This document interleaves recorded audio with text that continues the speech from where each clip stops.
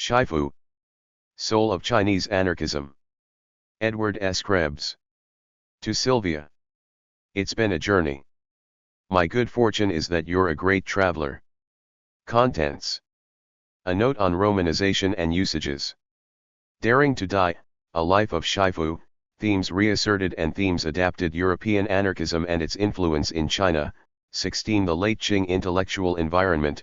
23. Ways into Anarchism. 28. Liu Shifu's Route to Anarchism, The Tactic of Assassination and Proto-Anarchism. 34. Liu Shifu's assassination attempt in 1907. 43. Liu's Prison Essays on Han Learning and National Essence in the Prison Essays. 48. Themes in the Prison Essays. 50. Buddhism in Liu's Evolving Values. 56. Conclusion. 58. Return to Assassination.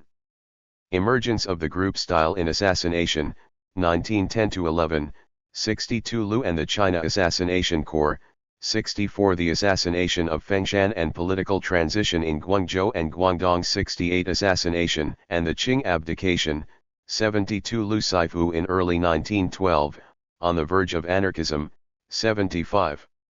Socialism narrow and broad, Shifu's comrade rivals in the early republic on the terminology of early Chinese socialism, 78. Zhang Kanghu and the Chinese Socialist Party. 79. Taixu, Buddhist reformer and political activist. 85. Buddhism in the revolutionary thought of the early republic. 94. The New Beginning, Shifu launches the Conscience Society at Guangzhou, the Retreat at Westlake. 100. The Conscience Society Covenant. 101. Commencing propaganda activity in Guangzhou.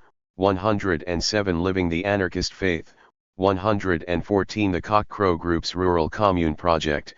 117. Launching the Cock Crow Record. 117. Flight from Guangzhou. 123. Renewal at Shanghai, the culmination of Shifu's career relocation and its consequences. 125. A new statement of principles. 127. Shifu's attacks on Sun Zhongshan and Zhang Kanghu. 133. The state socialism issue and the image of Marx. 138. The end of a brief career. 145. Shifu's anarchism, some final comments on theory and practice. 148. Shifu's legacy, anarchism in the new culture years, voice of the people after Shifu. 152. Shifu's broader appeal and Shifuism. 155. Anarchism, Shifu and the early Mao Zedong. 158. Anarchism in the new culture and May 4th periods. 160. International revolution and workers' issues in the anarchist journal Labor. 164. A final theme, the question of belief. 166. 10. Shifting ground, slippery footing, the anarchists vs. Communists. 171. And nationalists during the 1920s, Guangzhou and other cities as theaters of struggle. 173. The parting of the ways, anarchists and communists in Guangzhou, 1921-22. 175. Trouble on the right, the anarchists and the Kuomintang. 181. Against 2, anarchists confront the GMD-CCP alliance. 185. Conclusion. 188. 11. Conclusion, Shifu, whole-souled anarchist. 191. Wholeness as a theme in Shifu's career. 192. Shifu and the development of Chinese socialism. 195. Ways out of anarchism. 198. Shifu's relevance for China today. 200. Acknowledgements. My recollections of the experiences that have produced this book begin with many sessions spent with Mo Haipen at his home in Taipei in 1971-72. Among these, 2 stand out. First was the time the 86-year-old anarchist fell off the little stool on which he was perched, but he popped up, almost literally popped up, laughing. The other was when Mo Haipen lit a candle to Shifu. I thought he meant to parody the religious superstition that the anarchists rejected out of hand, but then I saw that Mo was crying. Mo's memoir of Shifu was a major source for me in the early stages of this study. Although that memoir has been supplemented and on some points corrected by the wealth of materials on anarchism reproduced in China during the past decade, Mo Haipen taught me much about Shifu. A few weeks after I returned to the United States in summer 1972, I learned that Mo Hipen had died suddenly. Besides my sadness over the loss of a new friend, I felt fortunate to have had such a direct contact with the Chinese anarchist movement. Our work was greatly helped by Su Fei, who bridged the gap between Mo Hipen's Cantonese and my Kuyu, and by the Mo family, who facilitated those pleasant encounters. I am happy to thank publicly those who guided my work at the University of Washington. Winston Hsi suggested the topic of Shifu and the anarchist movement and put me in contact with Mo Hipen. I was among the fortunate graduate students who were stimulated by Professor Hsi's Canton Delta project and the activities it fostered. Robert A. Kapp guided my work in the doctoral program to its completion. Also at Seattle I was among the many people who benefited from the help and interest of Jack Dull. Both the University of Washington and the China field have felt acutely his untimely death. Carl Lowe, former director of the East Asia Library at the University of Washington, and his staff were unfailingly helpful over many years. During the 1970s academe underwent many vagaries and vicissitudes and my career was directly affected. I have spent much of it as what used to be called an academic butterfly. As an independent, one sometimes feels the lack of consistent stimulus from colleagues. I have been fortunate, on the other hand, to have had many opportunities to teach and to enjoy the company of other scholars. I feel a special debt to the Department of History at Georgia State University in Atlanta, where I have enjoyed several short-term appointments, an unfailingly comfortable and stimulating collegiality, and access to a good university library. Usually an author saves thanks to his spouse for a few lines at the end of a preface. That I put my thanks to Sylvia here is fitting. This suggests the importance of her role in my effort on this book. It was partly at her suggestion, and always with her total involvement, that the two of us in 1984-85 began a series of residences in China, sometimes as English teachers. In these experiences we have learned much more about China and its people, and we have done this at ground level. It is an aspect of a butterfly's freedom to fly fairly close to the ground. We were in China in the spring of 1989, and the events of that time convinced me that involvement with China was essential in my life, and that I should give it my full attention. The later chapters on the anarchist-Bolshevik debates and struggles grew directly out of my own reaction to spring 1989 in China. Although a number more years have passed, that recommitment to China brought me back to this project. I have several people to thank for their contributions to my work on Shifu. Arif Derlich was one of the first people to take an interest in the work I had done on anarchism. He has always shared materials and ideas, and he has read parts of the manuscript. Peter Zero has read most of the manuscript and has given valuable suggestions and welcome encouragement. Professors Zero and Derlich both have produced major studies of anarchism in China. More than could be indicated by the many citations in the pages that follow, I am indebted to both for their insights and suggestions on our common concerns. Diane Skurer is another fellow student of Chinese anarchism who has played a special role in my work on this book. Diane has generously shared any and all resources that she herself discovered. Further, she has shared her insights into the personalities and issues in the anarchist movement and asked thoughtful questions that helped at many points. A number of scholars in China have been helpful over the past decade. At the Guangdong Academy of Social Sciences, Yes Yan'an introduced me to Zhang Lei, who wrote one of the first studies on Shifu in recent years in China. Xia Dongsun has also been very helpful, providing me with materials from Guangzhou and Zhongshan. Yang Tianqi at the Chinese Academy of Social Sciences in Beijing also has provided materials and encouragement. In Nanjing, Lu Zhe has given me great help in many hours of discussion, as he has provided help to many others. His own study of anarchism was among the first on this subject in China. Zhang Xianwen, chair of the Department of History at Nanjing University, has generously allowed me to pursue materials and encourage discussions with department members. In Nanjing in 1992 I met Gregor Benton of the University of Leeds, who made helpful comments on Chapter 2 in manuscript form, and whose work on Chenduxiu, the Trotskyist movement, and on communist activity in Jiangsu has shown the variety and importance of discordant political movements after 1927. I met Dr. Gotland Muller of the University of Freiburg at a point when she was beginning research on a habilitation thesis on the subject. She too has shared materials, and it was she who made me aware that Professor Hazama Naoki in Japan has produced a new edition of Shifu's journal Minsheng. I wish to thank Professor Hazama for sending me a copy of this excellent reprinting of the essential source on Shifu's anarchism. I also want to thank several people whose help over many years has been very important. Almost 20 years ago Phil Billingsley initiated a correspondence with me from Japan, because he had seen mention of my work on Chinese anarchism. Professor Billingsley has sent me valuable materials, including copies of his own ongoing work on anarchism and related subjects. Our opportunities to meet in person from time to time since 1985 enabled me to understand in a very personal way what Shifu assumed about those who corresponded with him, that you may know a friend through nothing more than letters. Roger B. Jeans of Washington and Lee University has invited me to join panels in our Southeast Region Conference meetings of the Association for Asian Studies and has been unfailingly encouraging.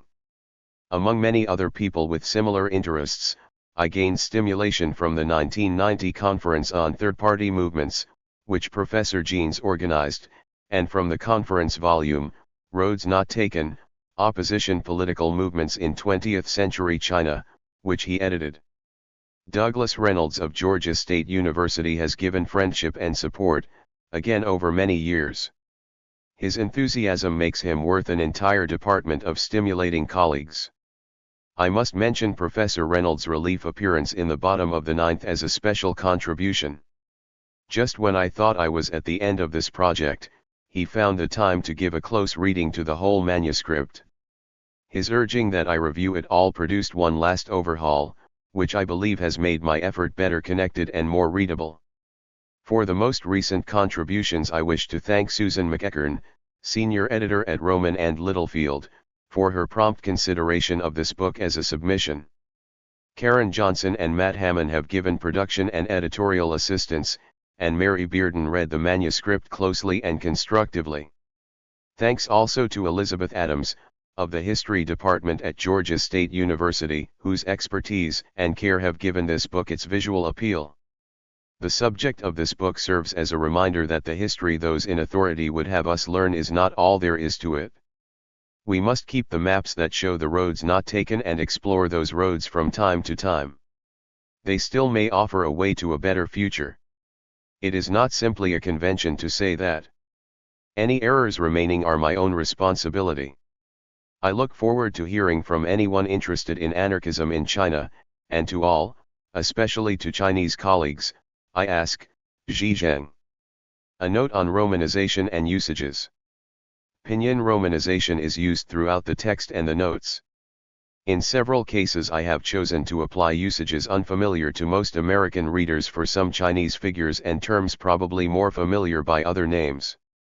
Kuomintang is the same as Kuomintang. Sun Zhongshan here is Sun Yat-sen, and Zhang Jieshi is Zhang Kai-shek.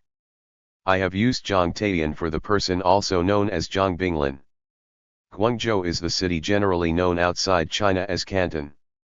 Changjiang, Long River, is the name used in China for the river generally called the Yangtze in the United States, although the latter is also used in China for the lower course of that river.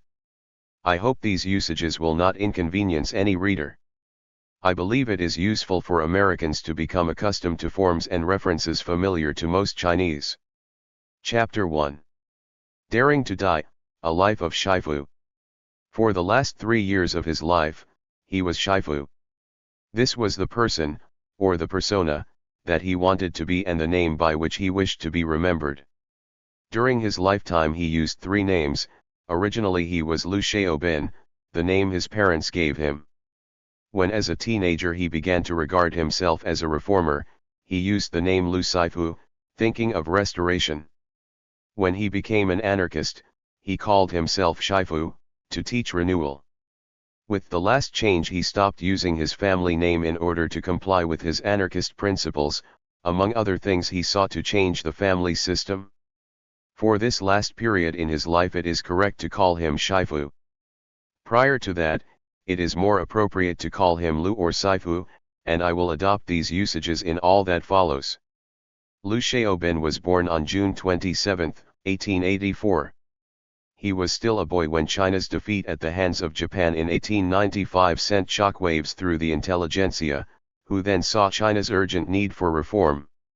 In 1898 he earned the top place in local examinations in Xiangshan, Guangdong, his home district. That year also brought the 100 Days Reform, the abortive attempt at reform from the center of the Manchu government. The Boxer movement started in the north the next year and reached its climactic disaster in the summer of 1900. Lu was a young man of 21 in 1905 when the Qing government decided to terminate the examination system that for centuries had been the route to success for the literati.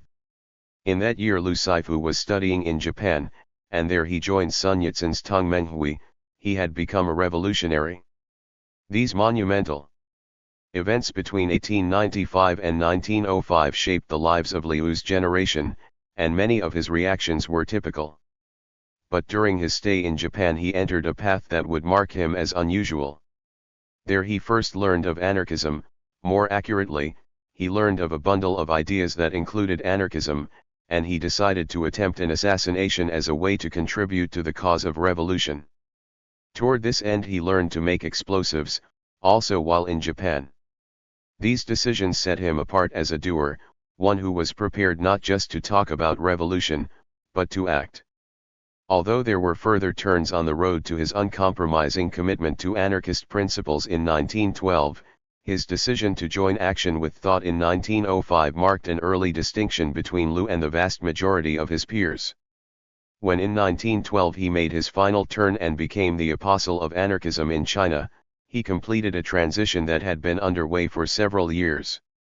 Thus, when almost everyone else thought the revolution was over, he thought it was just beginning.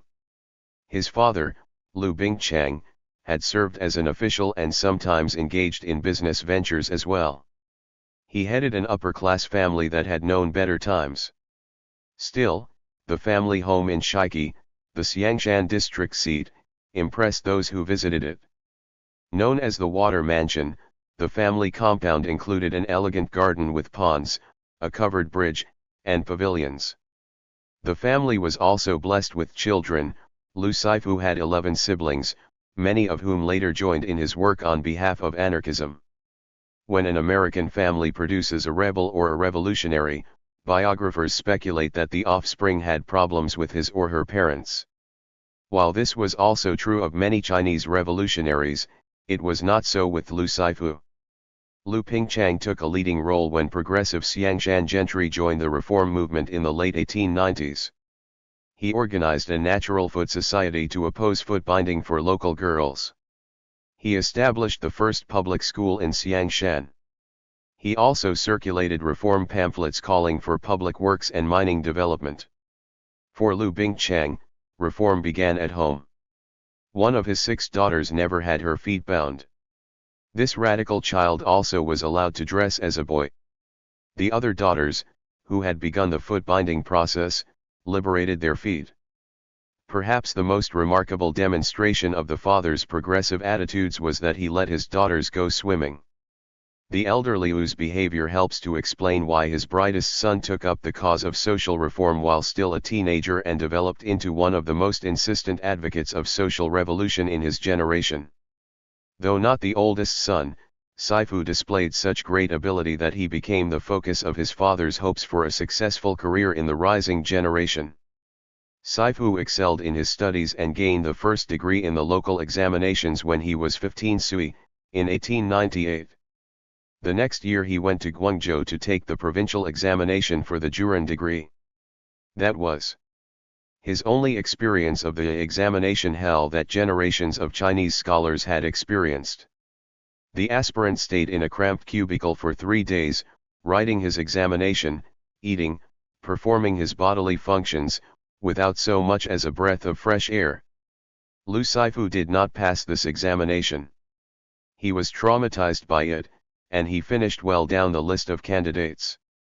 Unable to believe his son had failed, Lu Bingchang asked a well-placed friend to get a look at the examination. Shifu had made a mess of his effort. He had written randomly on the scroll, and instead of sticking to the subject, he had scrawled some disrespectful verses. Later he told his younger brother, "When I saw the ugliness of the examination compound, I knew that we had to have political reform." He rejected the system and began efforts to change it. Shifu undertook his first reform activities in Xiangshan.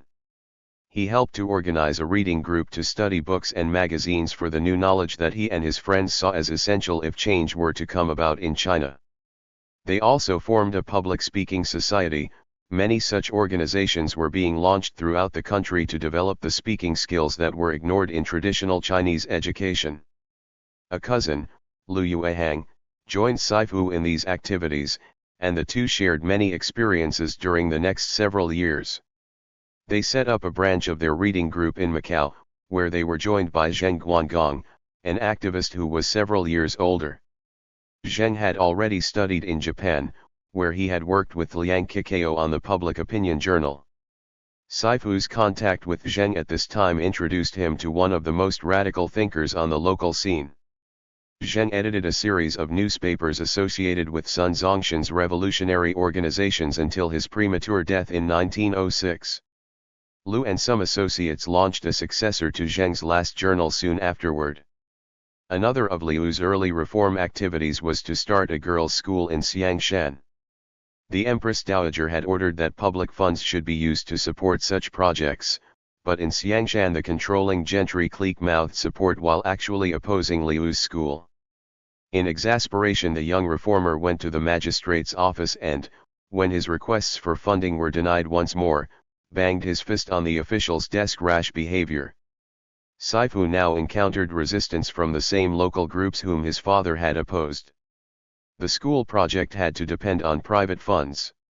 From this time on, Lu consistently worked on behalf of education for girls and the broader cause of women's rights. His own family experience made these issues the basis for his sense of the need for systemic change in the Chinese family and society. Alongside these reform activities, Lu maintained a quest for knowledge to meet his country's needs, and for a viewpoint, some broader sense of how China ought to be transformed. He was among those reform enthusiasts whose concern for his country probably led him into fields for which he had little aptitude and little genuine interest. Thus, he studied the fields of traditional mathematics, equivalent to algebra and trigonometry. It was in other areas of scholarly pursuit that his real interests and abilities emerged more clearly. He read widely in the works of the heterodox thinkers of the late Zhou Hundred schools. These were the Zuzi, all the masters. In these readings he applied the methods of philological research Cajun, the examination and verification method of the Han school that had characterized much scholarship during the Qing period. Over the next several years, many scholarly reformers and revolutionaries used this approach in their effort to find a rationale for change within the tradition of Chinese scholarship. In an experience shared with thousands of others of his generation, Lu went to Japan to study. This sojourn was important in his continuing development. However, few details about it are clear, including its length. Perhaps he went in 1904, but it might not have been until 1905. He returned home during the second half of 1906. His cousin Lu Yuehang joined him on the trip, and they probably lived together. They were in Tokyo when the Revolutionary Alliance was organized under Sun Zongshan's leadership, and they signed up together about a week before the formal establishment of the alliance. Study in Japan did not necessarily mean formal enrollment in a school or university.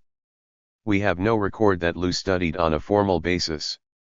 He was adept at language, and surely he learned enough Japanese to use it in reading the great variety of material on political and social thought then available in Japan.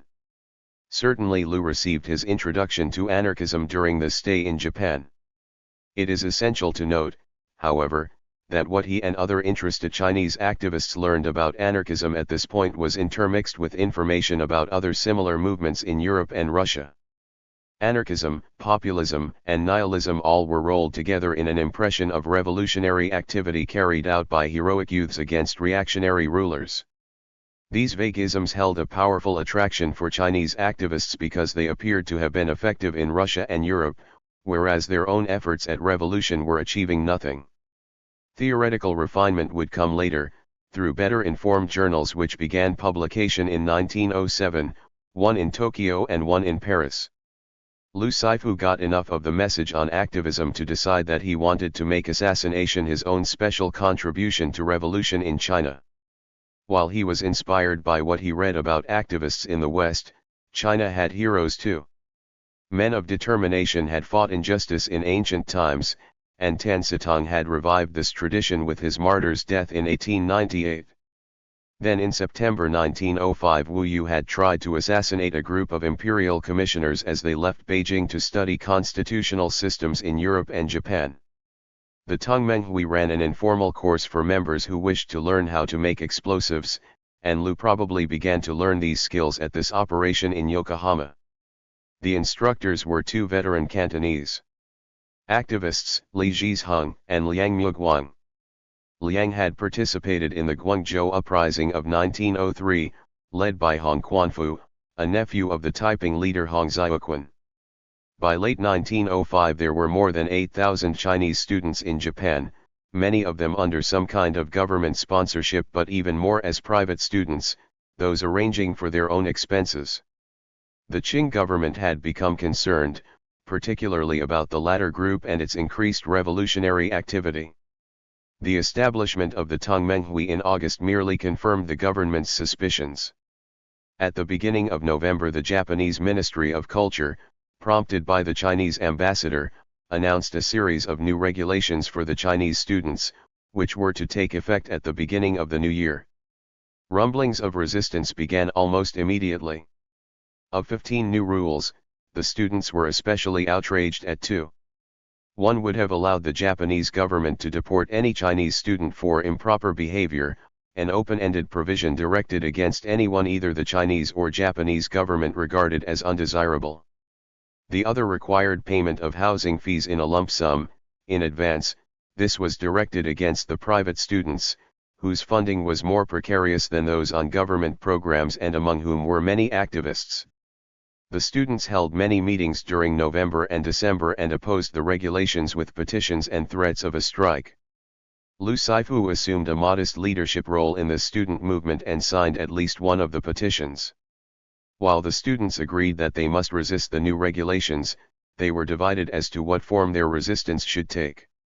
Students from the central provinces tended to favor return to China as a protest. Those from Guangdong and the other southern coastal provinces supported a boycott of classes. Another of the leaders among the southern group was Wang Jingwei, who like Liu Shifu later organized an assassination corps and also became an anarchist. These parallels between the two were rooted in their shared experiences in Japan, where they became friends. They joined their fellow Southerners in boycotting classes. Liu returned to China sometime during the summer of 1906. Soon after his return home he went to Wuzhou, Guangxi, to teach at a new school.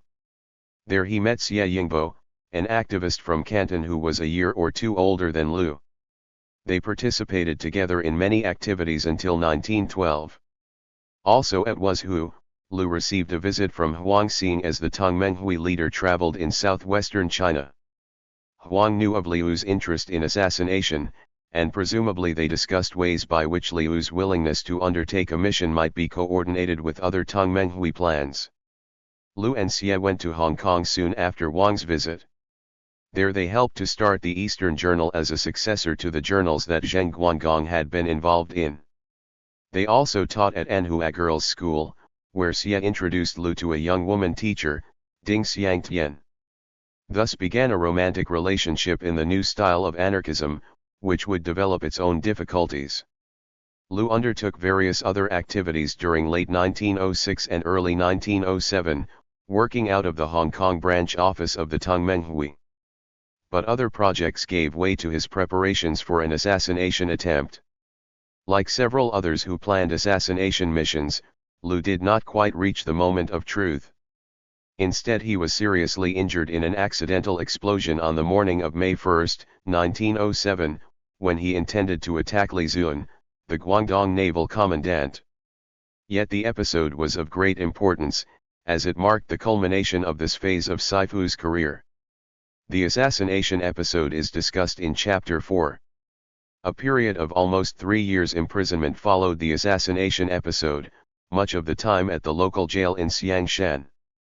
Especially during this latter period, Lu was held in relaxed conditions that allowed him to study and write.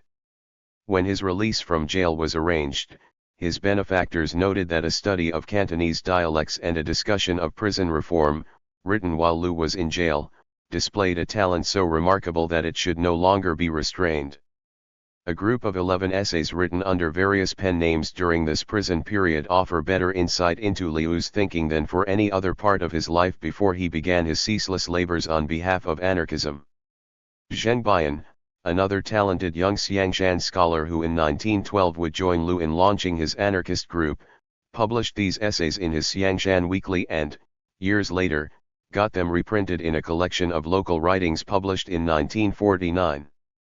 Liu's prison essays show the great degree to which he shared the viewpoint of national essence writers at this point in his career. Zhang Taiyan had taken the lead in national essence scholarship, the major theme of which was to revive great principles from China's ancient past in order to save the nation and Chinese culture in the modern world. The thrust of national essence thinking was to oppose Confucius himself, and Confucianists down through the centuries, who had appropriated all of China's ancient wisdom and served every autocratic government, including those of the barbarians. This view of the ancient past offered a rationale for Han restoration. As manipulated by Zhang's younger associate, Liu Shipai, it supported the idea that earliest China had been a pristine anarchist society. Another part of national essence thinking was to revive values from Chinese tradition for use in saving the culture in its current crisis. In Liu Shifu's prison essay on morality, he presented the incomparable concept of daring to die as the indispensable ingredient in morality. He connected this great principle to Buddhism, noting that many in the revolutionary movement had been moved by that religion. At least since the time when he prepared himself for his assassination mission, daring to die had been the essence of his own living. From that time, if Liu did not actively seek death, he made several attempts to put himself in harm's way. These and other themes in Shifu's prison essays are discussed in Chapter 5. Liu's prison essay suggests the distance he had yet to travel between this national essence outlook of 1908-9 and the commitment to anarchist principles he would make by early 1912.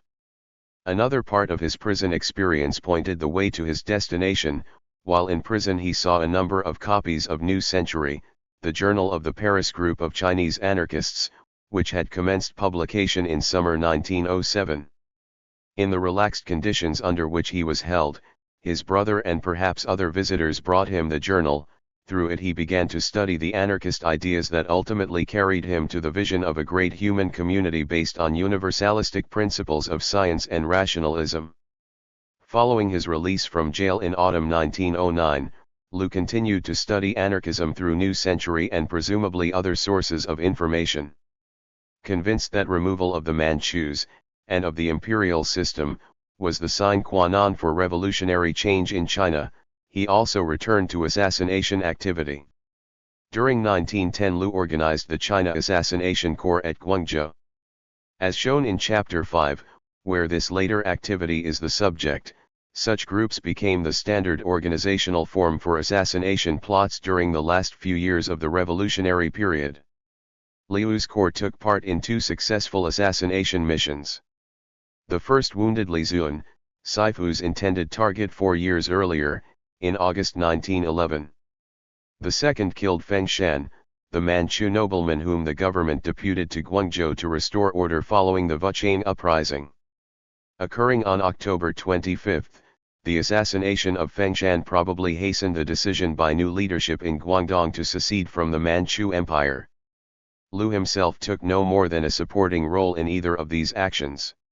However, his activity as an assassination specialist was not yet finished. Months of struggle followed the outbreak of revolution in October. The Manchus still hoped to emerge from the crisis with a constitutional monarchy. They turned to Yuan Shikai to rescue the central government, giving him supreme military authority at the beginning of November. Thus, die-hard members of the court such as Zhai Feng, or Yuan Shikai himself, became potential targets for an assassination attack. Accompanied by Ding Xiangtian, Shifu went to Shanghai to await the call to make an attack on one or the other of these two men. As events turned out, others carried out assassination missions that were of some significance in the negotiations leading up to the Manchu abdication on February 12, 1912. Still, Lu had remained ready to undertake a dare-to-die assassination mission.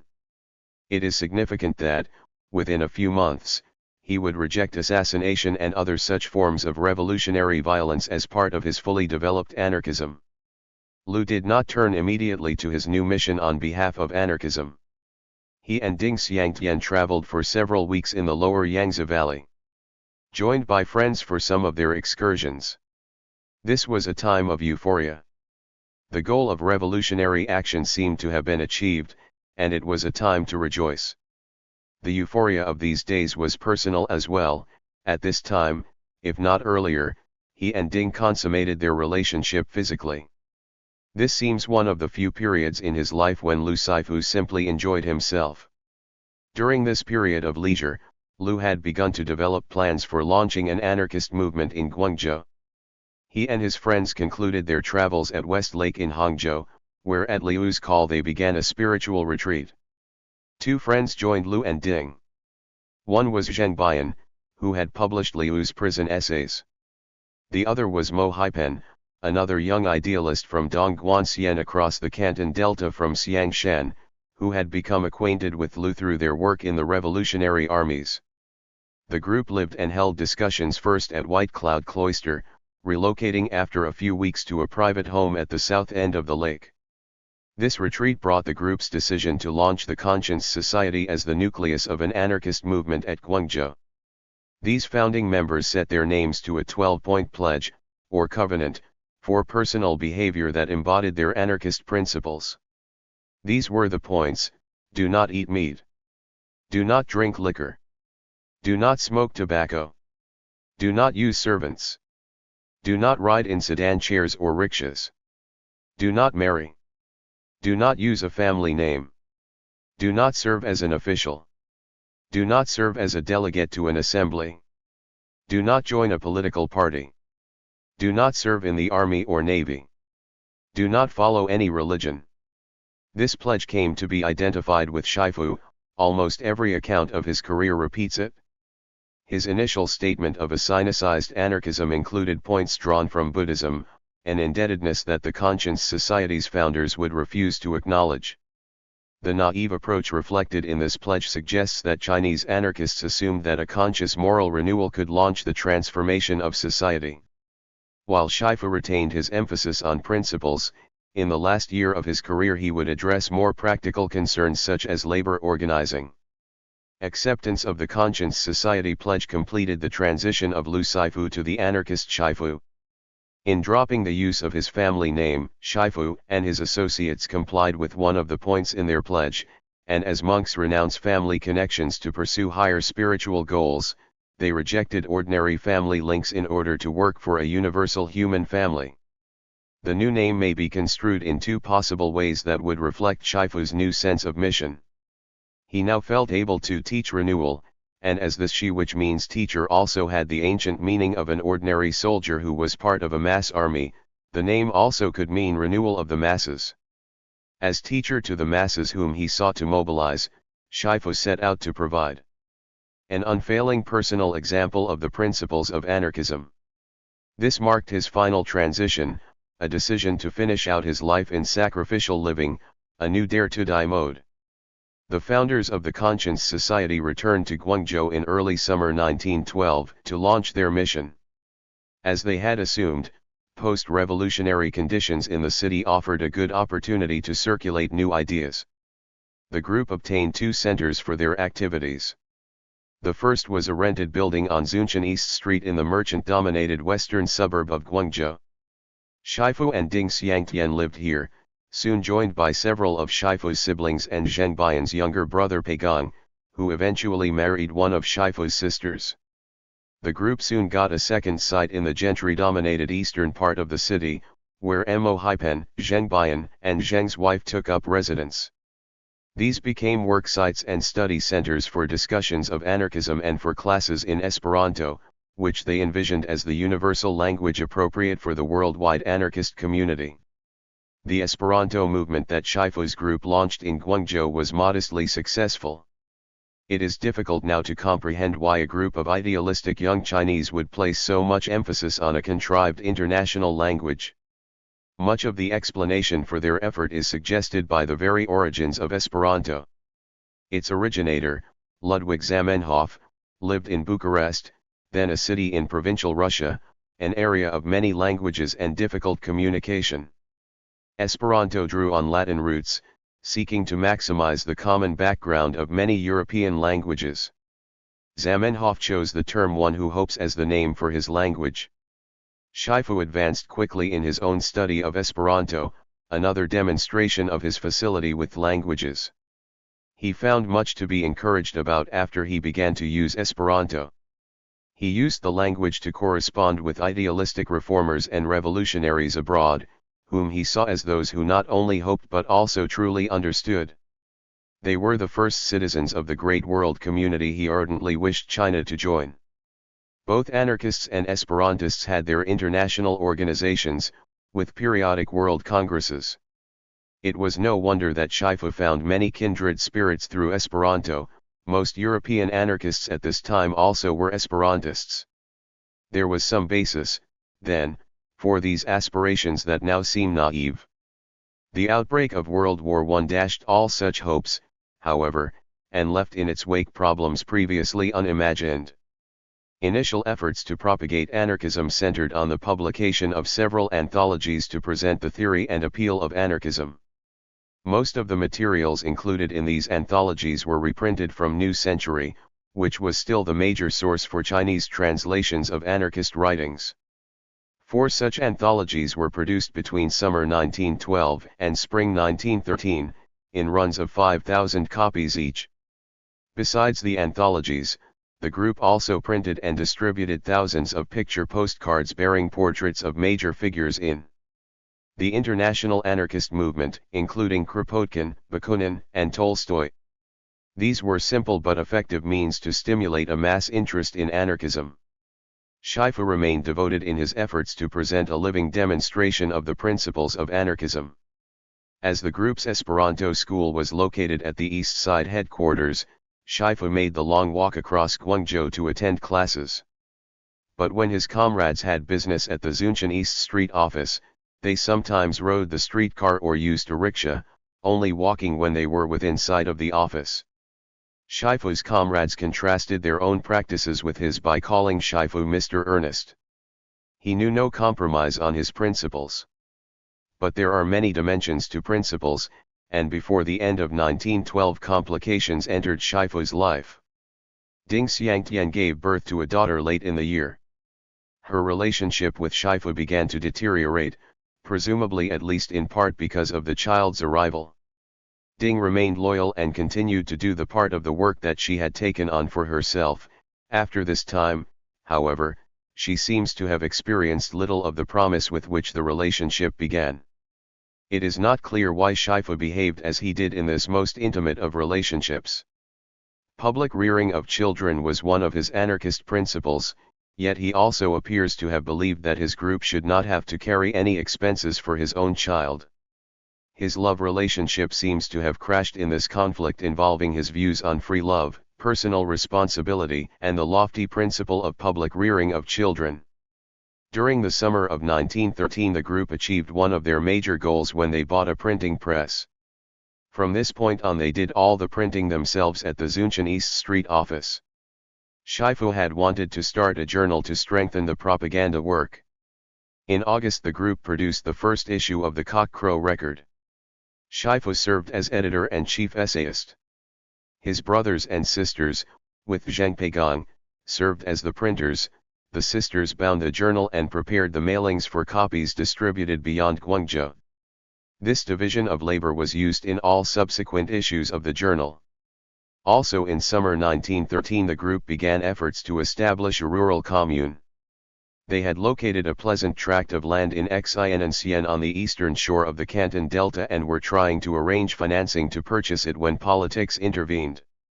The unsuccessful Second Revolution against Yuan Shikai's increasingly despotic approach to governing the republic brought a change in the local administration, and Yuan's men in Guangdong forced Shifu and his group to flee. For Shifu, Zheng Peigang, and the female members of the Zunshan East Street group, several months of dislocation followed the expulsion from Guangzhou. This period apparently passed without great hardship as the group relocated in Macau, where 2 more issues of the journal were published. Their printing press went with them. The new title Voice of the People was used for these and all subsequent issues.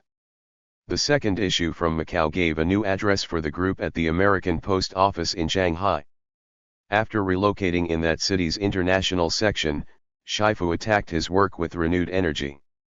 He and his helpers produced Voice of the People regularly between April and early August of 1914. By that time World War I had begun in Europe. That momentous development coincided with a break in Shifu's health. He began a losing battle against tuberculosis that ended with his death in March 1915.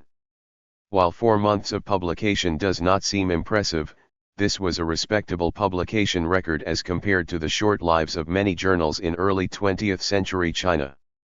Shifu was convinced of his themes, and this period of regular publication was sufficient for him to make these clear. Shifu was a dynamo of activity, he had his mission, and he pursued it without reserve. Always in his writing for Voice of the People there is a tone of urgency and persistence. His experiences in Guangzhou had shown him that something more than spreading the truth among the people would be necessary to bring about the true revolution. And as he had learned firsthand, malevolent forces centering on Yuan Shikai lay ever ready to move against those who spread the truth, or any part of the truth that conflicted with Yuan's notion of it. After resettling in Shanghai, Shifu announced the formation of his new organization, the Society of Anarchist Communist Comrades. 2 basic statements published in Voice of the People in spring 1914, a proclamation and a statement of goals and methods, outlined Shifu's vision of the anarchist society to come. Kropotkin provided the basis and outline for Shifu's vision. The combination of morality and the scientific viewpoint had made him Shifu's long-distance mentor. But on some questions, for example Shifu's call for open male-female relationships and public rearing of children, he focused on issues that were of secondary interest to Kropotkin. These points represent the form Shifu now gave to issues that had been important to him throughout his career as reformer and anti-Manchu revolutionary. Chapter 8 presents the form Shifu's anarchism took in this last part of his career. Another of Shifu's persistent themes in Voice of the People was to attack Sun Yat-sen and Zhang Kanghu. Both men had great influence, and both claimed to favor some form of socialism. Shifu's criticisms reflected his effort to assure that socialist principles would be understood correctly in China. His major complaint against Sun and Zhang was that they sought only political revolution, which would approach social change only through social policies, while anarchism called for social revolution. Revolution should set aside all political authority, Shifu believed, and begin with the transformation of society. Shifu's chief concern in his attacks on both Sun and Zhang was that if China depended on these two, there would be no true understanding of socialism at all. In attacking these state socialists, as he called Sun and Zhang, Shifu likened them to Karl Marx in his disagreements with Bakunin in the First International. Thus one major result of Shifu's career was to establish a negative image of Marx that would last until the early 1920s among the Chinese intelligentsia. Shifu's concern to have anarchism understood correctly led him to criticize even those who shared his anarchist principles. He attacked Wu Zhihui, one of the editors of New Century, from which Shifu first learned his anarchist theory, for accepting an appointment under the Republican government. Shifu also wrote of his disagreements with leaders of the Socialist Party, a group that had split from Zhang Kanghu's party because they preferred anarchism to Jiang's watered-down socialism. If it espoused anarchism, Shifu asked, why was the new party content to call itself socialist? All of Shifu's disputations suggest that he was focusing on disagreements at a time when Chinese socialists desperately needed all the unity they could generate. Something more than disagreement on principles was undoubtedly involved, as had happened in earlier periods of China's history and would happen again in 20th century opposition political movements. New movements tended to center on the individuals who led them, and these individuals were more jealous regarding their followership than they could ever acknowledge.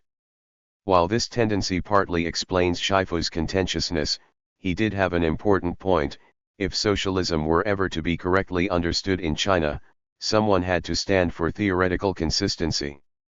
August 1914 brought the break in Shifu's health from which he never recovered. Probably the cause of his decline was simply physical. Never robust physically, he had sustained serious wounds in his abortive assassination attempt in 1907, most recently, he had exhausted himself in his cause. Yet it is possible that a new and for him inconceivable source of despair was part of the cause of his physical decline. When war began in Europe, Kropotkin decided to support the Allied side against Germany. Shifu Saint had denied the anarchists' faith in internationalism. For Shifu, the effect of Kropotkin's decision must have been much like that of students in Beijing in reacting to the Versailles Peace Conference's decision on Shandong in 1919, a loss of faith in the high principles stated by Westerners whom they had respected. Even in this experience, Shifu was ahead of his time. While it is impossible to know how directly this disillusionment contributed to the break in Shifu's health, obviously it provided little incentive to recover. As his condition deteriorated, Shifu again displayed his uncompromising dedication to principles. A doctor urged him to eat meat, as diet was important in combating tuberculosis.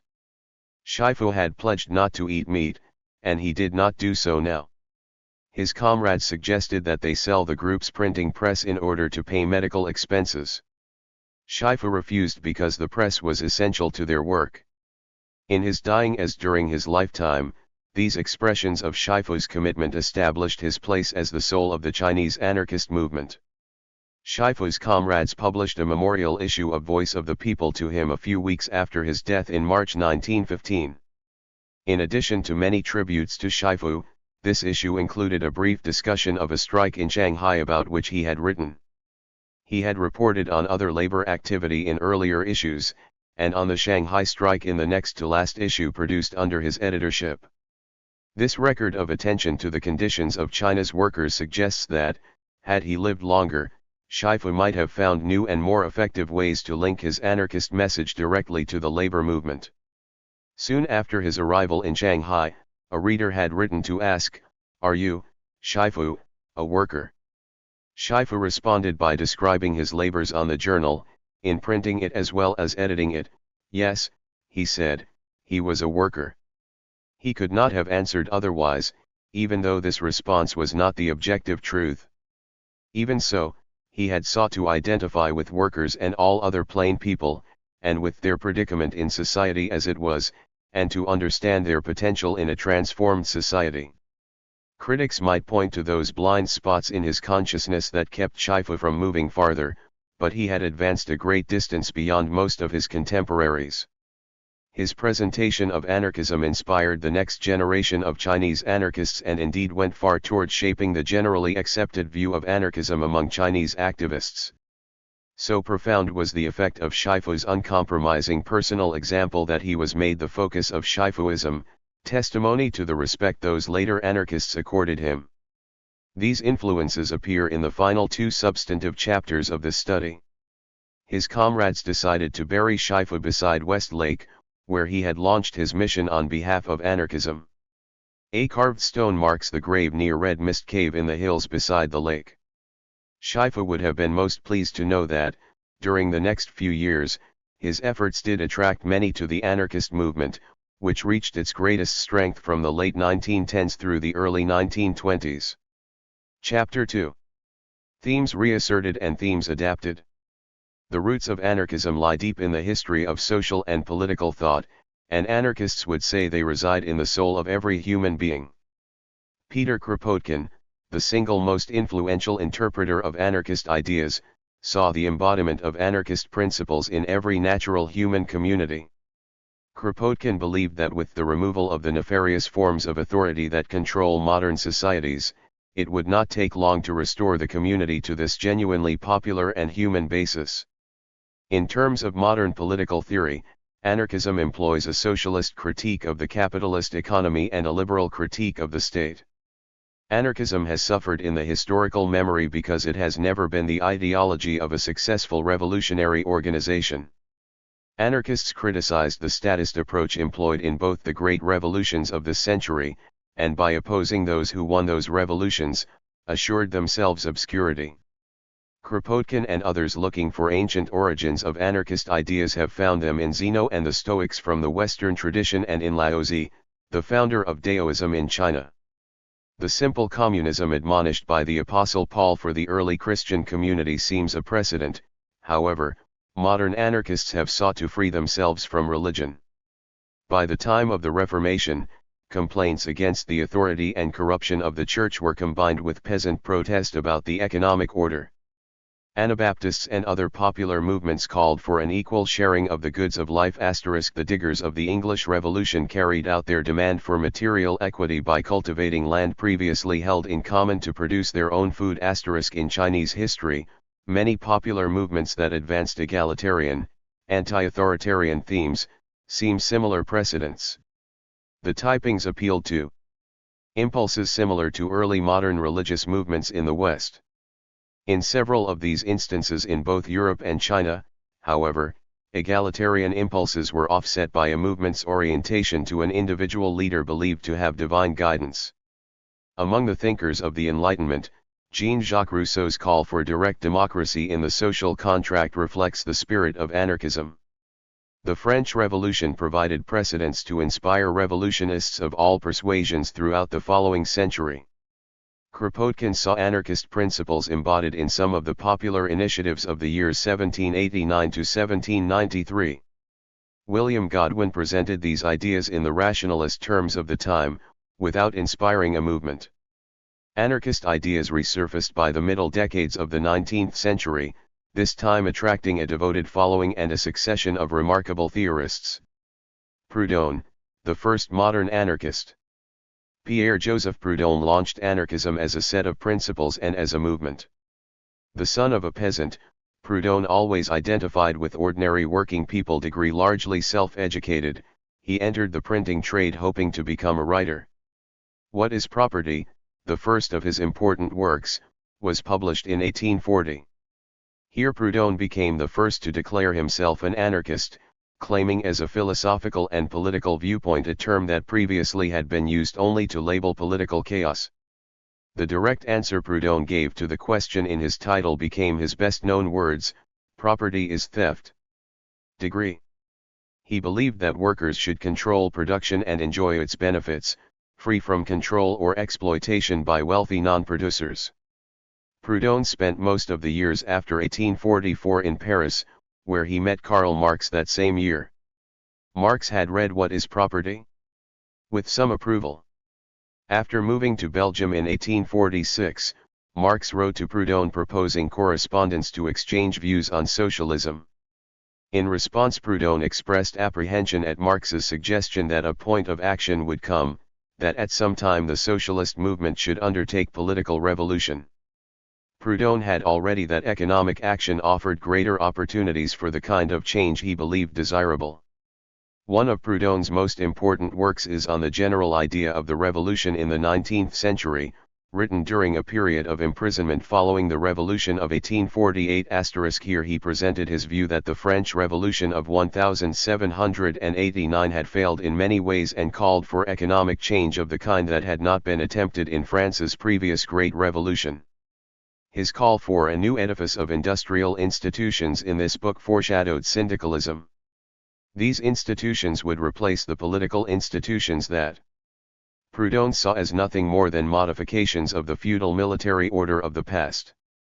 He suggested an outline of his ideal anarchist society. In place of laws, we will put contracts, no more laws voted by the majority or even unanimously. Each citizen, each town, each industrial union will make its own laws. In place of political powers we will put economic forces, In place of standing armies, we will put industrial associations. In place of police we will put identity of interests. In place of political centralization, we will put economic centralization. Proudhon rejected all forms of violence, just as he rejected revolution. He even opposed strikes as counterproductive. Instead, he envisaged a gradual undermining of the existing economic forms by workers' institutions. The mutualist groups he sought to organize would negotiate free contracts for the production and exchange of goods. Mutualist banks would provide free credit to support the enterprises of these groups. Through these means the workers would gradually wrest control from the capitalists. Shifu acknowledged Proudhon's role as one of the founders of anarchism. In order to assert the independent beginnings of the anarchist movement, he pointed out that Proudhon had launched anarchism during the 1840s, when Marx was first active. Probably the single most important principle that Shifu would incorporate from Proudhon's anarchism into his own was a total aversion to politics. While Shifu also strongly endorsed the need for egalitarian economic institutions, he regarded the idea for mutualist banks as a weakness in Proudhon's program because he deemed it not fully communist.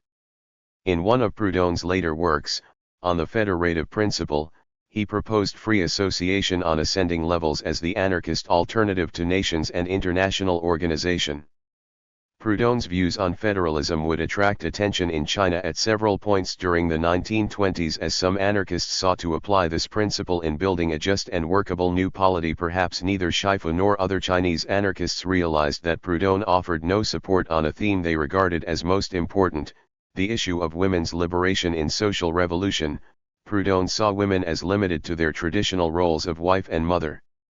Marx's poverty of philosophy was only his first effort to counter Proudhon's influence, which was solidly established by the early 1840s. Marx was not widely known outside the socialist movement until after the publication of the first volume of Capital in 1867. So Proudhon was a thorn in his side, a clear challenge to his analysis and program. Marx credited Proudhon for advocating equality and for recognizing that private property constituted the essential problem in the existing system. However, Marx regarded it as a key error that Proudhon sought to use capitalist institutions such as property and contracts in the effort to transcend capitalism.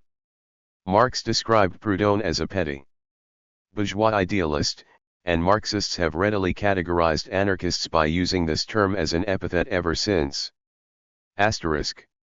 Bakunin and the anarchist movement. Mikhail Bakunin followed Proudhon as the central figure in the development of anarchism. Bakunin was responsible for the growth of a movement around the ideas of anarchism. Born to an aristocratic family in provincial Russia, Bakunin went to Berlin in 1840 to study philosophy. After imbibing the ideas of the young Hegelians, he decided to make revolution his career. His most familiar quotation, "The urge to destroy is also a creative urge," dates from this period, but while Bakunin would stand by this sentiment, he was not yet an anarchist. By the middle of the decade he was in Paris, where he met Proudhon. They spent many hours in discussion, and to the end of his life Bakunin regarded Proudhon as the greatest of revolutionists. The major thrust of Bakunin's work at this time was to support the Pan-Slavic movement aimed at liberating the peoples of Eastern Europe from Russian domination. His capture in 1848 following an uprising in the German state of Saxony resulted in an extended imprisonment, which removed him from action for more than a decade. He spent 6 years in jail under terrible conditions, losing all his teeth because of scurvy.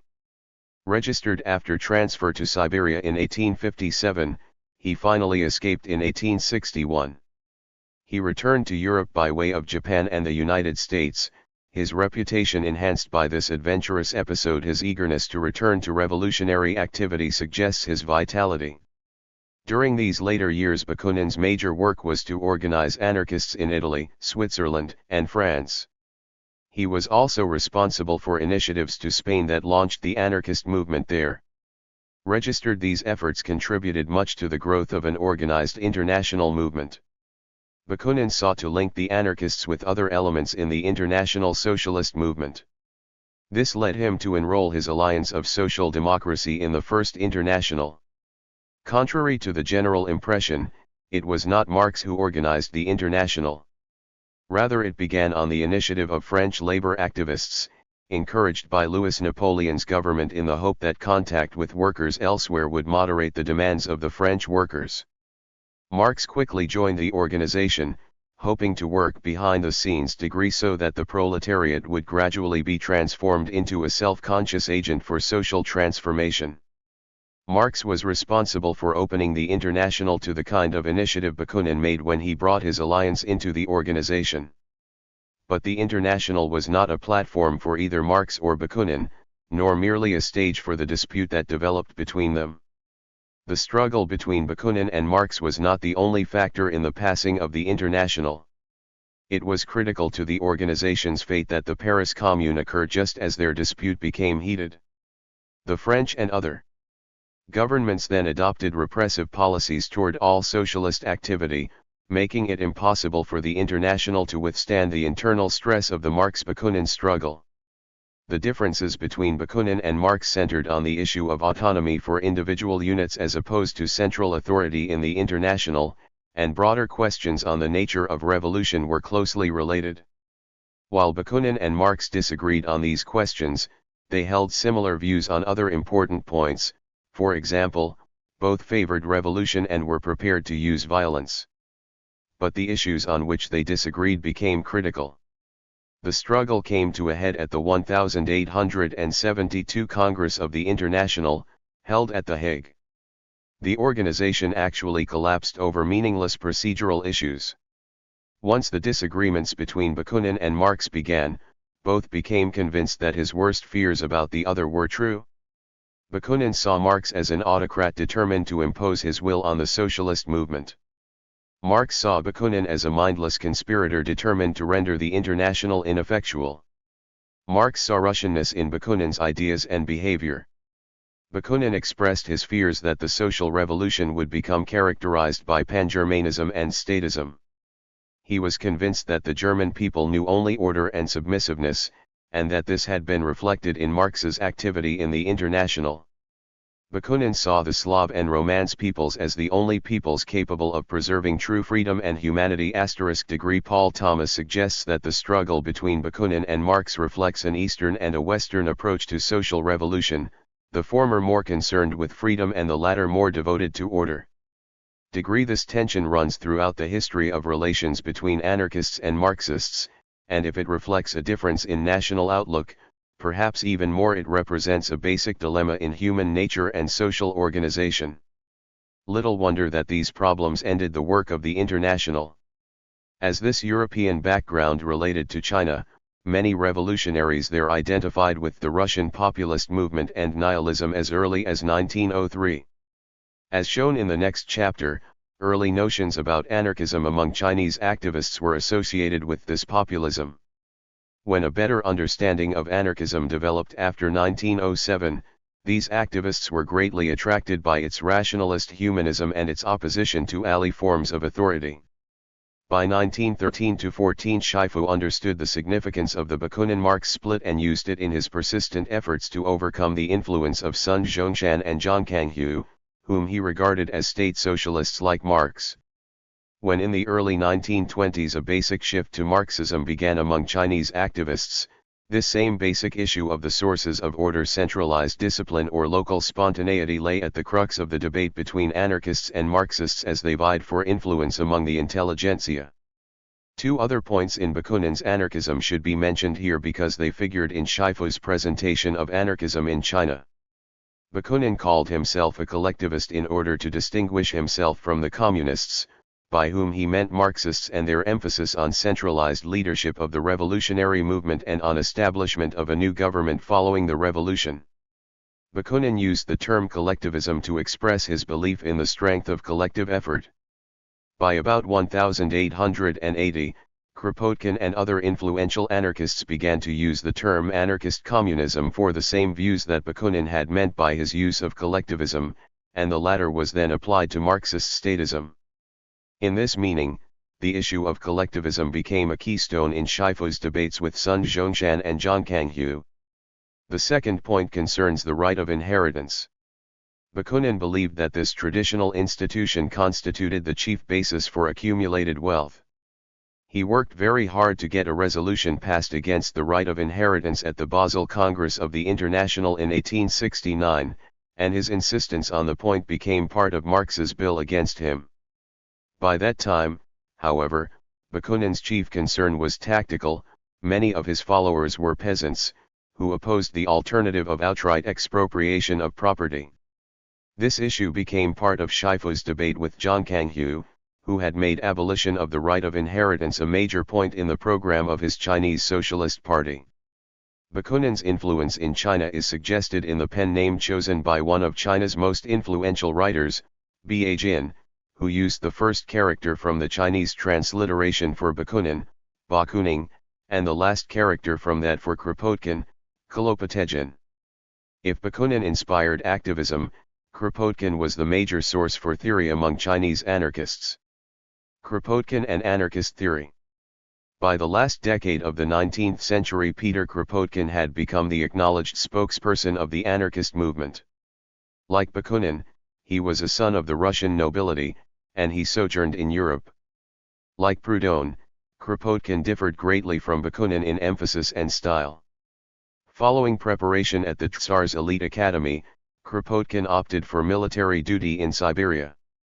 He found in the tribespeople there his earliest demonstrations of the workability of a simple communal type, which influenced his ideas about anarchist society. His scientific career also began at this time. He studied the geological structure of northeastern Asia and presented his findings in a book that established his reputation as a geologist.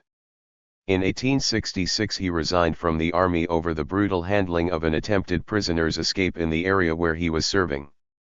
Then, after working for 5 years as a geographer, Kropotkin went to Europe in 1871. He lived in Switzerland for a year, reading as much as he could about socialism. He also visited the Jura district, where communities of Swiss farmer watchmakers epitomized the life that anarchists idealized. Paul. Kropotkin returned to Russia and lived for a year in St. Petersburg with one of the populist groups who shared his goals. Following arrest in 1874 for his activities among the workers, in 1876 he escaped from prison, departed Russia, and lived abroad for more than 40 years. Kropotkin settled in Geneva, where he and a group of associates published Revolt during the late 1870s. The journal carried many of his most important essays, and these years proved the most productive period in the development of his thought. After the Swiss government deported him in 1881, Kropotkin spent most of the next 5 years in France, much of the time in a controversial imprisonment following a general roundup of socialists in 1882–83. The episode made Kropotkin a cause célèbre with many intellectuals in France and elsewhere. The poor health caused by this imprisonment produced a major change in his role in the anarchist movement, from activist to advocate. On his release from prison in 1886 he went immediately to England, where he remained for the next 3 decades. Through the 1880s Kropotkin shared with most other anarchists the notion that revolution would come about through a sudden uprising by the exploited, set off by a general strike or an assassination, to be followed by an abrupt change in attitudes regarding property, livelihood, and in other basic social and economic patterns. In his later years he came to believe that after a revolutionary episode marking a clear beginning, a longer period of transition would be required to develop a new social order, which would be achieved by the people themselves rather than a new government.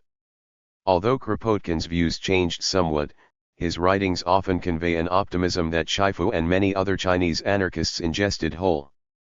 If Kropotkin used this tone in hopes of suggesting to European readers the eminent rationalism of his views, to Shifu it seemed that social revolution was imminent if only the good news of anarchism were disseminated among the people. Kropotkin played a leading role in establishing anarchist communism as the label for the society anarchists envisioned, as a modification to Bakunin's term collectivism. The essential idea here is that society would cease to use the concept of property and replace it with free distribution, because the factories and machines, the labor that built them, and before all this the thought and labor of pre-industrial society, belong to everyone. Under anarchist communism, all would continue to contribute to the common effort in production, and all would draw freely, according to their needs, from what is produced. As his views evolved, Kropotkin lost enthusiasm for assassination as a tactic to set off revolution. Especially in France, totally undisciplined use of assassination had fastened a powerful negative image of anarchism, which persists up to the present. Thus, by the middle 1890s Kropotkin opposed assassination as a tactic in the movement, although he would not deny his support to those who felt compelled to use it. On this point, Shifu followed Kropotkin's example. As already noted, Shifu was prepared to undertake a final assassination mission as of early 1912, but as he completed the transition to anarchism he renounced further use of the tactic himself while acknowledging to the right of others who felt called upon to use it. Like Kropotkin, he came to regard mass actions such as the general strike as the preferable revolutionary tactic for anarchists. Kropotkin's voluminous writings include pamphlets, collections of his articles gathered into books, and works that he conceived as book-length treatises. His appeal to the young aroused young people from Europe to Russia to China to work for change in society as revolutionists or through their careers. His most important work during the later period was Mutual Aid, which was his response to the social Darwinists and an apologia for the cooperative principle that Kropotkin saw as the essence of anarchist society. In it his major point was that just as mutual aid served as a key factor in the successful adaptation of species in the natural world, so too it was vital to the well-being of the human community. Kropotkin also wrote an impressive historical work, The Great French Revolution. Like most 19th-century revolutionists, Kropotkin regarded the French Revolution as the wellspring of later movements. He appreciated the revolution's accomplishments in ending feudalism and establishing the principle of equality. These great principles had penetrated to the eastern frontiers of Europe. Like Proudhon, however, he blamed the bourgeoisie for snuffing out the nascent institutions that could have brought the full development of free association. Those sprouts of anarchism remained as important precedents, he believed. When World War I began, Kropotkin set aside the principle of internationalism to support the Allied side against Germany. This decision reflected the deep-seated anti-German feeling that he shared with Bakunin, and it divided him from a number of European anarchists who upheld their principles of pacifism and internationalism. This also became Shifu's first disagreement with Kropotkin. In the summer of 1917 Kropotkin decided to return to Russia. The subsequent Bolshevik rise to power in the November Revolution placed Russian anarchists once again in opposition to followers of Marx. Because of his age and widespread respect, Kropotkin was spared when Bolshevik hostility to the anarchists turned violent. While he was repulsed by the Bolshevik dictatorship, he also noted that the positive achievements of the revolution in Russia as in France would last long after their excesses had been endured. And he appealed to those whom he might influence in the West to discourage intervention. Kropotkin died in Russia in 1921. He had incorporated in anarchist thought the arguments of science, the most respected language of modern life. His humanism combined with his credibility as a scientist gave anarchism its great appeal to Chinese intellectuals. The Paris group of early Chinese anarchists presented Kropotkin's anarchism as a scientifically based panacea for their country. Kropotkin's anarchism offered a rational, naturally based, sublimely humanist morality that showed concern for every member of society. It represented a modern form for all that had been essential to Chinese thinkers throughout the long history of the civilization. Anarchist principles made it possible to look backward to key values in Chinese thought about society and forward to a future combining the highest in human values with science and technology. In receiving these great principles, Shifu at first seems to have believed that anarchism could be transplanted directly to China simply by disseminating its principles in propaganda. While he moderated this outlook somewhat, he retained the enthusiasm of a new convert. For all the reasons outlined above, Kropotkin's anarchism became Shifu's gospel. To Shifu in the spring of 1912, everything seemed possible. The Manchus had been brought down, the revolutionary government in Guangzhou was progressive and included some who shared his passion for social change, and Kropotkin was living in London. Most important, great popular movements for peace and constructive development were at work in Europe, as the war that changed the world had not yet begun. Anarchists in China must hurry to prepare their people for the coming revolution. The late Qing intellectual environment. Having emphasized links with anarchists and anarchism from abroad, we now need to consider the Chinese environment in which the anarchists sought to implant their principles. Three themes are especially important. First, while many activist intellectuals were confident in the promises of technology for China, their optimism was balanced by apprehension because of the political and moral weakness of the old order, which made China vulnerable to the aggressions of imperialist powers in China. Second, most intellectuals were concerned to balance internal and external Chinese and Western elements in meeting the challenges that confronted the nation. Third, those who believed they had found answers to China's problems tended to develop great confidence in the solutions they proposed. This established a characteristic that I will call the certitude of the leader. The general mood seems accurately described as a crisis of belief, to which anarchist principles offered totally satisfying solutions. The intellectual world of the Chinese elite broadened rapidly in the last few years of the 19th century and the opening years of the 20th. Since the Opium War, China had suffered repeated defeats and humiliations at the hands of the various Western powers. The Qing government had intermittently undertaken reforms in response to this foreign threat.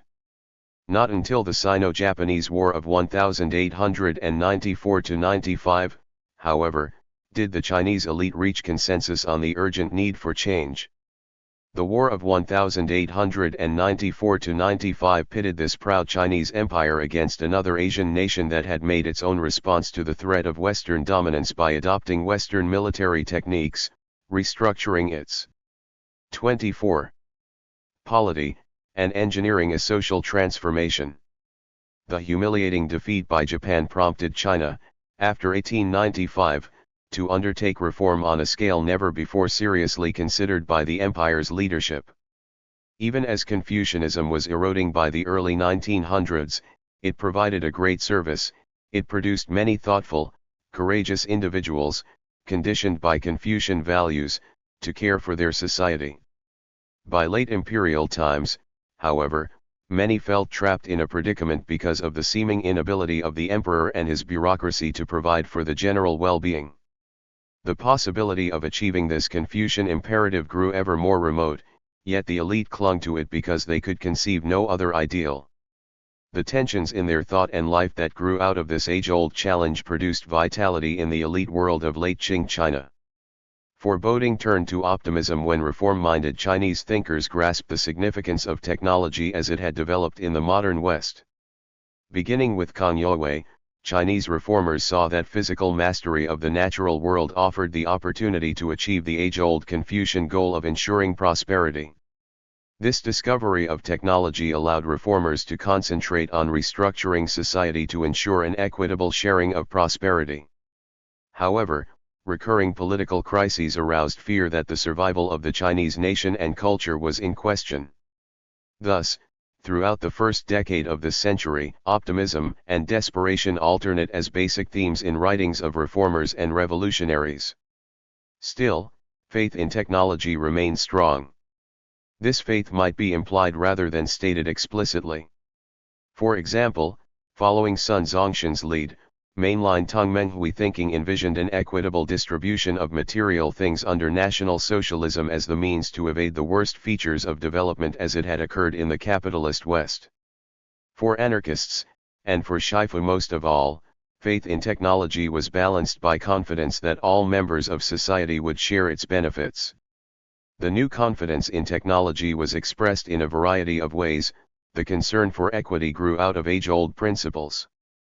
The issue of internal as opposed to external elements in plans to modernize China had been bound up with the question of change itself ever since this question first occurred in the middle 19th century. From that time onward, reform thinking had been based on the Taiyang formula, the idea that China could adapt to the threat from the outside world by using Chinese ways for the cultural base, Western ways in practical affairs. This widely applied principle seems to suggest a dichotomy incapable of reconciling the differences between Chinese and Western cultures. However, a variety of attitudes and programs were put forward before as well as after proponents of an anti-Manchu revolution called for a new political form in China *. While the Taiyang issue as such had faded somewhat by the early years of this century, questions regarding the role of ideas from abroad remained basic to discussions of change in China. Anarchism held great appeal for Chinese intellectuals because it offered a scientific basis for a moral system that emphasized well-being for all members of society. Furthermore, anarchism's attack on all forms of authority entered into the thinking of Chinese activists at a point of growing disillusionment with authority. The completeness of anarchist theory also answered a basic need for system for Chinese intellectuals *. Thus, anarchism offered a totally satisfying resolution of the Taiyang problem. It updated traditional morality by substituting the social concern of Kropotkin's universal moral principle for the Confucian-based devotion to social welfare. Anarchism also addressed the Taiyang issue by challenging the traditional culture itself. Anarchists were not alone nor necessarily first in addressing the issue of culture. National essence writers emphasized the qualities of pristine Chinese culture as the basis for spiritual renewal and national strength *. Still, it was the anarchists who systematically developed the themes of cultural revolution. The Paris anarchists did not attack Confucius from the rear, as the national essence writers did in concentrating on how he and his followers had perverted the Chinese heritage. Rather, the Paris anarchists emphasized the irrelevance of the Confucianist cornerstones of Chinese society and culture in the modern world. The Chinese people must cast off these features of tradition, the Paris group insisted, in order to live a rational life. The early Chinese anarchist movement also produced an alternative that began with the national essence viewpoint and emphasized China's internal resources for cultural and social reconstruction. Formulated by the Tokyo Group, this view drew on traditional Chinese thought. These differences are discussed further in the next section *. As is made clear in later chapters, Shifu became convinced that his new system of belief was the truth. In this respect he was like other aspiring Chinese leaders who developed a systematic ideology. Their sense of conviction about their views and their capacity to lead became so strong as to merit the term the certitude of the leader. David Nivison drew attention to this aspect of the new optimism in an essay on the knowledge and action issue published many years ago. By the period we are concerned with, Nivison observed, radical reformers from Tan Sitong to Sun Zhongshan believed that knowledge was difficult, while action was easy. This view had important effects on the popular movements that emerged during this period. The relationship between knowledge and action had emerged as a key issue between adherents of the old text point of view and the new text interpretation of the classics, which supported the 1898 reformers' view of Confucius. Tan Sitong played a pivotal role in the reformers' reworking of tradition. Influenced by both Buddhism and Christianity, Tan had discovered religion as a source for new systems of ideas to transform society. With Kang Youwei and other reformers, Tan urged the establishment of a Confucian religion to overcome the appeal of Christianity. The object was to revere the individual whose knowledge or insight underlay the system, thus to make knowledge more important than action. What I value. 26. Most highly is knowledge, not action, Tan wrote. Whereas action is limited, knowledge is unlimited, whereas action is exhaustible, knowledge is inexhaustible. Tan regarded religion as well as science as part of knowledge, and this knowledge must be real. Tan's way of linking his new view of knowledge with the Neo-Confucian need for sincerity, Nivison says. When one's knowledge is real, there is nothing one cannot do. Nivison pursued the knowledge and action theme into the periods of the Republic and the People's Republic, observing that Sun Zhongshan saw the relationship between the two as Tan Sitong had understood it. Action is easy, as I know what must be done, was Sun's implication. Later, Chiang Kai-shek produced his own discussion on knowledge and action, which presented a direct appeal to the mass of people to follow the all-knowing leader. Beginning with Mao Zedong, communist leaders put the relationship between knowledge and action in terms of theory and practice. They also distinguished two kinds of knowledge, perceptual and rational. Rational knowledge is the kind that counts. This is knowledge verified by the party's experience in leadership of the revolution. Thus, thinking on the knowledge and action question became part of the rationale for unenlightened masses to follow a wise leader. Shifu explicitly displayed the same certitude of the leader when he wrote that the talented should decide the needs of revolution, and those without talent should carry out these ideas. While he was not able to develop a mass movement, Shifu was convinced that he knew the truth. He was among the first to attempt to communicate his truth to a broad public in order to mobilize them for social revolution.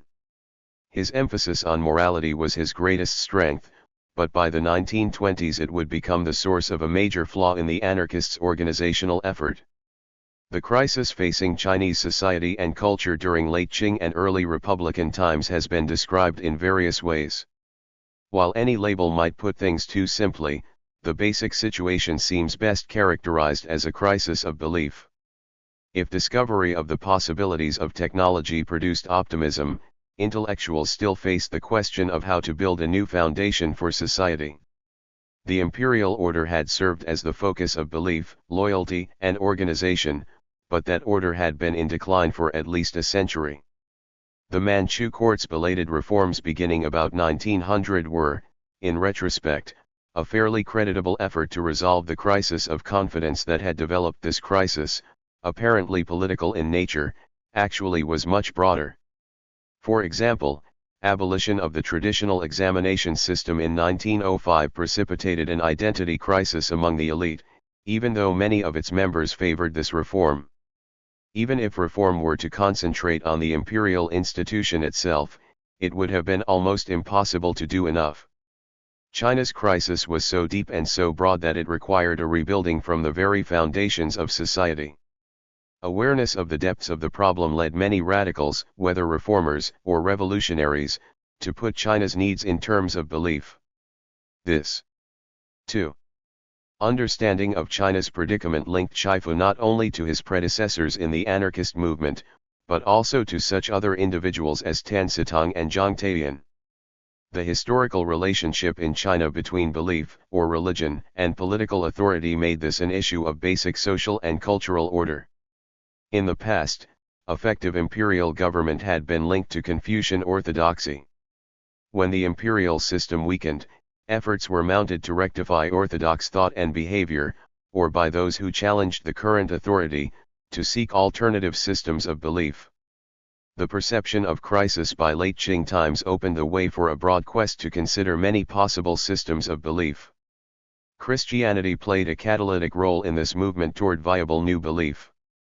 Missionary educators such as Timothy Richard had introduced science and technology in a positive way, in contrast to the military forms of technology which the Western powers had used repeatedly to extract new concessions from China.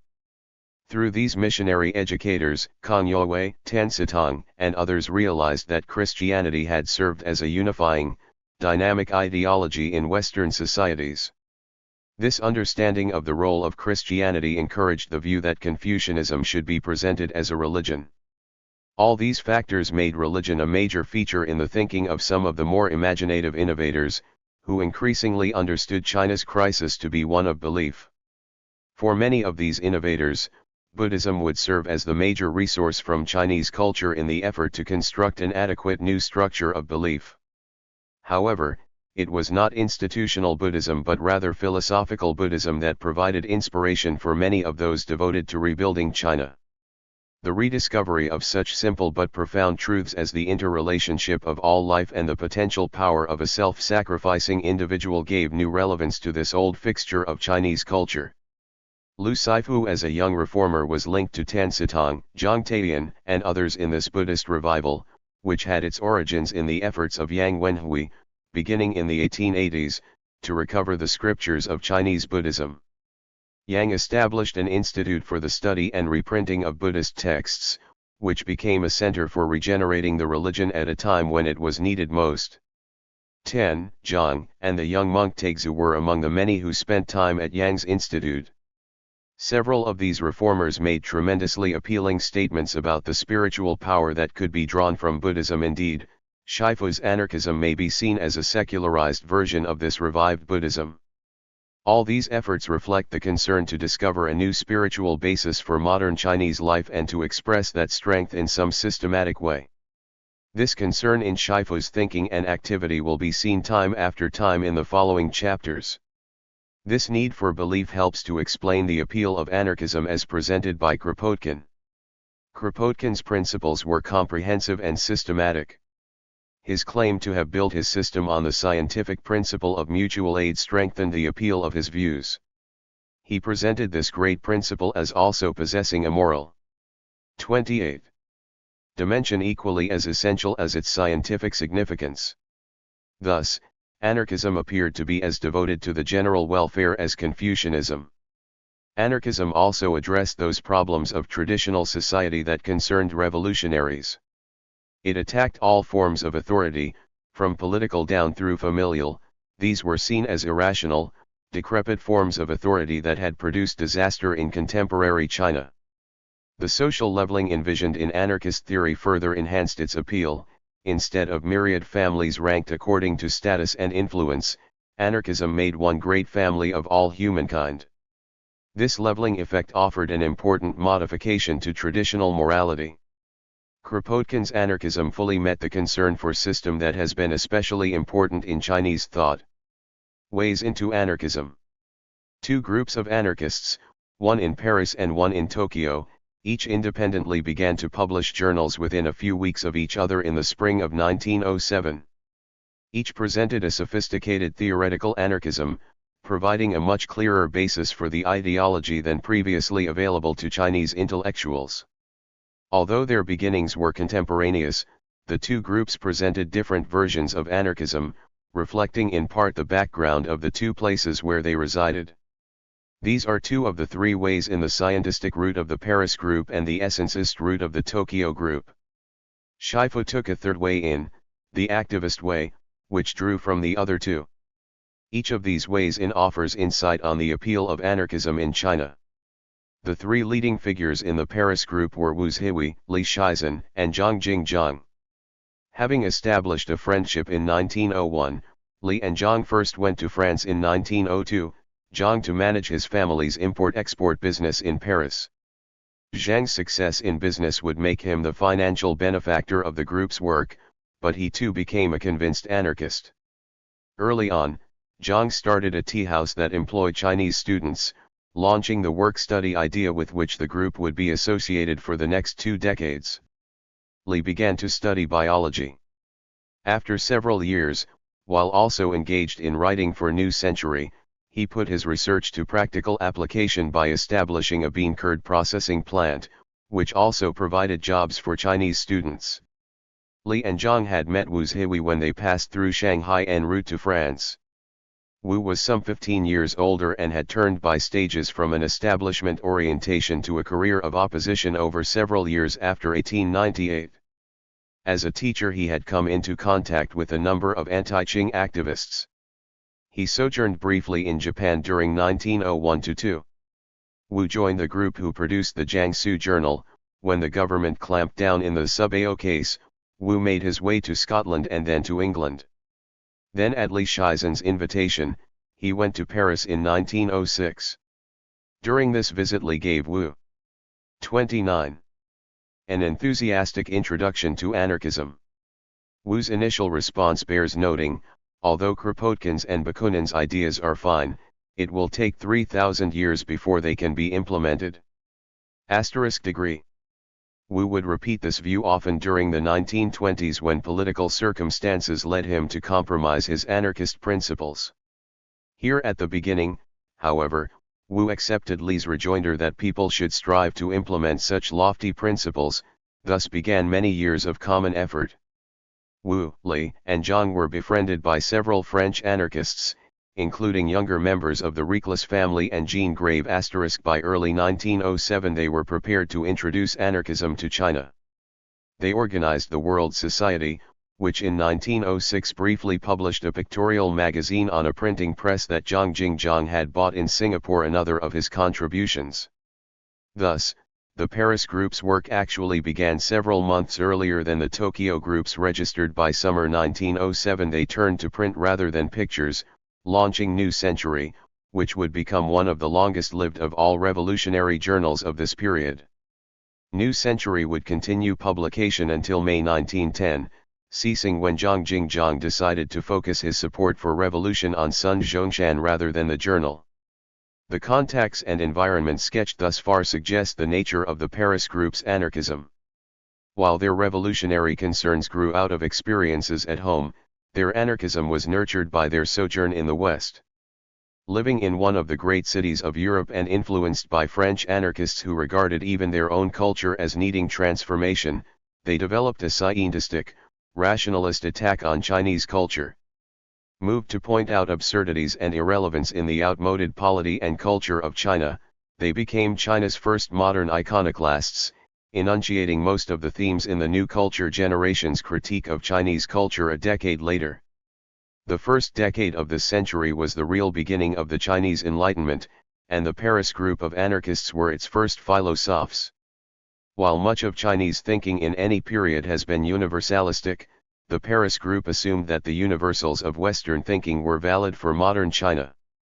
This led to their espousal of Esperanto as a world language, which drew fierce attacks from Zhang Taiyan, who at the time was attracted to anarchism but rejected any dilution of Chinese ways. While this and related issues now debated were basically cultural, they were also personal and increasingly political as well, for Zhang had taken the lead in resisting Sun Zhongshan's leadership of the Tongmenghui, and the members of the Paris group stood behind Sunday. These major figures in the Paris group all had joined the Tongmenghui by late 1906, their alliance with Sun and his organizations would prove lasting. This political relationship led to the eventual ascension of Wu Enlai to prominent roles in the Kuomintang by the late 1920s. The Western cultural environment clearly was a major influence in the formulation of the Paris group's anarchism. Initially, it was probably easy for them to forget 30. The realities of life in China. If they were prepared to make compromises after their return home in 1912, perhaps this reflected their return to those realities. Still, they would remain loyal to some essential features of their anarchist goals, especially to educational projects. The Tokyo group developed a version of anarchism that seemed to grow naturally out of Chinese tradition. The Tokyo group originated in the activities of the Society for the Study of Socialism, organized in summer 1907. Key figures in that group were Zhang Taiyan, Liu Shipai and his wife He Zhen, and Zhang Ji. Zhang Taiyan's interest in anarchism faded rather quickly, and the group centered on the much younger Liu Shipai. While Liu's anarchist period also proved to be brief, it was enthusiastic and intellectually consistent. By 1907 Zhang Ji had already spent several years in Japan. He had translated into Chinese a pamphlet by the Italian anarchist Enrico Malatesta, for which Zhang Taiyan wrote a preface. I have chosen the term essences to label the anarchism of Liu Shipai and the Tokyo group. This term suggests its Chinese roots while avoiding both nativist and traditionalist, both of which might seem condescending. This term also suggests a close connection to national essence scholarship, which was at once Liu Shipai's family inheritance and a link to the Japanese setting in which he was working at this time. The Kokusai movement of middle 19th century Japan helped to inspire the Kyoakui movement, in which Liu and Zhang Taiyan became leading figures. A basic thrust in Kyoakui scholarship and thinking was to circumvent the historical overlay of compromised Confucianism and leap backward to the truth of pristine Chinese ways. Liu Shipai's work on Rousseau's social contract was part of his effort to search more broadly for the essence of human nature as expressed in natural law. His Tokyo journal was called Tianyibao. Liu saw potentiality for anarchism in the historic inefficiency of central authority in China. He saw the beginnings of an anarchist society in the features of local autonomy and initiative and in egalitarian and communal habits among the peasantry. This theme had been suggested by discussion during much of the preceding half-century on the meaning of feudalism and how that form of local self-government might advance reform. Trademark if some late Qing reformers sought a stronger role for the gentry under the principle of restoring feudalism, however, the anarchist Liu Shifu could extend the principle to the lower orders of society. This theme suggests a link between Liu's essenceist anarchism and the scientistic principles set forth by Kropotkin. Liu Shifu held genuinely radical views, which were fostered by his national essence thinking. In 1904 he and Lin Xie had produced one of the first vernacular newspapers, Zhongguo Beiwabao. Later he would recommend that Chinese anarchists study Esperanto. He provided the first full translation of the Communist Manifesto, and in explaining it he introduced the concept of historical materialism. He was among the first to call for peasant involvement in a Chinese revolution. Liu's view of revolution went beyond mere anti-Manchu hatred. He scoffed at all proposals for reform and rejected state socialism. On the latter issue he agreed with the Paris anarchists, thus establishing a key principle of anarchism that Shifu would later insist was essential in China. With his wife He Zhen, Liu Shifu called for a full-scale social revolution built on feminism. In her many writings for the journal He Zhen linked cultural issues to the political, social, and economic aspects of the liberation of Chinese women. Although the Tokyo group thus included Western-inspired themes in their anarchism, the major difference from the Paris group was their clear pride in Chinese culture and the belief that Chinese society offered advantages for the transition to an anarchist future. For the Tokyo group, both anarchist principles and the rationale for social transformation grew out of a Chinese essence. In the conclusion of this study I will survey ways out of anarchism, at that point focusing on the late 1920s. Some further discussion of this point as it relates to the major figures in the Tokyo group is in order here, as their ways out so quickly followed their ways into anarchist principles. Zhang Taiyan seems the best example. Indeed his anarchism was never more than a flirtation. Although he could be mercurial in his causes, Zhang was a patriot of absolute intellectual integrity and personal courage, in search of the best course for China. While he was attracted to the high ideals of anarchism, Zhang concluded that those ideals were not part of the working values of most human beings. For him it then followed that some sort of powerful authority, resembling legalism from the Chinese past, would be necessary to operate even a system based on high moral principles. Liu Shifu, who appears to have been fully persuaded of the validity of anarchist principles, also held only a short-term commitment. His turn away from anarchism involved personal pressures that led to political consequences. Liu ceased revolutionary activity and went over to the side of the Manchu government. The other major figure in the Tokyo group, Zhang Ji, left Japan to join the Paris group, and like Wu Zhihui and Li Shizhen became a senior leader in the Kuomintang some 20 years after this time registered at that time. These old Paris anarchists claimed to believe that they would actually advance their anarchist principles by doing all they could to strengthen the Kuomintang. It might be that anarchist principles are so nebulous, or that it is so easy to lengthen the span of time deemed necessary for their implementation, that continuing devotion to the principles should not be measured in terms of political commitment. To anticipate the later discussion of ways out, let it suffice here to say that two features appear to link the behavior of all those anarchists who sooner or later associated with political authority.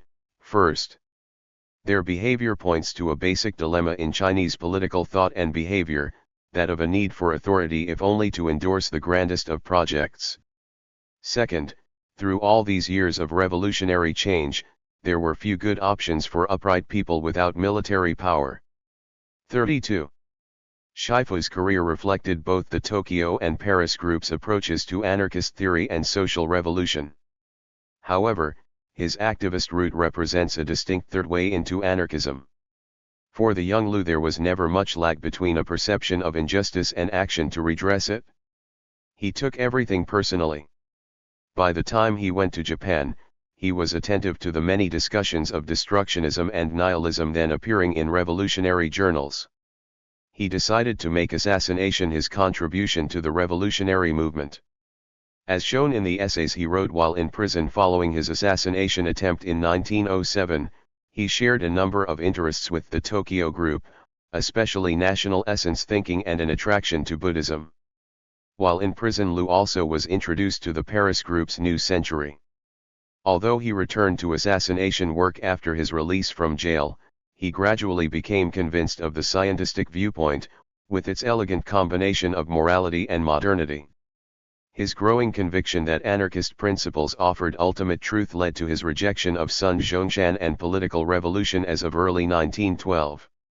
Then, as Shifu, he became the apostle of anarchism as presented by Kropotkin, whose principles seemed the perfect guide for modern societies.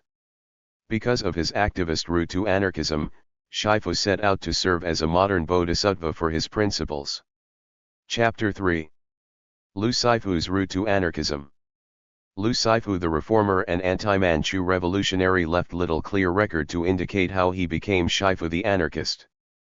In the absence of fuller information, we must consider the revolutionary environment to which Lu responded with his assassination mission in May 1907. Certainly he learned something about anarchism as early as his sojourn in Japan during 1905-06, but he meant his assassination plot of 1907 as a patriotic anti-Manchu action, not as part of an anarchist program for revolution.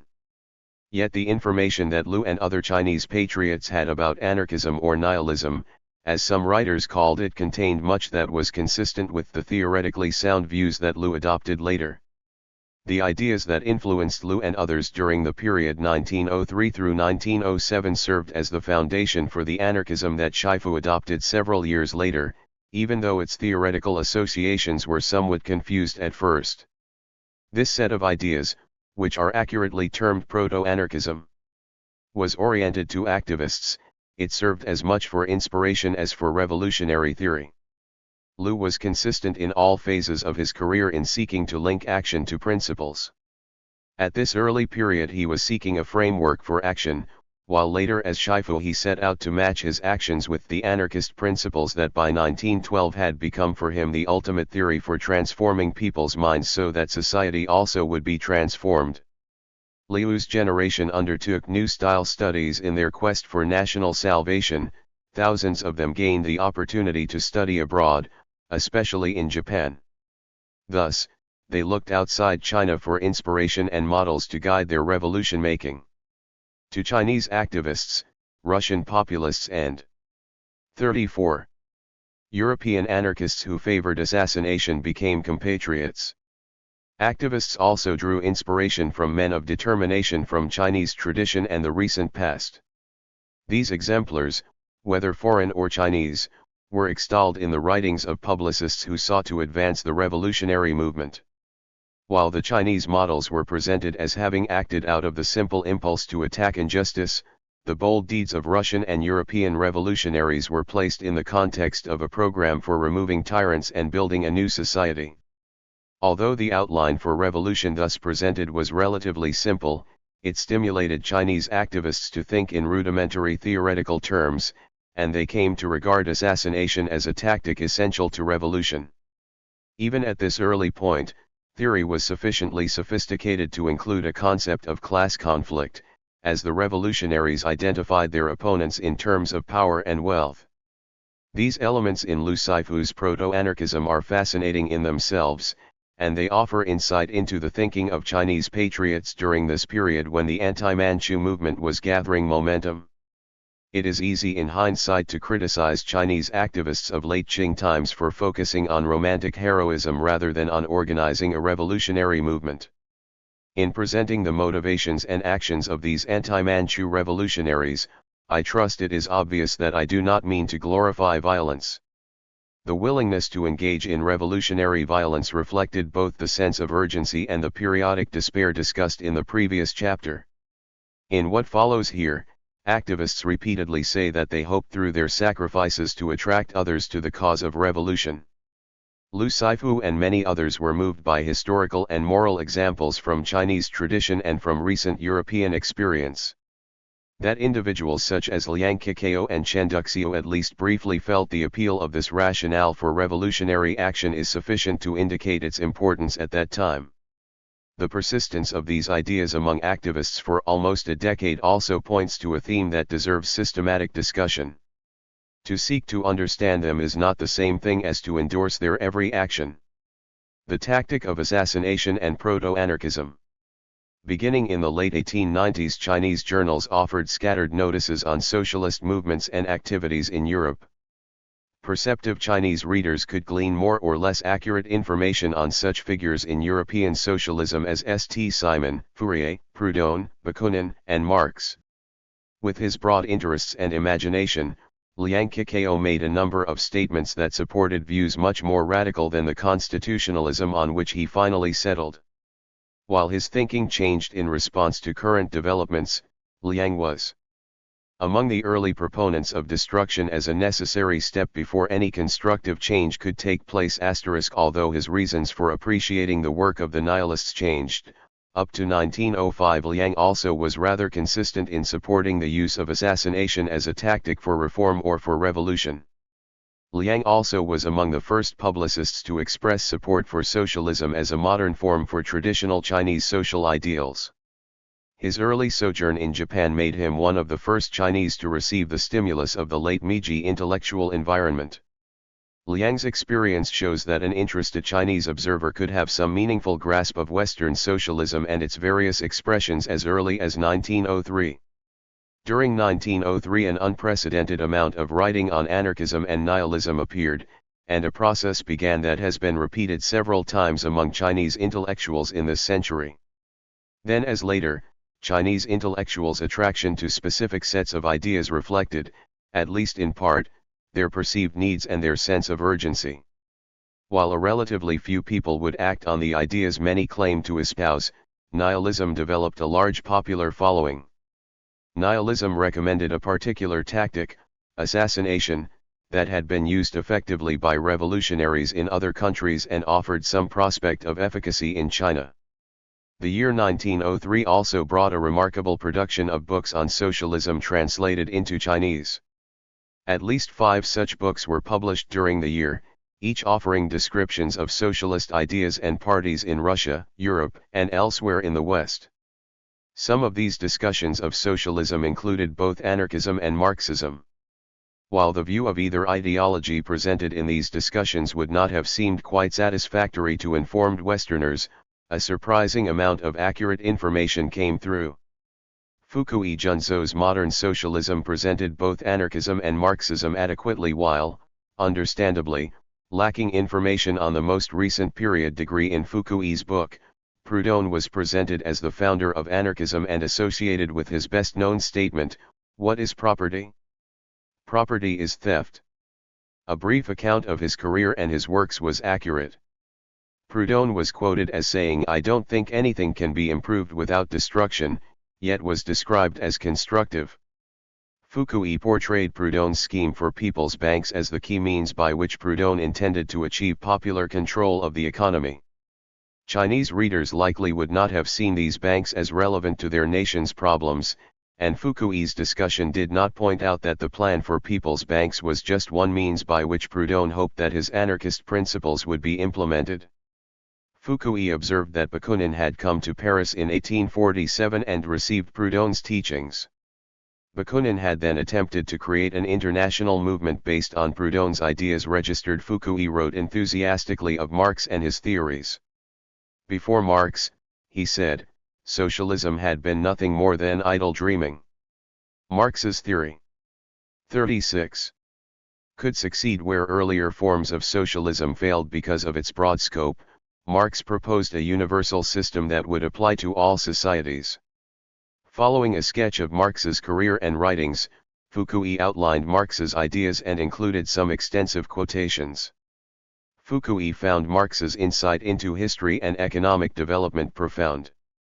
He outlined 3 stages in the growth of capitalist productivity, from handicraft production with the individual producer's capital through the factory system with large-scale capital. Fukui presented Marx's ideas on the labor theory of value and surplus value. Labor was the most important element in productivity because of the opportunity for capitalists to exploit labor. Although he was enthralled with Marx's powers of analysis, Fukui acknowledged that Marx had not explained how to bring about the change from the present system, except for trends in society and the natural withering away of the capitalist system.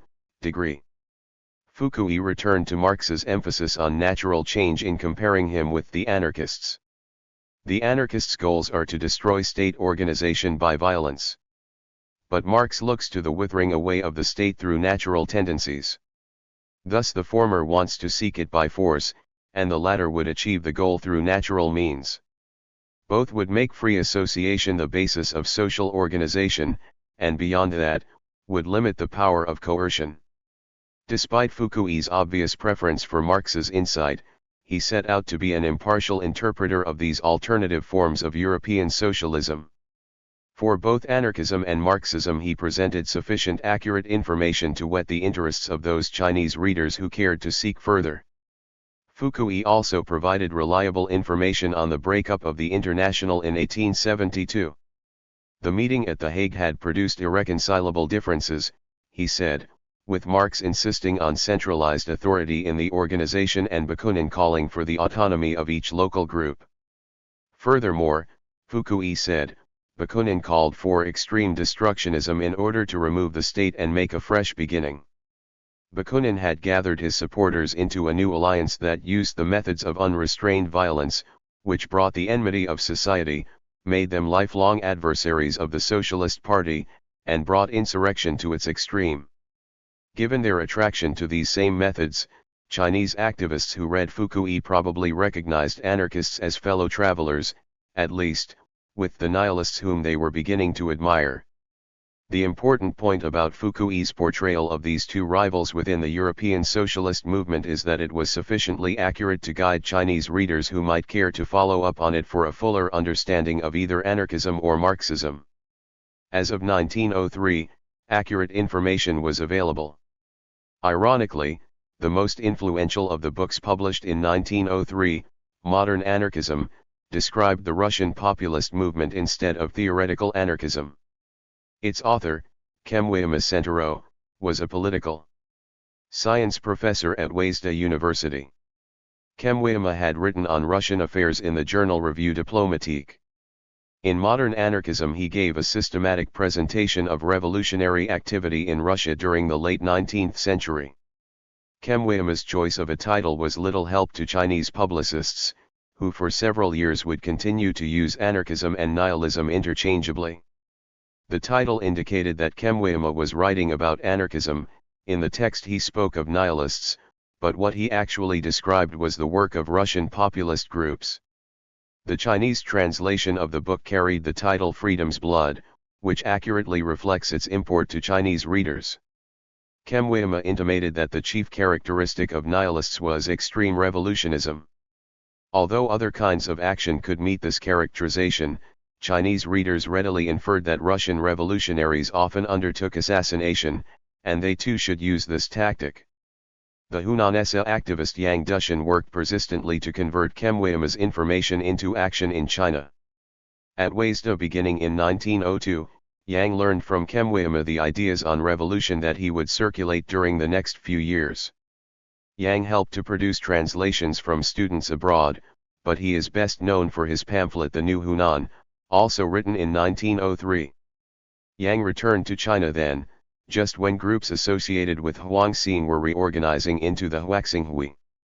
The New Hunan became the new organization's chief propaganda statement, calling for the establishment of Hunan as a base for nationwide revolution. In a section entitled Destruction, Yang presented some of the ideas he had absorbed about the Russian revolutionary movement. First, he justified the process of destruction, a theme important in itself. In reconstructing society, we can't simply reorganize the old society, we must destroy the old society and cleanse it. By connecting destruction to the process of renewal, Yang presented a psychologically liberating idea to an elite accustomed to viewing society as stable and resistant to change. The Russian nihilists, Yang said, best exemplified the spirit of destruction and provided a pattern for revolution. For the spirit of destruction in every country in the world today, none is more ardent than the Nihilist Party of Russia. Russian nihilism goes from a period of revolutionary literature to a period of propaganda and exhortation, and from this to a period of assassination and terror. Copyright. Yang was among the first writers to lay out a timetable for revolution. However, the pattern he outlined here did not match events in Russia, nor would later Chinese publicists act according to the timetables they suggested as variants of this one offered by Yang. Although Yang made few other references to assassination in the New Hunan, his activities during 1904-5 made it clear that this was his preferred form of revolutionary violence. Yang also seems more responsible than anyone. 38. Else for introducing the Assassination Corps as an organizational form. He started 3 such groups himself, and in both 1904 and 1905 he tried unsuccessfully to carry out assassination attacks in Beijing. Yang's emphasis on the Corps did not reflect the usual approach to assassination during the years 1903-7. Rather, during this period, activists carried out solitary missions, although several had assistance in the plots they prepared. Most set out from the beginning to do the deed themselves. As the following discussion will show, it is appropriate to label this as the period of the solitary heroic assassin. During the last period before the Revolution of 1911, beginning in 1910 and continuing into early 1912, the Assassination Corps would become the typical organizational form. Lu Shifu's activities reflected the respective trends of the 2 periods. Registered. Another influential publicist of this period was Lin Xie, a Fujianese who became associated with the radical movement in the lower Yangtze region.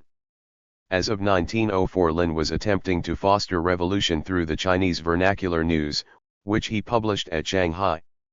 In A Citizen's Letter of Opinion, which ran during the first half of 1904, Lin presented the most systematic and explicit discussion of assassination in the entire body of materials on the subject.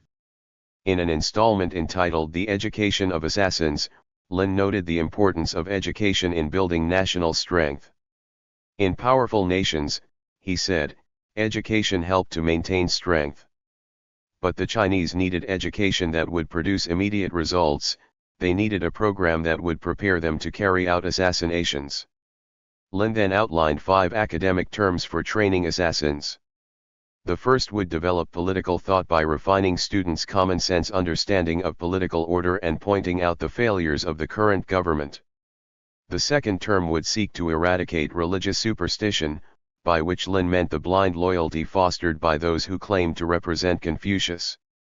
A true understanding of the concepts of loyalty and public service would show that most officials, and the emperor himself, were impostors who should be executed as common criminals. Correct understanding of these points, Lin said, would liberate people's courage to attack the transgressors. Learning to trust the guidance of history would be the third subject. The fourth term would be devoted to physical education, an essential for assassins. If you can't leap walls, you can't be an assassin.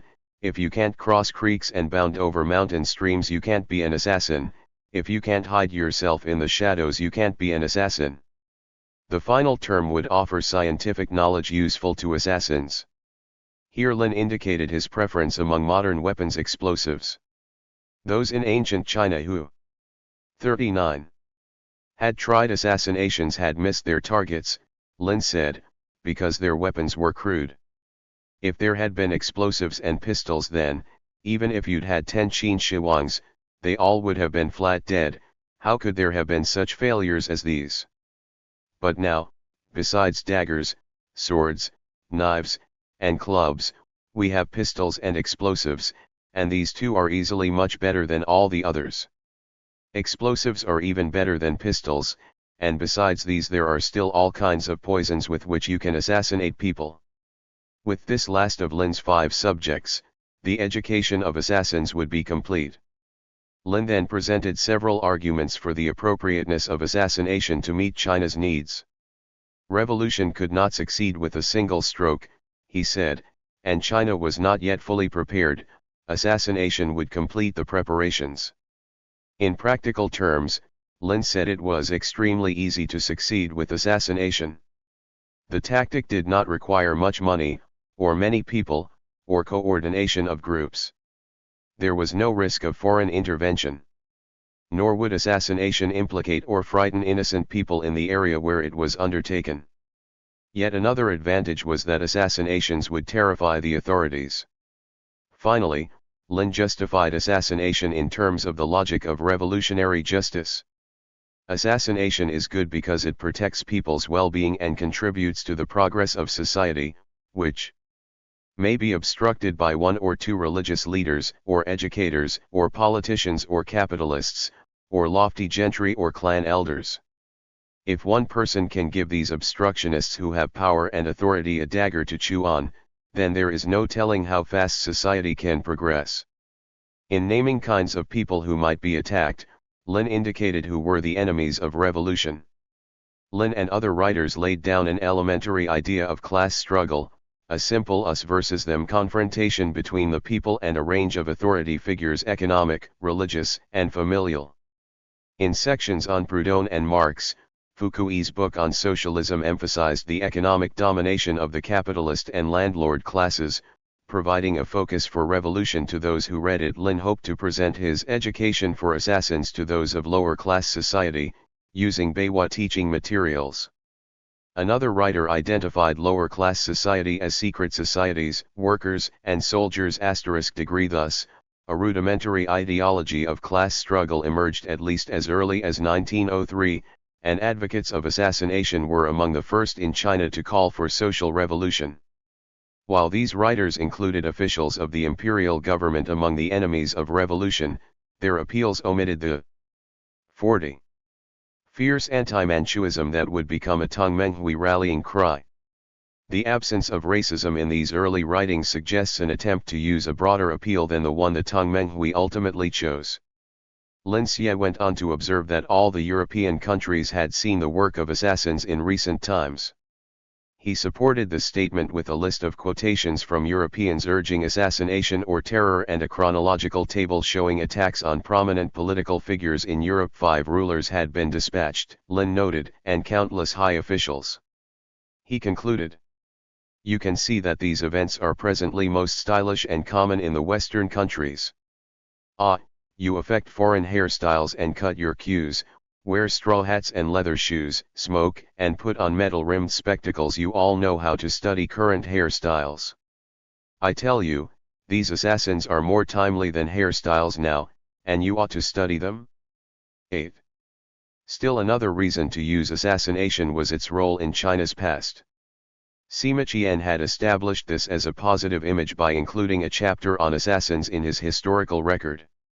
In his appeal to trust the guidance of history, Lin presented a long list of Chinese assassins, ranging in time from the Warring States period to late Qing. Of the several figures he mentions from Warring States times, Yu Rang of the state of Jin seems an appropriate model for the assassins of the revolutionary movement.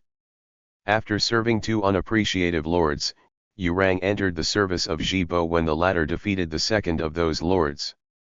Zhibo appreciated Yu Rang's many talents, so Yu Rang served his new lord faithfully. In time Zhibo was defeated and killed by Xiangzi, another lord. Thereafter Yu Rang lived for the sole purpose of avenging Zhibo. When Xiangzi finally captured him, Yu Rang made a last request, asking Xiangzi to remove his robe. Xiangzi admired Rang's nobility of purpose and granted the request. Rang slashed at the robe, then fell on his sword. Degree for most of the would-be assassins in the revolutionary movement. As for Yu Rang, the symbolic act was as important as tactical success. Lin also mentioned Jing Kai and Zhang Liang, who made separate attempts to kill the king of Qin. And he included Jing Qing, who plotted an attack on Zhu Di when the latter claimed the Ming throne at Nanjing in 1402. Appealing to female readers, Lin also included 2 heroines who supposedly lived during Tang times, Na Yinyang and Hong Xian. Stories about both, embellished in popular tales and the theater, included several common features, marvelous attributes such as the ability to prepare supernatural pills or potions, to fly, and to change form. Both undertook assassination missions for lordly benefactors. Thus, Lin and other publicists sought to link the deeds of European nihilists to precedents from Chinese history and literature. As a contributor to Lin's 41. Zhongguo Beiwabao during 1904, Liu Shipi also urged patriots to emulate earlier Chinese heroes who had undertaken assassination. This heroic tradition maintained a shadowy line between myth and historical fact. Virtue was often manifested through supreme if not superhuman effort and through the sacrifices of assassins who provided these examples. Buddhism served as another source of inspiration for self-sacrifice and put heroism in religious terms.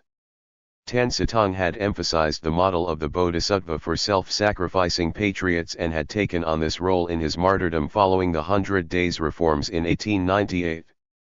Both Zhang Taiyan and Liu Shipai saw in Buddhism a great spiritual resource from the national essence that could serve in China's crisis. Buddhism held a vital place in Liu Shifu's thinking.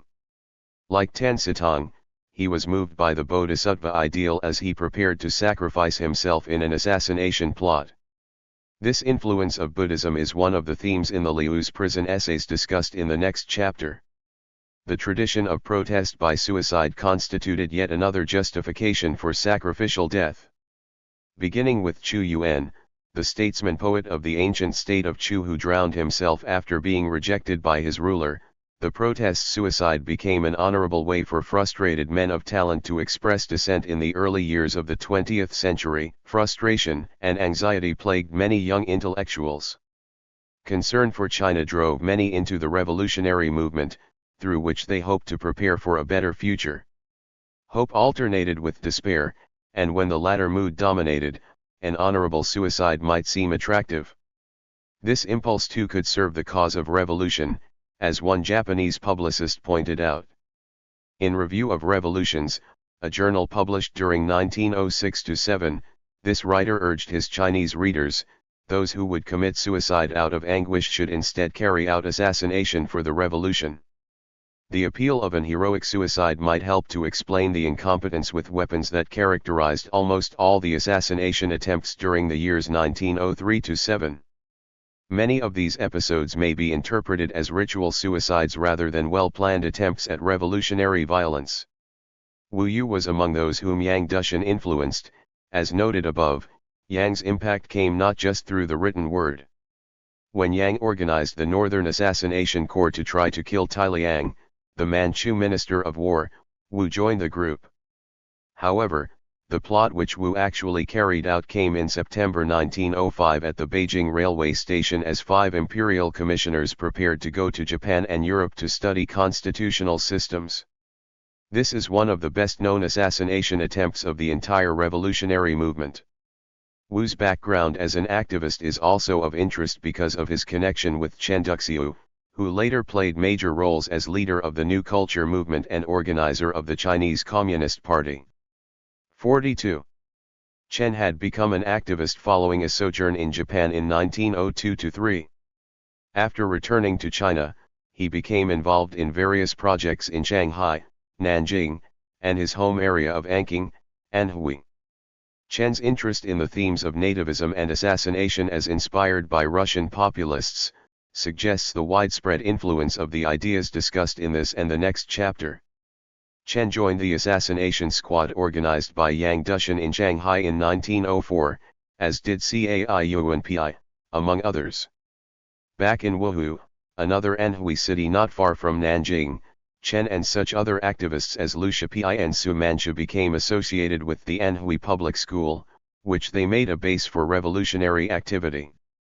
In addition to publishing the Anhui Common Speech Journal, Chen organized the Warrior Yu Society, named in honor of the Song patriot Yu Fei, as a group for assassination and other forms of revolutionary violence. Wu Yu had been one of Chen's students, and he joined the Warrior Yu Society. Wu planned his assassination mission in Wuhu with Chen Duxiu and other members of the society. When Wu Yu undertook to attack the 5 ministers at the Beijing railroad station, he was blown up with the bomb he meant to throw at them. His spectacular failure received nationwide attention and an enthusiastic hearing for his ideas. In the wake of the incident, Wu's purposes for the mission were set forth in a relatively mild statement. He also left behind a larger testament outlining his view of revolution and the role of violence in it. This was not widely disseminated until Minbao published it in a special edition called Heaven's Vengeance in April 1907. Here Wu described his background in an impoverished minor official family, his route to activism through Liang Kikao's King Bao and a reading list of revolutionary pamphlets and journals, and his intention to kill Tai Liang. He had come to realize that Han reformers had been duped by the Manchus, he said, and had concluded that the only solution was to get rid of the Manchus. There are two ways to expel the Manchus, one is assassination, the other is revolution. Assassination is the cause, revolution is the result. Assassination can be accomplished by an individual, but revolution is ineffective without mass strength. Today is not a period of revolution, but a period of assassination asterisk. Thus, Wu like others made use of the period of assassination concept. He claimed to see the pattern suggested in this quotation in the experiences of the European countries and Japan. For Wu as for Yang Dushan, however, the Russian nihilists remain the best models. Wu Yu went further, calling the period of assassination a time to practice what he called assassinationism. If today we want to build the people's morale, nothing is better than to carry out assassinationism. The advantage of killing a few Manchu leaders would be to scare all the others. 43. Killing one frightens 100, killing 100 frightens 1,000. If we kill them endlessly, the alarm also will be endless. Wu's desire to sacrifice himself for the cause of revolution was equally clear. I wish that after I die, one me might become a million me's. When those in front fall, those in the rear will stand up, not dying and not resting, not ceasing and not stopping, then my death will be effective. Wu Yu's comments about his mission reflect the range of influences described above. Like Tan Sitong, Wu sought to be a man of determination. At the same time, he saw himself as following the example of Russian nihilists. But most importantly, he was by no means the only revolutionary to plan an assassination or to move so far with a plot as to harm himself. He was one of a number of such activists. While their extreme revolutionism was not theoretical anarchism, the rudimentary principles that accompanied this revolutionism shared the major concerns of anarchism. Wu Yu's sensational attack came at the end of an eventful summer in 1905, only weeks after the Tongmenghui was organized. Although Sun Yat-sen himself generally opposed assassination schemes, his movement's organ, Minbao, continued to present the image of nihilist activity and to encourage assassination specifically. Before Wu Yu's testament appeared in spring 1907, such notable Tongmenghui figures as Song Jiaran and Liao Zongkai wrote articles on revolutionary activity in Russia or on the nihilists. In addition to its printed material, Minbao used illustrations to depict nihilists, assassins, and other revolutionaries, most of them Russian. Some are portraits in heroic repose, a few are sickeningly graphic, as a photograph of Wu Yu at the scene of his unsuccessful attack. Fully 40% of Minbao's illustrations showed such subjects *. While this major revolutionary journal did not recommend assassination exclusively, it endorsed assassination as a tactic. More broadly and importantly, in appropriating the image of nihilists and anarchists, Minbao linked revolutionary activism with these movements in the West and predisposed readers to respond favorably to the ideas associated with them, even though those ideas were not well understood before 1907. Liu Shifu's assassination attempt in 1907. Liu Shifu was one of those moved to act on the admonitions and examples described above. Soon after returning to China in 1906, Liu went to Wuzhou, Guangxi, to teach at a new style school. There he met Xie Yingbo, an activist from Guangzhou who was a year or two older than himself. The two would participate together in many activities until 1912, when Xie chose to continue to follow Sun Yat-sen. Also at Wuzhou, Liu was visited by Huang Xing as the Tongmenghui leader traveled in the southwest. Huang knew of Liu's interest in assassination, and presumably they discussed ways by which Liu's willingness to undertake a mission might be coordinated with other Tongmenghui plans. 44. Liu and Xie went to Hong Kong soon after Huang Xing's visit. There they helped to launch the Eastern Journal as a successor to the journals associated with Zheng Guanggang. The two also taught at Anhua Girls' School, where Xie introduced Liu to Ding Xiangtian. Their romantic relationship began at this time, and Ding was a part of Liu's life from this time until his death. Liu engaged in other activities during late 1906 and early 1907, working out of the Hong Kong branch office of the Tongmenghui. But other projects soon gave way to his preparations for an assassination mission. Feng Zhou notes that other members of the branch organization, including Wang Jingui, agreed that Lu should attempt an assassination mission at this point. He worked with explosives at the branch office, an activity that soon had to be taken elsewhere. Lu had shifted his preparations to a quieter spot when an accidental explosion splashed his face with small wounds. After getting these treated in Macau, he resumed his preparations at the rural home of Li Jitang, a wealthy Tongmenghui supporter. His accident had already caused a change in the alliance's plans for Liu's mission. Originally it was to have been coordinated with larger risings at Chaozhou and Huizhou, in the eastern part of Guangdong. The plan had called for Lu to attack Li Zun, the Guangdong naval commander, as armed attacks were made at the two cities. After Liu's accident, it was decided that he would make a separate attack on Li Zun, whom the revolutionaries regarded as a resourceful and tenacious enemy. Reconnaissance by Liu's assistants in the planned attack revealed that Li Zun made regular visits to the Governor-General's office on the 1st and 15th of each month. Lu decided to make his attempt on the 1st of May as Li left the provincial government yamen. A few days before then, Lu moved into a third-floor room that the Tongmenghui branch organization had rented from a small private school located near the yamen. In the early morning of May 1st, Zhang Gushan, one of the assistants, waited nearby to tell Lu when Li Zun left the yamen. As he waited, Zhang heard an explosion. Rushing to Liu's room, he found Shifu lying in bed, bathed in his own blood, with his left hand blown off. A group of students at a medical school down the street had also heard the explosion. As they ran outside, they met Zhang as he sought help for his injured comrade. Lu had overslept and thus felt hurried as he prepared his bombs for the attack. Assembly of the bombs called for mixing powdered and liquid mercury and then screwing together two halves of a metal casing. In his hurry, Lu had spilled some of the volatile mixture, setting off the explosion. When Zhang reached his room, Shifu was somehow still conscious, and he instructed Zhang to put the bombs in the chamber pot to deactivate them and to hide some letters under the bed. Perhaps Shifu had overslept because he had labored late writing these letters. They were addressed to Xie Yingbo, his cousin Lu Yuehang, and his sisters. 45. Fortunately, the authorities, who also arrived fairly quickly, never discovered the letters. Although the letters were addressed to close friends and family members, Lu surely meant them for a much larger audience. For him, as for Wu Yu and most others who undertook these actions, a testament was almost as important as the doing of the deed. The medical students had dealt effectively with Liu's wounds, and when the police arrived they sent him to a hospital. There a French doctor, fearing complications from the wound, amputated the remainder of Liu's lower left arm. At least one memoirist suggests that this amputation was done out of spite.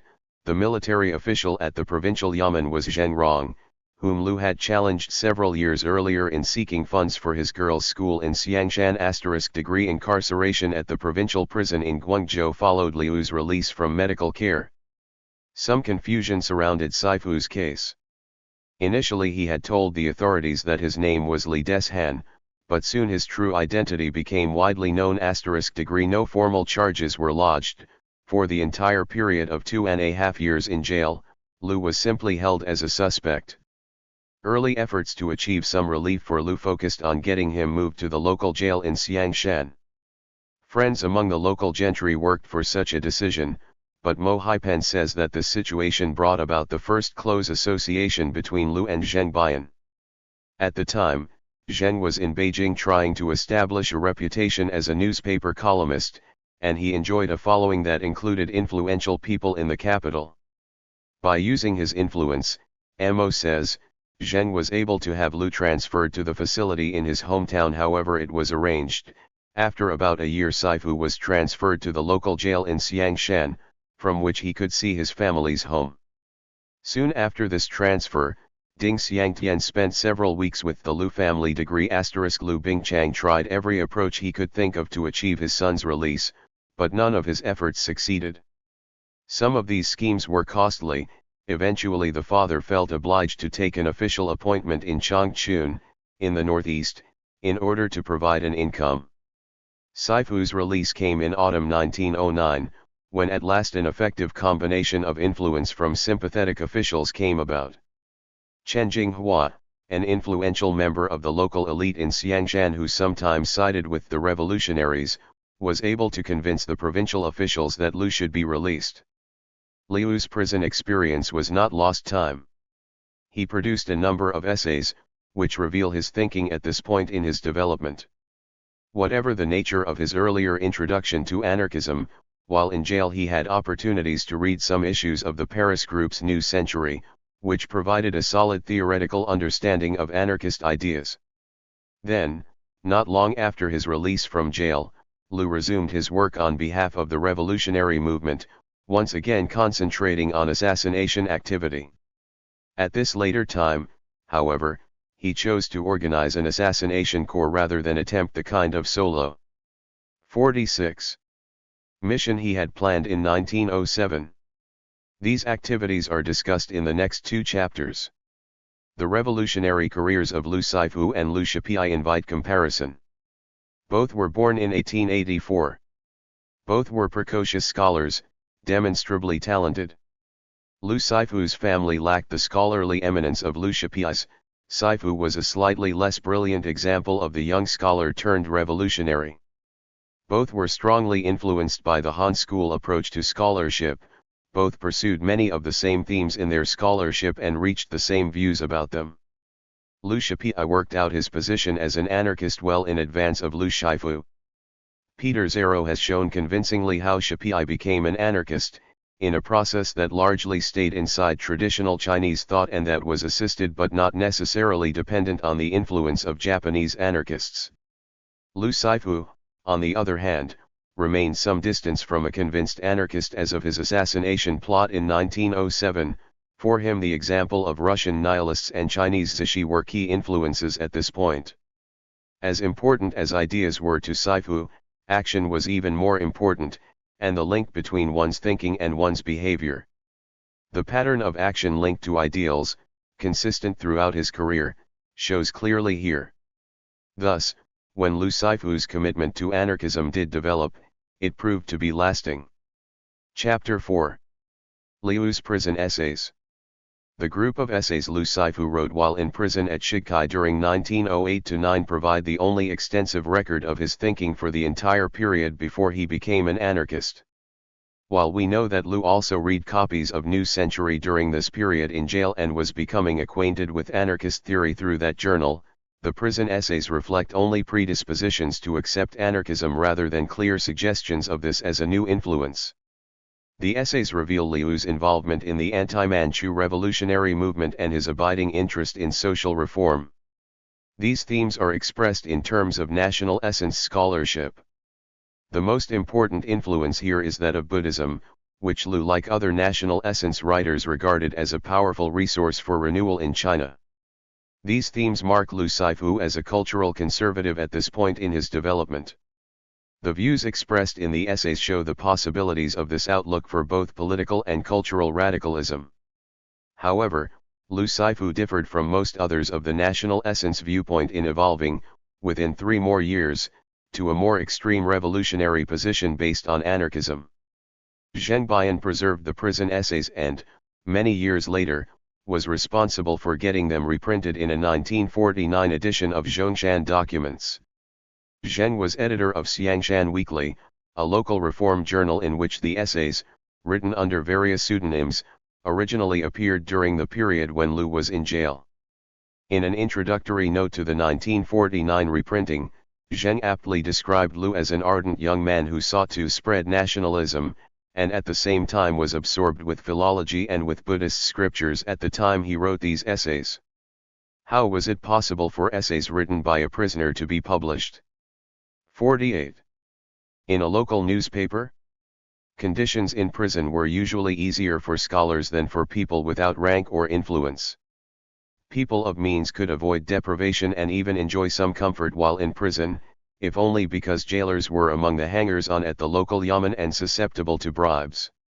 Thus, Lu enjoyed the use of books from his library at home, which helped him in preparing the studies of Guangdong dialects that were said to have impressed local authorities enough that they finally decided to release this talented scholar. Liu's younger brother Shixin brought these materials to Shifu's cell, as well as the copies of New Century that he read during this period. If books and journals could be carried in, essays on a few sheets of notepaper could as easily be spirited out. There are 11 of these essays, ranging from as short as a single paragraph to as long as several pages. They cover a range of subjects, from Shifu's long-standing concern for female equality and his belief in the need for new-style people to his views on the role of ethnic minorities in the nation. He gave special attention to a standard national essence theme, the claim that Confucius and his followers had misappropriated the common cultural inheritance. His cultural conservatism is displayed especially in his views on matters of language, its use and deterioration, and on the new literature, which he believed lacked depth and seriousness. For Lu Shifu in 1908-9, prison did not mean withdrawal from the issues that had brought him into the revolutionary movement, but rather an opportunity for reflection on those issues and a platform, through the essays, for addressing other patriots about them. On Han learning and national essence in the prison essays. Zheng Bian's characterization of Lu as engrossed in Han learning provides a good starting point for considering the influences reflected in Liu's prison essays. The term Han learning originated in early Qing times as the manifestation of scholars' desire to recover the texts and scholarly techniques of Han times. While there is some distinction between the meanings of Hangzhou and Cajun, there was little difference between the two as to scholarly method or emphasis degree. As Qing rule began, these Han loyalists blamed the subjectivism of Ming Confucianists such as Wang Yangming and Li Ji for China's defeat at the hands of the Manchus. Gu Yanwu, one of Lu Shifu's heroes, led the way in breaking with subjectivism and insisting on practical study of objective realities. These concerns led directly to a quest for correct texts and study of the meanings of the texts at the time they were formed. Degree. Liu's Prison Essays 49. Centered in the lower Yangtze area, the Cajun movement grew and flourished, but began to lose momentum by the late 18th century. Both the New Text and statecraft movements began in this reaction against Cajun scholarship, their proponents insisting that scholarship should have a positive effect on policy. However, these new movements also used Cajun methods, which had become established in scholarship over the previous 2 centuries. Registered thus, things had come full circle for Han learning and Cajun methods, having begun as a reaction to late Ming subjectivism. These movements aroused opponents who saw their own approach as sterile and irrelevant. Still, Han learning retained an influential following throughout the 19th century. The point for our present purposes is that these streams in scholarly and political thinking figured prominently in shaping that part of the intellectual background of the anti-Manchu revolutionary movement which came from the Chinese tradition. While Lu Shifu's basic position was as an advocate of Han learning, his presentation of its themes might differ from that of earlier adherents. If he used Gu Yanwu to support his position, for example, another writer might also use Gu to bolster a rather different view. By this time the fund of references was rich and varied. Lu and others used the references for their own purposes. Where did the national essence movement fit into this flow of traditional thought? National essence writers were close in spirit to the themes of Han learning. As Lu Shifu in these prison essays, they developed to its fullest the Han school's suggestion that the Zuzi provided alternatives much preferable to Confucius and his followers, who had built the flawed relationship between early Confucianism and the state.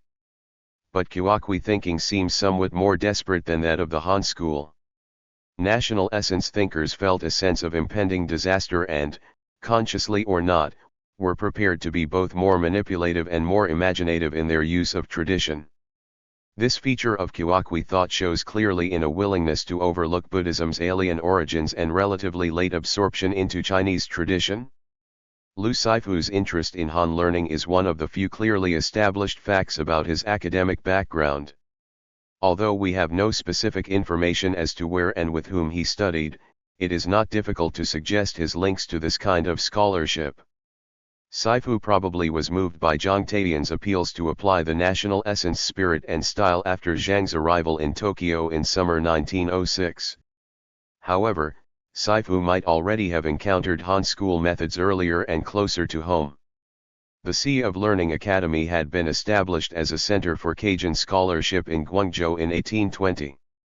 This school had become the most influential academy in the region and had continued to feature Cajun scholarship. Several local institutions in Xiangshan belonged to a 50 network of academies linked to Sui Haitang in an increasingly urbanized region. Thus, although there were new and more urgent concerns after the turn of the century, the Han school remained solidly established in Guangdong, and especially at Guangzhou. If he was not trained in this tradition as a young scholar, Lu Shifu certainly knew where the resources for Han learning were available when he decided to pursue them. Returning to his failure on the provincial examination in 1900 or 1901, his lackadaisical performance resulted from frustration he already felt about the system into which success on that examination would lead. Soon afterward, he made Han learning the viewpoint of his anti-establishment thinking, and added his own themes from national essence thinking as years passed. Themes in the Prison Essays. Outright rejection of Confucius and his followers is a strong and persistent theme in Liu's Prison Essays.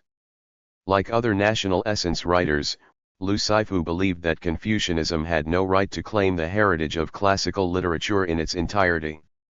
More directly relevant to China's current predicament, Lu blamed Confucianism for the moral blindness and self-seeking attitudes typical of officialdom. Domestically, the disastrous result of these failures had been the odious domination by the Manchus, which Confucianists had abetted by a traitorous complicity. In the larger world, the consequence of this enduring dominance by an alien group was the national weakness that made China easy prey for rapacious foreigners. Like most others of the national essence outlook, Lu expressed greater concern about the moral weakness that had tolerated bad government than the threat to national survival, which many revolutionaries saw as the major consequence of bad government. This concern with morality would carry over into Shifu's anarchism. Attacks on Confucianism occupy Lu in two of the Prison Essays. In the first, Changing the Names of the Classics, he observed that before Confucius' time the classics had been regarded as the common heritage of the Chinese people. Then, even though Confucius himself had written only the Spring and Autumn Annals and commentaries on the Book of Changes, his followers had claimed the earlier books as the exclusive property of the Confucian tradition. Since this misappropriation had been accomplished, only Confucianism had thrived, and all scholars accepted the Confucian interpretations of these great books. In the same process, other more important aspects of greatness in China's ancient civilization had been obscured. Then over many later generations so much writing was produced that classification became necessary, and later scholars who also understood things in Confucian terms had set up the 16 categories. All such Confucianist biases would be eliminated, Lu believed, if the names of the classics were changed, that is, if they were no longer regarded as classics. Then ancient. Liu's Prison Essay Sil. Values would be rescued from this Confucianist perversion, people could evaluate all books on their own merit, and China's heritage could be set straight. The spell of Confucianism would be broken. Another extended attack on Confucianism appears in Slanderous Talk from a Rustic Hut. Here Lu turned to the effects of official Confucianism on generations of talented Chinese and criticized major Confucian thinkers. Since Western Han times, Lu asserted, scholars had begun to take Confucian principles on faith. Although Confucianism was not a religion, the effect was the same as if it had been. Belief in Confucian principles established and perpetuated the social system in which fathers rule their children, husbands rule their wives, and family roles are highly stratified. Thus, Lu says, scholars gave up their freedom of thought in Han times, exchanging it for a belief in Confucius. Lu implicated every generation of Confucian thinkers and the schools associated with them, from Kang Youwei back to Confucius himself. The school of idealism, the Song school, the scholars of Han times, Mencius, and finally Confucius himself, all, Lu said, were guilty of perverting the heritage which, correctly understood, would have kept China vibrant and strong. For Lu Shifu, as for many of his contemporaries, Han school training and the national essence viewpoint produced intellectual liberation from Confucianism. National essence thinking valued the heterodox thinkers, the Zuzi, as alternatives to Confucianism. While Lu had concentrated on Zuzi studies a few years earlier, by 1908-9 when he wrote these essays, he regarded Buddhism as the most relevant part of Chinese tradition for addressing the crisis of the early 20th century. All who were influenced by the national essence movement looked to Chinese tradition, but important differences in attitude were possible. While Zhang Taiyan and even Lu Shipi, the latter the same age as Lu Shifu, seemed to favor a restoration of ancient values, Lu Shifu evinces a desire to change the present with a new application of those values. But at this point in his development, Lu Shifu sought universal values in Chinese tradition itself, as did others in the national essence movement. Equality was one of these universal values. If in its modern form it came from abroad, Shifu found a basis for it in early Chinese society. Equality for women and girls had long been one of his major themes for reform. He returns to this theme again in two of the briefer essays, the view of male-female equality at the time the characters were formulated and the Buddhist view of male-female equality. Degree. The former essay displays Liu's talent in philology, another Han school discipline. He develops the point that the word for wife, gi, had originally been a term of respect. But as society developed, the view changed and women came to be held in low esteem. Unfortunately, Shifu says, it was at this time that the concept of the male-female relationship became fixed. Registered in Buddhism also, Lu found clear evidence to support the principle of sexual equality. Although scriptures include many exhortations against physical desire between the sexes, against monks discussing doctrine with women, and against women as devotees, Lu observed that the Buddha himself had changed his attitude about women after his aunt became a nun. The scriptures also state that women are superior to men in terms of knowing themselves spiritually, and thus more readily attain the Buddha nature. Women of this kind are as men, said the Buddha, and this, Lu says, indicates the Buddha's view on equality of the sexes. Equality should also extend to the many ethnic groups that made up the population of China. This position suggests Liu's independence in applying national essence thought. Lu wrote in response to the theory of the French scholar Terrien de la Couperie, whose views on the origins of the Chinese people had been accepted for a time by Zhang Taiyan and Lu Shipi.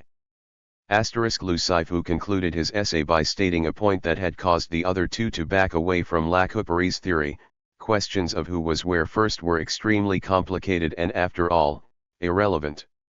The process of civilization in China had involved the acculturation of vast areas and large numbers of people to the Han culture, which had originated in the north.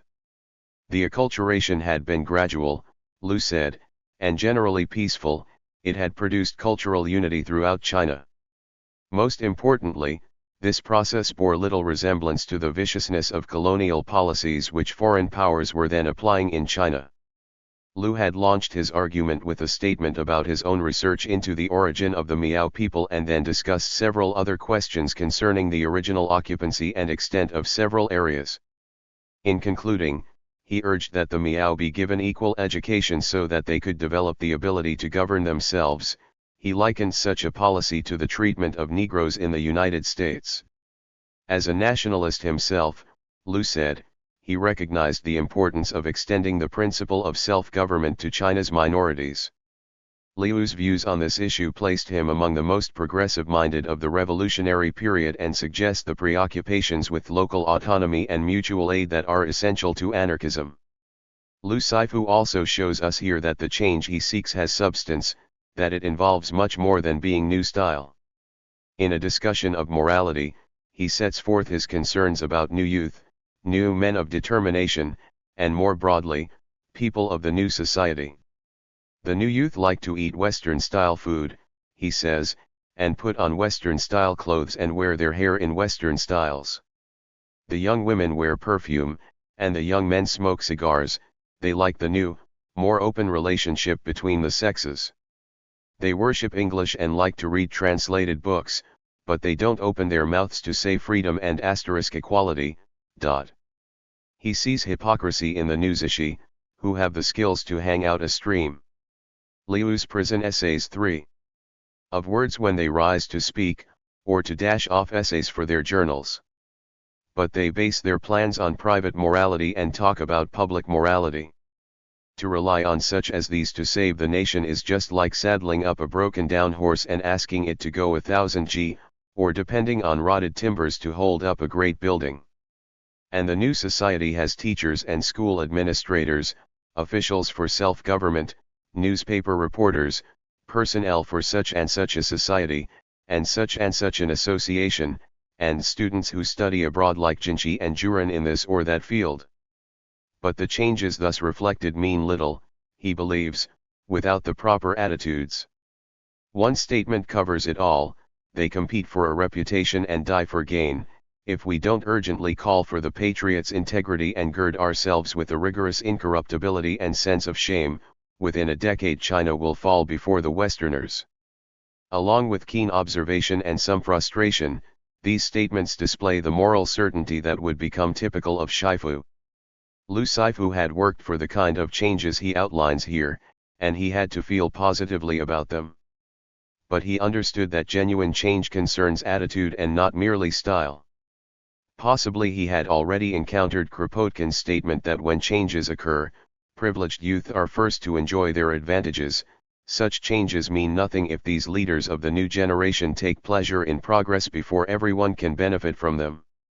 Again, Lu Shifu displays perceptions of society that would later be sharpened by the anarchist outlook. At several points Lu expresses his concerns for the Chinese nation. Like most activists, he was a patriot, apprehensive over the possibility that the Westerners would take control. In his comments on relations between the Han majority and the Miao, he suggested that those with power should use it fairly, exactly as Chinese wished the Westerners would do. With Lu and others who were more clearly anarchist than he himself at this time, there is some evidence that anti-imperialism gave anarchism some of its appeal. Lu Shifu's thinking would evolve from the basic patriotism expressed in these essays to a much broader view of social revolution. When his anarchist principles were fully developed by 1913-14, while still scornful of capitalists and imperialists, he described their ultimate defeat rather in terms of an international success for ordinary people than as victory for weak nations against the strong. In issues involving language, Lu stood solidly for long-established values and attitudes. There was a close relationship between Liu's absorption in Han school techniques and his essential conservatism in issues related to language and literature. Lu Shifu entered into a discussion that Liu Shipai and other National Essence publicists had initiated concerning the possibility that the study of China's ancient past could generate a renaissance, much like the European Renaissance, which would revive China's culture and rebuild her strength. Lu liked the idea of a renaissance but questioned whether it could 54. Achieve such objectives if it were limited to a deep study of China. He acknowledged that a revival of interest in ancient literature had launched the Renaissance in Italy and recognized that a similar line of development might occur in China. But he noted that, in Europe, classical studies had been augmented by other disciplines such as history, geography, and sociology. It is interesting that while National Essence thinkers in reviving Han school methods could regard the Renaissance as a paradigm, Benjamin Ellman has seen the beginnings of an equivalent to the Renaissance in the work of the 18th-century Chinese scholars whom the National Essence group emulated. Lu Shifu was convinced that the language was deteriorating. He lamented this trend. For example, he observed, "Today people like to imitate Japan's new terminology." He noted that the term "ji" was being attached as a suffix to create such expressions as scholarly circles, and political circles. He was particularly upset that the Buddhist term "sija" was being used for the sensual appeal women hold for men. He explained the background for its proper, Buddhist meaning, and then made his point: in the new studies our young scholars are just reading a few books, they only put together dozens of these neologisms, and celebrate this as learning. All around us the literary arts are declining, as you can see from this. Degree. Such clucking about the deterioration of the language seems appropriate for Zhang Taiyan, but not for a young man who had himself engaged in new studies. This imperiousness about language would be displayed later, again in Shifu's debates on the nature of socialism. On the closely related subject of literature, Lu Shifu was also strident in his defense of long-standing principles. Concerning the nature of literature, he stated that three elements are basic: moral comment, logic, and style. He was disturbed by the failure of writers in recent times to devote due attention to these skills. They no longer cared for philology, and their knowledge of words was deteriorating. Soon he revealed the target of his criticism, Liang Kikao. Much of the debased literature, Lu noted, was offered in the name of literary revolution. Literature could change to meet the times, he allowed, but the three essential features he had described should never change. In another comment, he observed that some of the new fiction discussed society in general and thus had value. Much of it, however, dealt with the lower levels of society or with women and only appealed to readers' prurient interests. Thus, although Lu acknowledged that changing times would produce changes in literature, he was not prepared to recognize that a new popular fiction might have a great impact in a society in the throes of radical change. Especially in his views on literature, Lu displays an insistence on directness in analyzing China's problems and attempting to solve them. To attempt to use literature for those purposes would be to manipulate both literature and people's minds. While these views reflect a lack of imagination regarding means by which Chinese culture might be Liu's prison essays op. Transformed, his emphasis on morality at least explains why he could not consider using literature to manipulate people's consciousness. Liu's numerous statements on morality show his emphasis on its great importance. As to the present government, scholarship, and religion, I advocate destroying them all.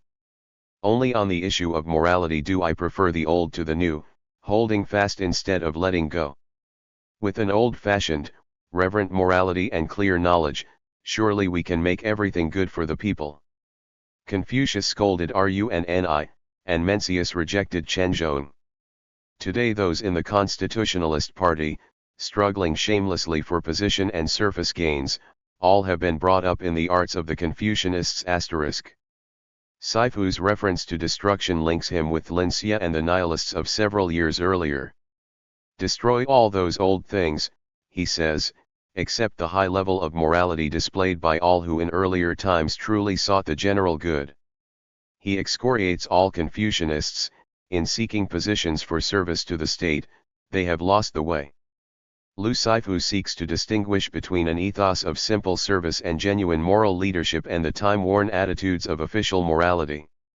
Lu then voices a widely held conservative view, one that also reveals a broad assumption about the nature of progress. Morality and knowledge are not the same sort of thing. The more knowledge develops, the more likely it is that morality will decline. Europe and America have experienced this situation during the past century, and now over the past 20 years China has experienced it too. Europe and America have law, so the situation was out of control only for a time. China does not have law, so the calamity will be truly unbearable. Shifu here reverses the terms of the statement quoted just above, but his point is the same. While he seems here to favor law, perhaps he was most concerned to keep some source of stability in case morality failed to keep up with knowledge. At this point he does not express the optimistic view shared by many, from Liang Kikao to Sun Zhongshan and most importantly, other anarchists, that China could avoid the dislocations that shook the Western countries during their transition to industry. In addressing the question of morality directly, Lu referred to Zhang Taiyan's essay The Morality of Revolution from 1906. Zhang had described four components of morality: a sense of shame, liberality, resoluteness, and trustworthiness. Shifu accepted these as important qualities, but added two more of his own. These were accomplishment through striving and respect for incorruptibility. He called these six the individual strands of morality. They should be bound together by another quality, the 56. Incomparable concept of daring to die. The first 6 were the wolf, and daring to die was the warp of morality. Many in the revolutionary movement had been moved by the dare to die ideal exemplified first by Russian populists, and more recently by Wu Yu and Xu Jin. Lu himself had dared to die in the plot that resulted in his imprisonment. Here he connected the dare to die ideal to Buddhism, observing that followers of Buddhism exemplified this spirit, and that it enabled them to succeed in great undertakings without help from others. Of course, it was characteristic of national essence thinking to use whatever elements of Chinese tradition might help to strengthen the country and its people. However, Buddhism held special appeal for Lu Shifu, which he discusses at some length in one of his essays. He begins by responding to the nearsighted Confucianists for criticizing what they saw as pessimistic teachings in Buddhism and thus rejecting Buddhism as being valuable in saving China. But they do not know about the ability of Buddhism to break with frivolous desire, to regard life and death as the same, to guard against idle talk, or its will to cross to the other side. No one who talks about saving the nation can take its meaning lightly. Today people only talk about saving the nation, but really give themselves to reputation and profit and scorn morality. Indeed, it is no wonder that they see the teachings of the Buddha as a dangerous road. Degree. Shifu then notes the difference between the Buddha, who stayed in the world of feeling in order to save others, and retired Confucian scholars, who tire of the world of feeling but show their enjoyment of the world of things because they take pleasure in the mountains and forests. The best attitude is the true attitude of the Buddha, which was that life and death were the same to him. Thus, he said, he was always ready to leave this life or to stay in it, depending on what was needed, exactly the outlook needed in one who would save the nation. Buddhism in Liu's evolving values. Buddhism's role in the thinking of late Qing activists has been discussed in a number of recent studies. Degree. The importance of Buddhism in this respect was long overlooked because, as a traditional religion in China, Buddhism would not seem to have much appeal to people who wished to be modern. From a different point of view, however, it is not surprising that thoughtful Chinese would have looked to their own cultural heritage as they sought to adapt to that which was modern and foreign. Such individuals knew that Buddhism was a great world religion, so profound in its appeal that it could re-energize Chinese civilization during a period of decline and play a major role in shaping the neighboring civilizations of Asia. At a time when they were seeking new Liu's prison essay / universals, Chinese intellectuals looked to an earlier carrier of values universally relevant to Asians. Although we have recognized the importance of Buddhism, not many of the attempts to explain it are very satisfying. The nature of religious experience in itself makes it difficult to explain. Genuine religious experience contains elements of mystery, yet is simple and direct, and these inner experiences guide the believer's behavior. While Lu Shifu's mind was engaged with the insights offered in Buddhism, these insights also fed his impulse to act. For him, knowledge and action were one. Thus, Buddhism also provided him strength to make sacrifices that would advance the truth among his fellow Chinese. Lu was a doer. His commitment to act on his beliefs linked the anti-Manchu and anarchist periods of his career as a revolutionary. Belief as the wellspring of action was always essential for him. The role of religion as a source for transformative values in the early modern West has long been appreciated. Robert Bellah was first to draw the parallel between the Protestant ethic in the West and a transformed traditional religion as an equivalent in an East Asian society. Tokugawa Japan. In the twilight years of Qing, many intellectuals including Lu Shifu sought to make of Buddhism a set of principles that could enable China to deal with the range of overwhelming problems she faced in the modern world. Such modifications to traditional systems of belief almost never develop in a leisurely or comfortably reasoned out way because they occur in times of great change. In early 20th century China, however, we may suppose that the sense of urgency was greater than in 16th century Europe, and also that Chinese intellectuals first saw the problems and then sought to match solutions to them. Still, they looked to their own tradition, that part of it which they did not think was discredited. This is a likely response for any self-respecting people, and despite the frustrations their nation had encountered, and in this way especially, Chinese intellectuals retained their self-respect.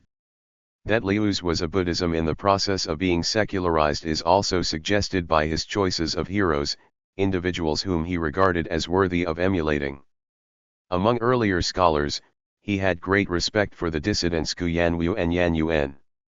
Both had criticized the imperial system and refused to serve the Manchu government. Scholarship became their means of resistance. Through their philological studies they sent many encoded messages to Han loyalists. They had overcome the Confucian penchant for getting co-opted into the power structure. Among followers of Buddhism, Lu chose carefully those whom he would respect. He regarded several important movements and their leaders, such as the Song idealists, the Wild Chan school and Wang Yangming from Ming times, and even such recent figures as Tan Sitong, as opportunists or even perverters of Buddhism. The Buddhists whom Shifu most admired were patriot monks who had put their lives on the line, dared to die, in defending China. He reminded his readers of Yukan, a monk of the 58th Shaolin Monastery in late Ming times, who had led and died with a force of 3,000 in fighting the Japanese at Songjiang. Another monk, Zhenbao of the Wutai Monastery during Song times, had followed the emperor's command to resist the Jin. He too had died in this heroic effort.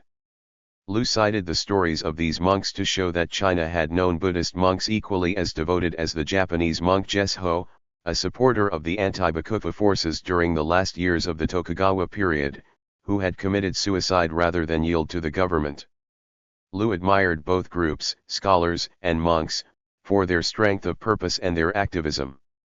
For him, Buddhism was a spiritual resource of great importance, and while he claimed to value it for itself, his Buddhism clearly was a vehicle for action to save the nation and transform the society. In attempting to understand what Buddhism meant to Lu Shifu as of 1908-9, it is necessary to consider several aspects that together comprised the religion's powerful appeal. The basic appeal combined intellect and emotion. In both respects Buddhism offered an alternative to Confucianism, the failure of which seemed systemic in its dimensions and total in extent. Buddhism offered a different worldview with its own sense of compassion. Patriots who aspired to build a new China need not be limited to the discredited Confucian outlook. These modern enthusiasts who sought new choices from Chinese tradition could overlook Buddhism's foreign origins and its sometime status as an official religion. Lu Shifu also made selective use of the history of Buddhism. The models he presented were not teachers noted for their piety or devotion, they were worldly monks whom he admired for their activism. Another point he conveniently set aside in describing his heroes is that they responded to their emperor's requests in trying to defend China. The similarity of these Buddhist heroes to those whom Lu admired from the Confucianist tradition is striking. The object in Liu's view of Buddhism was to put together a group of principles that would inspire heroism in his own time, in the crisis facing China. The appeal of Buddhism was emotional, intellectual, and even intuitive despite Liu's criticism of Wild Chan.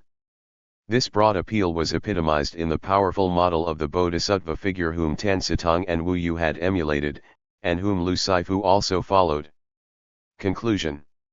In these prison essays Lu appears as an individualistic interpreter of revolutionary themes influenced by national essence thinking. His call for basic change in society, with female equality as the focus, remains from earlier years. So too does his opposition to the imperial system, but as the essays tell us, for Lu it is the system itself, not the Manchus, that presents the problem. This view, which is unusual at this time, seems an influence of his national essence. Thinking, he links the failures of official Confucianism to the general failure of the system. To a high degree, Lu reflects the concerns and impulses of national essence thinking. He does not wish to restore the past, to turn back the clock. What he would most like to do is to wipe out more than 2 millennia of Confucian misappropriation of China's cultural property and its association with the imperial system. From the past he also wants true patriots who care more for the whole of society than for their own interests and who will keep consistency between word and deed. Like most other advocates of the national essence view, he wishes to make use of the past. More than some of those, he seeks change that will bring about conditions that are genuinely new. However, his national essence attitudes strongly influence his ideas about the new conditions he desires. At this time he makes no sweeping endorsement of that which is new. He is suspicious of those who desire what is new just because it is new. He is certain that the language has deteriorated and insists that it must deteriorate no further. He discourages experimentation in the development of a new literature that might help to transform society. While his opposition to Confucianism marks him as an early advocate of cultural revolution in the broadest sense, Liu's concerns at this point are focused on the social and the moral, and not on such cultural expressions as literature. This view would persist in the outlook of Shifu and of other anarchists as well. These essays reflect a surprising level of devotion to tradition in one also seeking to make revolution, and especially in one who within a few years would become an anarchist. As emphatically as any other individual, Liu confirms that a cultural conservative can be a revolutionary. And again, the jewel that Liu Shifu recovers from Chinese tradition is the incomparable concept of daring to die. This is his key to revolution. It had moved him to undertake an assassination mission in 1907, and he would return to that activity following his release from jail. This great principle would become the source of his inexhaustible energy after he became convinced that anarchism offered the ideal basis for the new society. We may conclude for now with two further points, one relating to the impact of the tradition on Shifu, and one concerned with his commitment to anarchism, still a while away in his future. First, for all his criticism of Confucianism and devotion to the model of the Bodhisattva, Liu's great sense of moral burden was grounded in the Confucian imperative to serve. Second, the prison essays suggest what was not available from China's tradition that Liu would find in anarchism.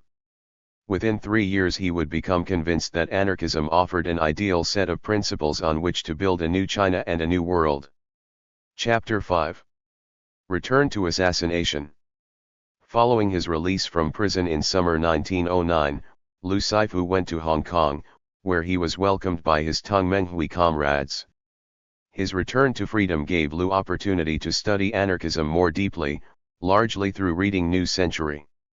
Other activities during 1910-12 suggest Liu's progress toward his commitment to anarchism. These are discussed at the beginning of Chapter 7. The main focus here is Liu's return to assassination work as his chosen form of activity on behalf of the anti-Manchu revolution.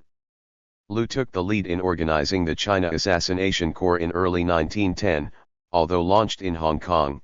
This corps set out to organize assassination attacks in neighboring Guangdong province. As noted in Chapter 3, Liu's career makes the issue of assassination as a tactic in China's revolutionary movement relevant to the study. Liu's assassination corps was typical of efforts to use this tactic during 1910-12. The best-known plot of this period was that of Wang Jingwei, which like Wu Yu's attempt of 1905 became a celebrated failure. Other groups, including the one that Liu Shifu organized, carried out successful attacks. Both perspicacity and the desperate need for effective action made this group style the choice of organizers during this period. Assassination deserves more attention than it has received from historians simply because of the amount of effort that was devoted to it, during 1910-12 as well as 1903-7. Did its use advance the goals intended? Wang Jingwei failed to remove the regent Zaifeng, yet his attempt achieved some of the goals he had set for his mission. It inspired others in the revolutionary movement to renewed effort, and it served notice that the revolutionary movement had not dispersed completely. Further, as shown below, successful assassination attacks. 62. In Guangzhou in November 1911 and in Beijing in February 1912 contributed directly to specific achievements by the revolutionaries. To ask about the effect of assassination activity is also to suggest a much larger question: what difference did the entire revolutionary movement make? Marxist historiography in China and, under its influence, recent generations of Western historians of China, have emphasized that the revolution of 1911 was caused by any number of social and economic factors more than by the anti-Manchu movement. Especially in the West, this interpretation of the revolution of 1911 has provided a valuable corrective to the Kuomintang-fostered evaluation of the revolution, that it was mainly the work of the Tongmenghui led by Sun Zhongshan. However, to consider the effect of assassination and other forms of organized effort during 1910–11 is a reminder of the actuality that there was a revolutionary movement that would not go away. Despite its failures, this movement accomplished the essential task of bringing China's imperial form of government to its end. Those inclined to be pessimistic about what China has become after a century of revolution might conclude with Liang Kikao that gradual transition under a constitutional monarchy would have served the nation better. But this revolution happened, and it was made by people as well as by objective social factors. The role of assassination in this larger issue of evaluating the revolution has received little attention from scholars in China. Their general assessment is that those who undertook assassination, as bourgeois intellectuals, lacked the consciousness to build a movement that would enlist workers and peasants, and lacked the will to carry out the long-term task of developing this kind of movement. Impatient for results, these writers suggest, the revolutionaries went off half-cocked figuratively, as some of the would-be assassins actually had done in the feudal plots of the period 1903–7. Still, the assassins believed their exemplary actions would do precisely what these writers blame them for failing to do: they would strengthen the revolutionary movement by gaining popular sympathy and by attracting new volunteers. Emergence of the group style in assassination, 1910–11. In autumn 1909 Wang Jingwei organized an assassination corps in Hong Kong. He wrote 2 essays, Tendencies in the Revolution and Resolve in the Revolution, as part of a campaign to revive enthusiasm for revolution and willingness to sacrifice for it. This campaign lasted several months and culminated in Wang's return to Tokyo in early 1910 to publish his ideas in 2 unsanctioned issues of Minbao. Wang had become convinced that, as large-scale uprisings had produced a succession of disheartening failures, only heroic efforts by dedicated individuals could rally the revolutionary movement. He compared revolution to preparing a meal: some must serve as cooking pots, he proclaimed, and some must serve as fuel. Revolutionaries must use their bodies as fuel, as he intimated was his own intention, and then the 400 million people of China could enjoy a feast together. Wang's plan did not have the support of Sun Zhongshan or Huang Xing, not because the 2 leaders necessarily opposed assassination as a tactic, but because they valued Wang highly and were reluctant to see him engage in an effort that could easily be fatal. Wang wrote to Sun in January 1910 to say that he planned to continue his preparations. He also had written a general letter to Tongmenghui members in Southeast Asia, expressing his hope that others would follow his example. Wang's assassination corps had at least 4 other members, 2 of whom are especially worthy of mention. The only other member who was later arrested was Huang Fuxian, who served as the group's explosives expert. A Sichuan's, Huang, like Lu Shifu and others, had studied explosives with Liang Muguang in Yokohama, and he had been injured in an accidental explosion. Registered Chen Baijun, also a participant, had by this time become Wang's fiancée. The daughter of a wealthy Singapore businessman, Chen first met Wang in 1907 on one of his visits to the city to build support for the Tongmenghui. Wang Jingwei's masculine appeal is part of Tongmenghui folklore. Like many other young women, Chen was attracted to Wang, but she acted on this attraction and followed him. They were married in 1912. This relationship as comrades and lovers resembled that of Lu Shifu's relationship with Ding Xiangtian. However, Wang and Chen's relationship thrived over many years. Huang Fuxian went to Beijing before the end of 1909 to begin reconnoitering for the group's mission. The other members arrived by early February. The group set up a photography shop in the Kinmen area just outside the imperial city and began planning the details of their mission. They targeted Zaifeng, the Manchu regent, as head of the system they sought to bring to an end. They decided to plant a bomb beneath a bridge near Zaifeng's quarters, which he had to cross almost every time he went out. The bomb would be set off by an electrical charge. Huang Fuxian and an assistant were to prepare the explosives, and Wang's task was to rig the electrical detonator. Because of several small problems, Huang had to work 3 nights at placing the bomb properly. On the 3rd night he and his accomplice heard voices on the bridge, shouting that there was someone below. Although the two plotters escaped undetected, the policeman discovered the bomb in searching beneath the bridge. It was traced to the group at the photography shop, and on March 7 Wang and Huang were arrested. 64. As his hearing approached, Wang Jingwei decided to make a straightforward testimony before Zai Feng, believing that his statement would be published and would arouse public support for the revolutionary movement. Wang repeated the major theme of his Minbao articles, that the government's proposed constitution would be feudal, nothing more than a device for perpetuating Manchu authority.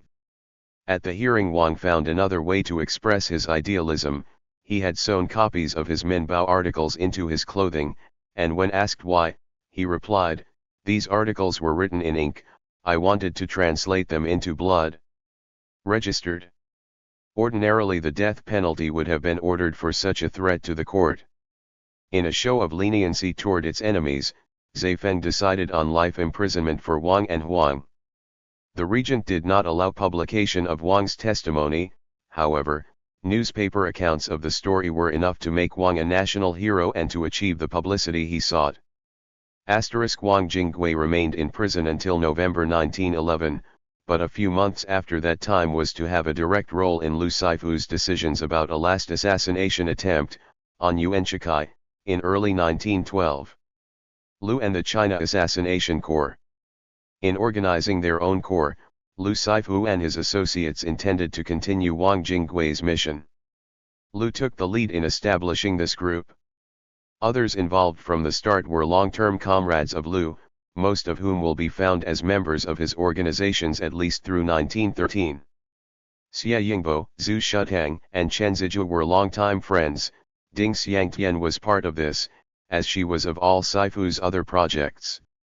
Through Teng Menghui and personal contacts, the corps quickly doubled in size. Chen Jianming, later to be known as the anarchist warlord of Guangdong, here worked directly with Liu for the first time. Gao Jianfu, Li Zaiban, and Cheng Ke, from Henan, also joined in this first group of new members. Regulations drawn up at the beginning reflected the corps' concern with both security and effective operations. Candidates were subjected to a month's trial period before being initiated as formal members. Details of assassination plans were given only to members who would actually participate in an attack. Participants were divided into executing personnel and assisting personnel. This division of effort was intended to allow for members to sacrifice their lives only when they themselves were ready to do so.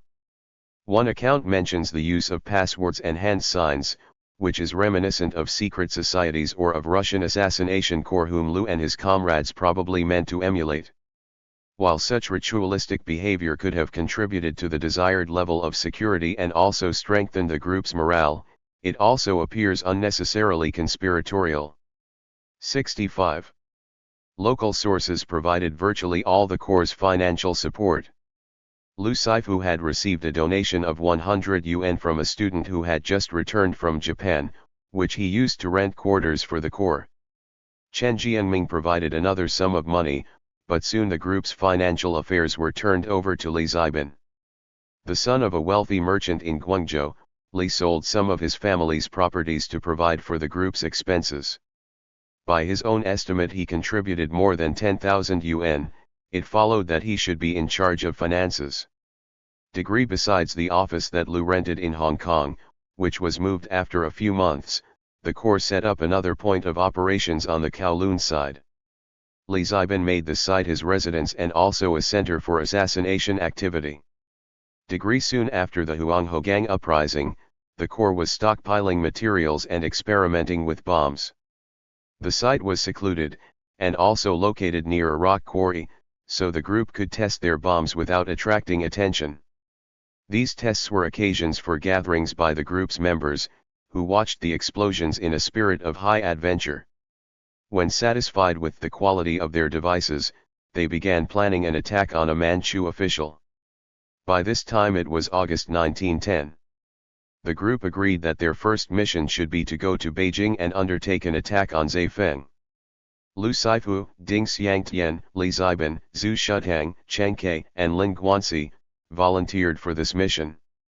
As he was a northerner, Chiang Kai was sent ahead in October to begin preparations for this project. When several months passed without word from him, apprehension turned to suspicion. Only much later, after establishment of the Republican government, did they learn that Chiang had become a prominent official in Jahal under Yuan Shikai. This initial failure set the Corps' efforts back by almost a year and was an important factor in returning their attention to the local situation in Guangzhou. More important, however, were events in Guangzhou in April 1911. The Tongmenghui planned another military action in Guangzhou, led by Huang Xing. This action ended in tragic failure, producing the 72 martyrs of Huanghuagang. Many factors contributed to this failure. One was the attack on the Manchu general Fuqi by a lone assassin named Wen Zhenkei. A solitary figure indeed, Wen had left his home in Meixian and spent most of his adult life as a laborer in Southeast Asia. He had joined the Tongmenghui through the influence of a fellow worker who belonged to the organization. Wen became so discouraged by news from China that he returned to Hong Kong from Singapore determined to carry out an assassination mission. He too had heard of Li Xun's forceful resistance against the revolutionaries and hoped to attack Li. An aircraft demonstration at Guangzhou brought provincial officials together and gave Wen the opportunity he sought. Unable to obtain explosives, he armed himself with a pistol.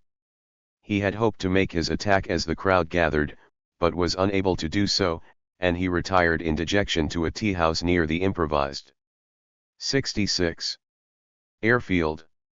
He got a second chance in the afternoon when a train of sedan chairs bearing officials passed. Firing his pistol repeatedly at one of them, Wen hit Fuqi several times and killed him on the spot. After being apprehended, Wen was interrogated for a week and beheaded on March 17. He was 42 years old. He was the only solitary assassin who made a successful attack in this decade of activity by revolutionaries. Wen's attack contributed to the failure of Huang Xing's military action a few weeks later. At the least, increased government security hampered the revolutionaries' communications and logistics. Then on the eve of the action, indecision among Huang and various elements among the revolutionary force kept this force from converging in Guangzhou at full strength. Huang first postponed the attack, but then after protests from some of his volunteers decided again to proceed. He himself had solicited funds from a number of supporters among the overseas Chinese community in Southeast Asia. He did not want to break faith with them, and he saw no other opportunity in the near future, and so he reversed himself at the 11th hour. The result of this indecision was that about half of the Dare to Die Corps that Huang had assembled from the Tongmenghui membership in the area did not depart Hong Kong for Guangzhou in time to participate. Then after the action began, one group of revolutionaries engaged a unit of the government's reserve forces who intended to assist the uprising but had not worn the white armbands by which the revolutionaries identified themselves because they did not want to show themselves prematurely. Such confusion and indecision led to disaster. Huang and many other of the revolutionaries managed to escape. The tragic failure of the April revolt left the Guangzhou revolutionaries grief-stricken. Huang Xing felt personally responsible for the loss of so many Tongmenghui members after his decision to go ahead with the plan despite the obvious problems. While these sacrifices moved activists elsewhere, Huang himself now decided to engage in assassination work. Previously dubious about the use of assassination, Huang had done no more than cooperate with others, such as Lu Shifu, who wished to undertake it. After the April uprising, however, Huang organized the Assassination Corps of the East, which included Su Zonghan, Li Yingsheng, and his brother Li Peiji, and Zhou Zhijhen. Huang was prepared to undertake a mission himself. Although Sun Zhongshan was deeply disturbed by this decision, at Wang's request he supplied some 15,000 yuan to support assassination projects and to prepare the attack on Fengshan described later in this chapter. Registered the members of Lu Shifu's China Assassination Corps also resolved to follow up on the sacrifices of the Huanghuagang Rising. Some of them had participated in the April action, the result of which reinforced their views on the advantages of assassination as a tactic. The China Assassination Corps members now agreed that they should undertake missions in Guangzhou. A few days after the Canton uprising, the Corps members held a meeting at which they decided to attack the revolutionaries' long-term opponents, Governor-General Zhang Minqi and Naval Commandant Li Zun. Lin Guanxi volunteered to be the executing member for this first mission. After some further discussion, Li Ziban, Zhu Shutang, and Gao Jianfu agreed to assist Lin. Thus, only Lu Shifu and Ding Xiangtian of the group who had originally planned to go to Beijing for the attack on Zaifeng were left without an assignment in this new plan. Lu regarded the attack on Zaifeng as his special task and was unwilling to consider another. Others in the Corps began preparations for the planned mission. The details of these preparations, by turns both humorous and ironic, suggest the balance between Manchu authority and popular support for the revolutionaries in Guangzhou. Various means were used to transport explosives from Hong Kong to Guangzhou. Zhou Minggren, a medical student who had assisted Lu Shifu following the accidental explosion of May 1907, helped to deliver a load of materials on the night ferry between the two cities. Another volunteer carried explosives in an old piano that he shipped to Guangzhou on the ferry. A machinist named He Beihang, who had recently joined the Tongmenghui, made castings for bombshells at a shop he operated in the Guangzhou suburbs south of the Pearl River. As the participants began preparing for the attack, Li Ziban was hospitalized because of headaches caused by his work with explosives. Upon entering the Sino-French hospital, Li discovered that one of Li Zun's military advisors, injured in the fighting at Huanghuagang, was recuperating in a nearby room. As Li Zun visited the hospital with some regularity, Li Ziban began to hope that the attack might be made near the hospital. Although the aide checked out of the hospital before preparations were complete, Li Ziban assembled bombs while still in the hospital, assisted by a doctor and two interns who had been brought into the plot. Working at night in the doctor's office, these four made the bombs later used to attack Li Zun. By early August the Corps members had completed their preparations. Still undecided about whom to attack, the plotters learned that Zhang Minqi would be moving about the city on August 9, and the four executing members took up positions along Zhang's probable route. At one point Lin Guanxi stood less than 50 yards away from Zhang's sedan chair, but held back because he did not think he could attack successfully. 2 days later the group went out to stalk Li Zun, but none forced an attack. Probably the failure of the Huanghuagang action the previous April loomed as the strongest cautionary factor. These assassins present a marked contrast with those of the earlier years, who seemed to regard suicide as much a success as removal of an enemy. Another opportunity came on August 13. Lin Guanxi and his three comrades again stationed themselves at points along Li Zun's rounds. Lin disguised himself as a peddler, carrying two bombs in a basket normally used to carry quantities of tea. He waited for Li in the area known as Double Gate 68. And when Li's entourage passed close by, he tossed his first bomb at the Admiral's sedan chair. It exploded slightly ahead of the chair, injuring Li and killing or injuring most of his footmen. Guards opened fire on Lin, who still was able to deliver a second bomb. Lin was killed on the spot, either from rifle fire or from the shrapnel of a bomb. He had achieved limited success. Li Zun received 2 broken ribs and was incapacitated for several weeks. Lu Shifu played little part in this attack on Li Zun. After the affair was finished, however, Lu took it upon himself to prepare a memorial brochure on Lin Guanxi, which included biographical information and a photograph of Lin's death in the attack. A photographer whose shop was nearby had managed to take a picture of the action, and Lu arranged to obtain it. Lu distributed copies of the brochure to all the Corps members.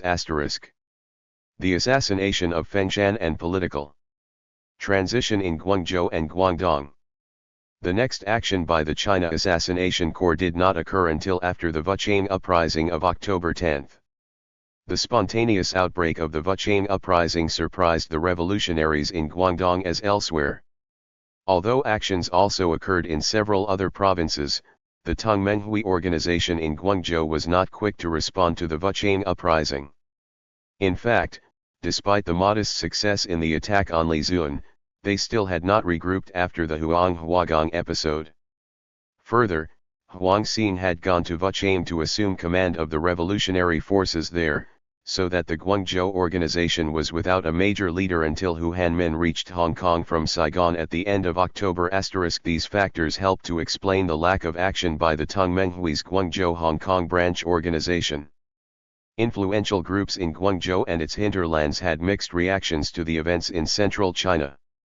Governor-General Zhang Minqi sought to steer a middle course between the government and revolutionary sides. Reformist in outlook, Zhang hoped to preserve the option to achieve worthwhile change while avoiding the dislocation of revolution. In this view, Zhang agreed with the gentry of Guangzhou and the outlying areas of the province, who formed his major support. Guangzhou's merchants, on the other hand, comprised the single strongest class grouping in support of revolution, as they could expect little improvement in status or influence under a gentry-dominated provincial government.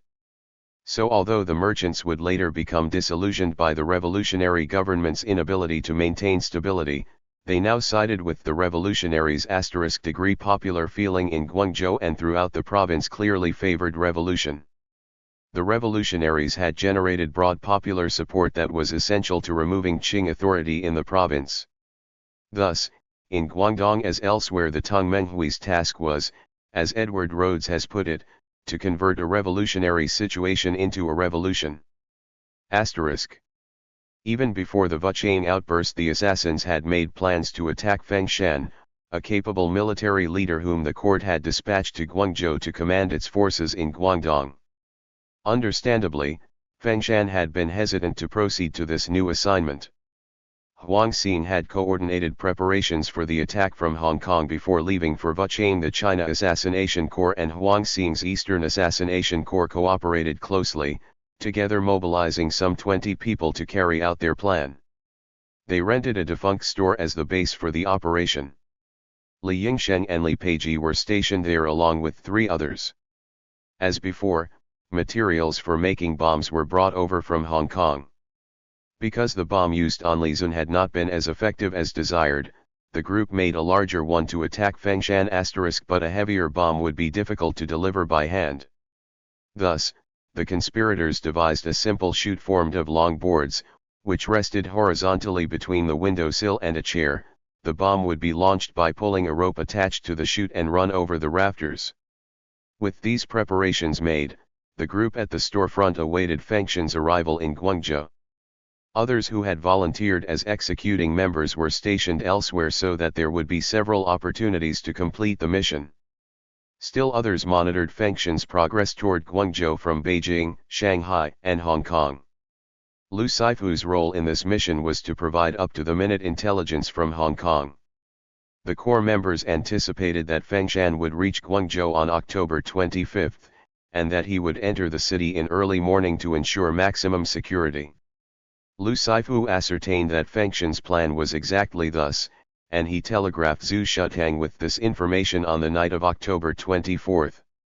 As martial law had been in effect since the Vuchang uprising, Zhu decided to wait until early morning to carry this information to the Li brothers at the storefront.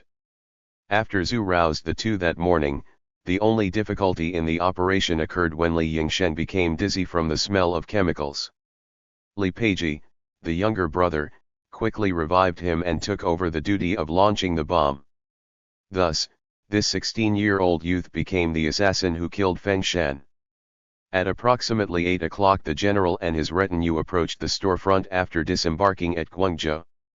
As Fengshan passed, Li Peiji pulled the rope on the chute, and the bomb hurtled to the street below. Fengshan and some 20 in his train were killed immediately, and 7 or 8 buildings, including the assassin's storefront, were toppled in the explosion. The Li brothers escaped out a back window, unharmed. In tactical terms, this was the most successful assassination mission of the entire revolutionary movement. The two corps had cooperated to achieve their objective, with the desired dramatic 70 effect, and had not lost even one of their members. The tactical use of assassination had become greatly refined. Although the assassination of Fengshan was dramatic, it did not immediately produce dramatic results. While Qing authority had been rendered questionable, Governor-General Zhang Minqi still held the upper hand both politically and militarily. He sought to thwart revolution and work out a transfer of power to a reform-oriented provincial administration controlled by the gentry. Zhang had already called upon the gentry to hold a meeting on the afternoon of the 25th to seek suggestions for maintaining order in the city. The first provincial and municipal declarations of independence had been issued elsewhere, generating momentum for a nationwide revolution, so when the gentry held their meeting, the need for order was urgently clear. On the basic question, this meeting resolved in favor of provincial neutrality in the revolution. Guangzhou remained tense during the next few days, torn by conflicting rumors that the city would be brought to chaos either by bandit forces allied with the revolutionaries or by government troops determined to hold it. The merchants met on October 29 and decided to declare their support for the revolution. They urged the gentry to adopt the same position. By day's end, the two groups issued a joint declaration of independence, announcement of which brought on a spontaneous citywide celebration. However, Zhang Minqi still held out, refusing to approve the declaration. With this reaction from Zhang, the revolutionaries stepped up their efforts to arouse expressions of support for independence throughout Guangdong. Hu Hanmin's arrival at Hong Kong provided leadership for these efforts. Members of the China Assassination Corps, including Lu Shifu, joined with other Tongmenghui members in organizing popular army uprisings to broaden rebellion so that Zhang would be forced to yield. These popular armies were recruited from a variety of sources, such as lineage organizations, secret societies, and bandit groups. Typical of these local operations was the one at Shiqi, the Xiangshan county seat. A number of factors contributed to create an explosive situation in this area. This was Sun Zongshan's home, and many local men had joined the Tongmenghui. The support of families also broadened popular feeling in favor of revolution. More immediately, economic difficulties exacerbated the grievances of certain lineage groups in an area just west of Shiqi. These groups engaged in rice and silk production. They had enjoyed prosperity for several decades until about 1905. However, their markets had declined during the several years before 1911 because of the development of still newer trading routes. In particular, completion of the Guangzhou-Hong Kong Railway had made it cheaper to bypass the Shiqi market in supplying rice to Guangzhou. These lineages were quickly recruited for the Shiqi uprising, while many of their neighbors who followed other economic pursuits did not participate. Lu Shifu did not participate in the action in his home area, but some of his associates did.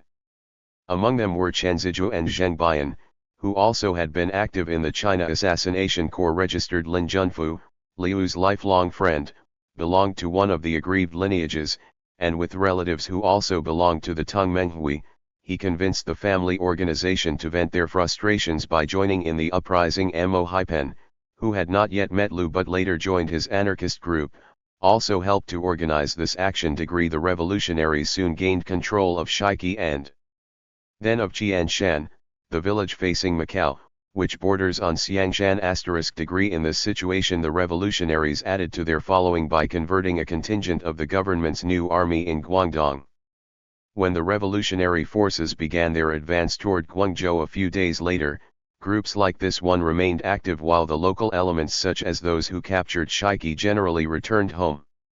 Other actions near Shiqi illustrate the involvement of bandit forces in the popular armies. In a settlement northwest of Shiqi and in neighboring Shundixian, Lu Lanqing and two other bandit leaders dominated the local situations. A few days later, these bandit forces also entered Guangzhou, in numbers approaching 10,000. On the opposite side of the Pearl River estuary, the revolutionaries made use of similar local conditions to build military support. Aroused by the revolutionaries, people in several market centers organized to defend their towns against government troops proceeding toward Huizhou. When revolutionary leaders prepared to move on to Guangzhou along the Guangzhou-Hong Kong rail line, these local forces did not accompany them. The popular armies who went on to Guangzhou included converted government troops and secret society groups. Lu Shifu and Gao Jianfu were active in the Tongmenghui effort to organize local forces here on the east side of the delta. They worked under a commander named Lu Zhaohuai in Xianan. Lu Shifu served as a staff officer for the unit *. When the unit entered the city, Lu rode on horseback bearing the Republican flag, wearing a white glove over his artificial left hand *degree wherever he stood on his way to anarchism at this time. He regarded overthrow of the Qing government as the first priority in China's revolution. The revolutionaries had indeed brought further pressure on Governor-General Zhang, and hoping to minimize bloodshed, they began negotiating with the authorities. Li Xun had become convinced, and on November 7 he agreed to support the revolutionaries with his own forces if necessary to take Guangzhou. By the next day Zhang also decided that further resistance would be useless. Both Zhang and the revolutionaries feared foreign intervention. The British consul reportedly had threatened on November 6 to intervene because of piracy on the West River. Further, new provincial declarations of independence from Yunnan, Shaanxi, Guizhou, and Zhejiang by this time had added momentum for the revolutionaries. Thus, Zhang agreed to recognize a new government in which he would act as provisional governor and Long Zhiguang as lieutenant governor. But Zhang fled Guangzhou that same night, and following the declaration on the morning of November 9, the provincial assembly elected Hu Hanmin to succeed him as governor. Li Xun was named a top-level military commander in the new administration, but he fled Guangzhou within a week after some unforgiving members of the revolutionary armies ransacked his office. Long Zhiguang would later become Yuan Shikai's representative in Guangzhou, and in late 1913 would see to the removal of Shifu, the anarchist, from Guangzhou. Lu Shifu thus played a rather unremarkable role in the drive for provincial independence in Guangdong. His chief distinction during 1910-11 was to lead in organizing an assassination corps, the activity of which was delayed more than a year because of the abortive plan involving Chiang Kai. In the actions the corps undertook in 1911, Lu himself played only an accessory role. Following the assassination of Feng Shan, Lu was among the Tongmenghui activists who organized popular forces to complete the drive for provincial independence. But as the revolutionary struggle continued into early 1912, Lu still sought an opportunity to make an assassination attack on a major figure in Beijing. He had committed himself to such a mission at least since early 1910, and he intended to carry it out. Assassination and the Qing abdication. As the struggle between revolutionaries and the Qing government continued, the court turned to Yuan Shikai, who by the beginning of November had been appointed premier and charged to restore the government's authority. On their side, revolutionaries were faced with the need to achieve unity out of many provincial movements and establish a single national government from provisional governments in some 15 provinces. Along with recalcitrant members of the Manchu aristocracy at court, Yuan Shikai now stood as one of the major obstacles to a successful completion of the revolution. Months of military action and negotiations passed before Yuan was able to parley his strengths into leadership of the new government. The revolutionaries in Guangdong as elsewhere had to maintain the military forces they had gathered and also to seek other means of influencing the situation in their favor. Besides assisting in this broad effort, Lu Shifu and the other members of the China Assassination Corps pursued possibilities for using their special tactic further in the anti-Manchu struggle. A message from Wang Jingwei, who had gone to Shanghai following his release from prison in early November, affirmed the group in their inclination to undertake a mission against the Manchu hardliners, preferably Zaifeng. They also regarded Yuan Shikai as a potential target. As in their original plan, Lu and Ding Xiangtian volunteered as executing members, accompanied by Zheng Bian and Chen Zijie. In December they proceeded to Shanghai to prepare for such a mission. Meanwhile, Wang Jingwei himself had been active in the north. Within 2 weeks after his release from prison in November, Wang had organized a Beijing-Tianjin branch of the Tongmenghui. Li Shizhen, recently returned from Paris, served as branch vice-chairman. This new branch included an assassination group, who had already begun to develop plans for attacking Manchu officials and Yuan Shikai. All such plans remained tentative, however, because negotiations continued between Yuan and the revolutionaries. Wang Jingwei himself stood in the middle of a fluid situation, Sun Zhongshan had asked Wang to serve on his negotiating team. At the same time, Wang was also helping to plan a possible assassination attack on Yuan. By the middle of January, the Beijing Tianjin branch's assassination group decided that it was time to move against Yuan. Wang, then in Shanghai with Sun's negotiating team, telegraphed his colleagues in Beijing to proceed.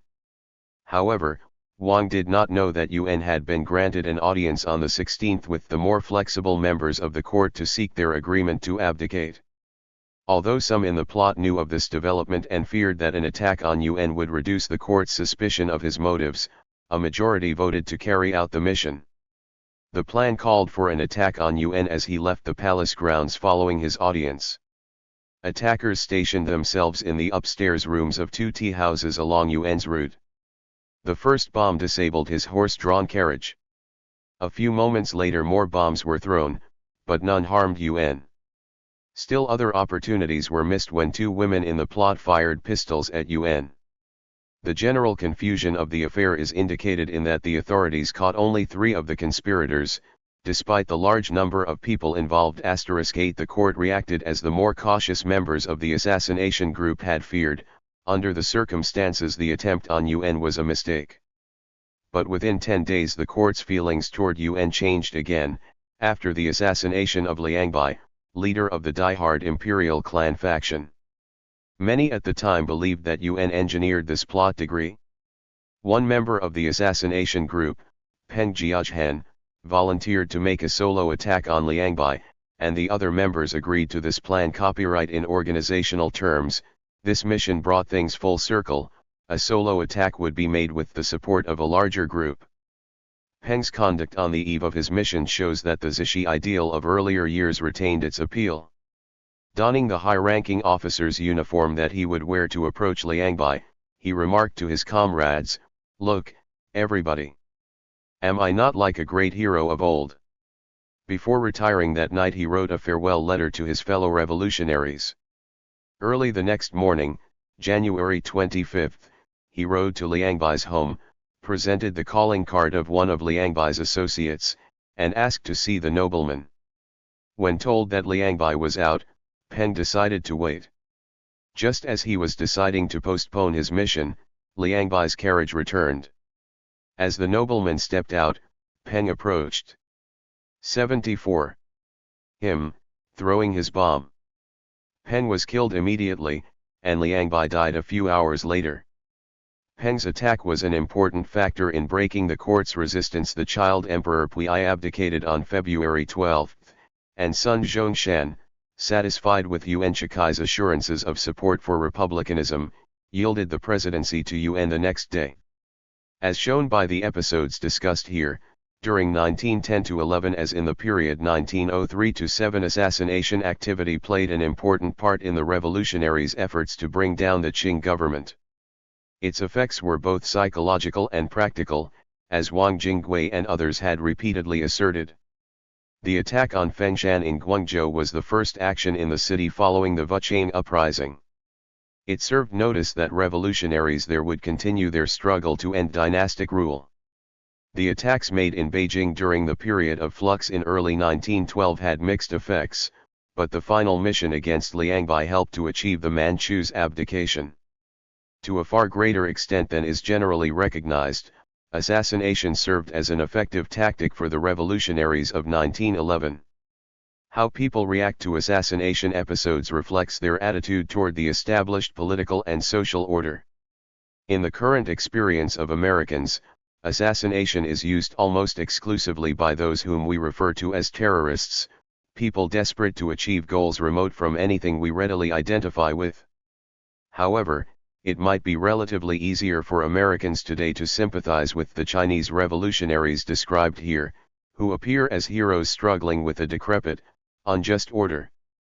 Certainly it is fair to suggest that in their use of assassination the revolutionaries introduced a form of violence in which many innocent bystanders might be victimized along with the tyrants who were their targets, and they could be seen as having legitimate the highly volatile feature of Chinese political culture during a time of difficult transition.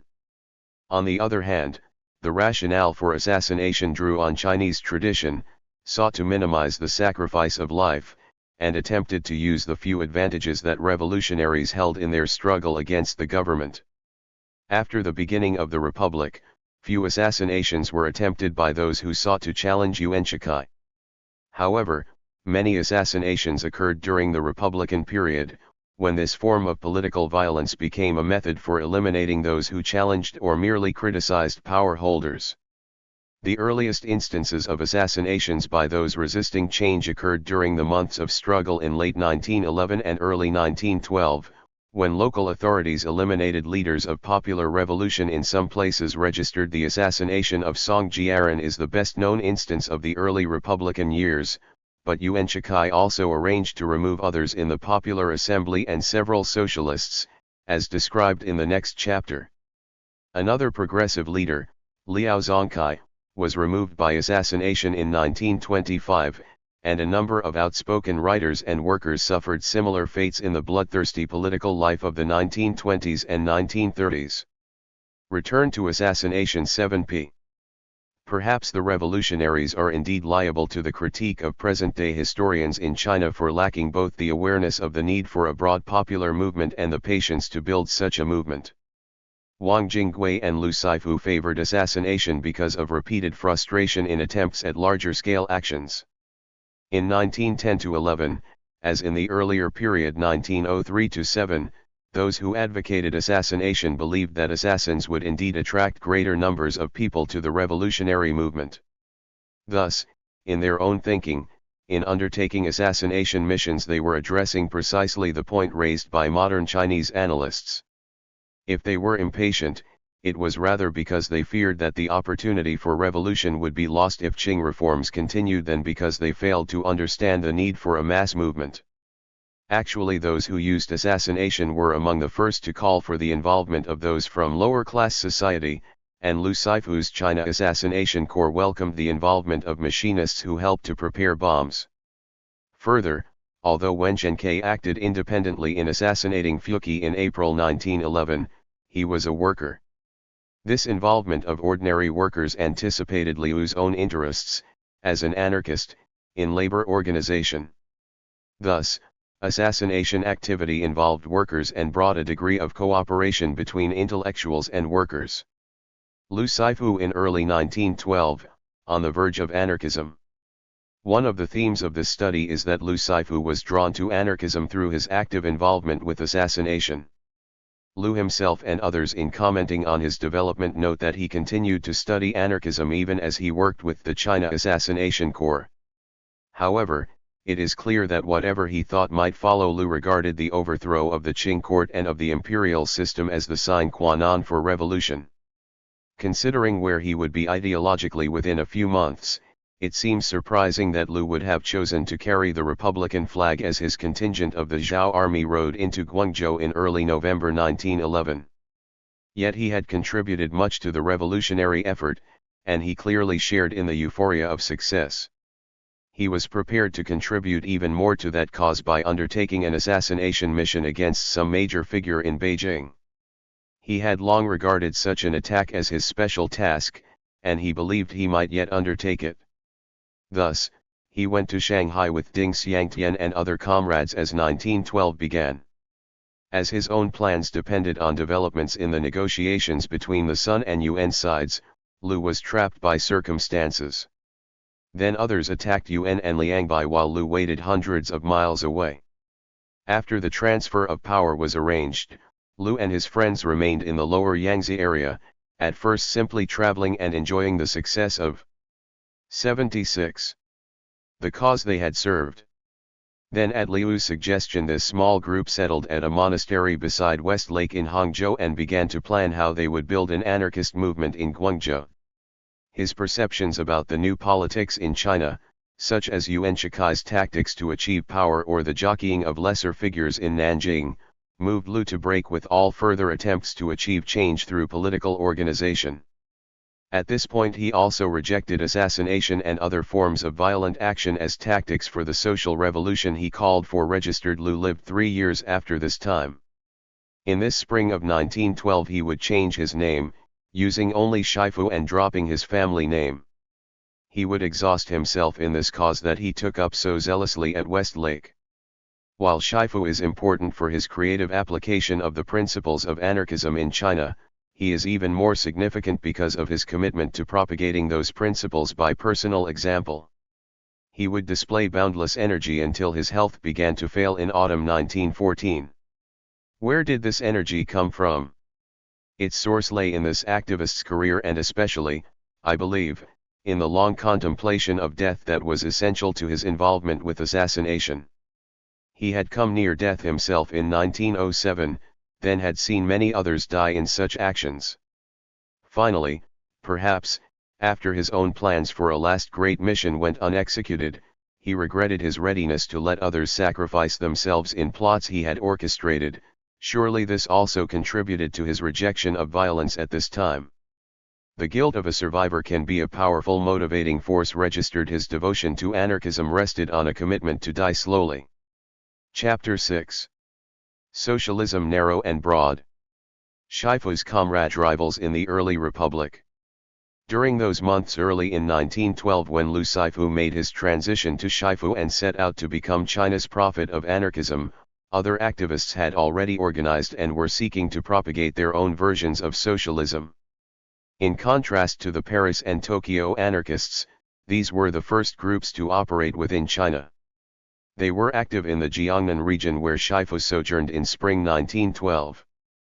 Zhang Kanghu, a Jiangxi intellectual who had studied in both Japan and Europe, began organizing the Chinese Socialist Party even as the Revolution of 1911 unfolded, and claimed to be the first socialist in China.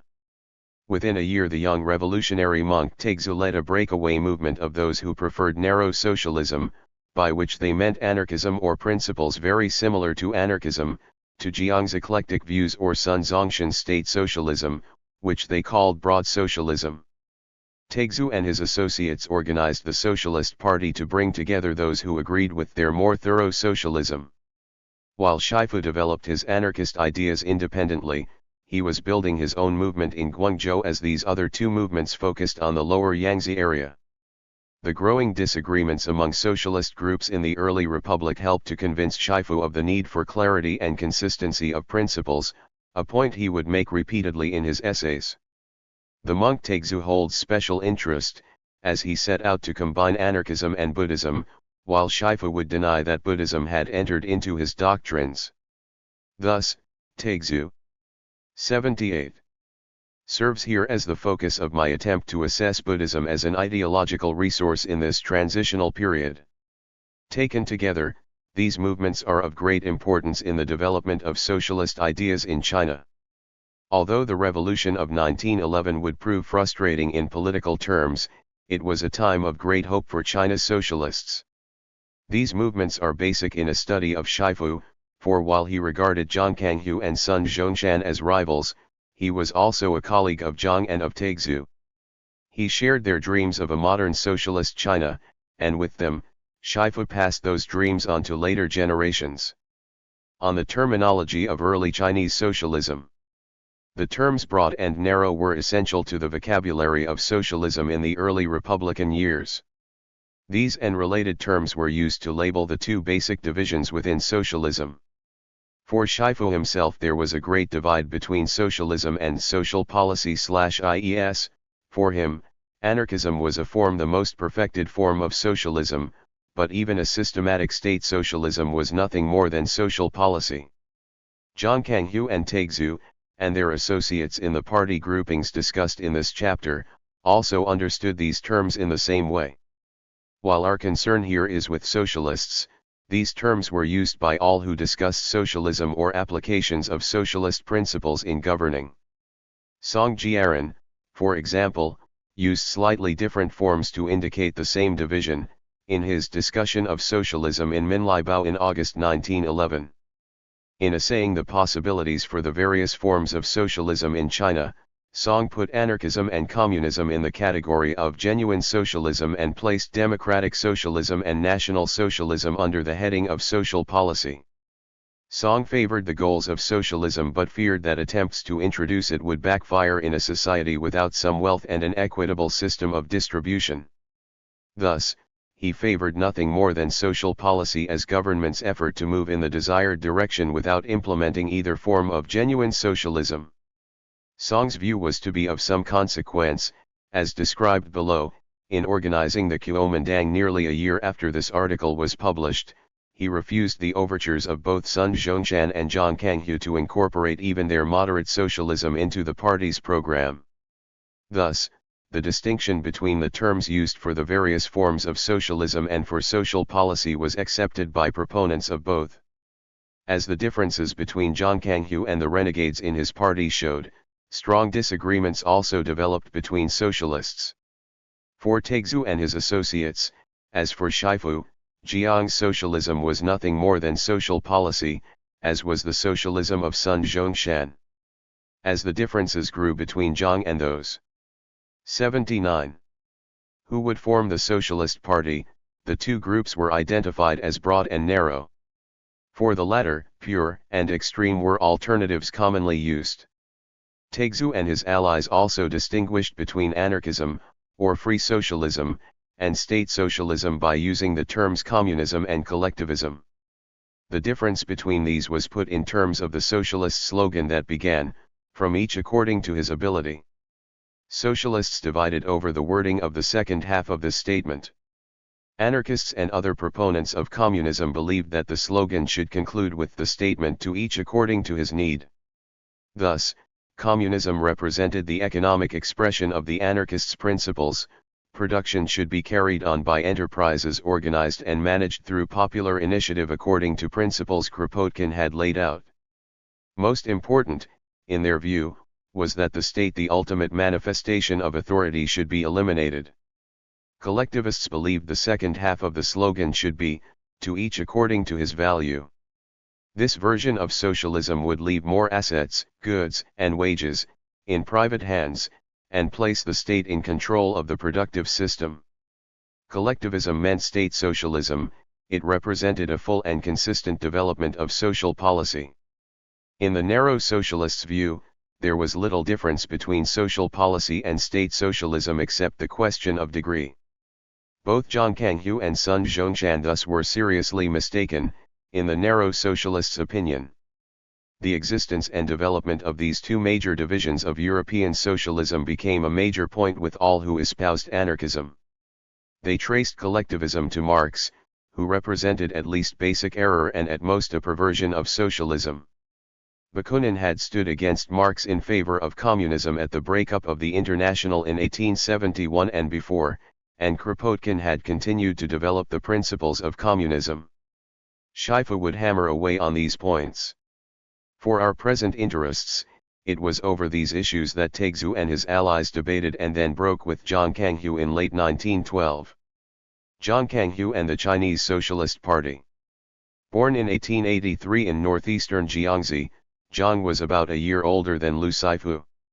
Jiang's immediate forebears had been more successful in the Qing bureaucracy than Liu's.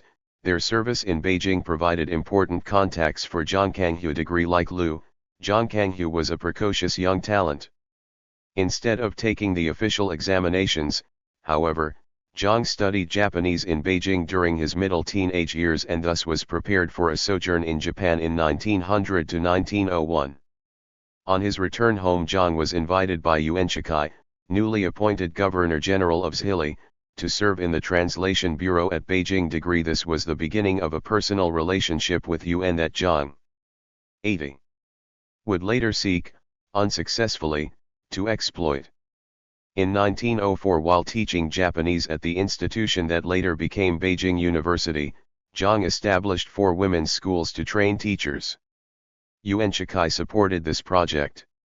While in Japan again during 1907, Zhang attended some of the meetings of the Japanese Socialist Party. He might also have attended gatherings of Zhang Taiyan and Liu Shipiai's Society for the Study of Socialism. Zhang traveled to Europe in 1909, where he sat in on the Congress of the Second International in Brussels. He also had some interaction with the Paris New Century Group, contributing at least 2 articles to the journal in 1909.8. Returning to China after the death of his father near the end of 1910, Zhang took up residence in Nanjing, intending to observe the traditional period of mourning. he did give some lectures during this time, one of which made him famous. That lecture, given at Hangzhou on June 1, 1911, concerned the relationship between women's education and socialism. Enraged, the Governor-General of Zhejiang appealed to Beijing to punish Zhang, who escaped to Shanghai. There in July, Zhang organized the Society for the Study of Socialism at a meeting attended by about 400 people. On November 5, after Shanghai declared its independence of the Manchu government, the study society was reorganized into the Chinese Socialist Party, with its headquarters in the city. From the beginning Zhang said that his party should be nothing more than a study society, with no specific political purposes. His decision to call the organization a party reflects his ambivalence on several issues: the nature and purposes of a party, Yuan Shikai's possible response to this or other such organizations, and Jiang's own ambitions. Zhang Kanghu headed or at least set in motion a movement of broad appeal. By January 1912 branches were organized in Nanjing, Yangzhou, Suzhou, and many other places throughout the Jiangnan region. The party had daily and monthly newspapers, as well as a monthly magazine. These publications were backed by allied or sympathetic journals in cities as far away as Tianjin, Yantai, Changsha, and Chongqing. By April 1912, Zhang estimated the party's membership at about 20,000. The incredible numbers he sometimes suggested probably were estimates of those involved in other party-fostered activities. In a pamphlet published in English after he came to the United States, Jiang's description of the party's activities included not only lectures, study sessions, and newspapers, but also a free public school for orphans made by the Battles of the First Revolution, a women's organization that worked for equal suffrage, and a socialist opera and orchestra company which performed symbolical socialist plays. The party's study sessions used official readers as well as teachers, for a great number of the membership could not read. Thus, the party did set out to recruit on a broad popular basis, which included labor organization. A few dozen workers joined the Chinese Socialist Party in early 1912, and soon afterward a National Labor Party was organized at Shanghai. By October this party claimed to have a membership upwards of 200,000 in 14 provincial branches. Su Kewen, a worker who had joined Jiang's party, soon became the central figure in this workers' party. Su won a great following among workers in Shanghai, where the party's activities were focused, for his effective leadership of labor actions and his ability to negotiate wage increases. The Chinese Socialist Party also helped to establish an early peasants' party, the National Peasants' Party.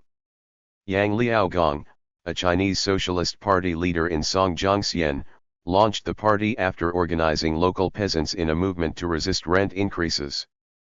When it appeared that a longer-term organization might emerge, Yang went to Shanghai to confer with Su Kewen. The Peasants' Party began operations near the end of 1912. Its activities included an experimental station, a farmers' bank, and an agricultural school. Zhang Kanghu sought to build his movement by organizing parties to represent its several constituencies. Copyright. While these various organizations thrived by emphasizing a number of simple and easily agreed upon goals that might have produced electoral success, theoretical issues were another matter. The platform of Jiang's Chinese Socialist Party included only the mildest of socialist planks in its 8-point platform. The party supported republicanism, ethnic tolerance, recognition of the legal rights of individuals, support for popular education, tax reform, and arms limitation. Only the two remaining points presented principles that were distinctly socialist. Zhang urged the establishment of public enterprises, the same state socialism that Sun Zhongshan called for. In the second of these, and the most original of all his points, Zhang called for an end to the right of inheritance as a means to strip from individuals all property except that which they could generate with their own abilities in their own lifetime. His was a socialism of opportunity. His concern for ethnic tolerance was directed against the anti-Manchu rage that Tang Menghui publicists had used to fuel the revolutionary movement, a racism that Zhang regarded as dangerous in its implications both for multi-ethnic China and the broader world. Jiang's statement of principles displayed creativity and logic. They have an appeal of their own, centering on Jiang's attempt to channel selfish interests to the needs of the larger society. Still, this set of principles lacks system, and Jiang was simply not a socialist. Shifu would point this out time after time, as did the narrow socialists who left Jiang's party in autumn 1912. Both shared the opinion of the Second International, to whom Jiang applied for recognition of the Chinese Socialist Party. The application was refused because the party did not call for social control of wealth. Jiang Kanghu understood that the party included at least two large factions. As early as spring 1912 he called for discussion, in the party's journals, of the 8 and 2 organization's future direction. Jiang suggested that the party might subdivide. The pure socialists could become the anarchist party of the Chinese Socialist Party, and the fully political party could become the Democratic Party of the Chinese Socialist Party. Jiang appears to have been genuinely open in seeking to foster thorough discussion among party members, and over the next several months many members expressed their views. Clearly, neither the founder nor the members of the Chinese Socialist Party had yet resolved their ambivalence about the nature and operation of a party. Even by the middle of 1912, it became clear that a majority of the members did not wish to make their movement a fully political party. Persuaded by anarchist principles, they had already decided that participation in the political system was both morally wrong and counterproductive. This majority would form the Socialist Party later that year. It was in the conditions of the Liberal Republic that Jiang's party sustained its impressive growth during 1912.7. However, several provincial governors expressed concern to Yuan Shikai about this burgeoning popular movement. Two of them, Tan Yangkai in Hunan and Li Yuanhong in Hubei, proscribed the party. Jiang decided that an audience with Yuan might help to dispel the latter's concern about the party's potential threat to the government. During an interview with Yuan, Jiang reiterated the party's support for the Republic, its essentially educational mission, and its desire to advance socialist principles only gradually, through a transformed public opinion. Although unimpressed by Jiang's appeal, Yuan took no action against the party. As he returned to the south in August, however, Jiang became ensnared in a modest repressive sweep by Li Yuanhong. He was arrested in Hankow percent by spring 1913, however, Jiang would find himself appealing to Li against Yuan's excesses. During his visit to Beijing, Jiang also had held discussions with Song Jiaran and Zhang Taiyan, who then were organizing the Kuomintang. Jiang had offered the support of his party if the Kuomintang would retain women's equality and land reform from the Tongmenghui platform in its new program. However, Song and Zhang rejected Jiang's appeal, fearing that even these modest socialist principles would cost their party electoral support. Sun Zhongshan also called on Yuan Shikai in Beijing during August and September 1912. Sun described for Yuan his views on socialism during lengthy discussions of their common concerns about the Republic. Registered Sun also conferred with Song Jiaran and Zhang Taiyan, he too seeking a role for himself and his moderate socialist principles in the Kuomintang. But Sun too was rebuffed. Only weeks after Sun's visit to Beijing, Jiang Kanghu invited him to give a series of lectures to the Chinese Socialist Party at Shanghai. 8. In Backward Toward Revolution, Edward Friedman develops the view that Sun's appearance before the Chinese Socialist Party constituted a bid to become the 83 party's leader, or at least to test that possibility. Given the background just described, this seems a likely alliance. However, Jiang rejected Sun's bid for leadership. Friedman cites these reasons. Jiang claimed to be opposed to turning his party into a fully political party. Further, he rejected Sun's bid because of the latter's superstitious faith in politics and because an egalitarian party should not have a leader. Song Jiaran's rejection of both Jiang and Sun expressed a practical politician's assessment of the hopes for socialism in Republican politics. As to the interaction between Jiang and Sun among the minority of optimistic socialists, surely Jiang rejected Sun's bid simply in order to retain as large a following as possible for himself. Jiang's behavior through much of 1912 reflected his efforts to retain control of his party. A successful audience with Yuan Shikai would have strengthened his hand and perhaps kept the narrow socialists in the party. When his meeting with Yuan failed, Jiang understood clearly that he faced a widening rift in the party's membership. Taixu and the narrow socialists then made their break at the party congress at Shanghai in October, establishing the Socialist Party. Despite the split, the Chinese Socialist Party was somewhat revived through its involvement in the growing opposition to Yuan Shikai in spring 1913 following the assassination of Song Jiaran. In a recent study of early Chinese socialism, Yang Kozong and Dong Shiwei describe the May Day rally organized that spring by Shanghai's socialists, which was attended by some 3,000 people. Probably the Socialist Party and Su Kewen's Labor Party took leading roles in this demonstration. But Zhang Kanghu leveled a strong attack against Yuan's growing authoritarianism. A few days later, Jiang's party sent a letter to Vice President Li Yuanhong, urging him to resolve the crisis. Although Jiang's position was typically moderate, it did not produce overt armed opposition. That would soon follow, however, as the May Day rally focused a growing militance against Yuan Shikai within the Labor Party. On May 28, Su Kewen led a daring night attack on the Shanghai arsenal. Its failure resulted in Su's arrest and execution and the breakup of the Labor Party. When Yuan launched his crackdown against the Chinese Socialist Party following the Second Revolution a few months later, his victim was not Zhang himself but a young associate named Chen Yulong, who was building a party branch in Beijing.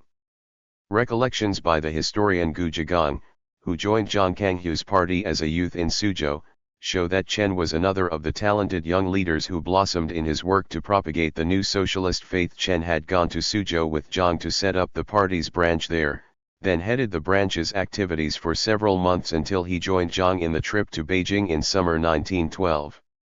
Chen then remained in the capital, where his party-building efforts prospered. He set up a branch headquarters in the Suanwu district where many laboring poor lived in run-down conditions. There he also established a people's school. Among other activities, the 84 branch sponsored Esperanto classes. Chen's devotion and ability induced Li Dazhao to join the party. When their work expanded to Tianjin, Li was to serve as leader of the new branch there. Registered the authorities in Beijing and Tianjin harassed Chen throughout the first half of 1913. When the general movement against his government began in August, Yuan moved with force against all potential threats.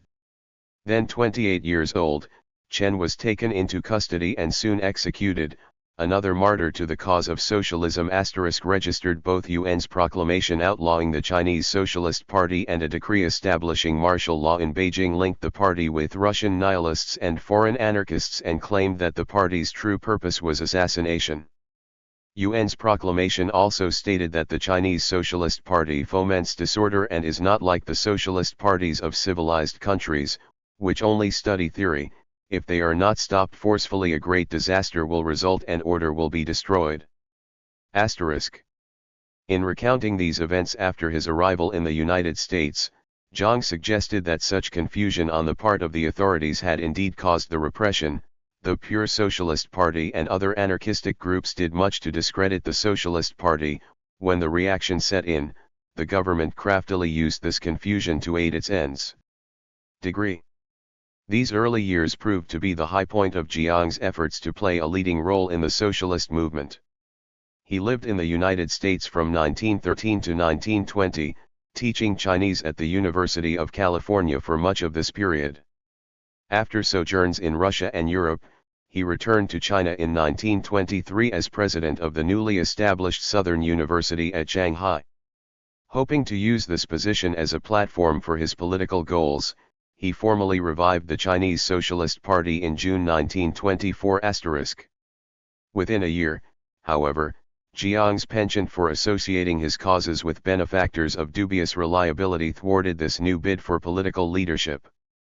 A letter he had written to a Manchu nobleman was published in a collection of materials intended to reveal a new effort to restore the Manchus to power.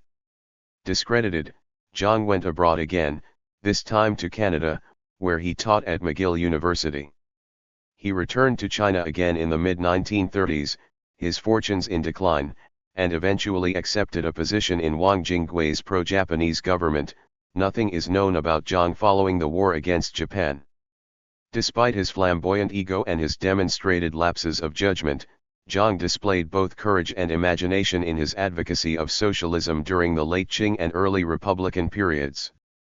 His organization had provided an outlet for the enthusiasm for socialist ideas held by many thousands of Chinese as the Republic began. If Yuan Shikai had felt nothing to fear from them, he would have left them alone. Instead, he provided this movement with martyrs. Shifu's sojourn in the lower Yangtze area coincided with the burgeoning of Jiang's movement. It is likely that Jiang's successes helped to convince Shifu that a similar movement was possible in Guangdong.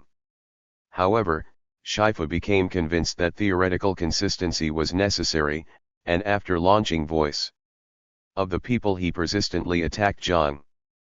Of the differences between them, Zhang had one important advantage: he was politically astute in recognizing the value of breadth and consensus. On the other hand, Shifu's zeal for a consistent anarchism made him overly critical of potential allies. When Shifu moved to Shanghai in early 1914, he found support from some socialists who had entered the movement as members of Jiang's party, especially those who had joined the monk Taixu in forming the narrow Socialist Party. Taixu, Buddhist reformer and political activist. Within Zhang Kanghu's party, it was the Buddhist monk Taixu and his associates who reacted to Jiang's broad socialism, forming the Socialist Party in October 1912. Taixu's role in this revolt against Zhang Kanghu is remarkable in that the monk was only 22 years old at the time. Actually, Taixu was only unusually young, for Zhang Kanghu himself was only 28 then. The careers of these two, along with Shifu and many others, marked the revolution of 1911 as partly a youth revolution, like many of the later phases of China's ongoing revolution in this century.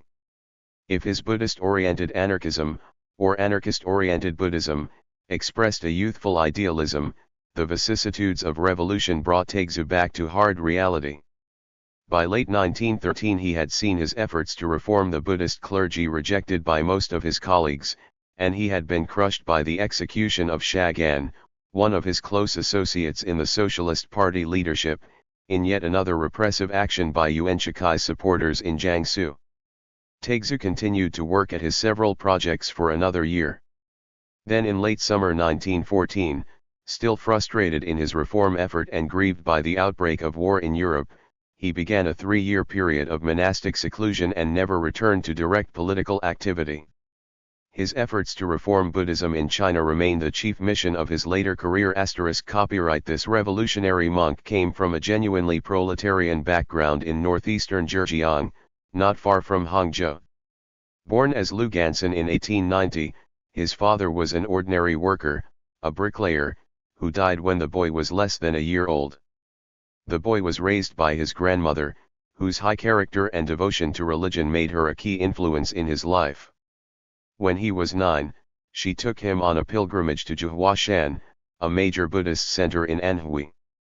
The next year they went to Putushan, the island of temples near Ningbo, where Taixu later would begin his training as a monk. Young Lu sometimes joined the classes taught by an uncle who was an itinerant teacher, otherwise he would have had little chance for any education. After taking a job as a shop clerk when he was 15, he quickly decided to become a monk. The name Taixu was bestowed on the teenaged boy as he began his training as a monk. He was ordained in 1906 at Tiantong Monastery in Ningbo. His adeptness in reciting scripture passages caught the attention of N6. Eight Fingers, the well-known abbot, who turned Taixu over to the monastery's most capable teachers. In his first 2 years as a monk, a period of basic training, he repeatedly displayed his ability and now compensated for the lack of systematic education in his earlier years. At first Taixu's ability was applied to Tiantai, a major school of popular Buddhism. After a time he was drawn to Huayan, the totalistic teaching that had served as one of the sources of the revolutionary Buddhism of Zhang Taiyan and others. Taixu did not immediately emerge as a revolutionary new member of the Buddhist clergy. However, his youthful energy led him into activities that propelled him along an increasingly radical path. He first became active in reform within the Buddhist establishment, helping to organize educational associations to strengthen clerical training, both in Ningbo in 1909 and during his sojourn in Guangzhou in 1910. Also in 1909 Taixu studied at Yang Wenhui's Buddhist Institute in Nanjing, an experience common to many who associated Buddhism with revolutionary change. His revolutionary consciousness was stimulated through such personal relationships. As this sketch of Taixu's early career will show, the Buddhist community did not welcome reform. However, there were a number of revolutionary monks who supported or participated in anti-Manchu activity. Monks who became politically active stood in the boundary between the routines of their discipline and the intellectual Buddhism stimulated by Yang Wenhui's academy. They were moved to political involvement partly by patriotism, by reflection on the professed values of Buddhism, and by their own observations and experience. While many monks favored overthrow of the Manchus, the court had supported the Buddhist establishment, so that most of its influential leaders disapproved of revolutionary activity by the clergy. This position was demonstrated in the experience of Zhonyang, who was perhaps the best-known revolutionary. Zhonjiang's activism began fairly early. In 1903 he joined Caiyuanpi, Zhang Taiyan, and Wu Zhihui in organizing the Chinese Educational Association.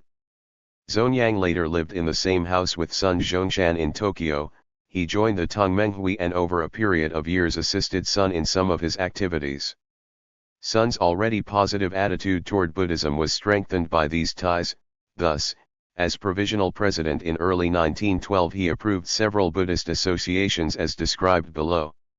This sketch suggests a fruitful career, but it must be noted that Zhonyang did not succeed to the abbotship of Jinshan, his home monastery and the site of major events involving Taixu in early 1912, because his fellow monks did not approve of his political activism. Another of these activist monks, Qiyun, helped to nurture Taixu's growing revolutionary consciousness. By 1910, Qiyun already had been an active revolutionary for several years. He joined the Tongmenghui during a period of study in Japan. He became friends with Qiu Jin and Su Zilin, and after returning to China in 1906, Qiyun became a teacher in Datong School in 87. Shaoxing, where Qiu Jin taught.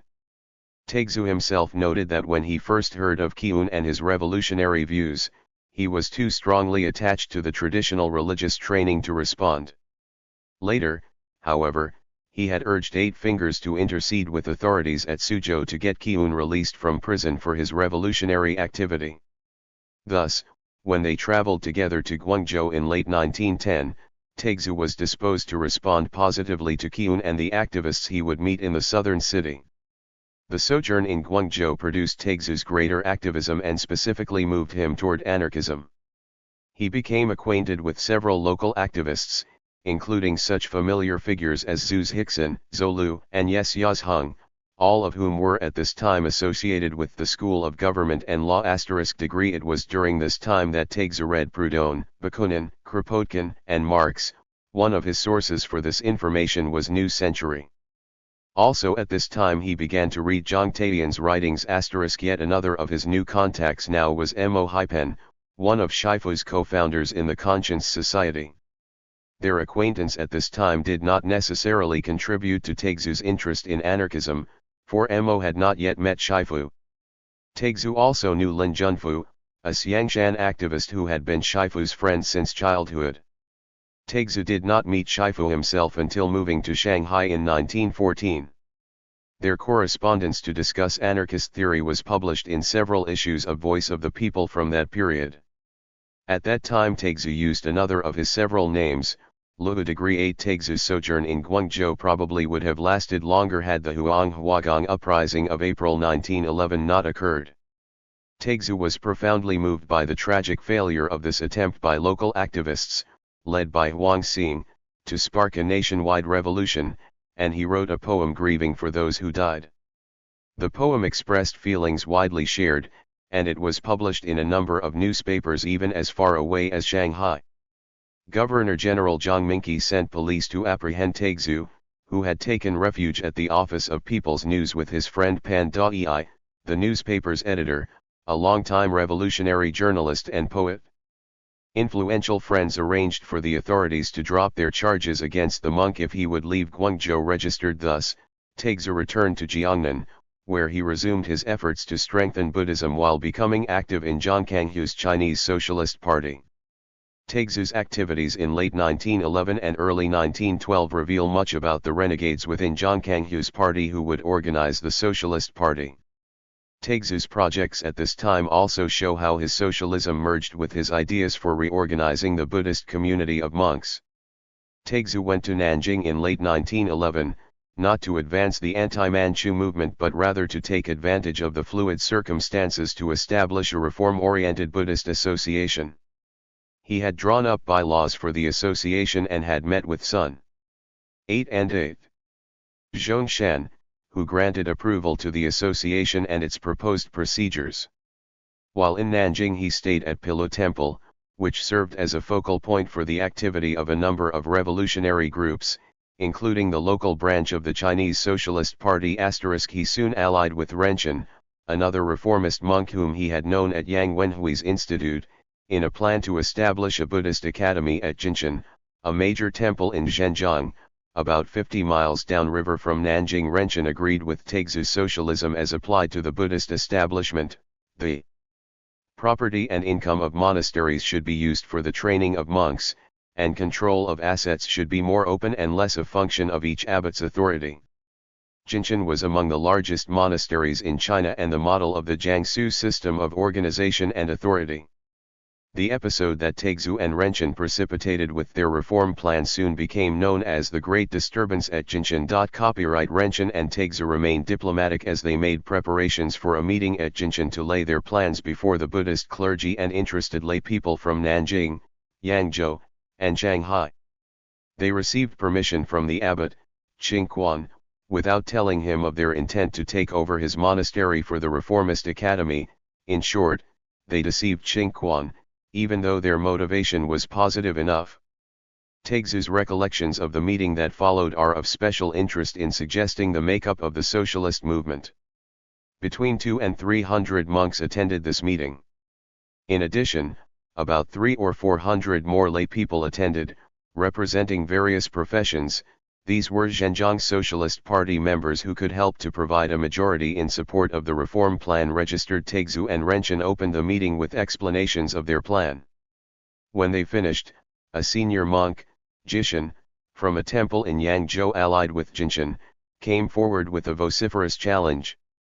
Then a shouting match flared between Renchen and Jishan, who was silenced only when one of the visiting laymen rapped him with his cane. Registered after order was restored, the meeting proceeded to the business at hand, and indeed the majority agreed to Renchen's proposal to establish the academy and to launch Taixu's proposed Buddhist association. Renchen set out to implement his plan immediately, opening classes the next morning. Taixu returned to Nanjing, leaving Renchen in charge of the academy. After some time, perhaps 2 weeks, Qingquan sent a group of ruffians to disrupt classes and destroy enough of the academy's property to bring its operations at Jinshan to an end. Renchen then appealed to local authorities to intervene. Qingquan and several others were arrested, tried, and jailed. But the court's decision also provided that Taixu must discontinue the work of his association, apparently a quid pro quo to achieve a balance between the claims of the two factions. The political alignments of the two groups at the Jinshan meeting are seen in the fact that Qingquan appealed to Yuan Shikai's government after it became established 8 and 9. In office in spring 1912, Qingquan and his supporters were released from jail, and Jinshan was restored to Qingquan's authority. Taixu thus helped to precipitate this episode that epitomizes the shock with which the Republican era burst upon the Buddhist establishment. Copyright. Most in that establishment thought that Taixu and Renchen sought to rally their community at a time when many were calling for confiscation of Buddhist properties, but then had themselves seized the most important temple in the region for their own purposes. The two young monks had substituted a threat from without with what conservatives saw as an equally dangerous rebellion from within. Taixu later said of the episode, "My reputation in the Buddhist revolution started from this, whether I received people's respect or alarm, abhorrence, or sympathy." He stood by the methods he and Renchen had used, although the articles of our association had the flavor of social revolution regarding Buddhist properties and the common enterprise of Buddhism, we chose a peaceful and progressive order for change. While participating in the activities of the Consensus Buddhist Association that resulted from these squabbles, Taigzu made further attempts to launch organizations that would embody his own ideas. At this point his strategy was to emphasize participation by individual monks and monasteries willing to break with the conservative establishment. One of his associations was called the Buddhist Personal Oath Society. Taigzu's underlying goal was to convert the private into public through this new body, that is, to achieve change in the establishment by permeating it with the reform views of individual monks. Soon afterward he attempted to launch a Buddhist alliance which would have followed 5 essentials of individual behavior. Taigzu's desperation at this point is suggested in the response he received from his recent fellow rebel, Renshin: "I don't dare go along. I don't want to put forward some meaningless new terms and provoke the conservatives' wrath again." While Taigzu did have his supporters in these abortive efforts, his isolation is evident. Still, he was undaunted. In setting forth principles of organization for the monastic community to be incorporated in the associations he proposed, Taigzu regularly used the common terminology of socialism. In monasteries as in society, Taigzu believed in common property and looked to the fully open principle of distribution expressed in the maxim "to each according to his needs," the principle of distribution associated with anarchist communism. For the Buddhist community, however, Taigzu suggested a gradual transition to communism, which could begin with democratic socialism and collectivism. Anarchist communism would remain the goal. In these linkages of political and economic order, Taigzu was following what had become standard usage among socialists of all persuasions. His pursuit of anarchist communism marked him also as a narrow socialist. The terminology here returns us to the secular realm. 90. Where Taigzu as a leader of the Socialist Party also sought to advance these principles. Taigzu's references to his Socialist Party associates at the Jinshan gathering suggest the composition of this movement in Jiangnan region and the sources of their thinking about an organizing ideology. Besides the monks, there were many educated Buddhist laymen and others in new or transitional professions among those who formed the Socialist Party in late 1912. As noted, those who joined this group of narrow socialists constituted a majority in Zhang Kanghu's movement. Probably most of them were young. Clearly they were impatient for radical change. These people were educated and concerned for the fate of their country, but the religious quality of their concern made them more inclined than most to emphasize spiritual values as a major part of the effort to save China. Their choice of narrow socialism suggests their desire for definition and consistency rather than the grab bag of ideas offered by Zhang Kanghu. The narrow socialists had expressed their disagreements almost from the beginnings of the Chinese Socialist Party. One of the party's journals was Social World, published from April through December 1912. In that journal's first issue, Shagan published a discussion of narrow socialism, which emphasized the stricter sense of socialism already supported by many within Jiang's party. Even at this time, Xia spoke of the Socialist Party in several references.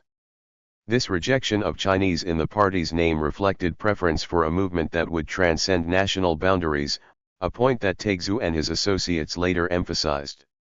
Copyright further, in July those who formed the Socialist Party had launched a new journal, Conscience.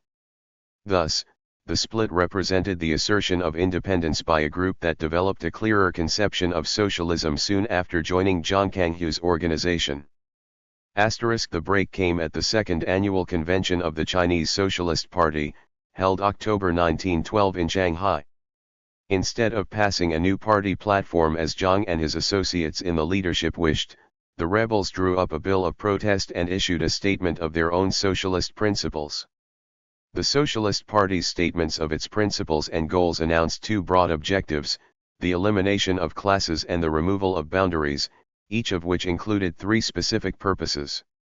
Under the first, classes of rich and poor were to be eliminated, which meant the implementation of communism.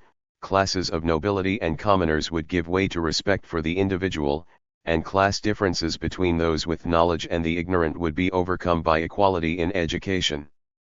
Under the second, national boundaries were to be eliminated, also to be removed were the boundaries or barriers between families and between religions.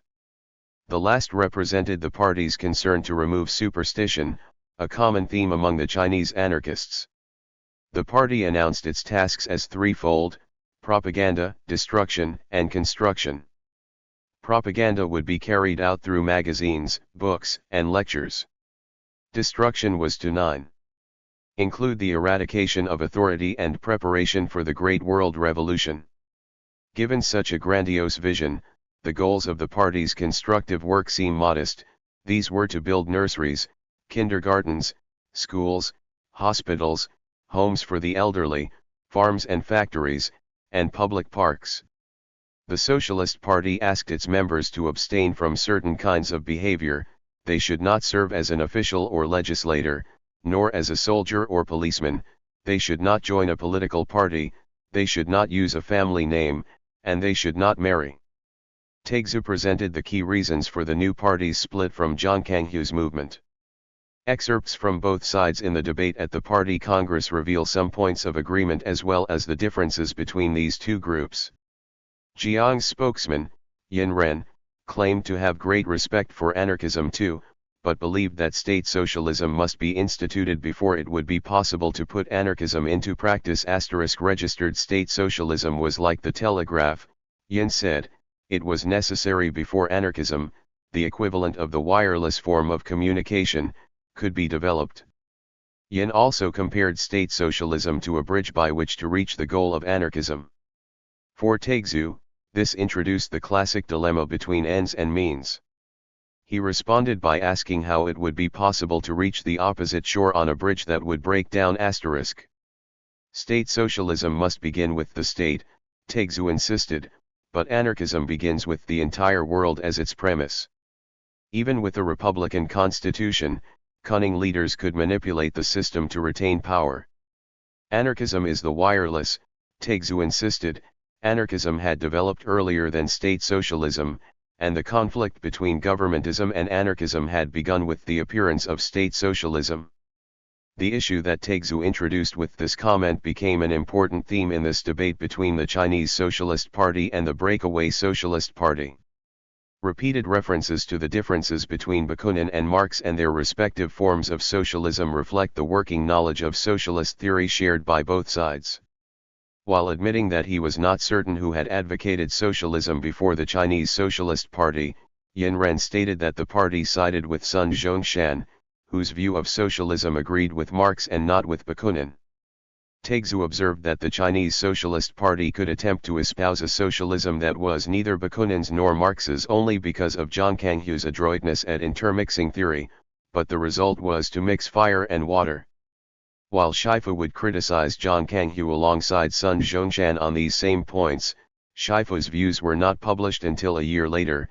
In other words, although Shifu became the major spokesman for these principles, he was not alone nor even necessarily the first to take them up.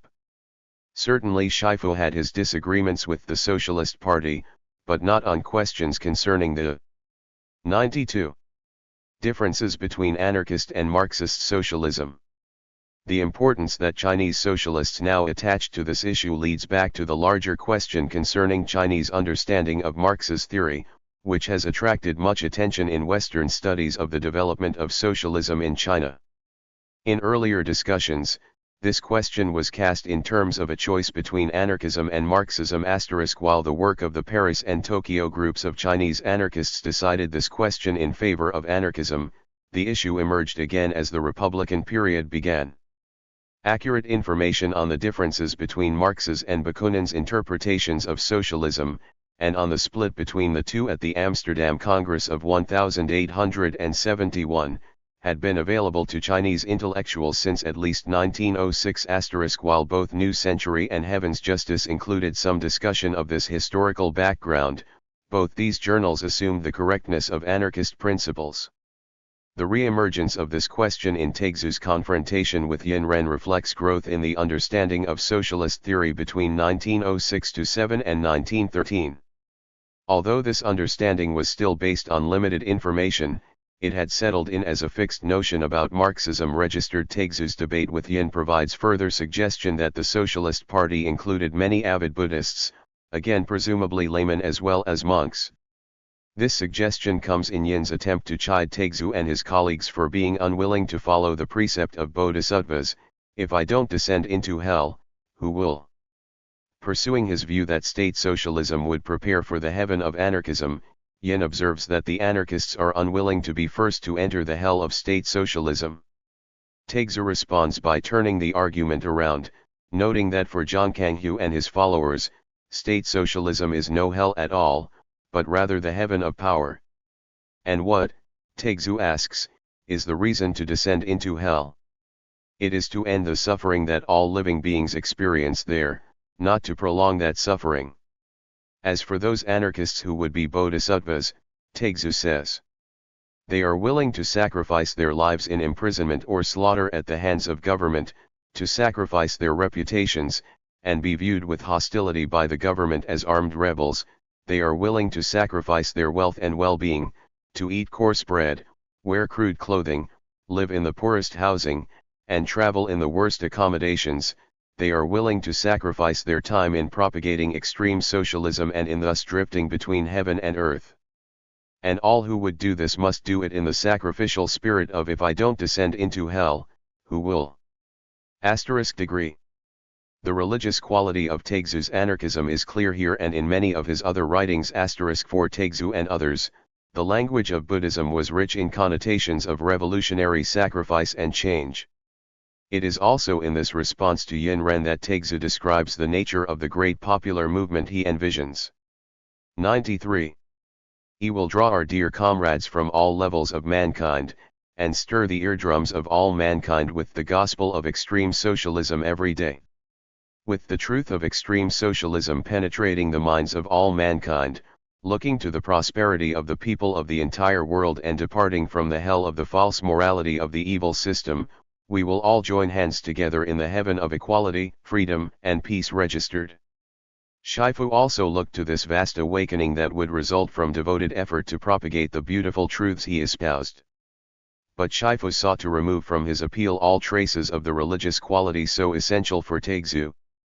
Taixu presented anarchism as the fulfillment of a process in which religious and political development moved in parallel. In religion, he said, societies move from pantheism to monotheism to atheism. Political evolution begins with aristocratic rule, followed by monarchy, and culminates in an order that needs no government at all. While the parallels Taixu set forth here do not stand up to logical or historical scrutiny, his use of this schema demonstrates the appeal of evolutionary thinking at this time. This appeal was probably strengthened because the idea of such stages fits with the Buddhist concept of kalpas, successive ages of spiritual development. This matching of Buddhist thinking with Western evolutionary concepts had been used at least as early as Kangyo. Zhang Taiyan had suggested in 1907 that the introduction of Christianity into China had enabled religious development to catch up with political development, making it possible for Chinese civilization to move on to terminating the imperial system. Xia Gan, a close associate of Taixu's in the Socialist Party, attempted to express the party's principles in militant form and was martyred for his efforts. Little detail is available on Xia's age and background.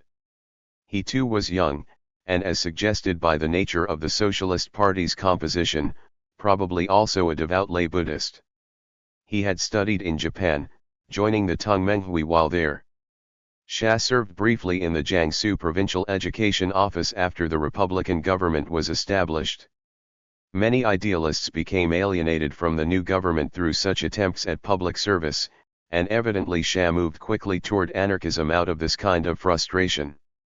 In the first issue of Social World, Xia appealed to others to join him in a Righteous Fighters Brigade. Xia's call to arms for the Righteous Fighters Brigade provides another example of the crusading tone of the Socialist Party faithful. What kind of world is the present one? It is a world of false civilization and genuine barbarity, a world of raw power without public principles. Who can correct the inequities in society? Who can bring light to the darkness of the universe? For this we must hope that fighters for righteousness will come forward and, holding fast to the single purpose of removing authority as the cause of inequity in society, will totally devote their strength to fulfilling the ancient Xia sense of justice. 94. United in our outrage, sustained by our scholarly outlook, and looking to the day of enduring victory, we will bring an end to this tragedy in which the strong consume the weak. This is the reason to establish the Xia Brigade. Xia continued his efforts to organize a force against Yuan Shikai's authoritarian republic. Thus, after the failure of the Second Revolution in late summer 1913, the local authorities in Nantong took him into custody and executed him. Following Labour Party leader Su Kewen and Chen Yulong, Zhang Kanghu's representative in Beijing, Xia became at least the third martyr for the cause of socialism during the early Republican years. Although Taixu remained active for another year, the grief caused by Xia's death surely was one factor in his eventual decision to discontinue political activism. Buddhism in the revolutionary thought of the early republic. The strongly Buddhist element in Taixu's anarchism provides an opportunity to summarize the kinds of influence and appeal that Buddhism had among anti-Manchu and anti-Yuan Shikai revolutionists. The work of Yang Wenhui underlay much of this influence, and the belief that certain principles of Buddhism could help to transform Chinese society and the individuals who comprised it, goes back at least as far as Tan Sitong. Tan's career exemplified the ideal of the bodhisattva prepared to sacrifice himself for others.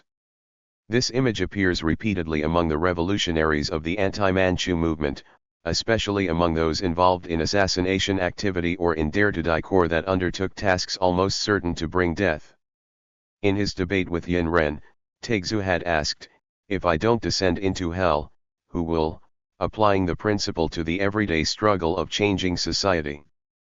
Zhang Taiyan's admonition to depend on oneself, not on others, also evokes the bodhisattva ideal, while at the same time offering a new ethic of public and public-spirited behavior. Along with Zhang, Lu Shifu and Taixu were among those whose attraction to Buddhism brought the concepts of Buddhist thought into contemporary discourse on the remaking of society. Among the concepts used in this way were those referring to the self, or ego, wo. For example, de wo, the greater self, had in Buddhist thought meant the self having experienced nirvana, liberation. Zhenwo, true self, was an alternative term with the same meaning. Lu Shipai and Liang Kikao were among those who began to use de wo to refer to the nation or humanity at large as a collective self or mass self. Xiao wo, which appears not to have had a separate meaning in Buddhist thought, was used by some to refer to the individual, rather than to the mass of people.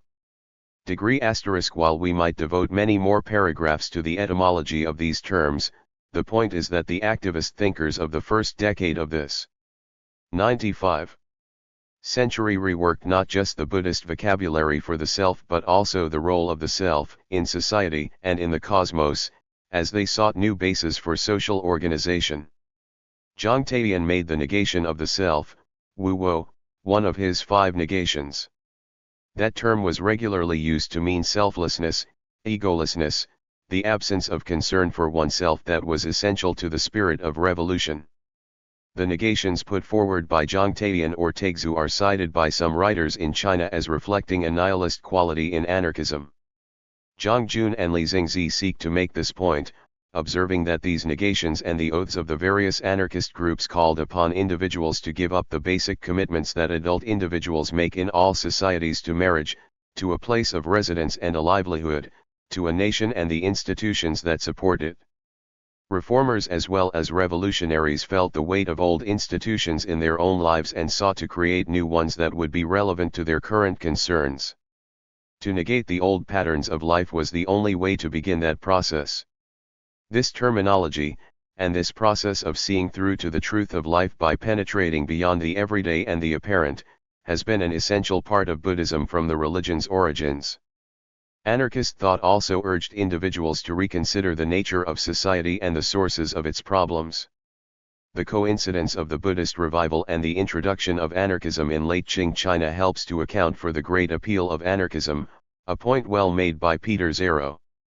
Copyright none of those who participated in this effort of deconstruction, from Zhang Taiyan to Taixu and Shifu, would have acknowledged that their effort was nihilistic, although they were prepared to be destructive. Here they stood solidly in the more recently established tradition of Bakunin. For every exhausted feature of the past, these revolutionaries offered a new process, a new and better way, which they believed to be crying out for implementation. In this transitional period of late Qing to early Republic, Buddhism underwent a secularization process. The thinking and actions of individuals who took part in this process either as religious or political reformers tended in the same direction. Taixu sought to make both Buddhist teachings and monastic organization relevant to the life of a new Chinese society. At least some of the monks who received the education he called for, and later actually was able to provide, were fit religious teachers for a modernizing society. His ideal of revamping the economic organization of the Buddhist clergy would have provided models that any socialist society could have emulated. Coming from the opposite end of the political scale, as a ranking reformer under the Qing, Yuan Shikai had projected great advantages for public education through the confiscation of Buddhist properties. Had he been completely successful in his goals regarding religion, Yuan, like Napoleon, probably would have nationalized China's church. Commenced during the Republican period, the 96 nationalization process has been carried out so systematically since 1949 that Buddhism appears to have little spirit left. Post-1949 policy to regulate Buddhism surely reflects official thinking about the religion's potential as a spiritual force. Perhaps the present demoralized state of the faith might change in the not-too-distant future, as Chinese Buddhists reflect on this period in their own history. There were many aspects to the crisis facing China as the century began. As Zhang Taiyan, Taixu, and Shifu understood matters, this was a spiritual crisis. Buddhism was a tremendous resource from which thoughtful individuals could draw spiritual insight and strength. The Buddhist revival was indeed relevant to much more than religion. Buddhism revived was to be Buddhism remade. Both Zhang Taiyan and Taixu sought to establish a religion without a god, by which they meant to remove superstition and retain spiritual power based on clear understanding and personal commitment. Zhang tried to salvage what he could of his principles in the frustrating politics of the early republic. Taixu retired to reconsider the role of a monk. Shifu embarked on his newfound mission, keeping much from his own study of Buddhism but believing he had advanced by embracing the political faith of anarchism. While both Buddhism and anarchism were rejected many years ago in China's modern revolution, each played a much more important role in 20th century Chinese thought and politics than is generally recognized even now. In two excellent studies, Arif Derlich has presented the anarchist contribution to the origins of communism in China and noted that the Chinese leadership has acknowledged that contribution and its importance. Although Buddhism has, or had, a different nature from modern political ideologies, the views of revolutionary monks and Buddhist-influenced activists suggest an earlier but similar transitional role for this traditional Chinese religion. The ultimate acceptance of Marxism in China has stimulated much scholarly attention both abroad and in China itself. As noted above, some Western historians have grappled with the Chinese rejection of Marxism during this first decade. And for those who write history in China, there has been an implicit puzzle as to how the revolutionaries of this early period failed to see what Marxism could do for their country. Perhaps Marxism did not seem quite appropriate for China at that time, because elsewhere it was still only a theology and not yet an established religion. In time, this religion without a god, Marxism, would come to seem totally relevant to all of life in China. As years passed, however, Marxism as it developed in China failed to remove superstition and itself proved unable to avoid the creation of new gods. These features of a perverted Chinese Marxism were exploited to exhaustion during the Cultural Revolution. The excesses of that period produced widespread cynicism, yet today many people feel the need for a fulfilling set of principles to believe in. The concerns of Taixu and his 97 comrades in the Socialist Party are perhaps as compelling and relevant today as they were in the first decades of this century. Shifu's anarchism grew out of this concern to restore spiritual vitality to the life of China. He returned to Guangzhou in the open atmosphere of the Republican dawn, optimistic that he might build on the groundswell of popular enthusiasm for the ideas of socialism demonstrated in Zhang Kanghu's movement, which had flourished in the lower Yangtze region. In contrast to Zhang, however, Shifu understood that numbers would be meaningless if those who joined his movement could not agree on principles. As to principles, Shifu stood much closer to Taixu.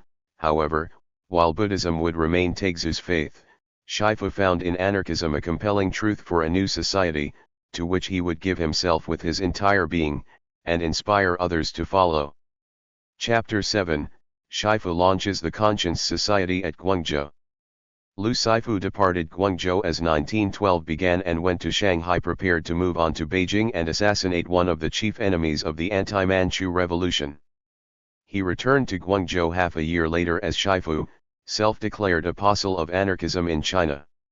In the spring of 1912 he and a small group of comrades held the retreat at West Lake that produced the Conscience Society and its 12-point pledge. While these 12 points were not all that Shifu understood as anarchism, they display the zeal that he brought to this newly defined mission. Shifu's comments on the 12 points reflect his devotion to social revolution, a broad anti-imperialist impulse implicit in the principles of anarchism, and Shifu's rejection of assassination and other forms of revolutionary violence at this time. These comments also highlight the differences between Taixu's Reform Buddhism and his own anarchism with Buddhist paradigms as programs for revolution in China. Shifu and his associates returned to Guangzhou with the Conscience Society Covenant as the basis for their activity. They established 2 headquarters in the city where members lived and carried on the group's work. But in summer 1913 the failure of the Second Revolution against Yuan Shikai changed the political climate in Guangzhou and throughout the country. Shifu was soon driven from the city and, after taking refuge in Macau for several months, moved with most of his group to Shanghai at the beginning of 1914. This most productive but further troubled final period in his career is dealt with in the next chapter. Shifu's activities in Guangzhou demonstrate his zealous devotion to his purpose. The reader might wonder what manner of person Shifu was, to have so little doubt about his own rightness and, sometimes, to be so demanding of 100 others or intolerant of their feelings. Aside from members of his own family, the person most constantly involved in Shifu's life for the previous 5 or 6 years had been Ding Xiangtian. Their relationship, which grew ever more difficult for her, is also explored here. The retreat at West Lake. Lu went to Shanghai with Zheng Bian and Ding Xiangtian in January 1912, ready to proceed to Beijing for an assassination mission there if called upon. Ultimately they did not undertake a mission, but as they awaited authorization to carry out their plan, they had several weeks of idle time. Mo Haipen, who had traveled on the same steamer to carry out a military assignment in Shanghai, took up with Liu's threesome. They resided together in one of Shanghai's Western-style hotels, Liu and Ding in one room, Zheng and Mo in another. These first few months of 1912 were unusual in Liu's experience, a period of suspended animation. Mo Haipen reports that the 4 of them attended the Chinese theater regularly. With the Manchu abdication on February 12, several weeks of euphoria over the success of the revolution followed. Lu seems simply to have enjoyed life during this period. His usually serious outlook is highlighted in that a brief respite of pleasure is noteworthy. His love relationship with Ding Xiangtian probably was intensified at this point too. While it was not unusual for young men of his station to indulge their sexual appetite in visits to prostitutes, probably Shifu had never so indulged himself. An open relationship between respectable people was highly unusual at this time. Lu and Ding had been recognized as a couple as early as 1906. There had been periods of separation, the longest the years when Lu was in jail. The two then worked together in the China Assassination Corps, and they might have lived together then. But this sojourn in Shanghai brought circumstances in which the lovers consummated their relationship, if they had not done so earlier. Ding gave birth to a daughter near the end of 1912. The child's arrival would bring complications later, but the spring of 1912 was full of every emotional meaning that season can have. Lu and his friends left Shanghai about mid-February and traveled in the Jiangnan region for some weeks. Their travels ended at Nanjing, with its renewed political importance as provisional capital of the Republic. Whether Lu had already planned to propagate anarchism, a month's stay in Nanjing surely contributed to his decision to do so. The political jockeying he observed surely confirmed an anarchist's suspicions about the folly and vice of politics. Mo Haipan describes an encounter with Lu in Nanjing that suggests the latter already had his plans made. Mo had traveled with Lu, Zheng, and Ding to Nanjing, again in pursuing military business. After completing that business, Mo talked with a colleague, He Zongda, and the two decided to approach Huangxing seeking scholarships for study in Europe. As they were on their way to talk with Huang, they met Lu, who admonished them. Kropotkin said, "The truth already exists among men. Revolutionaries don't need to study anything. We'll go back to Guangdong and get to work. Forget your trip to Europe." Degree Lu and the others then proceeded to Westlake, where Mo joined them a few weeks later. Westlake, one of the great scenic attractions of the lower Yangtze region, was an appropriate choice for the retreat that Lu planned. Lu, Ding, and Zheng Bian selected White Cloud Cloister, a modest establishment associated with other revolutionary activists, as the site for their discussions. Although White Cloud was not busy, when Mo Haipan arrived, the group moved to another place to continue their talks. Through a wealthy Guangdong man they had met, the group found quarters at a private residence on the south side of the lake, called Cottage in the Willows, and relocated there. Degree if Liu's devotion to anarchism was building during 1910 and 1911, how could he have continued to work on behalf of the anti-Manchu revolution? The answer is simple. Removal of the Manchus seemed a necessary first step in any process of revolution. Lu expected or at least hoped that with revolution set in motion, the process might spiral from political into social revolution. The new century anarchists had returned to China, they could be expected to take the lead in this process. By spring 1912, however, Lu had seen flaws in the revolutionary governments in both Guangzhou and Nanjing and had also seen that Wu Zhihui and his new century associates would not lead the kind of social revolution he now envisioned. The retreat at Westlake marked Liu's break with Sun Zhongshan, the Kuomintang, and the political revolution they represented. Within a year, the new century anarchists would also become targets of his criticism for being co-opted into the new political system. The retreat at White Cloud Cloister did not mark a sudden conversion for Lu. He had become convinced of the truth and relevance of the principles of anarchism, and he now chose to undertake on his own to advance the cause of anarchism.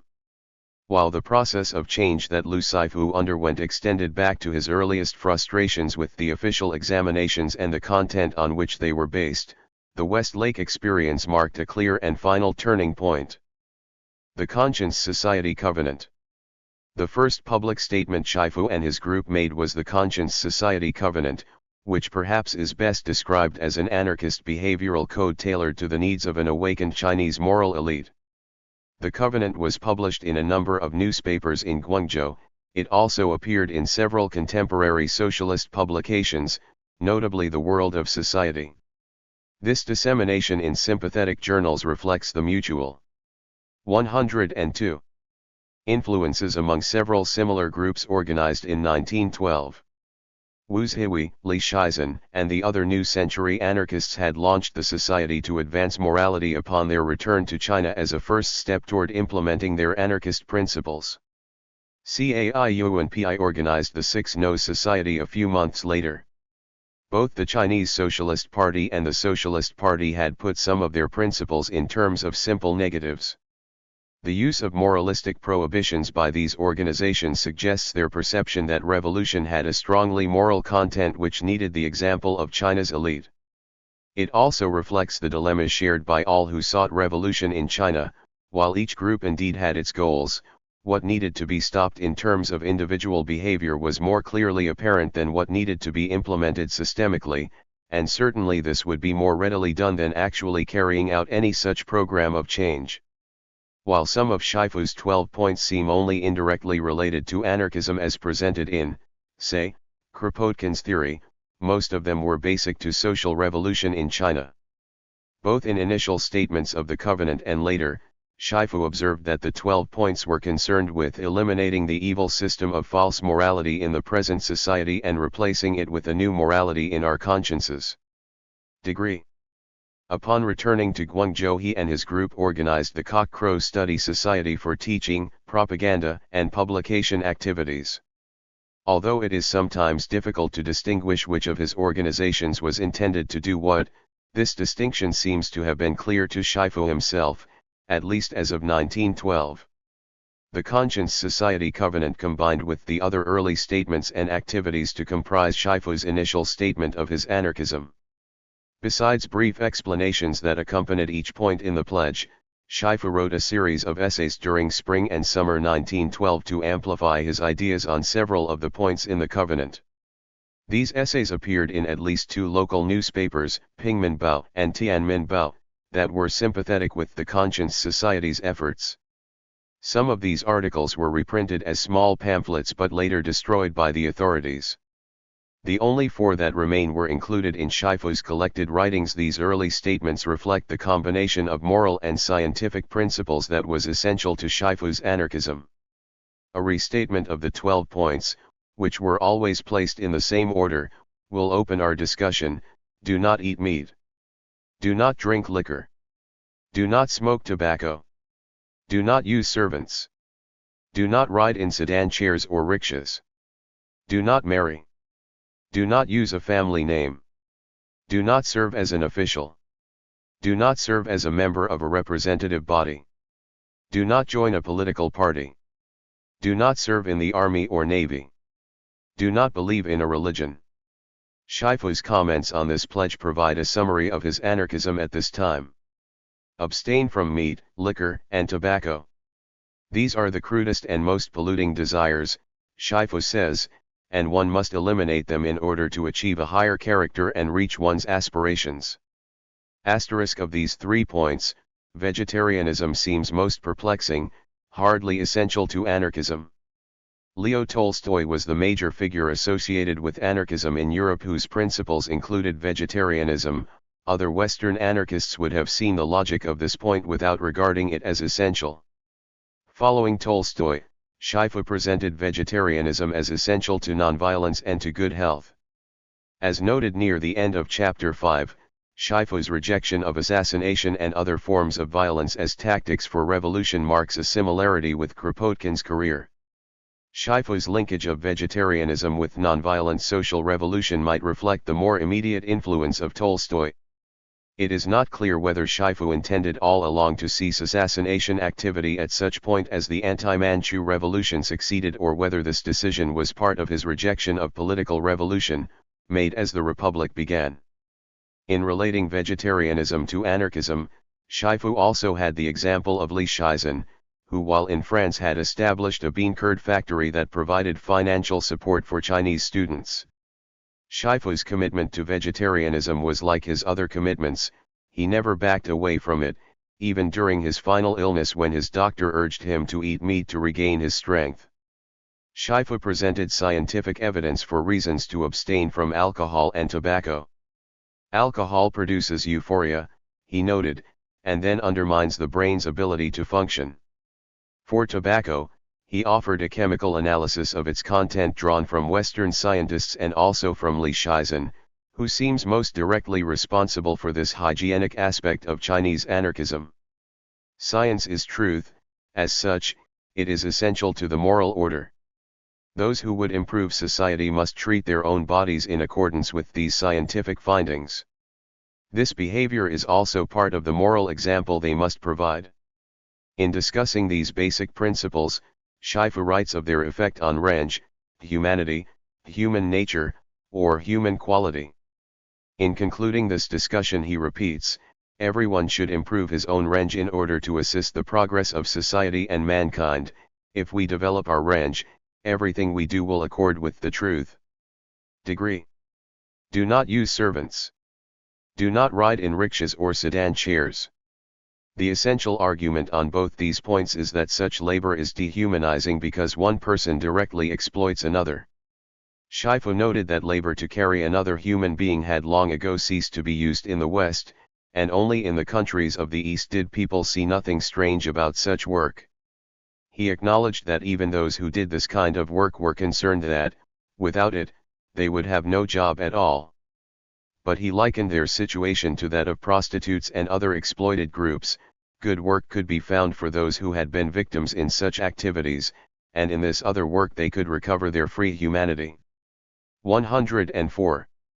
Shifu also outlined the pattern by which capitalists exploit workers. The labor of working people produces agricultural and industrial goods. Workers get production out of the land or from machines, but the benefit goes to capitalists. The exploitation of servants, bearers, and pullers epitomized this problem in China. Shifu quoted one of Bakunin's statements on freedom to emphasize people's interdependence: "If others are not free, I am not free either. If others are slaves, I also lose freedom. If others are without humanity, my humanity is reduced too." Registered. This statement was most fitting on the issue of using servants, Shifu said. There was a common error, he pointed out, in thinking that the position of such humble workers was part of the social division of labor. But ultimately everyone would be equal, he said. Engineers and miners, architects and carpenters would be the same. This was the trend of evolution. His statements on this issue demonstrate that as he commenced his mission on behalf of anarchism, he expressed the predicament of workers in terms of economic analysis as well as morality. Do not marry. Do not use a family name.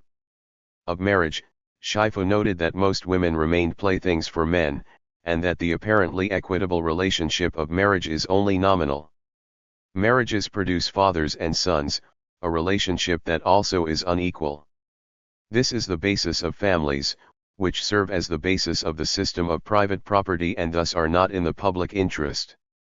In order to change these institutions, people themselves must end the marriage system and practice free love. The result would be no involvements with family nor distinctions according to name. This is treating not only kin as kin, and treating not just your own children as yours. Wouldn't this be the beginning of Datang society? Shifu linked the refusal to use a family name to humankind's broader social units. He sought to return to the beginning. All of China's 400 million people sprang from the Yellow Emperor, he said, and Darwin's theory had established that the earliest human ancestors had sprung from the apes, so that people everywhere are part of the same large family. Family names are selfish things.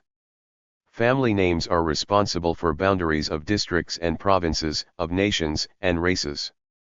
Thus, people struggle for power locally, and on a larger scale people struggle in wars between nations. How can anyone who hopes for peace not seek to be rid of this obstacle?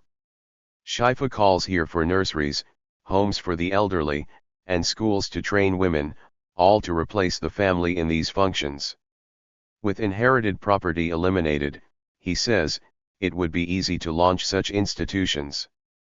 He looks to the voluntary efforts of friends of our society to establish institutions for this purpose. They could make all the decisions about the operation of these institutions. The only way to improve matters is for people to begin to practice free love in order to overcome false morality and superstition and to behave according to rational principles. When a man and a woman love each other, sexual relations are natural because both feel passion. The relationships they form need not be permanent, however, because feelings change, or the two people might develop in different directions or at different rates. So new relationships should be possible. None of this is lewd or licentious, Shifu says. The prevailing view about what is lewd persists because of male power. In his view of sexual morality, lewdness is simply excess. The concern for health regulates sexual activity, and autonomy ensures responsibility. Shifu concludes by asserting that free love cannot be fully implemented until women achieve economic independence. To advocate abolishing marriage today is to call for the general self-consciousness of women and to support their economic independence, so that they may recover their original humanity. Trademark. Ceasing to use family names also would reduce the power of familism.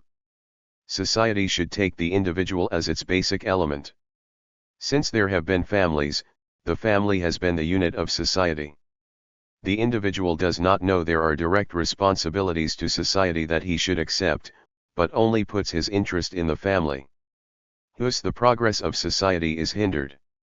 Property is the public things of the world and not something people should have for themselves.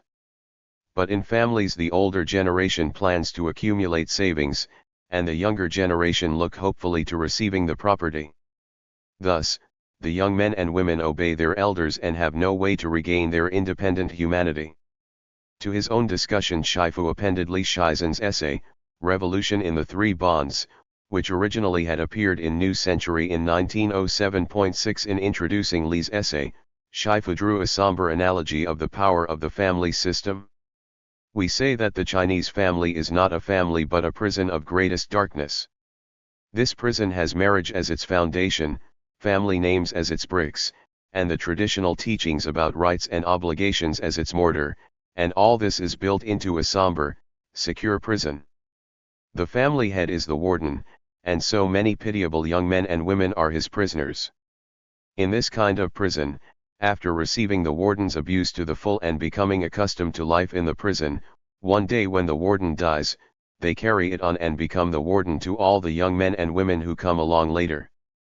And after hundreds and thousands of years, all this flows together. There is no Chinese man who has not been a prisoner, and also none who has not been a warden. And the women, from beginning to end, have been prisoners of the prisoners. Ye! It is pitiable beyond pity. Do not serve as an official. Do not serve in a representative assembly. Do not join a political party. These three and the following 2 points are the most predictable for an anarchist's pledge, as they concern government and its props. 106. Shifu notes that all three of the activities rejected here play important roles in systems of authority. China certainly does not need to go this way. Once we start down the road of politics, we first destroy bits of conscience, and then live on in a society with government. All who enter politics become enemies of the people, and what person of goodwill would wish to become an enemy of the people? Do not serve in the army or navy. These military organizations kill people and disturb the peace. Taxation and expenditures for military forces benefit the wealthy and harm ordinary people. When socialism is implemented, national boundaries will disappear. So if we want world unity, we must start by eliminating armies, and if we wish to eliminate armies, we must begin with people all refusing to be soldiers or sailors. Do not believe in a religion. Divinities are unseen authorities, and religion makes use of this.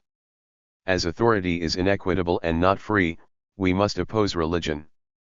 Formal religions fade away as evolution unfolds, but problems remain because of the false authority of moral teachers. All the false morality and corrupt systems in every age are made by the clever people, and the countless evils of our present society are nothing other than this flowing poison. For the world to honor what they say, and call them sages, and believe in them as paragons, is really the same as siding with the enemy. So our society also would completely eradicate the teachings of the so-called sages *degree. Shifu's outline of the 12 points was followed by an invitation to become a friend of the society.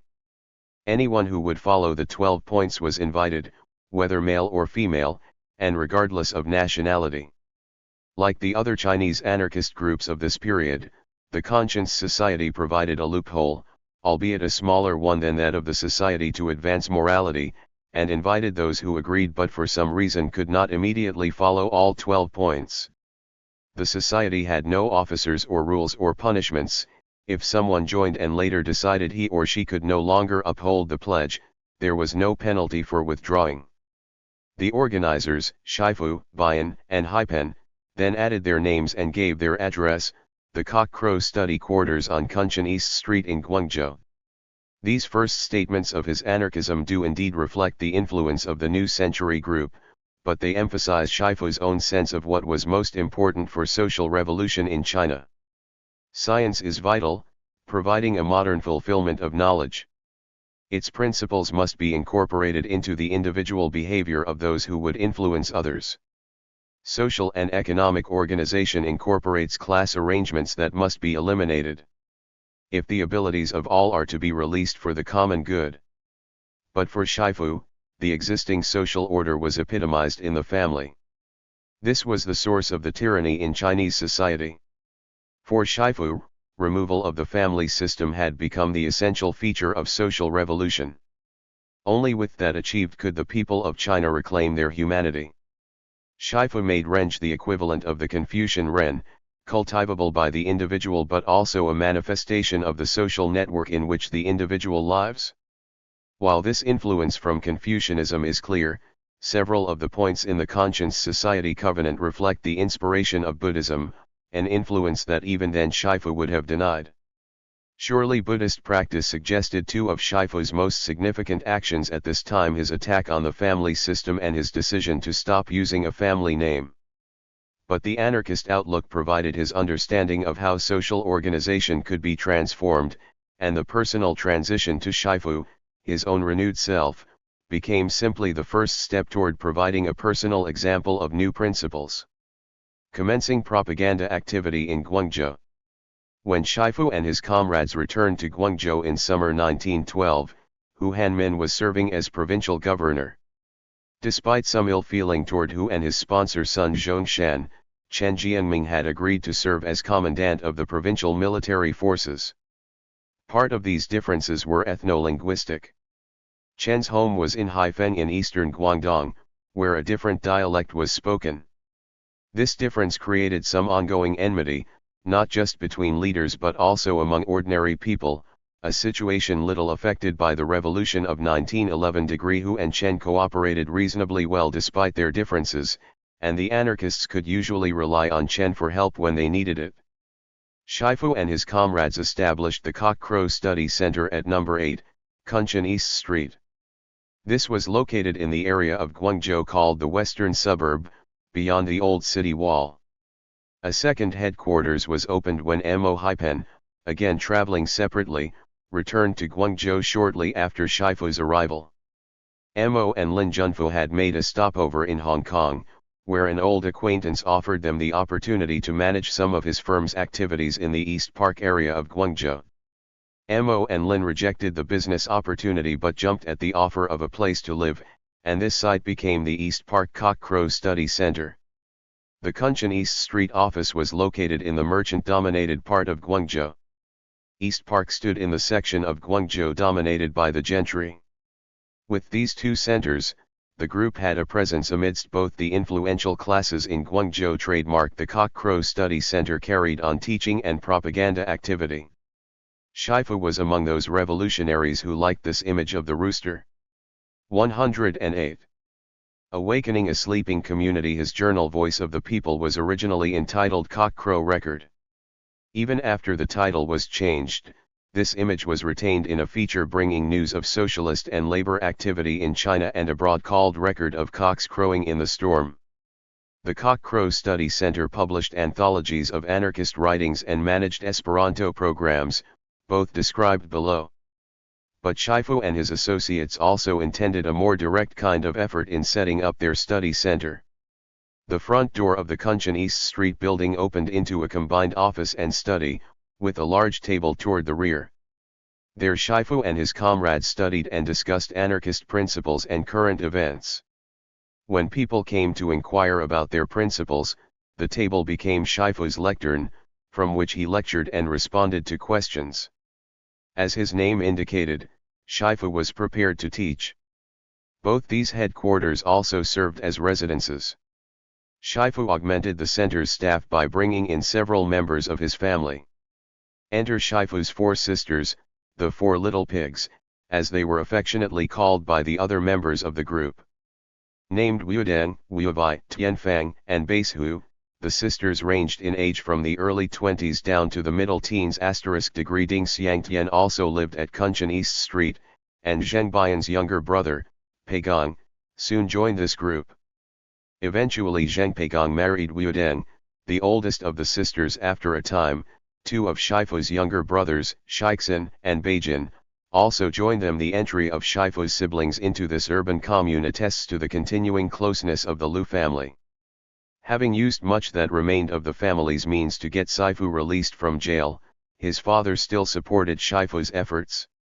Despite Shifu's attacks on the family system, his experience made him feel his own family was different. Did he fail to see the irony in this situation? The East Park group grew through a network of personal friendships. Mo Haipen and Lin Himian, younger brother of Lin Junfu, were joined by Zheng Bian and his wife Mo's army friend, He Zongda, also lived at East Park, as did a woman from Dongguan, the home district of all three men. This Dongguan connection suggests another form of expansion through personal association. The majority of the group's members came from Xiangshan, Shifu and Zheng Bian's home, and Dongguan, Mo Haipen's. Besides the younger siblings from Xiangshan, Shifu's longtime friend Lin Junfu was a member, as were two other men from Xiangshan. Some individuals joined or supported Shifu's activities because of other kinds of association with him. Pan Fuxi had been a member of the China Assassination Corps. Several journalists became involved because of Shifu's earlier work in that field. As editor of Pingmen Bao, Pan Dai published Shifu's essays and announced the group's activities. Liao Pingzi, a poet and a member of Pan's staff, actively supported Shifu. Liang Bingxian and Wang Kaiame also wrote for Pingmen Bao. Liang later contributed to Shifu's journal and also launched anarchist journals of his own while in Southeast Asia. 109. The Esperanto movement drew others into Shifu's activities. Su Lunbo, who taught the group's classes in Esperanto, became associated with the anarchists by this means. Su had earlier studied in France. Although his major interest was silk culture, he also had become versed in Esperanto. After returning to China, he had tried several times to launch Esperanto study at schools where he taught, but had gotten little response. When Shifu invited him to teach at East Park, Su was pleased to accept. One of Su's most successful students was a teenager named Huang Zunchen, who became one of China's premier Esperantists. The nucleus of Shifu's group consisted of 15 to 20 very active people, with many more less directly involved. The support of such local newspapers as Pingmen Bao was indeed effective. Thus, the Guangzhou anarchist movement was effectively launched during the second half of 1912. However, not all those who supported the group's activities were full members of the Conscience Society. Some of those who were only supporting members played a most important part by providing financial backing for Shifu's work. Degree. While sources are vague about the amounts they provided, it is clear that several well-to-do people made major contributions. There was a gift of 50,000 yuan given to Shifu soon after the final negotiations between Sun Zhongshan and Yuan Shikai were completed. Presumably the donor wished to reward Shifu for his contributions to the revolutionary cause and support his subsequent efforts. At first Shifu seems not to have been much concerned about funds. Such a large gift would have supported the group's work for some time. Later he reported contributions in the concluding notes to each issue of his journal. The amounts from individual contributors were almost always small and could not have covered more than publication expenses. One of the Cock-Crow Center's major activities during its first year was to publish anthologies of anarchist writings. These were almost entirely translations of the works of European anarchists or articles by New Century writers, all published in that journal. Their first publication carried the title Selections from New Century. It was produced during summer 1912, even before the formal announcement of the Conscience Society Covenant. Next came a selection of articles entitled The Essence of Anarchism, published in August 1912. Another anthology, called Soldier's Gospel, which emphasized the anti-militarist themes of anarchism, had a great impact among the thousands of troops in Guangzhou. Yet another collection, Famous Works of Anarchism, was put out in April 1913. 5,000 copies of each anthology were printed. The group also printed 10,000 copies of the Conscience Society's pledge in order to give it broader distribution. In addition to the anthologies, they distributed some 50,000 picture postcards of anarchist leaders such as Kropotkin, Bakunin, and Tolstoy, with quotations expressing some of their major ideas. They also made available stationery and envelopes printed with some of these quotations. 110. There was a good deal of overlap between essence and famous works. An overview of their content indicates what Shifu sought to emphasize of the received wisdom from the Paris group. Both collections began with The Principles of Revolution, which links science to social revolution**. A talk about anarchism between two workers, by the Italian anarchist Enrico Malatesta, also appeared in both volumes, its question and answer form serving as a catechism. Another piece was an explanation of socialism, which outlined the various forms of socialism and thus served as a convenient primer for Chinese readers. This offered the sort of basic information that Shifu sought to establish as essential in his later discussions of the state socialism of Sun Zhongshan and Zhang Kanghu. Finally, both anthologies included 2 items on Kropotkin's anarchism, a discussion entitled Kropotkin's Theories and a translation of Kropotkin's pamphlet, Law and Authority. Trademark. Tianyi Bao, the Tokyo Anarchists Journal, was also represented in the essence of anarchism by a lecture that Kotoku Shosui had given to that group in 1907. Besides presenting a basic outline of anarchist ideas drawn mainly from Kropotkin, in this lecture Kotoku had made 2 points that Shifu regarded as important for Chinese anarchists. The first was that if the Chinese people carried out an anarchist revolution, they need not fear that their country would be partitioned, because the peoples of Europe and America would also respond with revolutions of their own. Kotoku also suggested that for anarchists in Asia, internationalism should begin with a sense of Asian solidarity. Another important topic in the anthologies was opposition to the marriage and family systems. 6 discussions on one or the other of these interlocking issues appeared in Essence **. While it is difficult to measure the response to the Cock-Crow group's propaganda, it is clear that Soldier's Gospel, the last of the 4 anthologies, had a definite impact among military units who remained in Guangzhou when the book appeared in early 1913. As of December 1911 there had been about 140,000 troops in the city, including some of bandit origins who had been enlisted in the revolutionaries' cause. It was expensive to maintain this number of soldiers, and as time passed some of them reverted to banditry, creating problems for the government. Both Hu Hanmin and Chen Jianming had continued to disband troops. Their efforts reduced the number to only 40,000 by early 1913. As noted, Chen Jianming had been supportive of Shifu and his causes.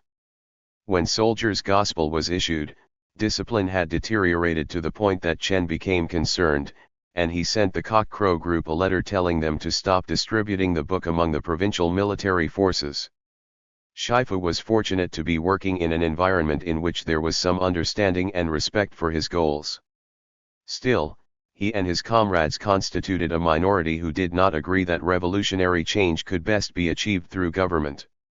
An outline of the policies instituted by the revolutionary government in Guangzhou offers a contrast to Shifu's plans for social revolution. In Edward Rhodes' characterization, the revolutionary government in Guangzhou sought cultural transformation but not a social revolution. Some of the changes continued themes begun under the Qing. They also reflected the influence of Christian missionary effort. Probably a majority of those in the new government were Christians or had attended missionary schools. The new government abolished Confucianism as an official ideology, not a reflection of iconoclasm but rather as part of an effort to remove support for traditional social privilege. The regime was openly hostile to Buddhism and Daoism, however, applauding as Christian zealots smashed shrines and statuary in temples of both religions. Other reforms sought to change customs. The Western calendar was adopted, but this effected little change in the celebration of the traditional New Year, which was the government's goal.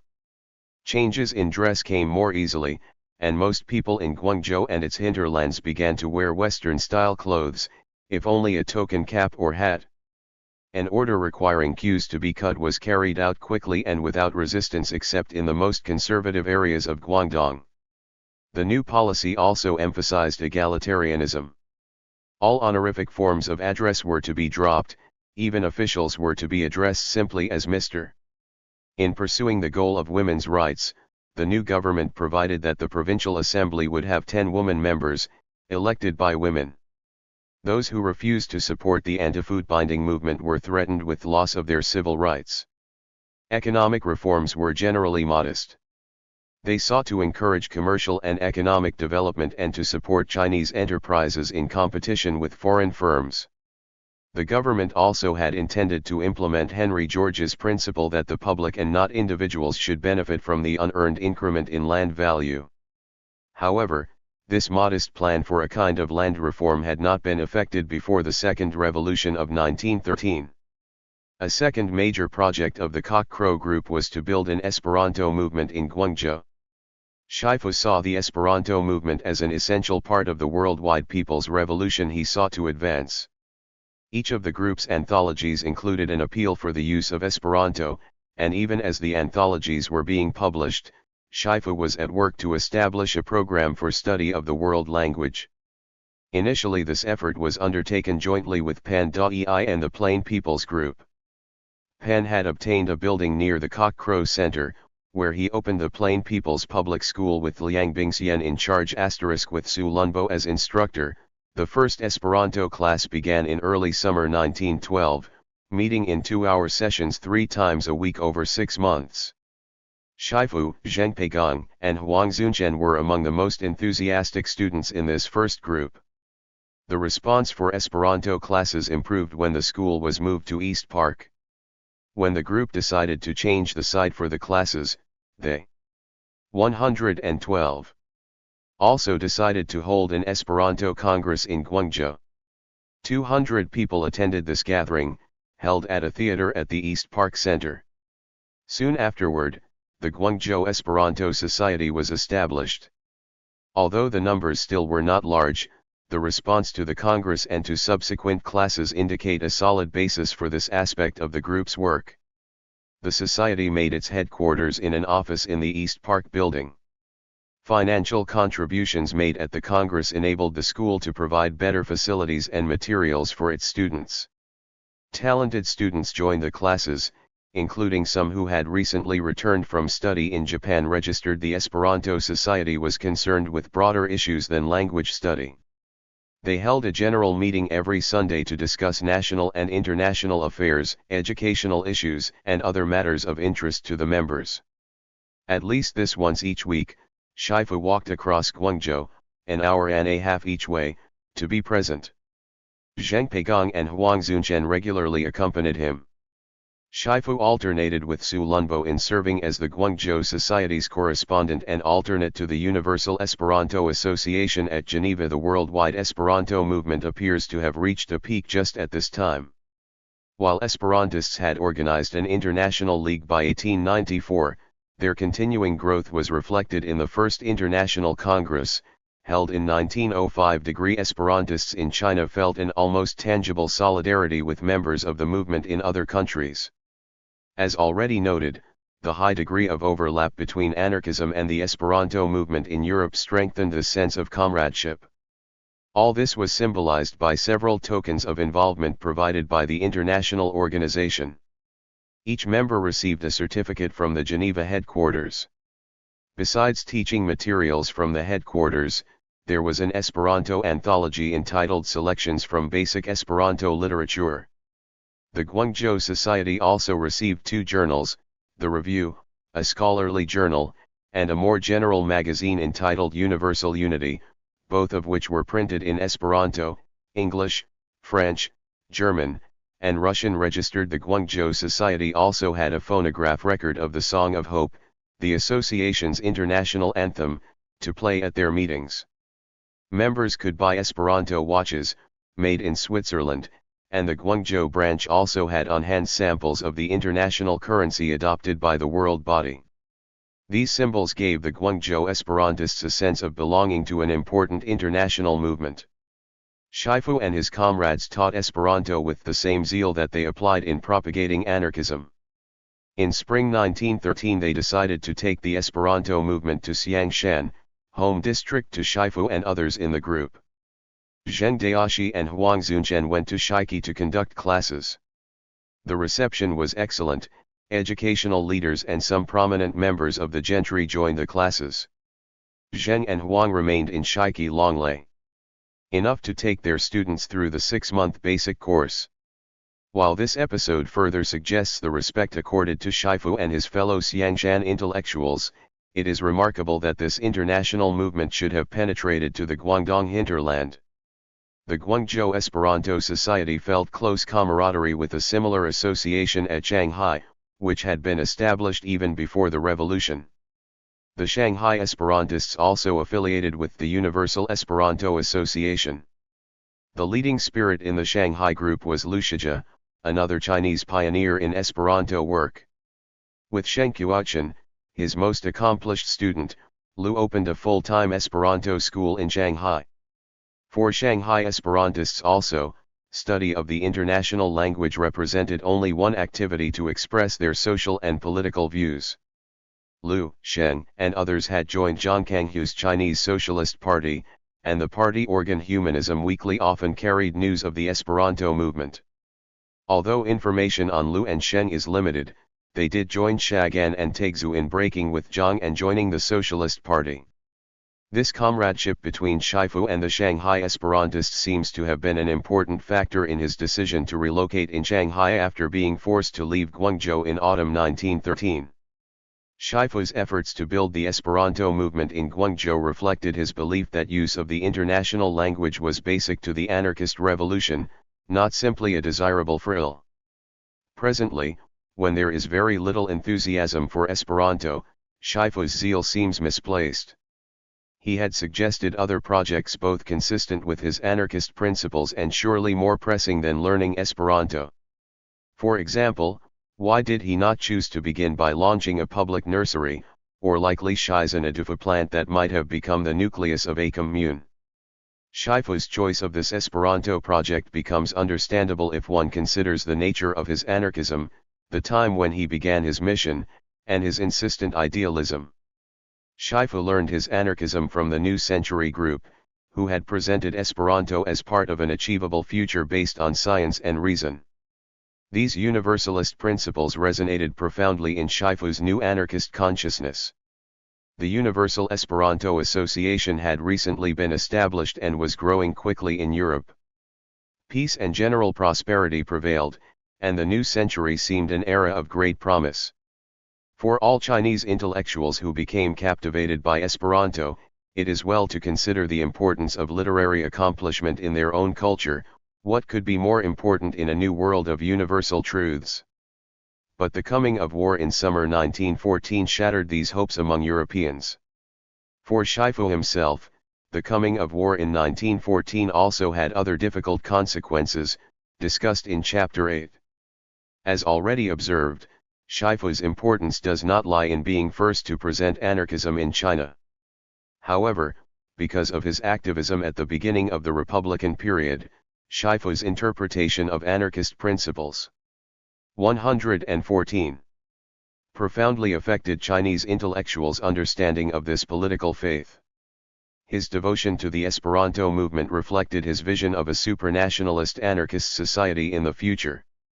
He remained anti-imperialist and sought to liberate China as a nation from the control of capitalists who represented the power of other nations. However, he now defined these points in positive terms. The peoples of all societies would one day take matters in hand, and together remove the burdens of nationalism and capitalism. Through Esperanto they could communicate in a new and rational human order.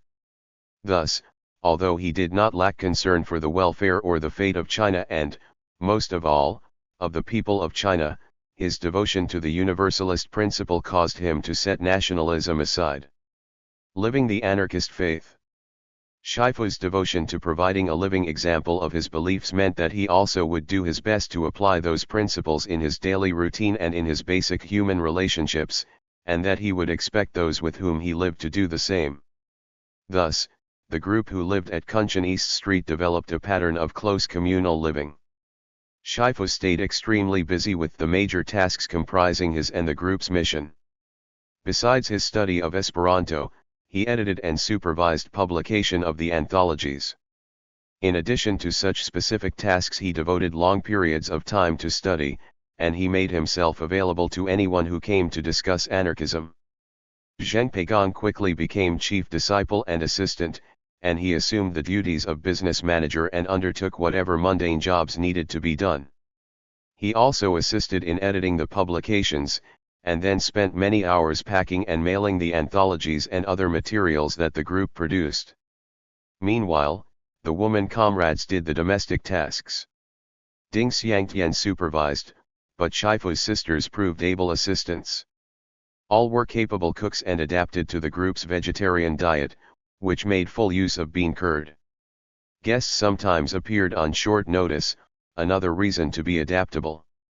Out of concern for cleanliness, plates were served individually, contrary to the usual Chinese practice of taking portions from a common serving bowl. Also, according to Western style, the diners ate with knife and fork, and a tablecloth and napkins were used. The only exception was that a large pair of chopsticks was kept on the table to take second helpings. A clean, comfortable, and friendly atmosphere prevailed.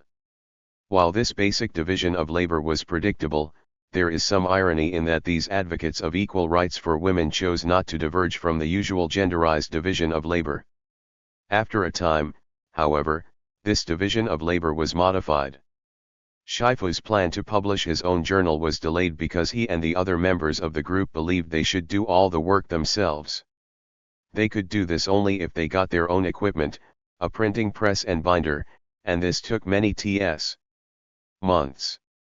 That accomplished, all the members learned to do the various tasks involved in the printing process. Shifu's brothers and his 4 sisters became mainstays in the print shop, devoting entire days to this work when necessary. Presumably the kitchen chores were done minimally at these times.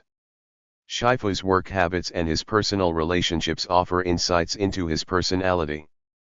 Although he set out to establish a new kind of career, as propagandist, he retained the daily habits of a scholar, immersing himself for long hours in study and writing. He kept a strict schedule, going out only to attend Esperanto meetings. After the group began to publish the journal, his work as editor and chief writer occupied him completely. He would lock himself in his study, working until well past midnight. This routine took its toll on Shifu's health.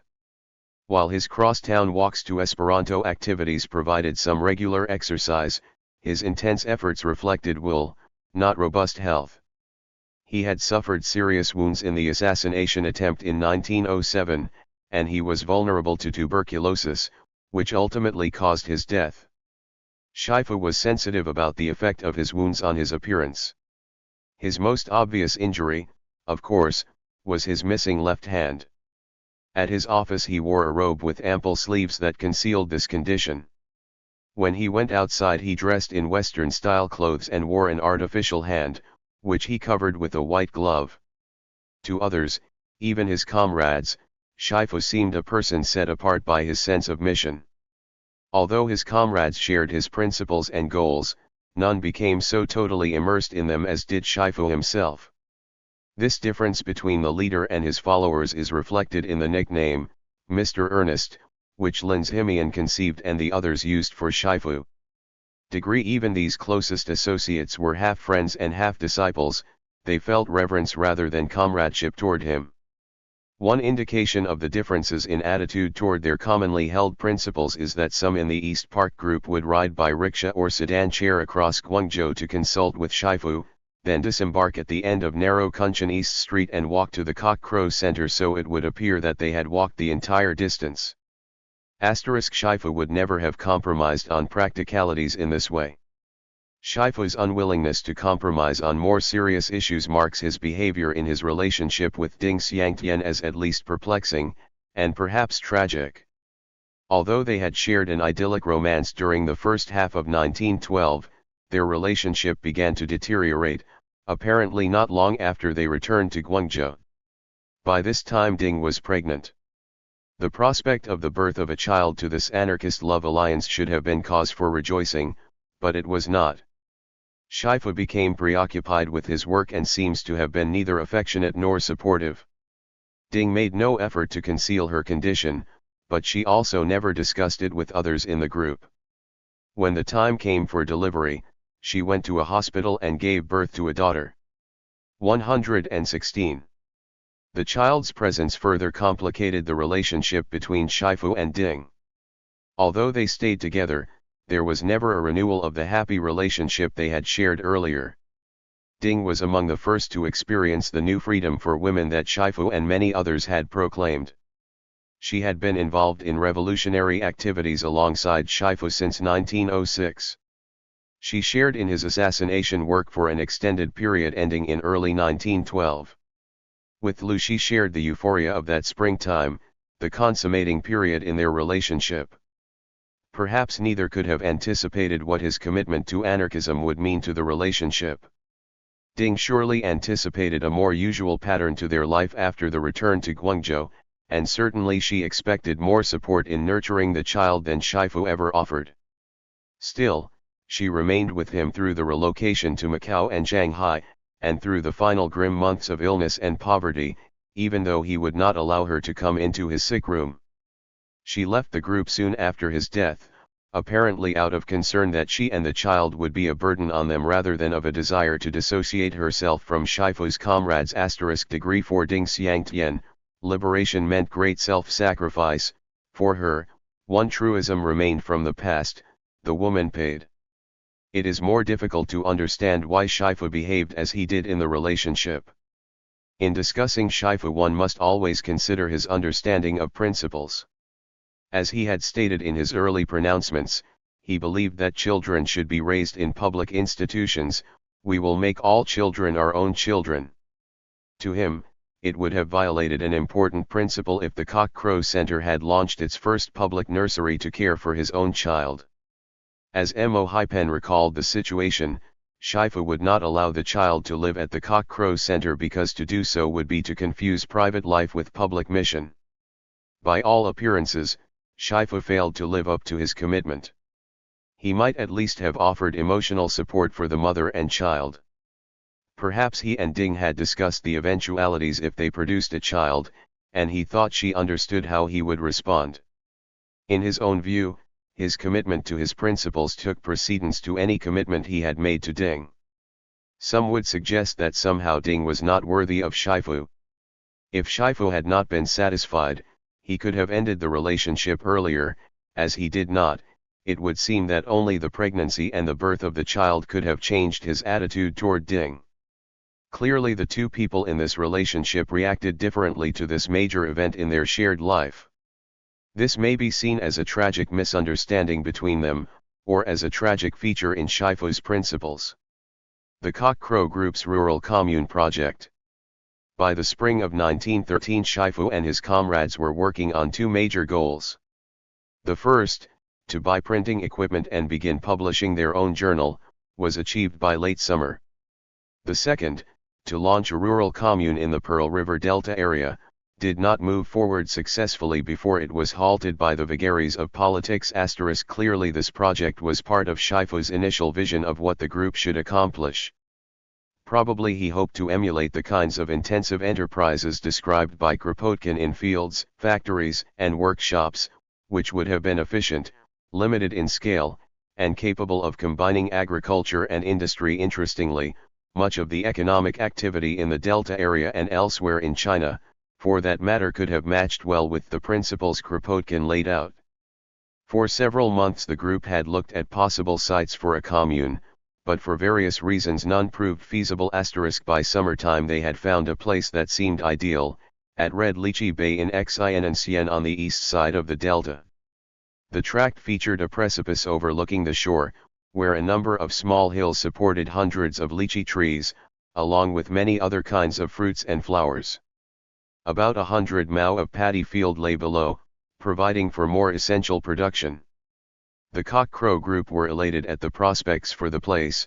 They took the owner back with them to Guangzhou and entertained him while they attempted to work out financing for the project. At that point the fateful events of the Second Revolution intervened, and their dream of establishing a rural commune ended abruptly. This plan for a rural commune is an intriguing might have been in Shifu's career. Perhaps it was just as well that it did not work out, as the group's efforts could easily have been wasted. Success could have been as counterproductive as failure in that it might have diverted them from a sense of immediacy about their mission. Self-sufficiency might have led to self-containment. However, had Shifu and his comrades gone to Red Lychee Bay, their anarchism might have developed a rural orientation and eventually fostered a peasant-based revolution. Instead, the loss of this opportunity became one further setback for the group in late 1913. Launching the Cock-Crow Record. From early 1913, Shifu planned to establish a journal of his own, which would be called Cock-Crow Record, but Shifu and his associates had decided that they should do all the work of producing the journal themselves. To them it was essential that they should not pay someone else to do the physical labor to present the principles of anarchism. Besides the expense involved, it took time. 118. To set up a print shop and bindery. Thus, it was late summer before they were ready to publish. Political events had moved quickly during this same period. The Guangdong provincial government had been among the more progressive of the post-revolutionary administrations, and even those who had jockeyed with each other for control agreed on the larger goal of resisting Yuan Shikai. Yuan had removed Hu Hanmin as governor and replaced him with Chen Jianming on June 14. Rather than accede to Yuan's wishes, however, Chen continued Hu's policies. So in early July, Yuan appointed Long Jiguang as military governor, authorizing him to take Guangzhou by force. By mid-August, Long's troops were poised to take control of the city. Seeing that the environment of tolerance he had been enjoying would soon be terminated, Shifu hurried to publish the first issue of Cock-Crow Record, which was dated August 20. A second issue, dated a week later, was produced before the group had to flee the city. Most of the content of these first two issues reflected Shifu's intense interest in China's current political crisis, both in Guangzhou and elsewhere. Like all others resisting Yuan, Shifu detested the strongman. But as an anarchist, he was even more concerned with the inadequacy of all political systems. To him the current crisis was a profound demonstration of the need for anarchism. Yuan's actions to destroy the other two socialist parties drew a sympathetic discussion from Shifu and occasioned a review of the brief history of contemporary Chinese socialism. In these first issues, Shifu also stated his grievances against the new century anarchists, some of whom had held office or otherwise served in government since their return to China. These remained persistent themes in Voice of the People after Shifu's forced exit from Guangzhou. As Shifu stated in his editor's preface, however, the chief purpose of Cock-Crow Record was to present anarchist principles as a true and positive basis for organizing society. He characterized the Cock-Crow Society as a small group who studied and discussed important social questions. The group had launched the journal because of their desire to offer to others the ideas they thought were valuable. While their effort was modest, the group took truth as their standard. Thus, Shifu hoped, what they wrote would have good effects. Shifu also explained the journal's alternate title, Voice of the Common People, which appeared just below the banner in these first two issues. The group wished to speak directly to ordinary people, whom they sought to mobilize for social revolution. A briefer version of this name would be used for the journal following the group's departure from Guangzhou. Shifu then listed the goals of the revolution advocated by the Cock-Crow Society: communism, labor unionism, opposition to militarism, to religion, to the family, vegetarianism, language unity, and world community. These were familiar watchwords to those who had read the earlier Cock-Crow publications, and most would receive further discussion in later issues of the journal. In this initial statement, Shifu noted his intention to emphasize both science and Esperanto. An Esperanto supplement of 4 pages was produced with most issues, and the journal often printed Esperanto terms alongside their Chinese equivalents. Shifu later became so much involved in efforts to counter opposing views of socialism that he did not deliver as much news of science or other features as he originally intended. Still, the journal was packed with information as well as disputation in its modest space. It was approximately 5 by 8 inches and 16 pages long except for a very few of its issues. Shifu followed his editor's remarks with a simple explanation of anarchism, an exposition of anarchist principles. Man's life is essentially simple, he began, but the systems of authority that have developed in societies pervert these basic pursuits and should therefore be abolished. Government and wealth have become the controlling powers in society, their strength is multifarious and mutually reinforcing, usually so by design. Law is a tool of authority. The crimes from which law claims to protect people are actually caused by the unfair distribution of wealth, which leaves many people in poverty. The wealthy have a vested interest in keeping the system as it is. Their control of resources enables them to exploit the labor of ordinary people. It also accounts for the spiritually debilitating idea that work is degrading, and for similar notions that create a false sense of values.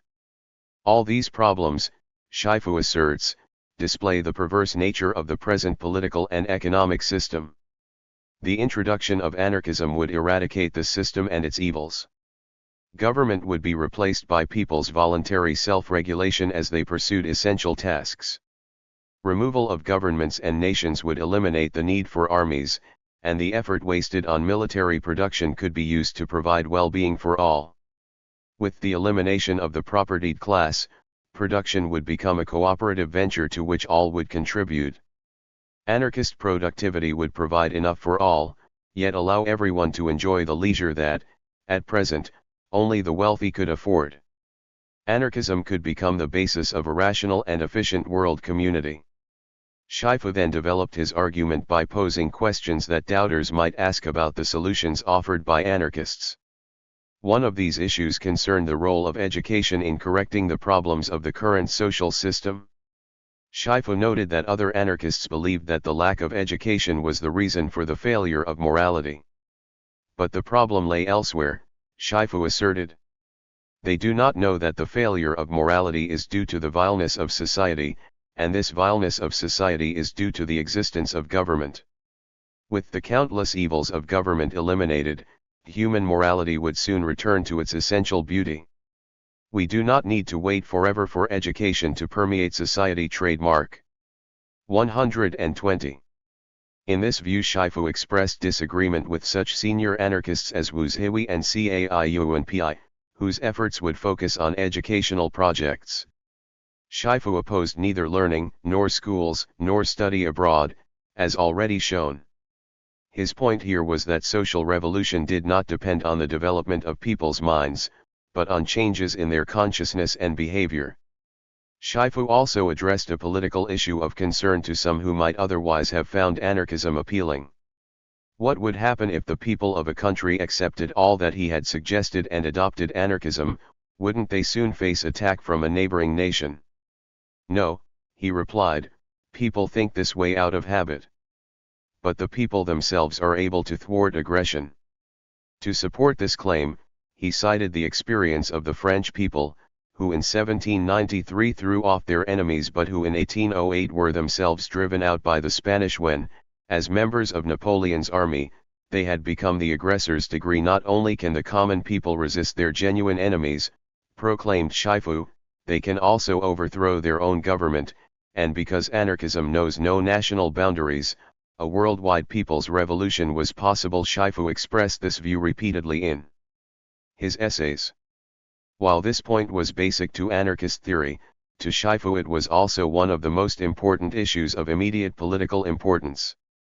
It opposed the dominant view among Chinese patriots, and the strategic decision of Sun Zhongshan in yielding the presidency to Yuan Shikai, that national security should be the key issue. For Shifu, anarchist principles had direct relevance to this major political issue. Thus, Shifu concluded, he had shown that anarchism is not just a theory, but that it is capable of practical realization. In this first of his many expositions of anarchism in the journal, he displayed great enthusiasm for the principles of anarchism as developed in the West. His grasp of those principles was thorough, even profound, but he remained naive, and for the contradictions of the present system, he substituted some of his own. However, to most of his readers, who either agreed with him already or at least were open to new ideas. Anarchism offered solutions to the problems that plagued China. The old social system preserved countless forms of human bondage. Peasants, laborers, and women were trapped in degradation, with little hope for improvement under traditional arrangements. On a different plane, anarchist solutions appealed to a people long subject to the rapaciousness of imperialism. A worldwide people's revolution could end the domination of the Western powers and preserve cherished values. Having presented his goals for the journal and an outline of the appeal of anarchism, Shifu offered a brief analysis of the immediate political crisis that had spurred the Cock Crow Group to begin publication. In The Armed Struggle of Politics, he presented the anarchist position regarding the anti-UN movement, which was already being defeated. Shifu believed that the effort to remove UN Shikai was irrelevant to the most important goals of revolution. If UN is expelled, the disaster of war might end soon, but this does not mean people will be free if UN is driven out. In all ages which have government, the people are without true freedom. To Shifu the idea of representative government was false, and neither the structure nor those who were supposed to represent the people of the Republic of China could respond adequately to the current crisis. If the National Assembly truly represents the people, it ought to find a way to impeach Yuan Shikai and force him out of office, in order to avoid disaster to the people. Thus far, we have not heard of this. Degree.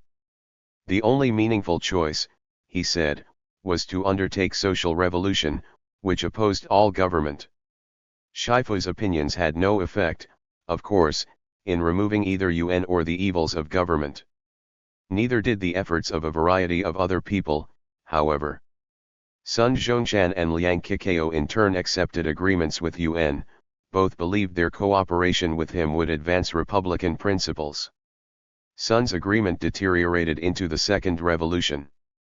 Liang Qikao then accepted a leading role for his Progressive Party, but by late summer 1914 he began organizing opposition to UN's effort to restore the monarchy. Yuan Shikai also destroyed the two socialist parties of the early republic, as already described. Shifu wrote of these developments in his lead article, The Government and the Socialist Parties, for the second issue of Cock Crow Record. Asterisk. Outraged by the execution of Chen Yulong only weeks earlier, Shifu condemned Yuan's actions against the two parties. Yuan's pretext had been that Chen was planning violence toward the government. His alleged guilt had been transferred to the party as a whole, and this became the basis for Yuan's order breaking up the party. Shifu noted Yuan's statement that China's socialist parties cannot be compared with socialist parties in civilized countries, which only study theory. Shifu ridiculed this statement, observing that UN understood neither the political systems nor the work of socialist parties in civilized countries, and further, that UN's action made China a laughingstock in any civilized country. Shifu appended a lengthy note reviewing the history of the Chinese Socialist Party and the Socialist Party. He intended that his readers understand developments within China's fledgling socialist movement and the positions of the several groups within it. While in this first discussion he wrote sympathetically of the plight of fellow socialists, even here he pointed out some of his disagreements with them, a recurrent theme in later issues of Voice of the People. Shifu's second major concern in the second issue of his journal was the behavior of the Paris group of anarchists, some of whom had accepted offices in the Republican government. They had meant to reaffirm their belief in anarchism by establishing such groups as the Society to Advance Morality and the Six No's Society, but then had become involved in the political system. Shifu was primarily concerned with Zhang Ji, who had been elected to the 122 Senate and then accepted the position of Speaker in that body, and Wu Zhihui, who had taken an active role in the Kuomintang. Shifu had written to both men earlier to question these activities. Wu had replied, but had not responded to the issues Shifu had raised. Because he regarded this as a matter of general concern, Shifu now published his second letter to Wu Zhihui. Asterisk. He quoted a statement from an item on Zhang Ji in the Shanghai People's Stand. Since the revolution, Zhang believes that anarchism is not appropriate for present-day China. Surely, Shifu exclaimed, these words could not have been Zhang's. Only a few years previously Zhang and the other members of the Paris group had regarded anarchism as suitable for any country, and for China most of all. If they did not believe that now, they could not be regarded as anarchists.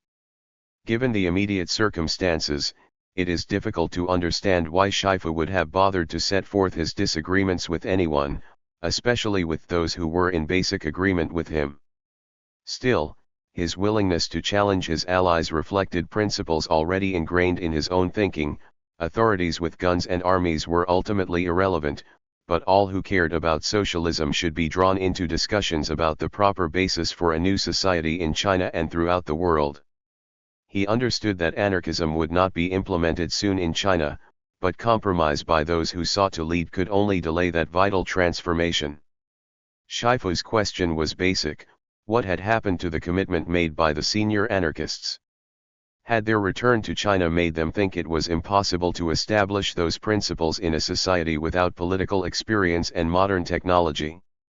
Despite their avowed opposition to power, were these returned anarchists attracted to power as represented by the institutions of the new republic? It is not difficult to see the logic of the new century anarchists' behavior. Their return home brought them back to difficult realities, in both political and everyday terms.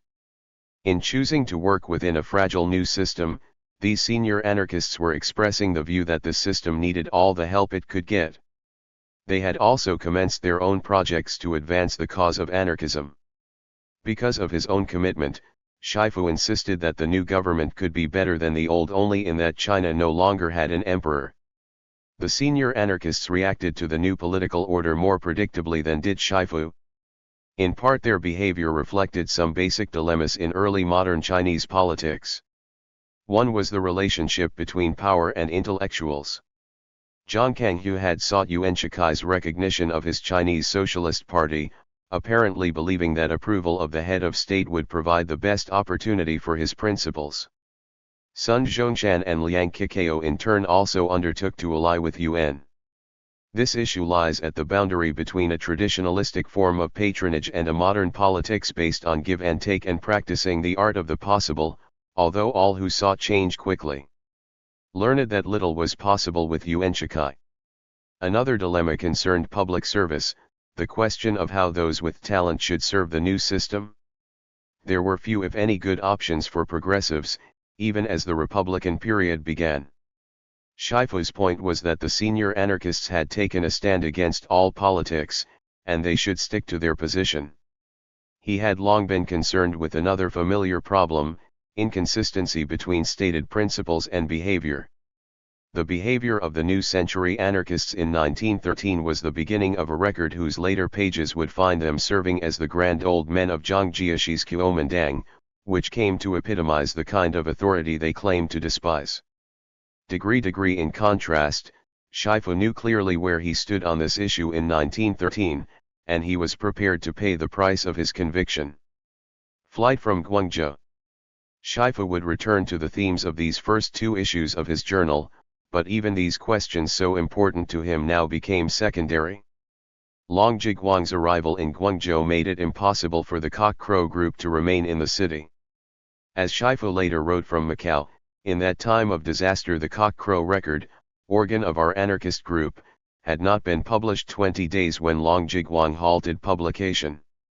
Long also conducted an investigation of the group and threatened them with arrest. There was no alternative but to flee, and during September Shifu and the other members of the group went to Hong Kong. Zheng Peigong and Huang Zunzhen stayed behind to salvage as much as possible of the group's possessions from Kunshan East Street and East Park. They hastily packed the printing press, type, and other items, and joined their comrades. Shifu and the group decided that conditions in Macau were as good as could be found, and with little delay they found a place to live in the Portuguese colony, which adjoined Xiangshan. 2 more issues of the journal were published while the group lived in Macau, using the new title Voice of the People. They hoped that the mail service would connect them to a nationwide readership. As they soon learned, however, the mail was not completely reliable. The contents of the 2 Macau issues of Voice of the People, dated December 20 and 27, 1913, consist mostly of information on anarchists, Esperantists, and other socialist groups active in many different nations, and of notes on the correspondence received by the journal. Shifu's purposes in presenting this material were to educate his readers and to create in them a feeling of comradeship with like-minded people in other parts of the world. These expressions of support from distant comrades clearly encouraged Shifu and his comrades. They felt certain that readers too would find strength in the knowledge that the basis existed for the worldwide people's revolution that Shifu described. 124. By the time the fourth issue was published, he had decided to relocate again, in the freer atmosphere of Shanghai.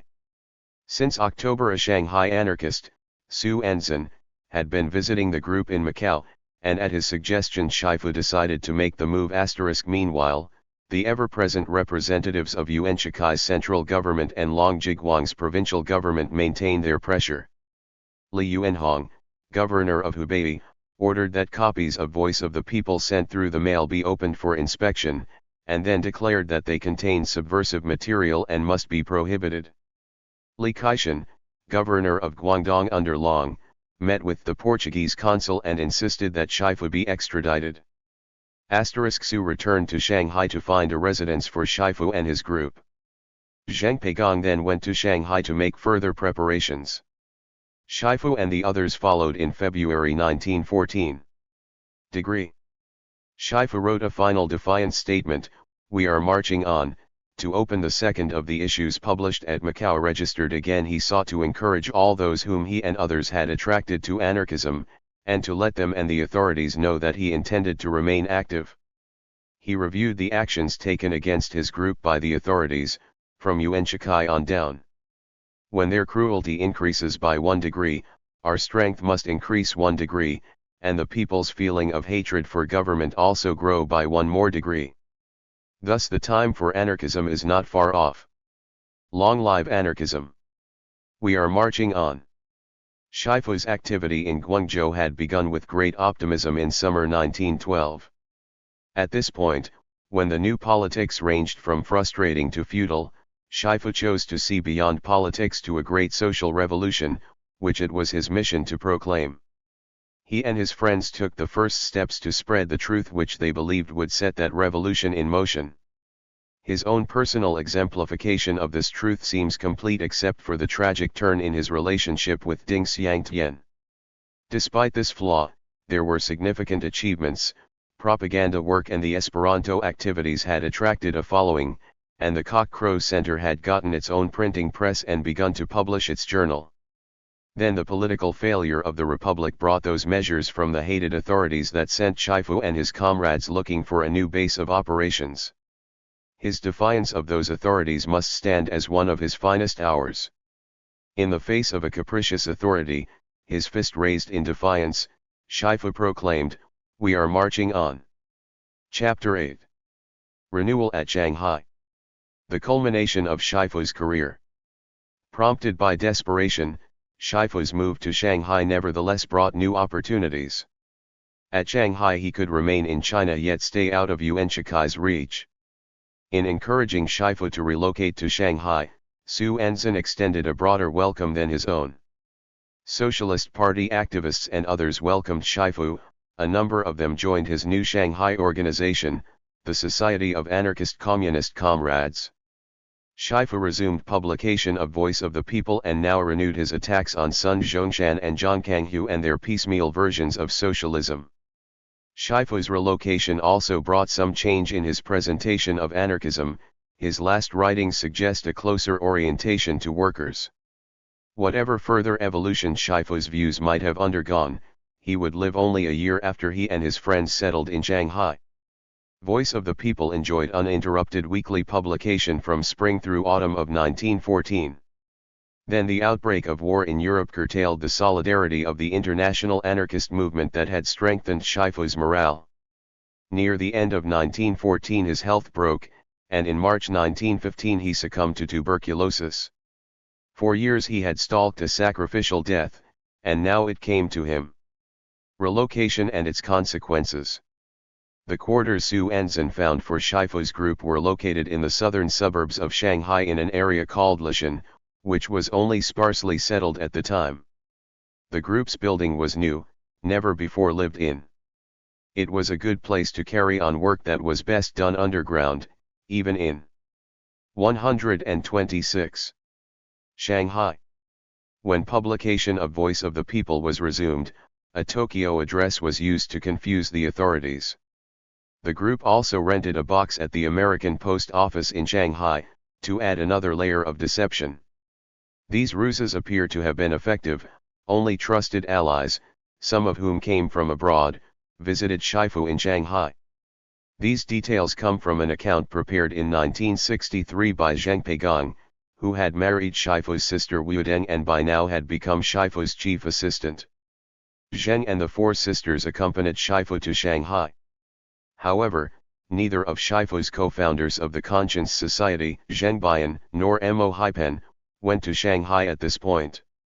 Zheng Bian apparently became totally disillusioned over the conditions in Yuan Shikai's Republic of China and emigrated to North America, where he remained for more than 20 years, first living in Canada and later in New York City. 2 Mo Haipen took this opportunity, finally, to go abroad for a period of study.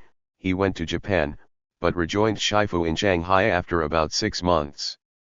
It may be that Su Anzan, arriving in Macau with new enthusiasm, displaced Mo and Zheng Bian as Shifu's mainstay. The behavior of Zheng and Mo at this point again throws Shifu's profound sense of mission into high relief. Their enthusiasm had waned, but Shifu felt driven to continue. Shifu felt a tangible support from comrades abroad. Mo Haipen reports that Emma Goldman wrote to encourage Shifu and his group, and that Goldman's partner Alexander Berkman visited them in Shanghai. Solidarity in East Asia was demonstrated in summer 1914 when the young Japanese anarchist and Esperantist Yamaga Teiji appeared at Shifu's hideaway. Shifu had written to Asuji Soxi, who by this time was Japan's most influential anarchist, to report his relocation. Yamaga, an assistant to Asuji, had traveled to Dalian on other business, and there he received Asuji's request to visit Shifu and his comrades in Shanghai. 60 years later, Yamaga recalled the precautions the group had taken before escorting him to their headquarters. Even though he had Asuji's letter of introduction, he was asked for identification.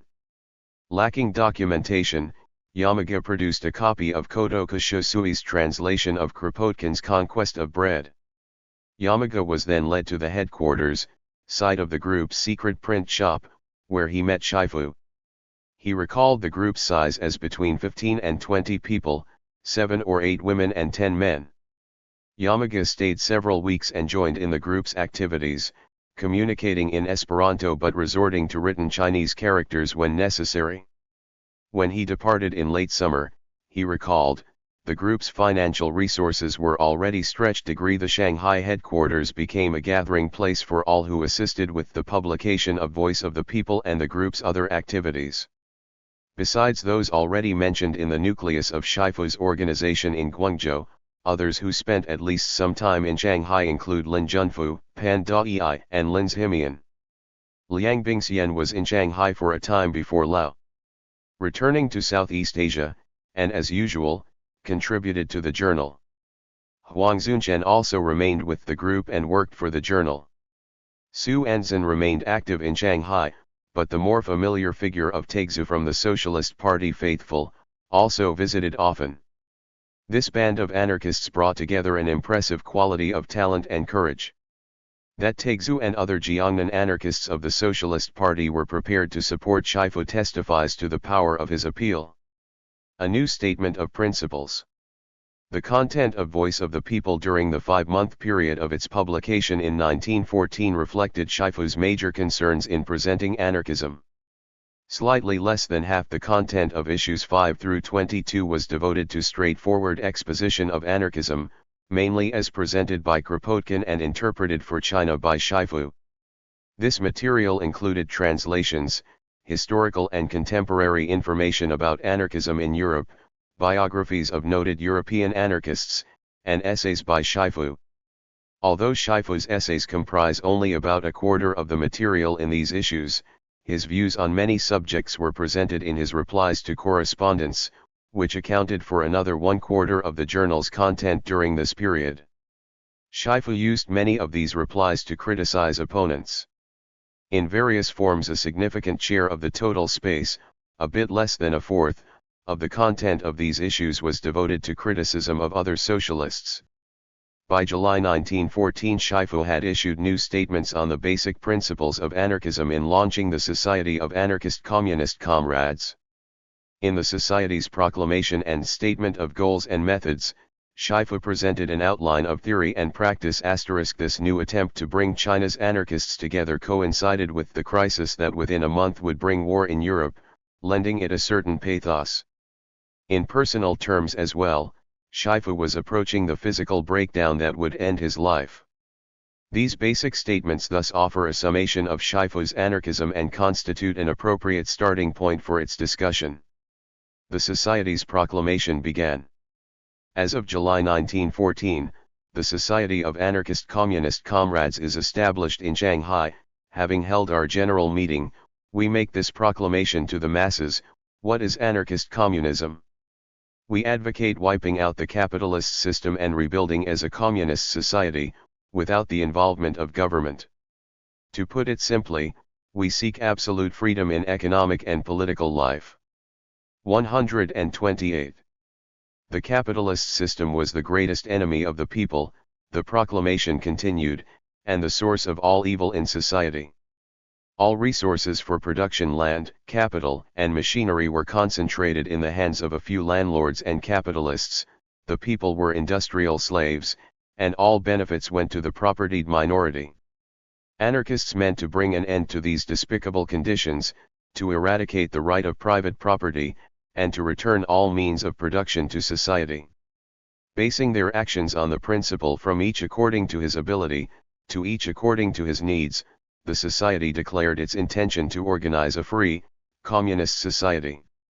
The proclamation described the differences between the present society and that envisioned by the anarchists. As anarchism takes opposition to authority as its essential principle, our party will completely eradicate and sweep away all the evil authoritarian systems of the present society, and on the basis of the true spirit of freedom, equality, and brotherly love, we will reach our ideal society without landlords, capitalists, leaders, officials, representatives, or heads of families, without armies, prisons, policemen, courts, or law, without religion and without the marriage system. At that time society will have only freedom, the great principle of mutual aid, and the joy and prosperity of labor. Degree. Only revolution, here explained as any kind of activity that displayed the spirit of revolution, relied on the strength of the people, and made war against authority, could bring about the anarchist communist society. The proclamation then reiterated Shifu's positions on several other questions. Anarchism represented the inevitable result of social progress, which accorded with the development of science. Thus, no one could say that anarchists sought some ideal world that had no basis in reality. Rather, in the anarchist society people would be free and would govern themselves. They would use this spirit of independence to implement the great principle of mutual aid. There need be no concern about disorder if anarchism were introduced. As the anarchist movement was an international movement, the Chinese people should not fear intervention by a foreign nation. Anarchists oppose private property and capitalists, Shifu said, but the fact that China had relatively few big capitalists need not impede anarchism. The view that China does not yet have big capitalists and thus social revolution is not urgent, need not hold us back. This rejects the Marxist view of development by stages while suggesting Sun Zhongshan's hope of avoiding the traumas of social dislocation resulting from industrialization. Shifu related this point to a broader question, whether anarchism could be implemented when morality was not sufficiently developed. This question would be resolved by the interrelationship of individual and society. To reform society is also to reform the individual. Ultimate assurance lay in a more basic principle. Anarchism is the underlying. 129. Pattern of mankind's natural life, the essential path of social progress, and the inevitable trend of the 20th century. Shifu concluded the proclamation with calls for unity addressed to Chinese anarchists and to all members of the worldwide anarchist movement. To his Chinese comrades he said, "The implementation of anarchist communism depends on the strength of our party. If we wish to increase our party's strength, uniting as a whole body and advancing together is our most important task today. Wherever they are, all our comrades should unite with those who share the same purposes and establish groups in free association." Shifu suggested parenthetically that local groups form either as secret bodies or as study societies until a single united organization for all of China could be worked out. Meanwhile, he invited local organizers to use the Shanghai Center to communicate with other groups. Addressing anarchists of other countries, Shifu expressed his belief that unity was also the tendency in the international movement. He invited comrades from abroad to correspond with the Shanghai Center when they wished to make contacts, share news, or exchange ideas with Chinese members of the movement. The new Society of Anarchist Communist Comrades was eager to assume the responsibility of communications agent for all Chinese anarchists. Let us march on. Long live anarchism! Asterisk. Shifu closed the proclamation with this rallying cry, followed by the Society's address, the postal box in Shanghai. However, even his suggestions for building a united anarchist organization in China reflected the great obstacles to that goal. If local cells had to organize secretly or disguise themselves as study societies, it would be difficult to build an effective nationwide organization of anarchists. Yet anarchism gave Shifu his vision of a better future, which he insisted could be achieved. Shifu made more specific statements of his anarchist program in the goals and methods of the Anarchist Communist Party. He listed 14 objectives, which would establish the society envisioned in anarchist theory. These goals could be reached through a combination of 4 methods, which he also described. Further comments sought to explain away the most common doubts regarding this great project. This was a comprehensive view of social reconstruction, ranging from production and distribution of goods to marriage, child rearing, and education. The points are best presented in Shifu's own words. 1. All the important items of production, land, mines, factories, farming tools, machinery, etc. will be taken back and returned to the common ownership of society, the right of private property will be eradicated, and money will be abolished. All the important items of production are things common to society, and those involved in production may use them freely. Copyright. No classes of capitalist and laborer, everyone should engage in labor. Each person recognizing what he is suited for and able to do, will work freely without oppression or limitation. The products of labor, food, clothing, housing, and everything else that is useful are all the common possessions of society. Everyone may use them freely, and everyone will enjoy all wealth in common. No government whatsoever, whether central or local, all government organizations will be abolished.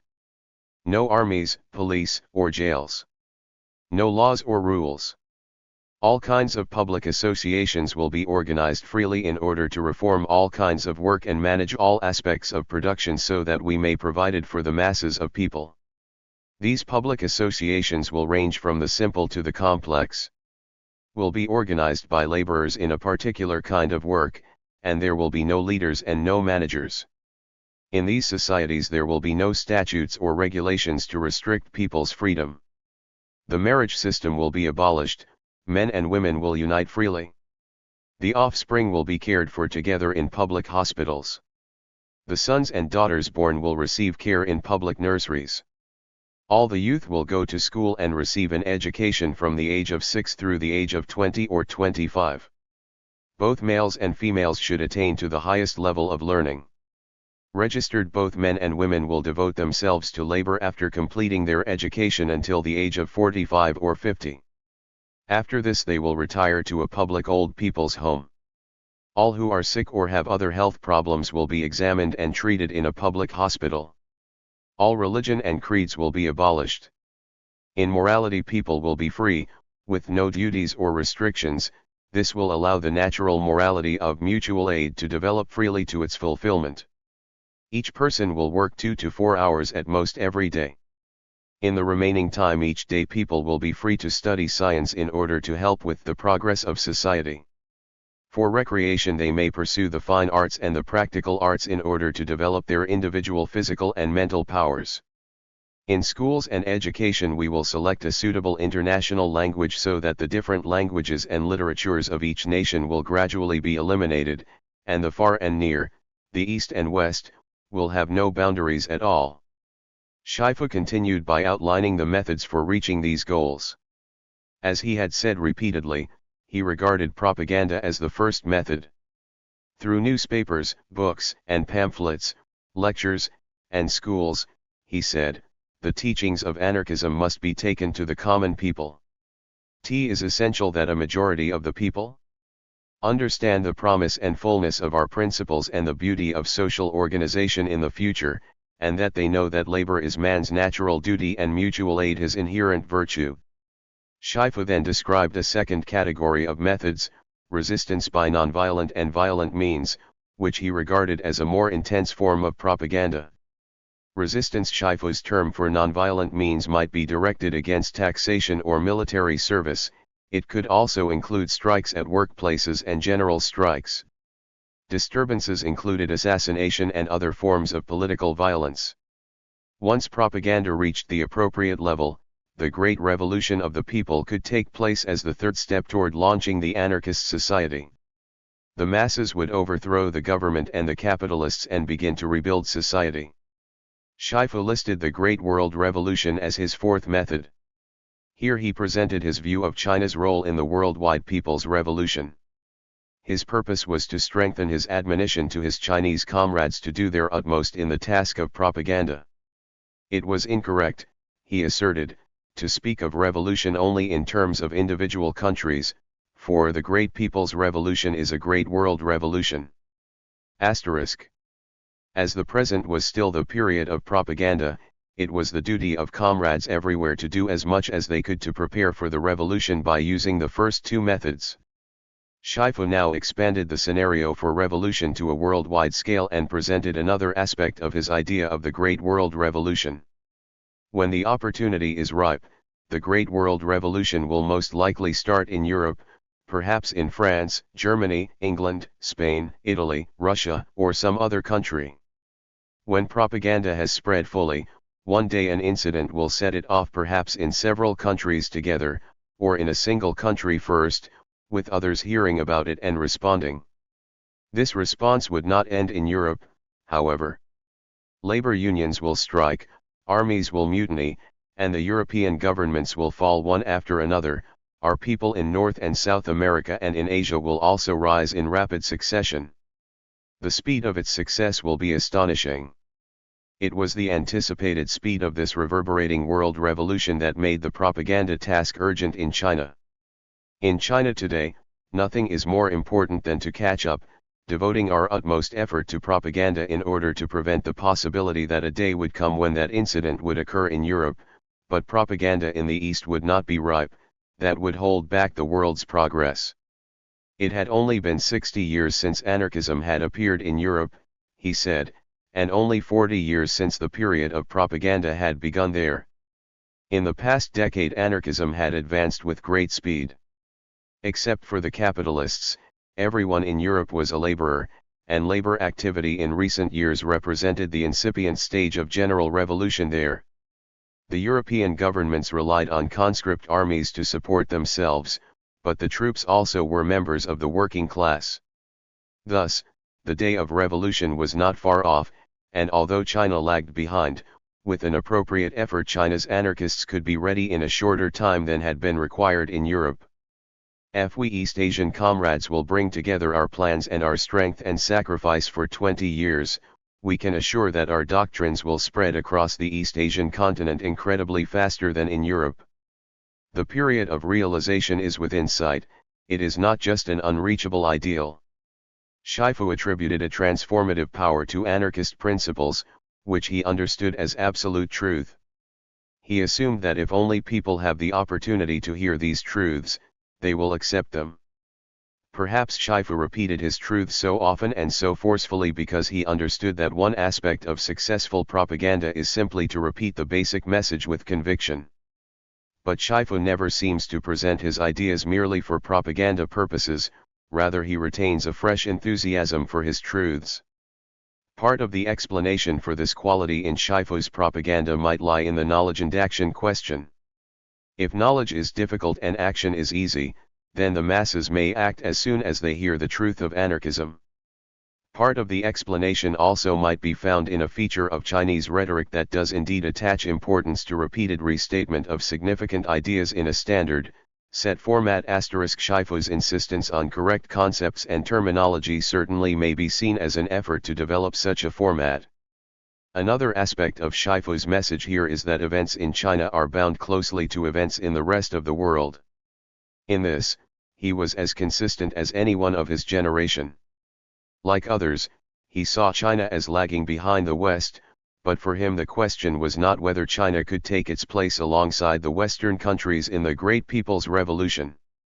His solution was to rally his Chinese comrades to communicate their great principles to the masses in their own country. Tes. Shifu's attacks on Sun Zhongshan and Zhang Kanghu.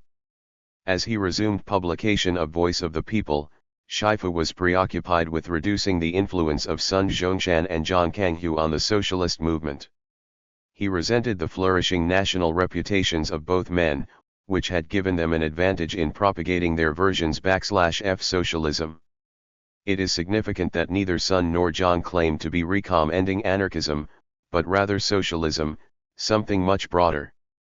While Shifu criticized them for misrepresenting socialism, and was correct in his charges, he too obscured matters by claiming the whole territory of socialism for anarchism. What most irritated Shifu was that his two rivals had chosen pieces of socialist doctrine that they found appealing, without developing either a good grasp of socialist theory or a consistent formulation of their own ideas. Neither Sun nor Zhang called for social revolution, which to Shifu was the sine qua non for a new order in China. Moreover, Sun, like his former Tongmenghui supporters who had governed Guangdong in 1912-13, espoused state socialism and sought thereby to avoid social revolution. Shifu summed up his concerns about Sun and Zhang by observing that both had claimed to present socialism to the Chinese people, yet neither offered a genuine socialism. Socialism is just beginning to sprout in China, and accurate statements are extremely rare. Our people are limited to acknowledging these two men's theories as the model for socialism. They do not know that erroneous belief in Sun's views would give us nationalized industry and the single tax on land as socialism, or that erroneous belief in Jiang's theories would give us the return of inherited wealth to the public as the spirit of communism, and free enterprise and private wealth as the emphasis in socialism. And the truth of socialism would vanish. This would be a disaster for the future of socialism. If I am to shed light on socialism and defend its ideas, how can I fail to speak out? Shifu included both his rivals in a combined attack entitled The Socialism of Sun Yat-sen and Zhang Kanghu.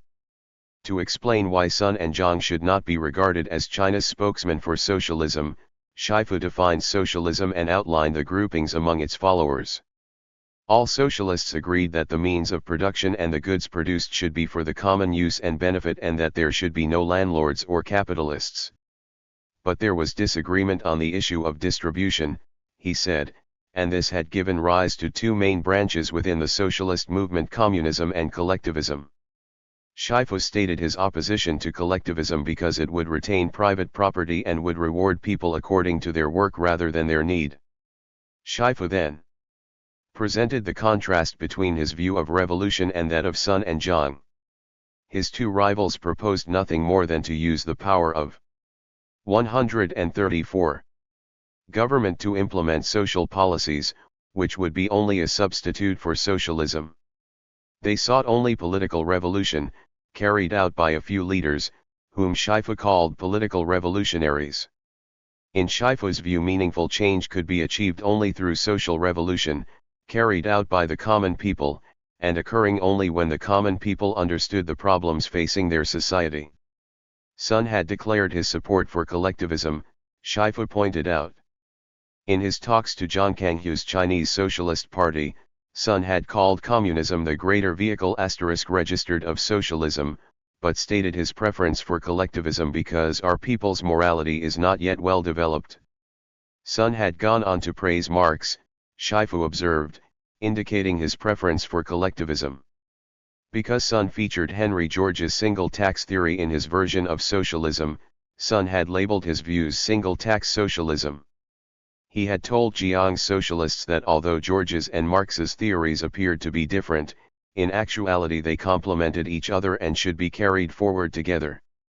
Shifu said he saw no way to combine single tax socialism and collectivism, and explained Sun's error thus: it is because Sun mistakes social policies for socialism, and also mistakes what state socialism calls the task of nationalization as the socialization of capital.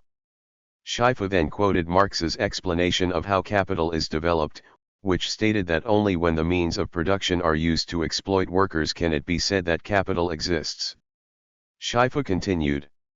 What is meant by the socialization of capital is that the means of production are placed directly in the hands of the workers. Thus the power of capital has no way to be manifested. If the state controls industry, this still uses the means of production to take wealth from the workers, and the power of wealth still benefits the privileged. To have the two running along together as he does, and to say that railroads and profits from everything should be controlled by the state, and to see this as the solution to the problem of capital, this is clear evidence that Sun does not understand the meaning of capital.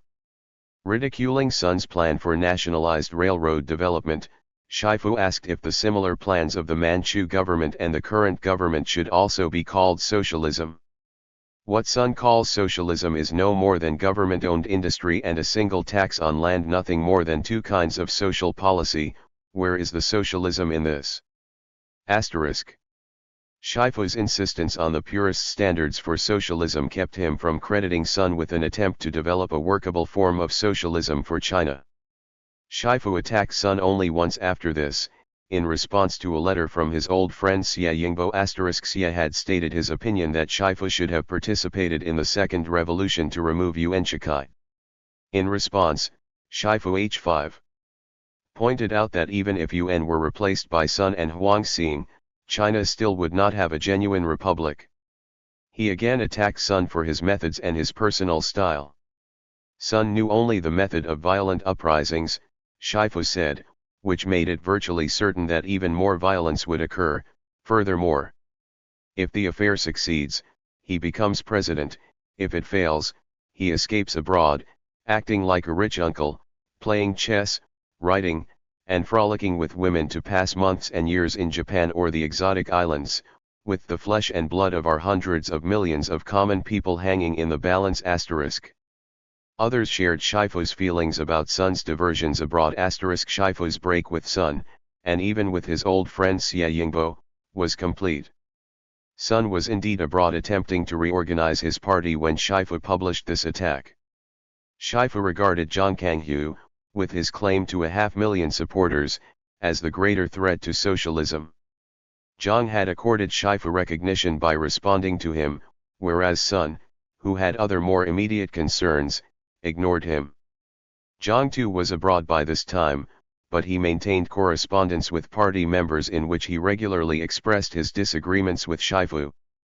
For Shifu, to correct Zhang was to educate groping socialists in the true way. Shifu had many grievances against Zhang.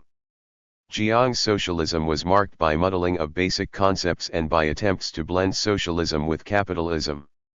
Implied in all of Shifu's attacks was that, whatever Zhang genuinely believed, he lacked the courage to stand by his convictions.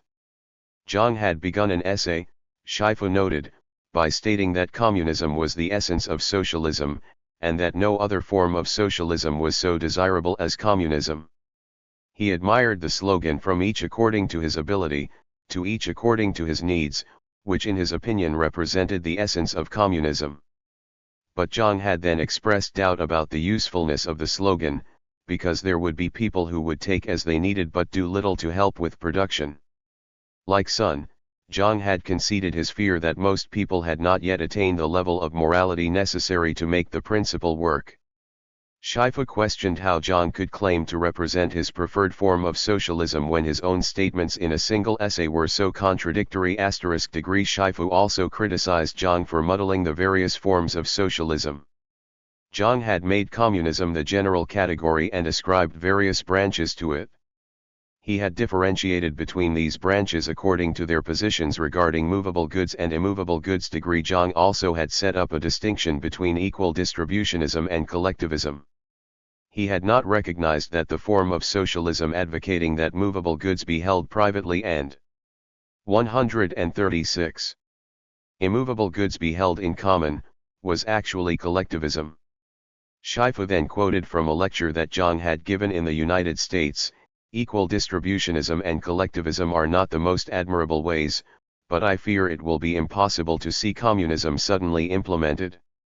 To this Shifu replied, "He has set all the schools of socialism in a row and toppled them." Shifu continued to attack Zhang in almost every issue of Voice of the People during May, June, and July 1914. In his reply to Li Jingxian, he responded to a letter from one of Jiang's supporters with a statement opposing the capitalistic spirit that he believed characterized Jiang's views. His next major attack was provoked by remarks against him in one of Jiang's postcards from the New Continent, a series of communications Zhang sent to his supporters after relocating in California. Shifu's response, refuting Zhang Kanghu, contains his most bitter personal remarks against Zhang. The last extensive statement, "The Anarchism of Zhang Kanghu," was limited to theoretical issues and not at all personal. In these articles Shifu repeatedly charged that Zhang could not be considered a socialist because he did not seek to abolish private wealth or the private enterprise that generates it. Zhang had attempted to reconcile his belief in the need for socialism with the social Darwinist doctrine of struggle for existence. In seeking to use the spirit of self-aggrandizement to advance socialism, Zhang proposed that individuals be allowed to earn as much wealth as they could. By removing the right of inheritance, Zhang hoped to benefit society as a whole. This approach was not direct enough, in Shifu's opinion, and further, it opposed the true spirit of socialism. Shifu pointed out that Kropotkin's theory of mutual aid disproved Darwin and the social theories of struggle attributed to his views. Jiang's error, said Shifu, lay in his belief that individual struggle is the mother of progress. Zhang had confused the spirit of communism with that of capitalism, Shifu concluded, and he did not know one from the other. Shifu also found Zhang wanting in his understanding of anarchism. Zhang did indeed claim to support some of the principles of anarchism. Earlier in his career he had coined the term three-noism to represent opposition to the state, the family, and religion. Shifu noted that Zhang had continued to set forth these 3 points as the basic purposes of anarchism. But Shifu was much more disturbed by Jiang's ignorance of the salient features of anarchism, especially of the principle of free association. Zhang had said he disagreed with anarchism's selective use of authority and its denial of organization. Both these charges were erroneous, Shifu responded, and needed full discussion. This was his purpose in the Anarchism of Zhang Kanghu. Shifu opened this response by asserting that Zhang must have confused authority with violence. He traced the development of the Chinese term for authority, and defined it as any form of power constituted in law or accepted by society. Authority is the antonym of freedom, Shifu asserted. It represented everything that anarchism resisted. He noted that some anarchists were prepared to use armed power to resist the force of government and/or of capitalists. If Zhang opposed violence, Shifu argued, he could say that he opposed the method propounded by anarchists of this kind. However, he should by no means mistake revolutionary violence with authority. Responding to Jiang's perception that anarchists reject organization in society, Shifu quoted Tolstoy to emphasize that anarchists reject organization under authority but seek free organization. Here again he described free association as he had in his goals and methods statement to emphasize that anarchists oppose not organization in itself but the nature of most organizations. Shifu concluded by noting that Zhang would eliminate government from its military and tax collection activities, but retain its role in education, agriculture, industry, and commerce. This was not anarchism. In Shifu's opinion, more than once during the course of these exchanges, Zhang criticized Shifu for his lack of enthusiasm in cooperating with other socialists. Shifu quoted one such statement. Zhang says, "To advocate anarchism and consistently attack socialism is the common failing of the anarchist party people in every country. To attack socialism and call their own socialism, and then to say that socialism is not socialism, this is the peculiarity of the Chinese anarchist party people." Asterisk. Here Zhang struck at Shifu's single most important flaw. In linking this to anarchists in every country, Zhang referred to the record of enmity between anarchists and Marxists since 1871, viewing that record from a Marxist point of view. In responding, Shifu reiterated his points that social policy and state socialism were not socialism. He associated both with Marxist socialism, which he unremittingly opposed. According to Shifu, Zhang could propound such muddled views only because his grasp of the history of socialism was so weak. He justified his own obstinacy with the argument that an inconsistent or halfway socialism was meaningless. This disagreement was critical in the rivalry between Shifu and Zhang, as it had been between the Socialist Party and Zhang. Shifu's superior understanding of the history of socialism in Europe served him well in this debate with Zhang Kanghu. Their debate displays some features of this period of social and political transition in China. Both Shifu and Zhang wrote in a style with more literary than colloquial touches and directed their arguments to an audience equipped to understand this language. Because Shifu found it difficult to repress his disdain for Zhang's ignorance of socialist doctrine, at times this debate resembles the mutual railleries of scholars more than disputation between modern ideologues. Yet, as Shifu insisted, these were issues of substance, which in fact anticipated debates in the subsequent development of Chinese socialism. Shifu's disdain of Zhang also involved issues of personal character. He criticized Zhang for equivocating about the nature of his movement at his meeting. 138. With Yuan Shikai in summer 1912, Sun had registered the Kuomintang as a political movement, forthrightly declaring the party's moderate state socialist principles. Shifu contrasted Zhang's response to Sun's. In his meeting with Yuan, Zhang had renounced political objectives and claimed that the party was concerned only with education. Some of Zhang's former allies also found him lacking in character. Shifu printed a statement by Yan Yifang, formerly chairman of the Nanchang branch of the Chinese Socialist Party, to show that some of Zhang's former supporters regarded him as an opportunist. Zhang's departure for the United States following Yuan Shikai's crackdown in 1913 made it appear that he was less than totally committed to his principles. As Yes testimony suggests, the dedication Shifu showed by remaining in China made his leadership attractive to many who had belonged to Zhang's party. In a July issue of Voice of the People, Shifu noted that Zhang's organization at Berkeley, the Society of Socialist Comrades, had dispersed, and that Zhang had ceased his postcard series. Furthermore, an anarchist study society of approximately 20 members had been organized at Berkeley. Shifu took these developments as signs that Zhang's influence was waning. The state socialism issue and the image of Marx. For Shifu, the shadow of Marx loomed in Zhang Kanghu's advocacy of state socialism and social policy. Shifu's opposition to state socialism was manifested in virtually all his discussions of anarchism. It lay at the heart of his differences with Zhang and Sun. This was a major subject in refuting Zhang Kanghu. Responding to some of Shifu's previous criticisms of Marx, Zhang had stated, "It is impossible to say that there could have been socialism without Marx, just as it is impossible to say that there could have been Confucianism without Confucius." Zhang also regarded anarchism as indistinct from Marx's socialist movement until Bakunin split with Marx in 1871. Before the split between Bakunin and Marx, anarchism was merged with socialism.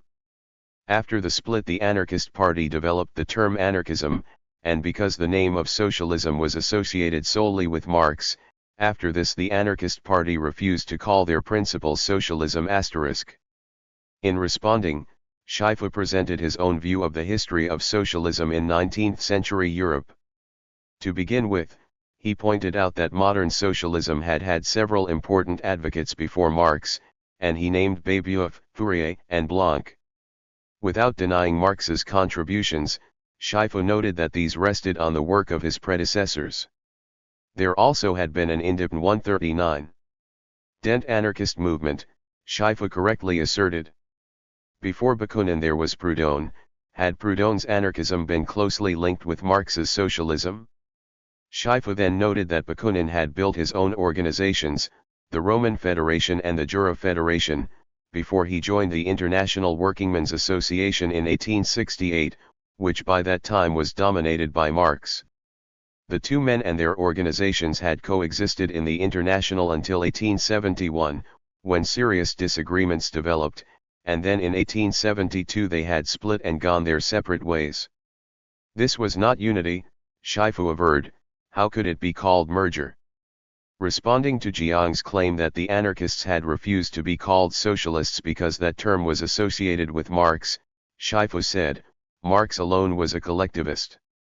Communism was most definitely what the anarchists advocated. How could the term socialism be associated only with Marx? Shifu then pointed out that Kropotkin had specifically rejected collectivism, and had described anarchism as a socialism that would abolish government. For before the disagreements developed between Marx and the anarchists, Shifu said, no distinction had been made between the terms communism and collectivism. Because of these differences, however, Bakunin had chosen to call his own views collectivism. Today, there is no one who doesn't know the definitions of the two terms, and from them we can explain it thus: what Marx called communism is actually today's collectivism, and what Bakunin called collectivism is actually today's communism. You can see that what Marx called communism is only an historical term. The error in Jiang's lack of clarity about the schools is not that he regards Marx's as communism, but that he lays out the theories of communism and collectivism together and calls them communism %degree. Shifu was correct in his statements about the differences between Bakunin and Marx and about changes in the terminology of socialism *, yet he might have accepted Jiang's original point, at least to acknowledge that Marx also had a right to the term communist. Like many of the terms he used regularly, communism and collectivism were highly charged words for Shifu. Marx had anticipated that the state would continue to function after the revolution, and then would wither away. All anarchists had feared this idea of perpetuating state authority, which they believed should be removed in the revolution. This collective approach of the Marxists also would have left control of some property in private hands. Thus, the issue of private property also became basic for anarchists, including Shifu. Kropotkin envisioned a thorough expropriation of all forms of property. 140. Including the productive facilities, from private control, and believed that property should be vested in the community, or commune, rather than the individual registered *. Further, he believed that the notion of property would disappear. For him, it was property that would wither away. Thus, while it is not always clear what kind of property Shifu means, he accepted Kropotkin's position on this issue, and he sometimes seemed to suggest that the individual cannot claim to own even the clothes he or she is wearing. For us today it seems unthinkable that as individuals we may not own books or television sets or cars. For Kropotkin in 1880 or Shifu in 1914, the perspective was quite different. In this point they meant to emphasize not the removal of personal possessions from ordinary people, but rather that such possessions should be available to ordinary people from the great store of property hoarded by those with wealth and power. For Shifu, anarchism or anarchist communism stood on one side of a great divide, and collectivism, state socialism, or social policy stood on the other. His unbending position on the importance of this divide represented in part his sense of sharing in the tradition of anarchists in the West. Control of the international workers' movement had been at stake in the split of 1871. Issues arising in that split account for most of the acrimony in the history of the relationship between the anarchists and the Marxists. Bakunin himself had attempted to organize a new anarchist international immediately after the split, but his effort soon came to nothing. Another attempt by the anarchists in 1881 also failed to produce a lasting organizational structure. Marxists were even slower to resume efforts at international organization. Finally, in 1889 the Second International began its activities, which by the early 1890s were dominated by Marxist leaders and theory. The anarchists actively sought to be admitted to the organization's congresses in 1891 and 1893, but they were refused both times registered. By the 1890s, anarchists urged workers not to vote, while Marxists began to acclimate to the political systems in which their parties operated. To them, voting was essential. This was the position of the Social Democratic Party in Germany under the guidance of Engels himself. So the differences between the two movements remained strong. If Marxists in Europe were not exactly the perverted socialists that Shifu accused them of being, he was correct in calling them state socialists and criticizing them as non-revolutionary. There was no International Congress of Anarchists again until 1907, when new stimulus came from the syndicalist movement in France. This revival of the international movement surely contributed to Shifu's sense that anarchism represented a revolutionary tide that Chinese followers needed to join. It is clear from his writings that he understood thoroughly all that had led to the parting of the ways in 1871. Less evidence is available to indicate the level of Shifu's knowledge of developments between about 1880 and 1900. Shifu shared with his European anarchist comrades the outrage the latter felt against their former allies in the international socialist movement. This was 14. Only strengthened by Shifu's belief that anarchists held to purer principles than did the Marxists. Whatever gaps remained in Shifu's knowledge of the history of European socialism, he clearly sought to keep abreast of current developments there. Most importantly, Shifu's positions must be considered in their Chinese context, where Sun and Zhang represented to him the forces of state socialism and much more. While Shifu saw his anarchist principles as closely related to the worldwide movement, when he broke with Sun Zhongshan in the spring of 1912 he had asserted his belief that only social revolution was relevant to China's needs. Although the break with Sun at that point seems abrupt, the issue of the relationship between social revolution and political revolution had been a basic part of the discussion about change for the previous decade. Since the beginning of his career as a revolutionary, Shifu had made social revolution his chief concern. Also from that time, his view of social revolution had included a cultural element concerned with transforming values and behavior. Yet even the term cultural revolution does not adequately reflect Shifu's essential concern. As the national essence and Buddhist themes in his prison essays showed, he had believed, while en route to anarchism, that spiritual regeneration was necessary most of all for the elite, who should exemplify the principles that would energize the new China. The sham politics of the Republic had confirmed this belief. Shifu did not doubt his own capacity to uphold the highest values, of course. His self-righteousness was driven by his conviction that what China needed most were moral exemplars. Anarchism and the emphasis on social revolution also provided the means to universalize these lofty values in the sense of applying them to the masses as well as to the elite. All these themes, Shifu's entire set of beliefs about revolution in China, were bound up in his insistence on social revolution as opposed to political revolution or state socialism. This divide between state socialism and anarchist communism was a key feature in Shifu's discussions of socialism. To Shifu and other radical socialists of these years, the views of Sun and Zhang represented Marx's socialism. Marxism was state socialism. It represented only political revolution, which in Shifu's opinion would do almost nothing to achieve the change needed in Chinese society. The anarchist alternative was the only true course to progress and the good society. What most deserves emphasis here is that, as of the early 1910s, Chinese intellectuals had substantial knowledge of Marx and his ideas. Generally, what an individual knew depended on his preference for anarchism or for state socialism. To a great extent, however, Marx and Marxism were understood as Shifu presented them in his single-minded efforts to persuade his contemporaries to accept anarchist communism. As Shifu framed the issues, Marx became a statemonger and his theory the underpinnings for a vicious, retrogressive system. Thus, contrary to the common impression, during these years Chinese intellectuals did have substantial knowledge about Marx and 142. His principles. The Marx they knew was neither Marx the real human being who had fought Bakunin, nor Marx as he would be molded by Lenin and his associates. When that reshaped Marx was introduced to Chinese intellectuals after the Bolshevik Revolution, the next generation of Chinese anarchists would use against him the same arguments Shifu put forth repeatedly in his debates with Sun and Zhang. The dynamics and effects of revolution.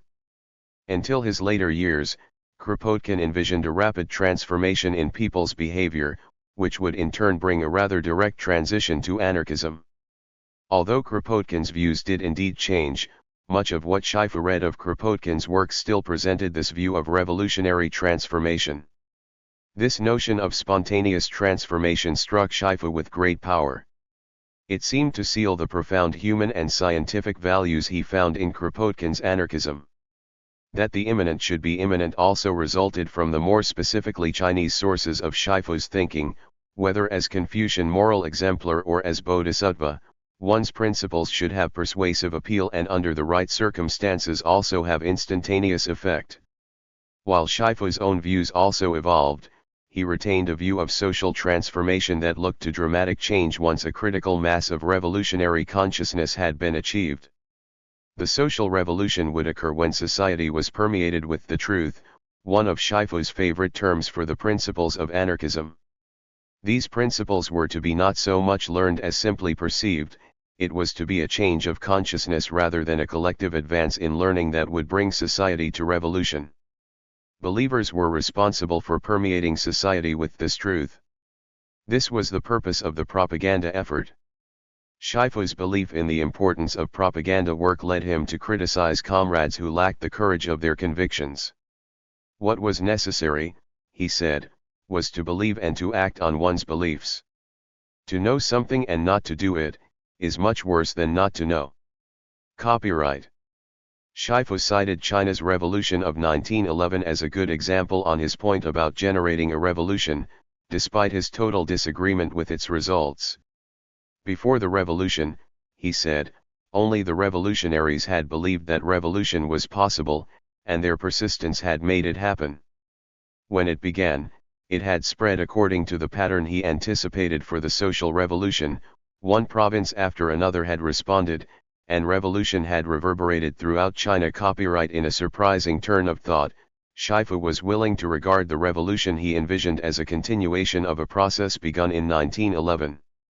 When one correspondent suggested that China would have a third revolution counting the anti-UN movement of 1913 as the second, Shifu repeated this term in his response registered 143. As a transformed collective consciousness would ultimately bring revolution, so also morality would be made new in anarchist society. This was a key point in all anarchist thought for Kropotkin, for Wu Zhihui, and also for Shifu. However, Shifu differed from Wu in two related points. While Wu and other anarchists such as Cai and Pi looked to education as the starting point for revolution, for Shifu it was this transformed consciousness that was critical.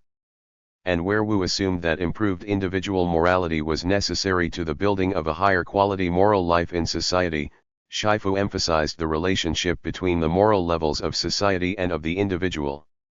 This view of morality reflected Shifu's optimistic view of human nature. A reader named Piaopio wrote to ask how will work assignments be determined after the revolution. Some will carry hay, he wrote, but someone still will have to carry manure. How is it to be decided who will have to handle the stink of manure? Shifu responded that in the socialist society, people will compete to carry manure and to do other unpleasant jobs, because of their social consciousness. However, Shifu continued, most such jobs would be done by machinery, which had already been developed in the West but was not used there because it provided no advantage to capitalists. Shifu's goals and methods statement had outlined most of the basic features of the anarchist communist society he envisioned. That statement addressed such issues as marriage, care for children and the elderly, education and work. It also set forth the principles on which organizations for production could be built. Shifu defended these principles in his critiques of the socialism of Sun Zhongshan and Zhang Kanghu. He had not addressed the question of housing, but he did so in reply to an inquiry from another reader. Shifu's response seems paraphrased from the chapter on dwellings in Kropotkin's Conquest of Bread. The homes and other property of the wealthy would no longer belong to them, Shifu said, and one part of the solution to the housing problem would be to relocate the poor in these places. Then those in the building trades would construct housing according to what was deemed necessary. The transition would require 2 to 3 years. Shifu, like Kropotkin, regarded this redistribution of dwellings as a key to post-revolutionary development, as it must occur quickly and would involve sensitive feelings about property. Although Shifu believed that social consciousness was more basic than education, in some of his responses to readers he suggested the outlines of the educational system he envisioned in the anarchist society. Some of his ideas on education make him appear rather more like other anarchists than previously suggested.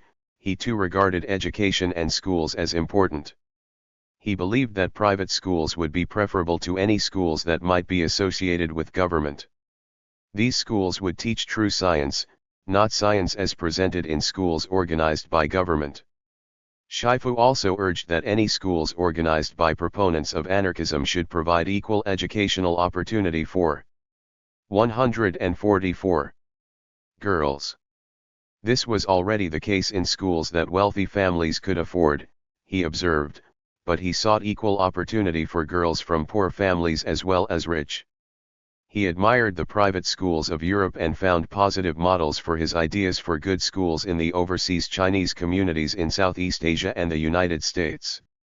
Especially in his comments on education, Shifu moved from an ideological and programmatic statement of his ideas on a future anarchist society to a more practical and detailed approach. This was partly because some of these comments were made in response to letters from readers, whose specific questions required him to frame feasible ways and means to achieve revolutionary goals. These educational projects that he admired had depended on organization and the marshalling of resources within a community of interest. Perhaps Shifu saw the overseas Chinese communities in Southeast Asia as one form of natural community that Kropotkin took as the basic model in theorizing about anarchist principles. Shifu's comments on education suggest ways to apply anarchist principles in one form of community effort. On the one hand, these were basic goals shared by moderate socialists such as Sun Zhongshan and Zhang Kanghu, as well as by most progressives. They also were within the tradition of elite activity in meeting the needs of local education through joint effort. On the other hand, Shifu's recognition of these successful applications of principles he could claim as anarchist gave him a chance to suggest how anarchism could guide Chinese communities to constructive achievement during a time when political institution building was feeble in the nation of China. Shifu's efforts to conceive new institutions suggest another part of anarchism's role in this transitional period. With or without an imperial government, China faced the challenge of constructing an entire system of institutions to serve common needs and interests. This helps to explain how anarchists could wax so enthusiastic about such projects as parks, nurseries, and homes for the elderly. Such institutions had been beneath the concerns of the imperial government, yet beyond the interests of the elite in most local places. Interest in such institutions was also inhibited by traditional assumptions that the family would meet these needs. In suggesting that concerned citizens attend to these common interests without drawing on the resources of government, anarchists were proposing great projects that would depend on a concerned elite who might mobilize the mass of common people newly involved in public life. Thus, at times Shifu sounds like a conservative Republican in the 1990s United States, and also like a traditional Chinese Confucianist. In all such efforts, he sought to rouse his fellow Chinese to a new sense of community that would involve all in society to accomplish worthwhile goals for the common good. 145. The end of a brief career. Despite Shifu's efforts to assure consistency in his presentation of anarchism, the second half of 1914, which would prove to be his last productive period, brought significant changes in his outlook and approach. During this period he showed an increasing interest in workers and workers' organizations. More importantly, The outbreak of war in Europe devastated Shifu. It forced him to question the strength of the anarchist movement abroad and even brought Kropotkin's views into question. Although it seems clear that he himself never set out to organize labor unions, Shifu was among the first Chinese intellectuals to claim an identification with workers. He was as earnest as ever when he wrote to Wuchen, a correspondent in Xiangshan, "You should know that I am a worker," and pointed to all his efforts to produce Minsheng in supporting his claim. From our present perspective, Shifu's claim to be a worker seems exaggerated. Still, he must be recognized as having begun to bridge the gap between intellectuals and workers. Shifu's claim to be a worker suggests the nature of the revolution that had occurred in his own mind. Whatever he actually did to relate to workers, he did because he had begun to act on a basic theme that other anarchists, especially the Paris group, had set forth. Shifu's comments on a strike that occurred in Shanghai reflected his growing interest in workers and the conditions of their lives. He included an account of the painters' strike of October and November 1914 in the next-to-last issue of Minsheng produced before his death. A second and longer article, a commentary on the strike, appeared posthumously in the issue in which his comrades reported Shifu's death.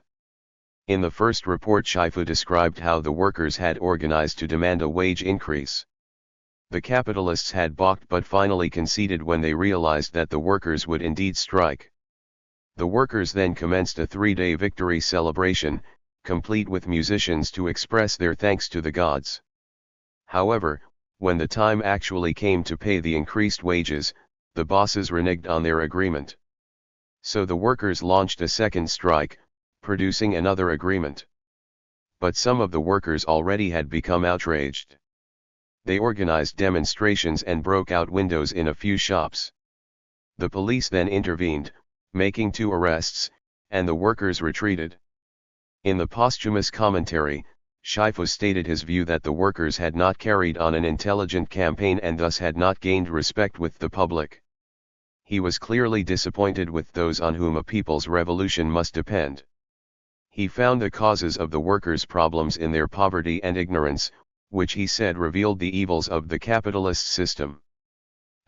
More important, this commentary contains Shifu's views on the purposes of labor organization. He urged that the unions set up their own offices and cease to operate out of offices located at company work sites associated with their 146 employers. Expenses could be covered by modest monthly dues, he said, and if there were not enough workers in one factory to meet expenses, workers in several places could organize groups to build an effective organization. He stated a key goal in the slogan, "Organize to seek knowledge." The most urgent task for all such groups would be to establish people's schools. If enough funds remained after this activity was properly supported, each group should also publish a newspaper, and organizations in different cities should communicate with each other. Then, with workers' knowledge developed, their strength could grow. This workers' organization can deal death to the capitalist system. Shifu also noted some positive developments in labor activity. The painters had been joined by at least some of the many carpenters and brick masons groups in Shanghai. Workers in other trades, such as tailors and stove makers, also made demands on management in this period of rising labor activity. While Shifu suggested ways by which workers' organizations could be strengthened, he appears to have overlooked some genuine achievements in these early unions registered. The coming of war in August 1914 presented Shifu with another major test of his anarchist principles. As an anarchist, he saw it as logical that the bourgeoisie in Europe could allow their conflicts to deteriorate into war, which he assumed would be the greatest opportunity yet for anarchism to triumph in the societies of Europe. What Shifu was not prepared for, however, was that anarchists in Europe would disagree among themselves, lose their internationalist solidarity, and choose sides in the conflict. Number 22 of Voice of the People, published during November 1914, was the last issue that Shifu edited. He devoted it solely to the war in Europe. The lead article was a translation of Kropotkin's views on the war's causes, which had been published only a few weeks previously in the British anarchist journal Freedom. Kropotkin saw the roots of the war in European international politics of the previous 4 decades, especially in the rise of Germany as a major power and the other powers' apprehension over this development. The coming of war, he said, was the logical result of the effort to contain Germany. Although perceptive, Kropotkin's analysis was not strongly ideological, and it left Shifu less than satisfied. Not only did Kropotkin fail to condemn the war, he expressed his support for the Allied effort against Germany. Registered Shifu added his own note at the end of the translated article, explaining that the capitalists and the militarists were responsible for the war, and that their removal would bring an end to all war. Shifu also included a translation of the Dutch Anarchist Party's declaration regarding the war, a statement expressing stubborn idealism like his own.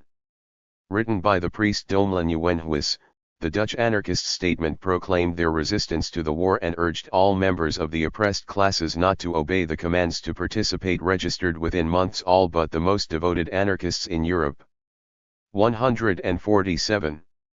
Had yielded to nationalist impulses and pressures and joined in supporting their respective homelands in the war effort. The anarchist movement, like the Second International, fell victim to the war. The events and the responses to them by many of his European comrades came as a heavy blow to Shifu. It is more than conceivable that Kropotkin's position on the war struck such a powerful psychological blow as to cause Shifu's health to break. To Shifu, Kropotkin had been more than a teacher, he had been a fount of wisdom and a paragon of anarchist virtue. Perhaps even the delay in publishing number 22 of Voice of the People reflected some of the trauma that assailed Shifu at this time. Ultimately, this question must remain a matter for speculation. Other factors less dramatic but more directly debilitating would take his life within 6 months. His health did indeed break, and he entered his final battle against tuberculosis. Further, Shifu and his comrades had become impoverished by late 1914. Lack of funds might have been as important a factor as its editor's deteriorating health in the demise of Voice of the People at this time. By January 1915 Shifu's health was failing rapidly. When his friends consulted with doctors in Shanghai at this time, the latter urged that Shifu enter a hospital for intensive treatment. Shifu's admirers refer to 2 last illustrations of his devotion to principles even during these extreme circumstances. Sale of the group's printing press would have provided money to help pay for medical care. But Shifu regarded the press as a vital tool in the group's mission and refused to sell it. And when doctors advised that he adopt a meat diet to strengthen himself, Shifu also refused. Finally, at the insistence of his closest friends, he did agree to be hospitalized. These same friends did their best to gather the necessary funds. Registered when medical help was obtained, it was the best available. Shifu was treated by a German doctor who ranked among the most respected in Shanghai. The doctor decided to operate on Shifu, and 3 days later, March 27, 1915, began a second operation, but Shifu died before it was completed. The end had been grim indeed. Registered more than a month passed between Shifu's death and publication of number 23 of Voice of the People, in which Shifu's passing was announced. A brief item on the last page of this issue quoted Shifu's own final statement, which recounted his mounting health crisis, the medical needs and the lack of money to meet them, and concluded, "Now Voice of the People is in danger, at the brink of death. My grief over Voice of the People is even greater than for my own sickness. If Voice of the People passes on, I will be doubly victimized by this untreatable disease, and Shifu and anarchism will be buried together in the yellow earth of China." Shifu intended his statement to be dramatic. Once again it expresses his sense of mission and of his role in the movement he had done so much to build. Indeed, it is egotistical and melodramatic, but both these characteristics were essential to maintaining the level of devotion Shifu had given to his cause. In stating his 148 apprehension about Voice of the People, he intended to inspire his comrades to continue publishing a journal that would present anarchist principles to the people of China as he himself had done. On April 1 some 50 of Shifu's comrades and admirers gathered for a memorial service in Shanghai. About the same number attended a memorial held in Guangzhou on April 27, a month after his death. Similar gatherings were held elsewhere. Shifu's body was interred on a hill beside West Lake, where his anarchist career had begun in the spring of 1912. His comrades' choice of this site again shows the significance they attached to the West Lake experience. Over the following decade, other memorial gatherings would be held for Shifu, usually on the anniversary of his death. Shifu's passing removed the central figure and leading spirit from the group he had organized. They stayed together and published The Voice at least sporadically for about a year and a half. After that time, several of his closest followers continued their work on behalf of anarchism, contributing to the surge in anarchism's appeal during the New Culture years. Then in 1921 a reconstituted group of Shifu's supporters resumed publication of Voice of the People, this time as a response to the growing success of the rising communist movement, which in time would supplant the anarchists as the dominant force in Chinese socialism. All this activity attests to the power of Shifu's exemplary life in the immediate setting. Perhaps the rise of a notion of Shifuism best suggests the impact of his career. These topics are discussed in the next two chapters. Shifu's anarchism, some final comments on theory and practice. In this last period of approximately 1 year when Shifu shifted his activity to Shanghai, his effort on behalf of anarchism confirmed his role as China's most consistent and devoted anarchist leader. Even in the way he died, he strengthened his claim to this place. As suggested at the beginning of this chapter, throughout his career he had sought to die in a way as exemplary as the way he set out to live. Both his living and his dying displayed his efforts to construct the powerful moral example that he regarded as vital to his task. For Shifu, anarchism as presented by Kropotkin had become a faith that united the ultimate in moral principle with science.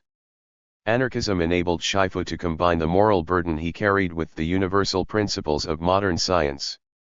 As so much of Shifu's writing shows, he regarded a correct understanding of principles as vital. While his audience could not have been vast, it certainly included many of that broad group of intellectuals who had been attracted to socialism during the early Republican years. Thus, Shifu should be credited with bringing Chinese understanding of socialist principles more closely into line with those of European socialism. His anarchism called for social 149 revolution, which to him provided the key to transformation of the community and the individuals who comprise it. He ardently opposed mere political revolution, which explains his repeated attacks on Sun and Zhang. It also explains why Shifu linked Marxism to his two Chinese rivals and cast it as state socialism. Whether or not one agrees with this interpretation of Marxism, Shifu presented one version of Marxism to Chinese intellectuals during a period when we have assumed that no one in China was paying any attention at all to Marx. Shifu's overriding concern was to provide an unfailing example of his principles. This concern is a key to Shifu's entire career, as both anti-Qing activist and then as anarchist. Certainly his sense of the role of a moral elite in society rested on his understanding of China's history, but his own experiences with failure and corruption among the elite made it immediately relevant for him to demonstrate incorruptibility. As evident at times in this discussion of his activities, Shifu's consciousness of belonging to a moral elite introduced some limitations. His self-righteousness caused him to emphasize differences rather than similarities with rivals such as Sun and Zhang. And his efforts to reach out to workers remained limited by his decision to present his ideas in a literary rather than colloquial writing style. In other ways, these limitations emerge as part of Shifu's implicit assumptions about leadership. As his final testament suggests, the same devotion that made him influential, one may even say that made him great, also gave him that notion of indispensability. He had been the center of his movement, had consciously made himself its center. Shifu's behavior also illustrates the point discussed in Chapter 2 that the leader is the one who knows, whose followers should attend to and act on his insights. Whatever limitations might have flowed from Shifu's perception of himself as a moral exemplar, in emphasizing the need for uprightness he had fixed on an issue of vital importance. Shifu had developed a mission for the elite whose role in the old order of Chinese society had been formally terminated with the elimination of the official examinations in 1905.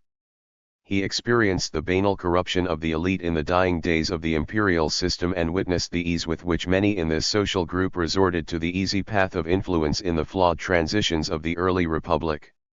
Corruption among the elite has resurfaced at many points in China's long revolution. In today's China, the problem of elite corruption looms massive following the lapse in discipline that has accompanied Deng Xiaoping's policies of opening and reform. Shifu's effort to making himself an incorruptible exemplar of his principles gives him contemporary relevance. There were other blind spots in Shifu's outlook. While he repeatedly asserted the right to free expression before corrupt Qing officials or the new authoritarianism of Yuan Shikai, he was not an advocate of systematic individual rights or of a system to secure such rights. This issue also returns us to contemporary China, where today's authoritarian rule accepts only a limited form of citizens' rights despite stated intentions to establish both rights and the 150 legal means to ensure their viability. Shifu championed individual social and political freedom as an essential right and as a means to evolve a stronger and better community, but he suggested no means to support the exercise of freedoms in society. In this, the example of European anarchism did not serve Shifu well. Beginning with Proudhon, European anarchists had disdained politics as a process through which constructive change might be accomplished. To them, liberalism was no better than Marx's state socialism if it was clothed in the trappings of a state. Shifu likewise rejected politics, thus, his anarchism did not suggest any way to build through a great institutional gap in the Chinese polity. Did he assume that individuals with great moral insight would also possess the courage to assert their own freedom and inspire more ordinary people to do the same? Chapter 9. Shifu's Legacy, Anarchism in the New Culture Years. In a 1927 edition of the anarchist journal People's Bell, Wu Zhihui observed that Shifu's passing had removed the spirit and impetus from the anarchist movement. While there was some truth to Wu's comment, the movement did not fade quickly after Shifu's death. Shifu's friends and supporters continued the group's work with some success until late 1916. Numbers 23 to 29 of Voice of the People reflect the nature of anarchist activity during the mid-1910s.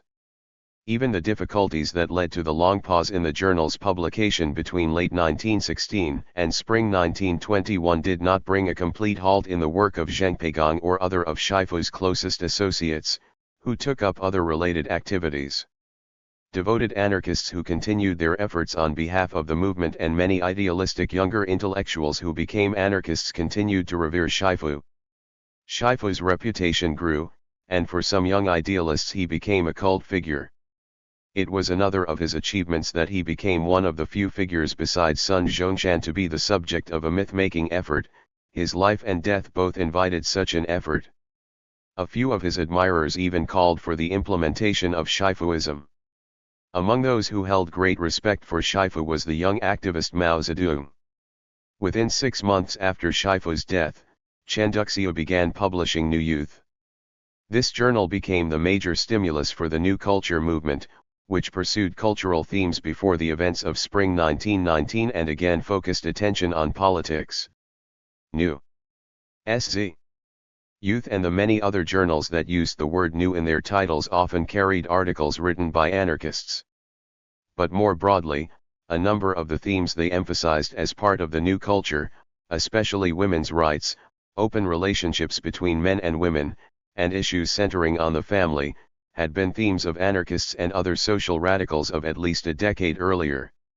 These themes had been basic to Shifu's view of revolution, and he stands apart for the persistence and urgency of his efforts to advance them, raising them to a level of special importance to a new generation of Chinese youth. Voice of the People after Shifu. No single editor emerged to replace Shifu. During May and June 1915, when numbers 23 through 26 were published, Shifu's old friend Lin Junfu agreed to take on the task. Liang Bingxian then served as editor, assisted by Zheng Peigang. However, it was another 6 months before number 27 appeared, suggesting the group's difficulties in continuing to publish the journal. Liang returned to Singapore in autumn 1915, not long after assuming the position of editor. He edited manuscripts there and sent them to Zheng in Shanghai to publish in the journal. This arrangement obviously did not work well, as Voice appeared only sporadically, in February, September, and November 1916, when the group decided to suspend the journal indefinitely. Both Liang and Zheng, along with Sheng Qiuchen, the latter a leader in the Esperanto movement, contributed to the journal during this period. Meanwhile, at the beginning of 1916, Sheng and Zheng collaborated to inaugurate China Star, the first Chinese journal devoted exclusively to Esperanto. One of their major concerns was to oppose Yuan Shikai's latest effort to restore the monarchy.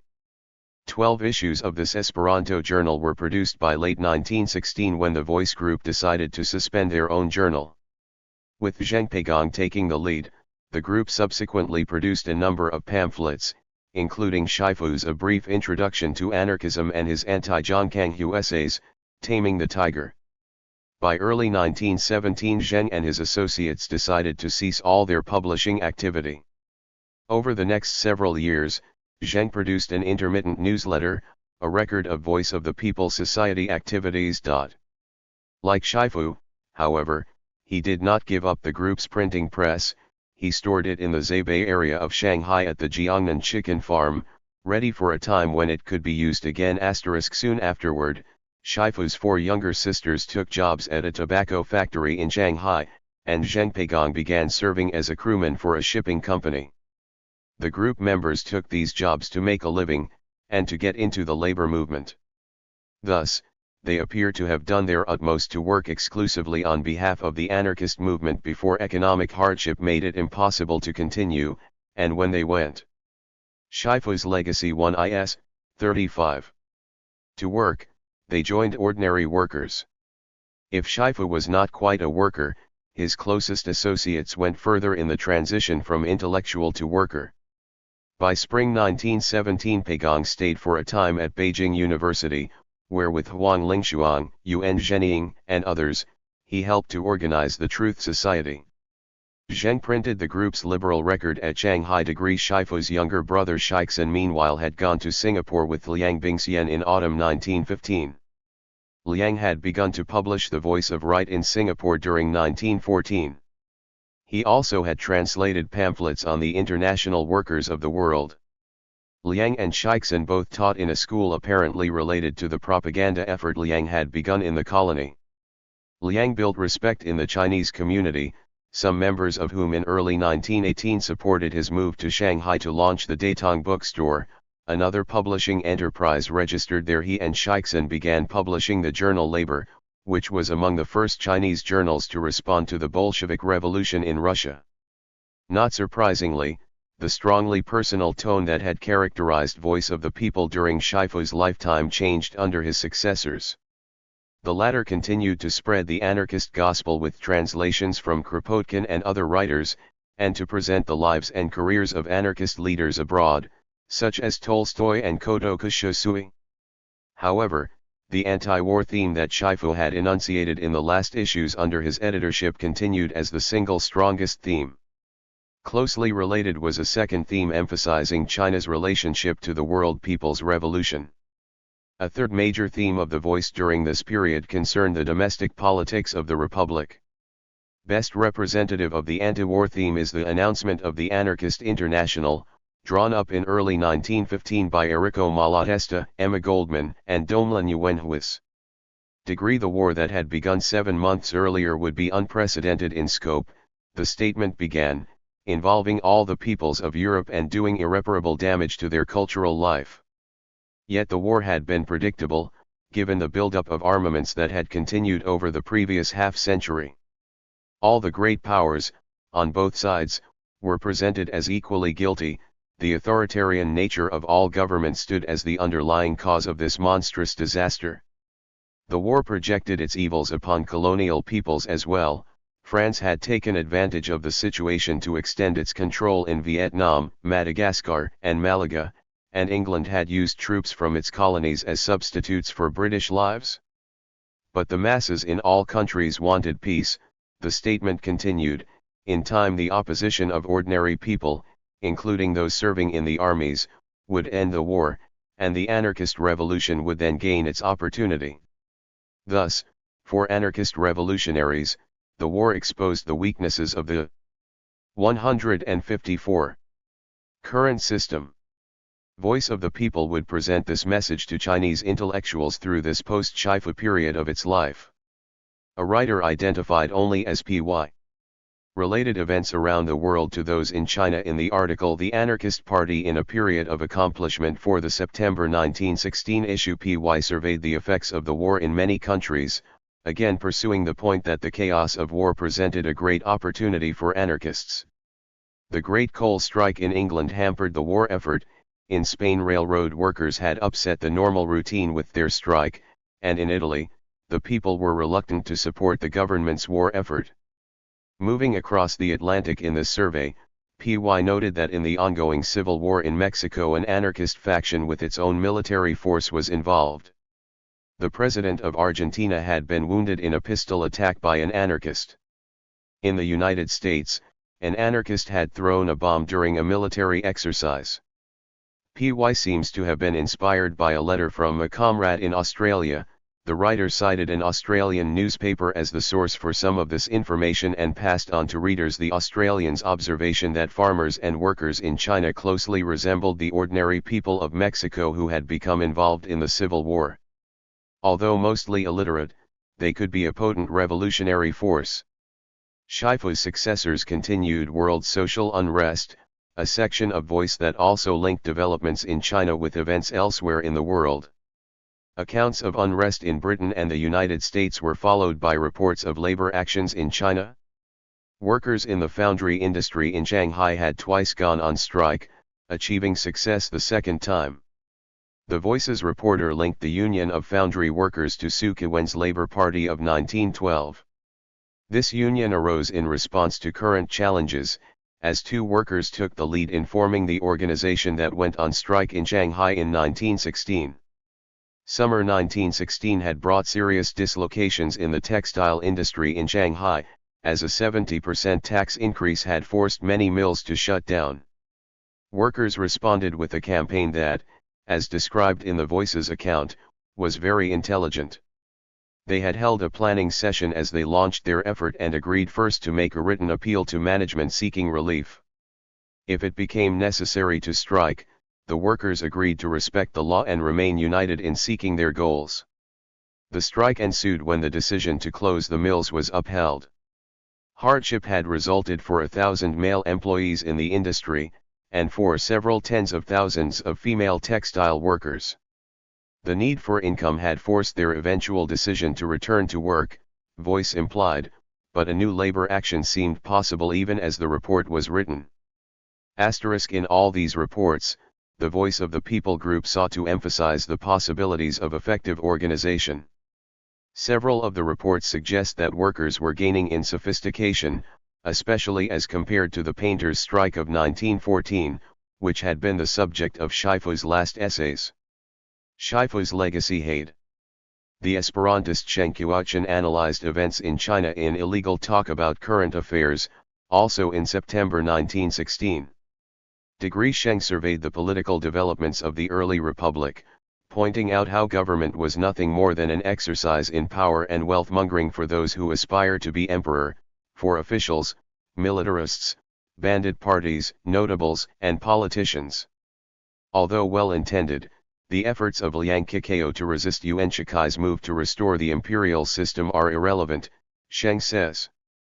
And the newspaper People's Opinion also offers no help, should seek the people's opinion among workers and coolies, in fields and homes, and among those who have suffered difficulty. Registered. Neither the President, the Assembly, the Constitution, nor even the Republic itself have anything to do with the little people.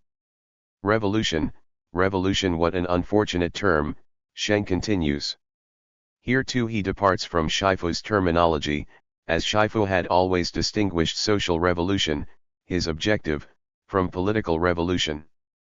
If we trace things back to their sources, and then consider our painful recent history, we can see that revolution has its own truth and its own tricks. This is political revolution, and nothing more. Politicos make sure they will have an office in the system, and militarists assure they can form armies for their own protection. But the little people will only sacrifice and die. Shifu's group did its best to carry on in the spirit that had marked Shifu's anarchism. There were modifications, at least one of which was positive. Shifu's followers become more directly involved in labor activity, as Shifu himself probably would have done had he lived longer. As the linkage of labor actions in China with those elsewhere in the world suggests, the internationalism of Shifu's group had a syndicalist flavor. As presented by Shifu's successors, the common people were urban workers. This same period was the high tide of the IWW in the United States, and the growing syndicalist bent might reflect that influence from abroad. For Shifu's followers, the next logical step was to attempt to join workers and help them organize. If they felt some influence from the labor movement elsewhere in the world, that in itself indicates the accuracy of their perceptions as they carried on the effort. Shifu's broader appeal and Shifuism. In China today, the name Shifu is known only among a few people with a strong interest in the nation's modern history. For more than a decade after his death, however, Shifu was widely remembered and attracted many idealistic young people to anarchism. As years passed, a number of anarchist journals published commemorative issues dedicated to Shifu. One of the first of these was published by Evolution in March 1919. This journal itself constituted a memorial to Shifu, for it resulted from the merger of 5 anarchist 156 groups in early 1919, led by Huang Lingshuang and Ou Shenbei, both Guangzhou youth who had some involvement with Shifu's group. Registered. The reach of Shifu's influence also is shown in that the teenage Li Figan, later Bajin the writer, had joined the Equity Society in his home city of Chengdu in 1919 or 1920. This group called their journal Voice of the Common People, a title reminiscent of Shifu's journal, and they too published a commemorative issue to Shifu, probably in 1920. Then in 1927 People's Bell produced its commemorative issue. All these publications and much more in the anarchist movement of the New Culture May 4th years attest to the power of Shifu's personal appeal and his presentation of anarchist principles. It might be seen as the ultimate tribute to Shifu that he became the focus of Shifuism. This adulation indicates Shifu's continuing appeal even a decade after his death, at a time when Marxism and Sun Zhongshan's Three People's Principles had developed as the major competing ideological viewpoints in China.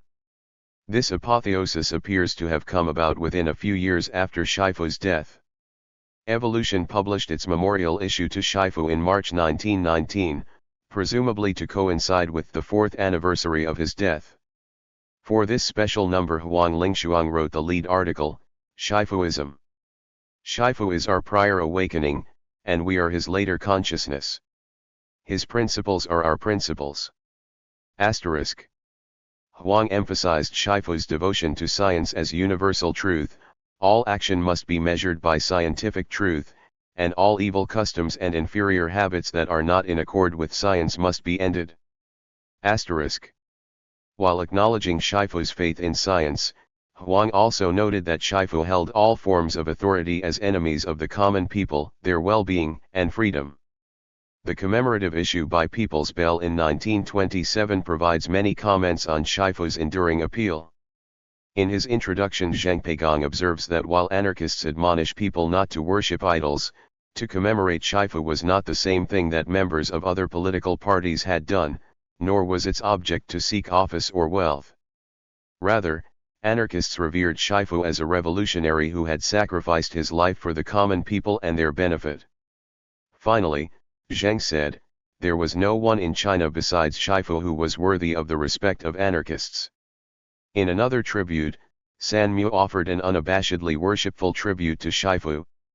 San Mu was the pen name of Li Shaoling, who by 1927 had been an anarchist for 5 years, but who also had joined the Kuomintang in 1924 and served as a teacher of politics at the Huangpu Academy.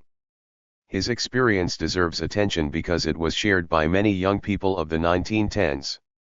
He began by recalling that he had first seen Voice of the People as a 17-year-old student at a normal school in Changsha.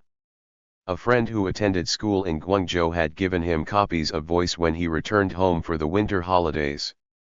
After he had read some of the journal, Shifu's Legacy 17. Sanmu continued, he and his friend had joked about the monk who didn't eat meat or talk about women, but he had been impressed by the Shifu who could write an essay. After going to Guangzhou as a student at Guangdong University in 1922, Sanmu had become active in the anarchist movement. Through a friend he had gotten an invitation to the Liu family home, where he saw a portrait of Shifu, which had moved him to tears. And as he became more directly involved with the labor movement and learned more about its history, he had grown to appreciate even more what Shifu's career had meant.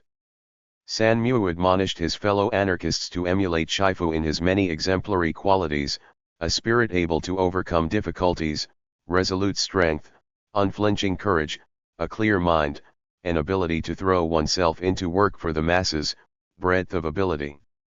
Then came his worshipful climax: if anarchists would develop these qualities, then we can advance step by step. We can publish collections of Shifu's writings, build Shifu schools, open Shifu parks, and implement Shifuism. Other contributors to this commemorative issue emphasized the moral quality of Shifu's life. Li Deshan observed that Shifu had remained faithful not only to the major points of anarchist doctrine, but also to such secondary issues as his vegetarianism. His morality in ordinary questions had set Shifu apart, Li said. On the other hand, a labor movement leader who rides a sedan chair and curses the coolies if they lose the way, or an advocate of women's liberation who visits prostitutes, or a health expert who smokes opium, their words and their behavior are contradictory, and much juggling is required if they hope to achieve their goals.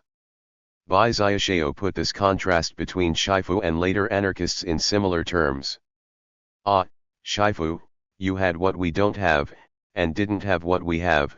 What we have is a lack of effort, an inability to sacrifice and to make our principles a second life. What you had was totally the opposite of us. Ah, Shifu, you are gone. We who remain haven't progressed, and so our principles can't be planted in China's yellow earth. Ah, Shifu, how I regret that heaven did not give you a longer life. These statements show that Shifu succeeded in the mission he had conceived for himself. He had given an absolute devotion to his work. He was remembered for this, and his effort continued to attract others to anarchism.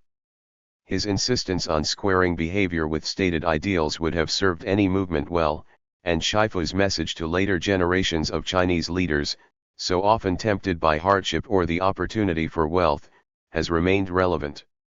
158. Anarchism, Shifu, and the early Mao Zedong. In the May 4th era, Mao Zedong was among those attracted to Shifu's principles and leadership. Suggesting the possibilities for the study society he was organizing in Changsha, Mao wrote in 1919. Over the past several years, the general situation in China has changed greatly. Cai-Yuanpi, Zhang Kanghu, Wu Jingheng, Lu Shifu, Chen Duxiu, and others have taken the lead in reform. Reform theories are not limited to a single viewpoint. Even such questions as whether we should have the nation or not, and the family and marriage, and whether property should be private or public, everything is open to further study.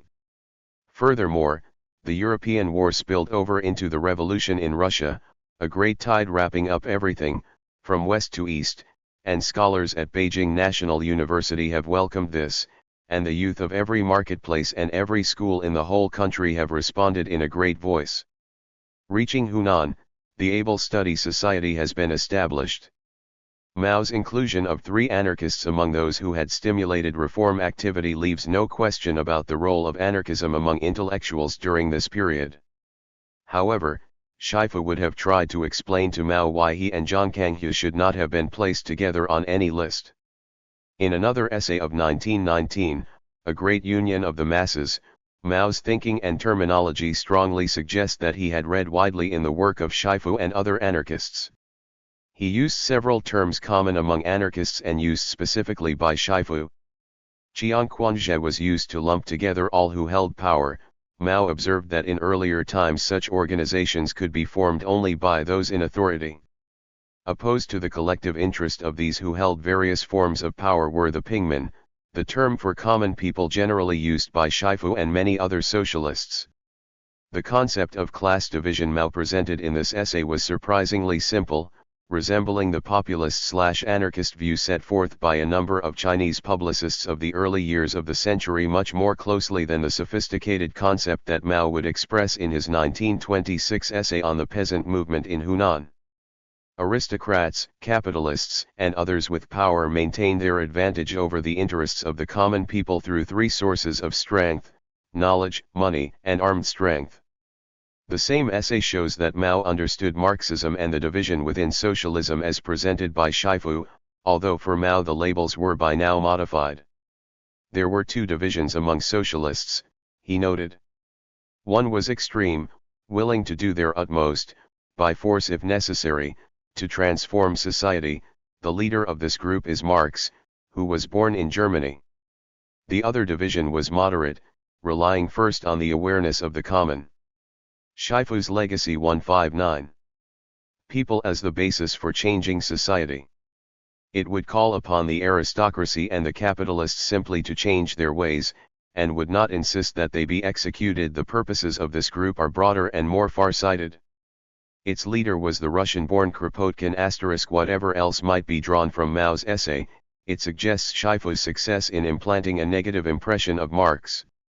Mao also emphasized here that the many organizations formed since the late Qing years stood to refute the widely held opinion that Chinese people were incapable of organizing. He praised the Tongmenghui as an effective revolutionary organization and the Kuomintang as China's first political party. Since the beginning of the Republic, he observed, most provinces had seen the launching of educational, commercial, and farmers' organizations, and of many other kinds of citizens' groups. Emphasizing positive developments of the early Republican years, Mao attributed this movement toward spontaneous organization to the opening of political and intellectual life that had occurred. Liberation was beginning to break out in thought, politics, the economy, man-woman relations, and education. Because the Chinese people did indeed have the ability to organize, Mao concluded, a golden world, a splendid world lay before them. Mao's outline for building a great people's union seems inspired by Kropotkin, especially in his emphasis on people's innate capacity to organize for common purposes. This was one of Shifu's themes. He believed such organization would bring about the great people's revolution once a critical mass had been reached. Compared to Shifu, as of 1919, Mao Zedong seems optimistic instead of desperate, and already thinking like an organizer rather than as a theorist, emphasizing common concerns rather than fine points of doctrine. Nothing more than extreme idealism and an ingrained resistance to bureaucratic form remained from these early anarchist influences in Mao's thinking after 1949. By that time Mao's ideals too often served to inflame high-level political infighting or mass struggle.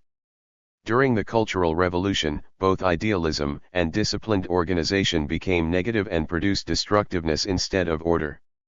As of 1919, however, Mao stood near the beginning of his career, and at that point his high principles and his awareness of the value of organization began to reinforce each other in generating Mao's strengths as a leader and much of the power in the movement he would build.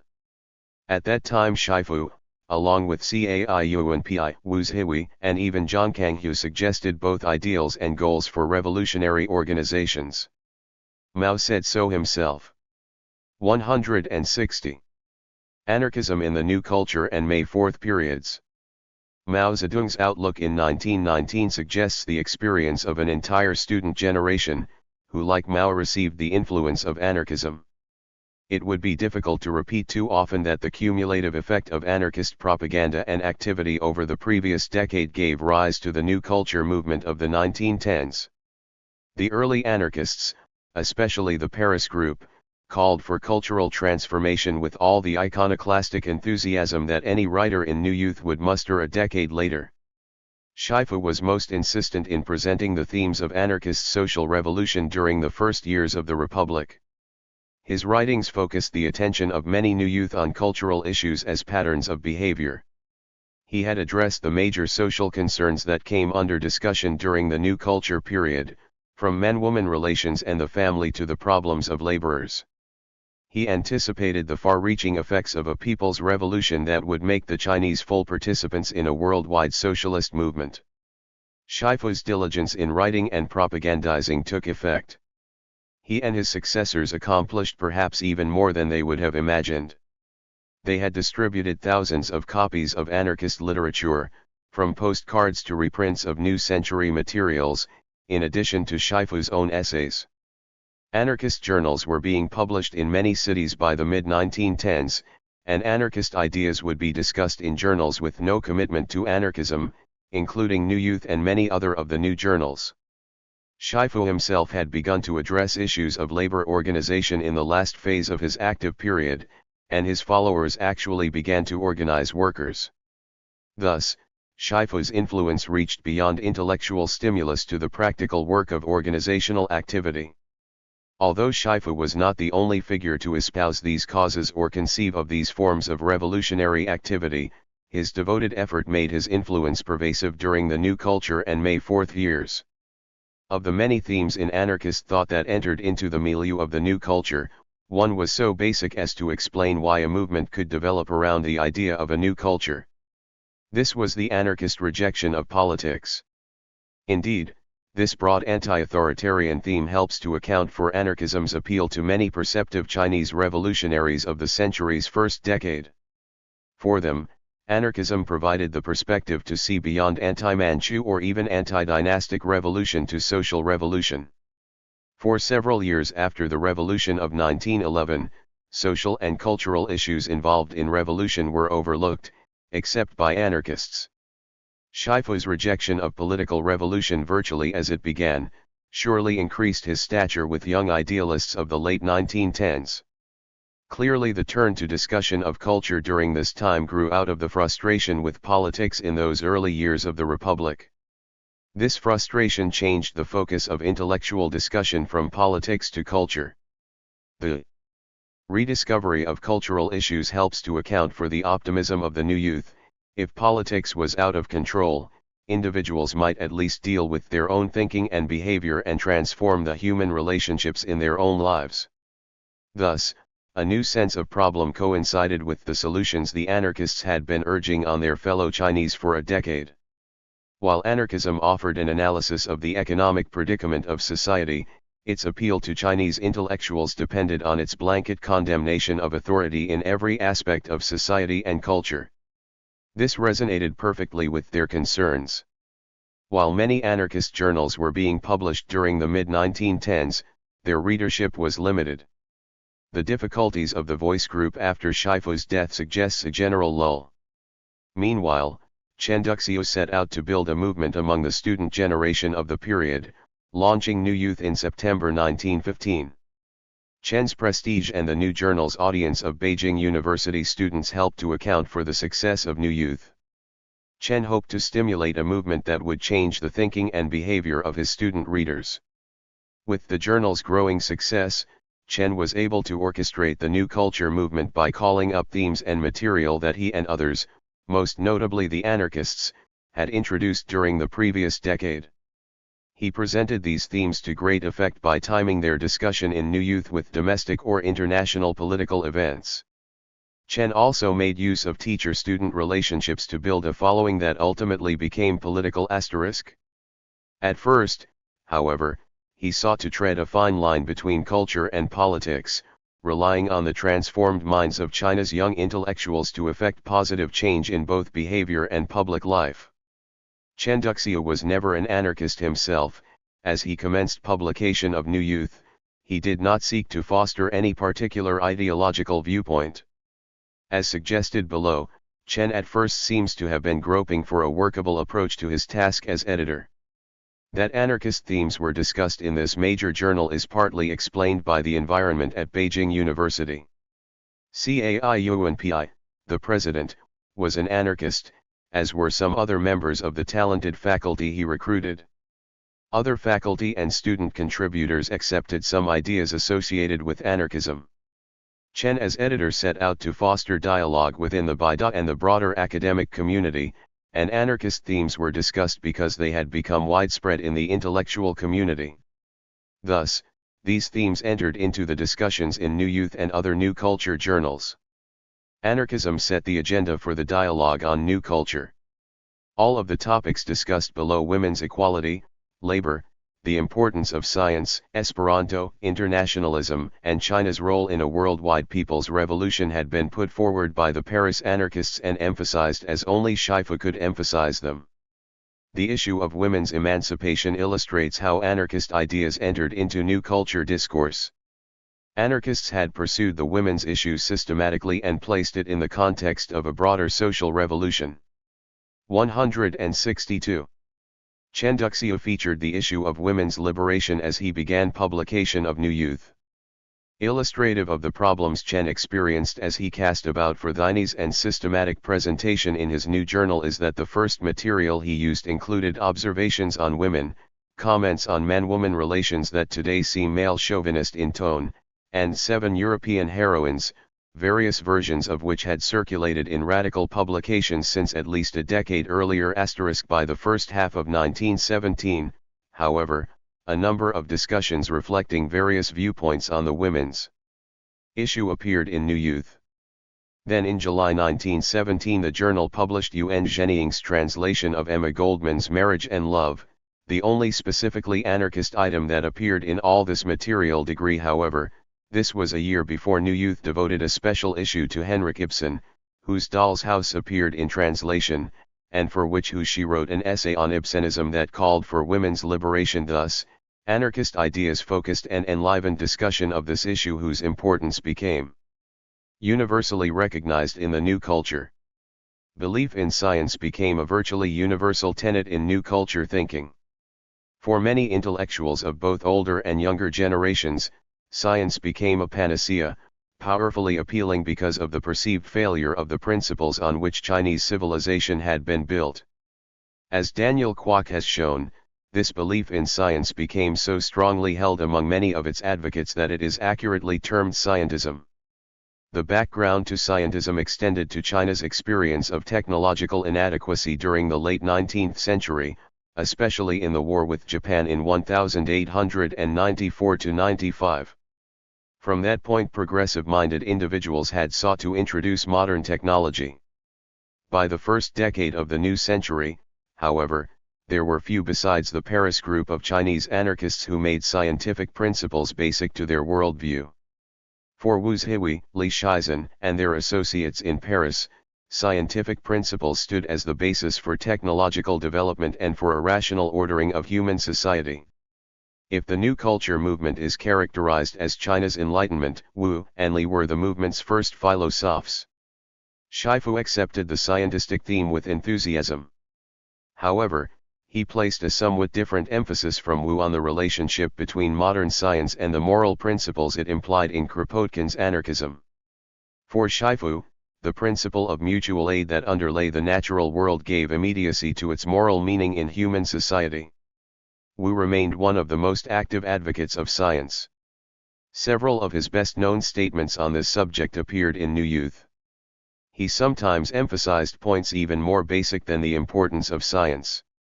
Convinced that Chinese intellectuals first needed to overcome an age-old prejudice against physical labor, he urged his readers to take up the arts of material civilization. The potentialities of the material arts became Wu's theme in 2 essays, Youth. Shifu's Legacy 163. And Tools, and again on Tools, published in New Youth in late 1916.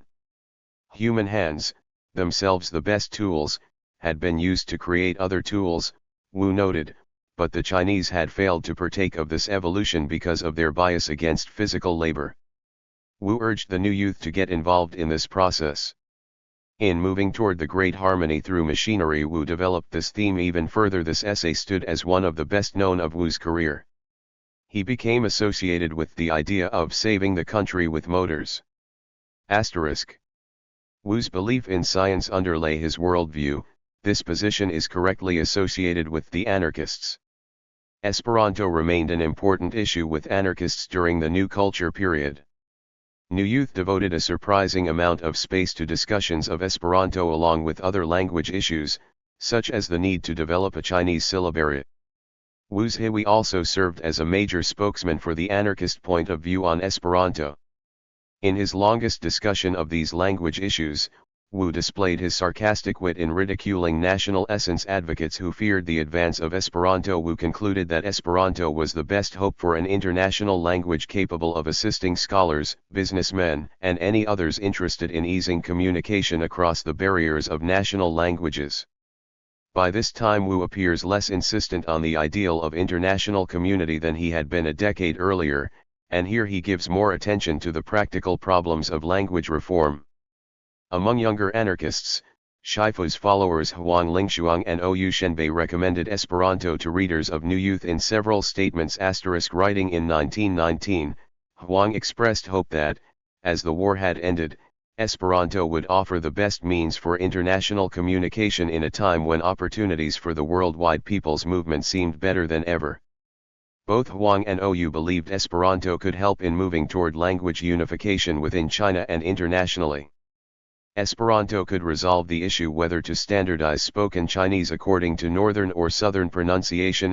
Their view on this question suggests why many anarchists did not support the Beiwa movement with the same enthusiasm they displayed for other causes. Huang and Ou were Cantonese, as were most in Shifu's following. If this is a correct assessment of their views on Beiwa, it might reflect a southerner's bias. Anarchists' attachment to the Esperanto issue may be seen as a barometer of their attitudes on a number of cultural questions. The Paris group had begun to espouse Esperanto almost exactly at the point when the movement developed great momentum in Europe. To use Esperanto meant to participate in the avant-garde culture of Europe. The potentialities of a rationally devised, basically simple international language were clear to these whose home culture so strongly emphasized language as the essence of culture. As the new culture movement began to develop, literature assumed a co-equal place with language in this 164 cluster of issues. New Youth and many other new culture journals regularly featured literature, poetry, novels, drama. However, anarchists played only a limited role in discussions of literature or in efforts to produce Beiwa literature, as Hu Shi, for example, would do. This lack of interest in literature seems inconsistent, given the anarchists' focus on the major themes of social revolution. The level of culture with which anarchists were concerned was everyday living rather than artistic expression. Thus, they concentrated on themes in what might be termed cultural engineering rather than those concerned with culture as the arts. Peter Zero has observed that by the late 1910s, anarchists appear less devoted to moral principles than Shifu had been and generally seem to believe that if anarchist ideas for restructuring society were simply introduced, the desired changes would move quickly toward implementation. Probably most were not quite so naive, but this concern with language rather than literature suggests a preoccupation with culture as behavior rather than culture as the forms of artistic expression, which could change attitudes and behavior by the power of suggestion. Support for Esperanto also expressed the anarchists' consistent advocacy of internationalism. Being internationalist did not mean that anarchists would fail to oppose imperialist actions on the same basis as their fellow Chinese who were patriots pure and simple, for the great powers' aggression and aggrandizement represented the forces of authority in the international community. A writer in Liberal Record expressed the principle as Shifu had put it: anarchism is internationalist, and as the people of the world prepare for their common mission, it will be impossible for one country to become anarchist and others not to. *8. As World War I concluded, Chinese anarchists anticipated the great wave of worldwide revolution outlined in their theory. Eventually the theme of international brotherhood in revolution would be framed by the Chinese communists, echoing Lenin and the Comintern. However, the expectation of a worldwide people's revolution had been introduced by the Paris anarchists years earlier. As with so many other of the themes of anarchism, Shifu had redoubled the emphasis on worldwide social revolution as the fulfillment of anarchist theory. International revolution and workers. Issues in the anarchist journal Labor. As the idea of worldwide people's revolution was so important to Shifu, it was appropriate that three of his closest associates had major roles in one of the first Chinese journals to respond to the Bolshevik Revolution, which ultimately would have a great effect on revolution in China. In 1918 Liang Bingxian, Zheng Peigang, and Shifu's younger brother Shixin joined Wu's Hui in launching Labor, the first Chinese journal to use this term in its Shifu's Legacy 165 name, published in Shanghai and devoted to educating and organizing the city's workers*. This collaboration almost certainly would have angered Shifu, yet at the time it behooved both Shifu's comrades and Wu to seek to cooperate in the interests of the anarchist movement. This foreshadowed Wu's overtures to younger anarchists to join the GMD a decade later. Liaodong's initial response to the events in Russia was strongly positive, linking the revolution to anarchism and again reflecting the optimism that revolution would spread elsewhere. Liaodong also was one of the first Chinese periodicals to present Lenin's role as the Bolshevik leader. In a follow-up report on events in Russia, however, the journal wrote more accurately of the Bolsheviks. This second report corrected any initial suggestions that Lenin wished to conduct social revolution according to anarchist principles. Lenin certainly is not an anarchist. If he were, he would oppose authority. However, Lenin was credited with seeking to place power in the hands of workers and using it to achieve the good of the masses.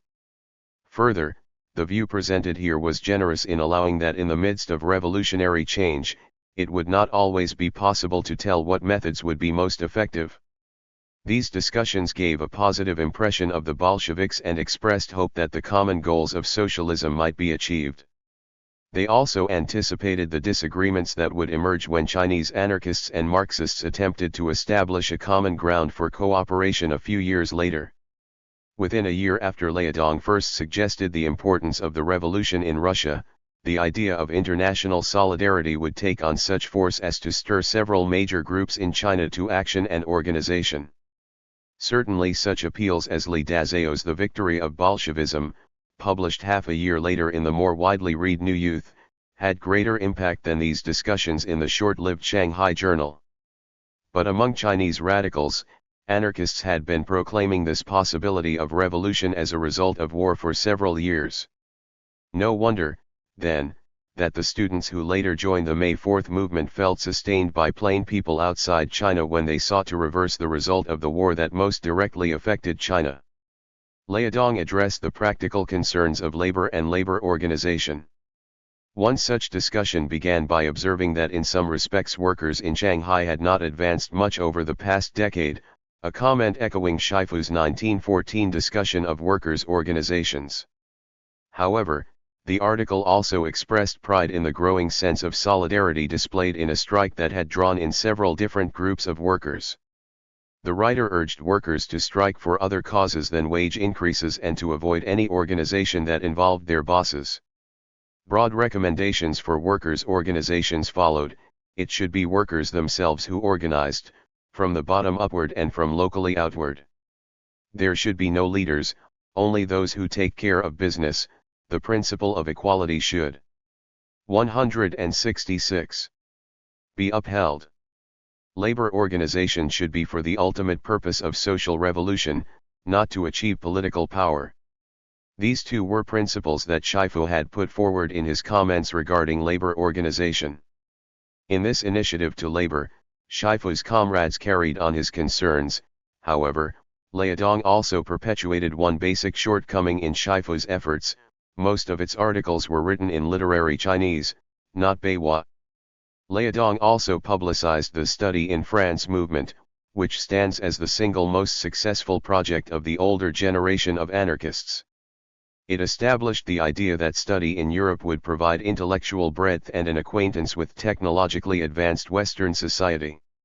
Despite some serious problems, this movement stands as one of the most effective and large-scale organizational efforts of the anarchist movement. While the movement to study in France is well known, Liaodong also publicized a work and study movement within China at this point in the late 1910s.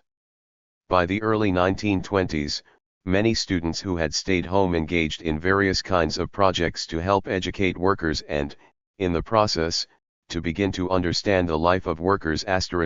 All such activities drew students closer to workers and to practical concerns of all kinds. This is another example of an activity that has been associated with the early communist movement rather than the anarchist movement, perhaps because it was indeed down-to-earth and worker-oriented. While the communist movement ultimately handled this initiative to labor most effectively, the communists were by no means first to undertake it. A final theme, the question of belief. As the first wave of an international movement, the Bolshevik Revolution suggested a political direction for the enthusiasms of the new culture. While China's new youth were considering the implications of the events in Russia, the Versailles Peace Conference delivered the major result of the war for China. The Shandong Peninsula was to be turned over to Japanese control. Together, the revolution in Russia and the decision on Shandong transformed new culture consciousness into May 4th activism. An aroused nationalism mobilized the new youth to political activity. Henceforth this nationalism would be a pervasive force in all political activity. When the May 4th movement began, Chen Duxiu stood with the students who had responded to the appeals he and others made in New Youth. Chen's involvement in May 4th brought a new turning point in his career, as by spring 1920 he began devoting his major effort to organizing a communist party in China. It is of particular interest that, on the brink of this shift to revolutionary activity, Chen wrote to express his concerns about the question of belief, of a worldview that could provide confidence during this period of change. In this Chen shared another of the anarchists' concerns, which the latter had expressed as opposition to superstition. In New Century, Wu's Hui had Shifu's legacy 167. Been unrelenting in his ridicule of superstition. Shifu had made opposition to superstitious beliefs the final point of his Conscience Society pledge. Beginning with New Youth, New Culture journals extended the attack on superstition as a basic element of their iconoclasm. Chen Duxiu himself led this attack and used all the supporting voices he could find. Ultimately these discussions, which usually opposed science to superstition, focused on the question of belief, in the same way this question had concerned thoughtful Chinese for the previous 2 decades. Writing in April 1920, only weeks before he began his efforts at party organization, Chen Duxiu wrote a retrospective on the New Culture movement for New Youth. After noting that the movement had fostered the scientific outlook essential to modern life and thought, Chen turned to the contrast between modern philosophies and China's old culture with its emphasis on religion. Seeking to reconcile the advance of science with the slower development of belief, Chen referred to Cai Yuanpi's treatment of this question, which also had appeared in New Youth in 1917. Humankind has always had an aesthetic sense, Cai had stated, which had been expressed in religion in earlier stages of human development. In the modern era, however, science had explained most phenomena formerly attributed to a divine power. Yet feeling and the need to believe remained. Knowledge, will, and feeling constituted the 3 basic human needs. Cai had urged that the aesthetic sense be seen as a creative way to fill this spiritual vacuum. Chen agreed with Cai's thinking on this question. Referring to a letter a friend had written on these problems, Chen quoted the French sculptor Auguste Rodin, "Beauty is the expression of the best human qualities, the arts seek this beauty." If China lacked knowledge, she could get it from the West, the friend had concluded, but arts could be created only within Chinese culture. The Chinese people's spiritual disorientation showed in many ways, Chen continued. Some problems were moral. Many of the New Youth were enthusiastic about the ideas of the new culture, but they forgot that they should still love their families. Some problems were social. Chen cited Wu Hui's observation that there were 3 great powers in Chinese life, Confucius, Guandi, and Mr. Ma Mahjong. But Mr. Ma was not so bad, Chen believed, because his followers were not pretentious. He provided a way for men and women to be together in a relaxed sociability, and he was far less dangerous as a diversion than opium. Returning to the aesthetic aspect of the problem, Chen noted that he could not criticize those who go day after day to dance halls or shadow puppet plays. They were seeking to fill a void in their lives. Our national culture lacks even the seeds of art and music. Chen offered no clear solution to the need for a new religion for a coherent set of beliefs, but he recognized the importance of this question. Chen's discourse on aesthetics as an alternative to religion took up more than half the space in this essay. In concluding, he returned to the goals of the 168th New Culture movement, to organize, to create a spirit, and to influence other movements among the people. However, Chen's concern with this basic cultural issue just at the point when his organizing effort on behalf of Marxism was about to begin, indicates his continuing concern with basic cultural issues, and the point that he could still refer to old anarchist friends in discussing them registered. Those references again suggest the major role played by anarchists and anarchism in laying out the agenda of the new culture. Even more relevant to our interests here, Chen's recognition of the importance of belief in any effort to build a new society agreed with Shifu's understanding of China's predicament as he turned wholeheartedly to anarchism in 1912. Shifu had come to anarchism from a form of secularized Buddhism, and for him, anarchism became a new religion adequate for all human spiritual needs. Chen's understanding of the question of belief was more complex. Although he was moving toward Marxism as a social philosophy and was impatient to get on with the basic task of organizing for revolution, he recognized the deep need for spiritual rootedness to give meaning to the great tasks of cultural transformation facing China at this time. Shifu had made monumental contributions to the idea and the content of a new culture. His vision of social revolution included almost every issue that became part of the new culture. His insistent presentation of these themes in his writings articulated the nature of problems in Chinese society and kept them in the consciousness of the intelligentsia, especially its younger members. Most profoundly, his example had stirred many of this generation of new youth, who would help to shape the ideas of the new culture and try to live it amidst new waves of frustration as their own lives unfolded. Neither Shifu nor other anarchists, however, were responsible for introducing democracy into discussion of the new culture. They accepted the bias against liberal democracy from European anarchists. After the Versailles Peace Conference's decision on Shandong discredited democracy, further discussion of such important questions as building institutions to support democracy were at least postponed. By summer 1919, Mr. Democracy no longer stood beside Mr. Science as a mythical hero of the new culture. If Shifu had been able to determine the names of those heroes, he would have chosen Mr. Science and Mr. Morality. Registered. Chen Duxiu stands as a pivotal figure of the new culture period. He set out to build a movement to foster cultural change, and through a combination of intellectual and political skills, he succeeded. In stirring interest in a new culture, Chen needed the support of Wu's Hui and Caiyuanpi, and of Shifu, as much as he needed the help of Hu Shi and Tao Menghe. However, while he retained his respect for many anarchists, he could not fully share their vision, which was too idealistic for him. By early 1920, Chen could see no alternative to politics. The march of events convinced him that the new youth should cease to be preoccupied with discussion and experimentation, and should proceed to Shifu's Legacy 169. Action. In the early 1920s he would seek to ally with those anarchists who also were prepared to act, yet he would devote some of his strongest criticism to youngsters who used anarchist ideas to shirk their responsibility to society. May 4 did not immediately produce the communist movement, but it did bring Chen Duxiu to a new turning point from culture to politics. As Chen sensed, the decade of the 1920s would again make politics predominant over culture. The anarchists did not fade quickly, indeed, their numbers probably grew through 1921 or 1922, as described in the next chapter. However, Chen Duxiu's turn to politics suggested a basic change that helps to account for the declining influence of anarchism during the 1920s. Anarchism stimulated Chinese activists as they conceived their vision of social revolution during the first 2 decades of the century.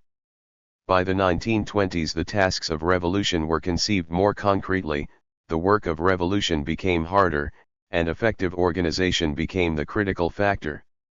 In order to get a full perspective on China's history during the first decades of the century, we must acknowledge not only the role of anarchist communism in the background of the Chinese Communist Party, but also the call for cultural transformation that the early anarchists, especially the Paris Group, had made beginning in 1907.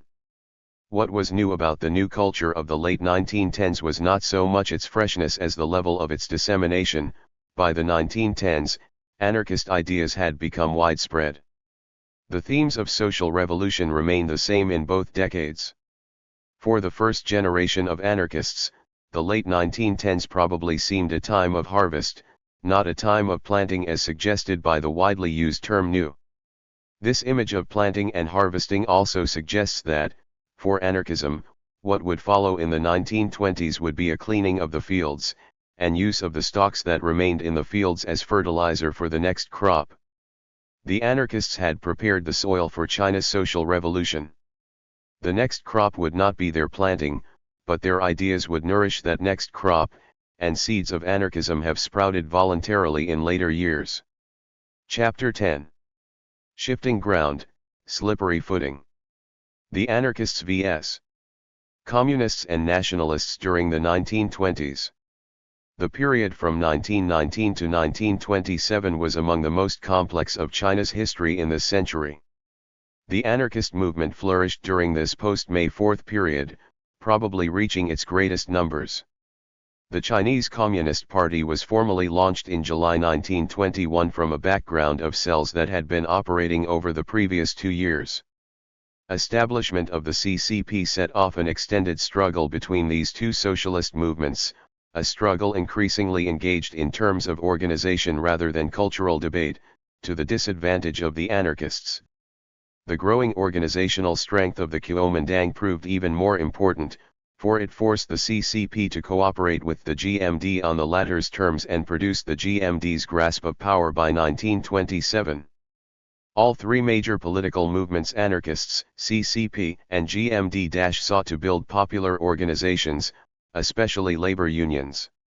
All three saw the warlords as a scourge to the nation and made them their common enemies. While all three movements recognized the need for revolution in the countryside and made some effort to organize rural people, throughout this period all accepted the premise that revolution would be focused in the cities. Underlying all other developments was the rising nationalism that sprang from May 4. Both GMD and CCP thrived on this tremendous force for unity and organization. While anarchists regarded their nation as one of the many victimized by Western wealth and power, they refused to cast revolution in terms of nationalism alone and gave this issue to their rivals. I.W. The new emphasis on organization and nationalism made for changing circumstances and problems for the anarchist movement. As of the early 1920s, anarchists still shared many goals with both their rival political movements. This was especially true of the CCP, with whom the anarchists tried at first, as of 1921 to 22, to cooperate. These attempts to work together were foiled not by disagreement on socialist goals, but by the anarchists' approach to organization. The anarchists did not resist the idea of organization, and in fact they created some effective organizations. However, their rejection of a well-defined organizational structure proved critical in the conditions of the 1920s. As shown in Chapter 9, anarchists had played the major role in defining social revolution, but they were unable to translate their principles into effective organizational form. While Shifu had established an effective organization based largely on his personal leadership, his successors faced frustration in their efforts to broaden the scope of organization.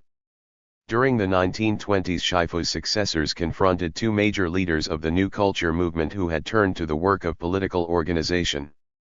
Chen Duxiu and Wu Zhihui now sought to direct the enthusiasm of a younger generation of activists.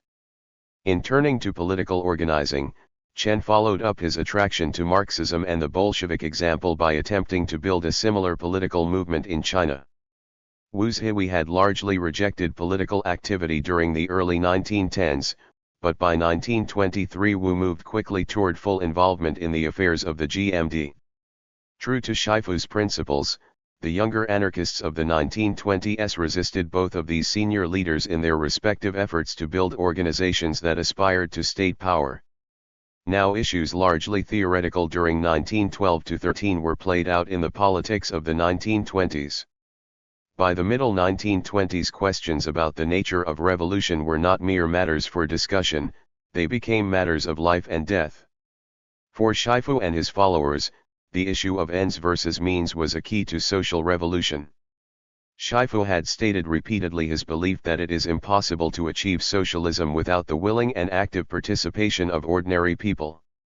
In debating Chen Duxiu and Wu Zhihui, those anarchists who remained faithful to Shifu's vision continued to press this point. While this ideal remained vital to Shifu's followers and widely respected among activists, both the GMD and the CCP proceeded to build centralized party structures.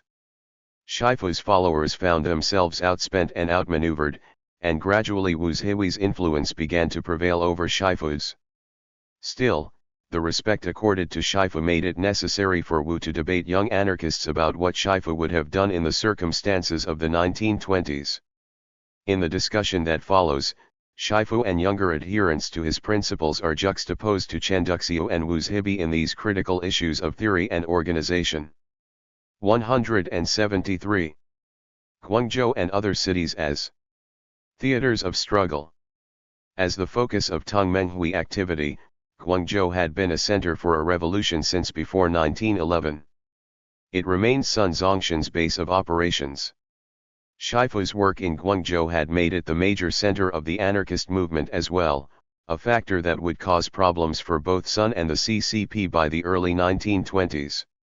Although Chen Duxiu decided to go to Guangzhou as he commenced organizational work for the CCP, he regarded the city as territory already dominated by the anarchists.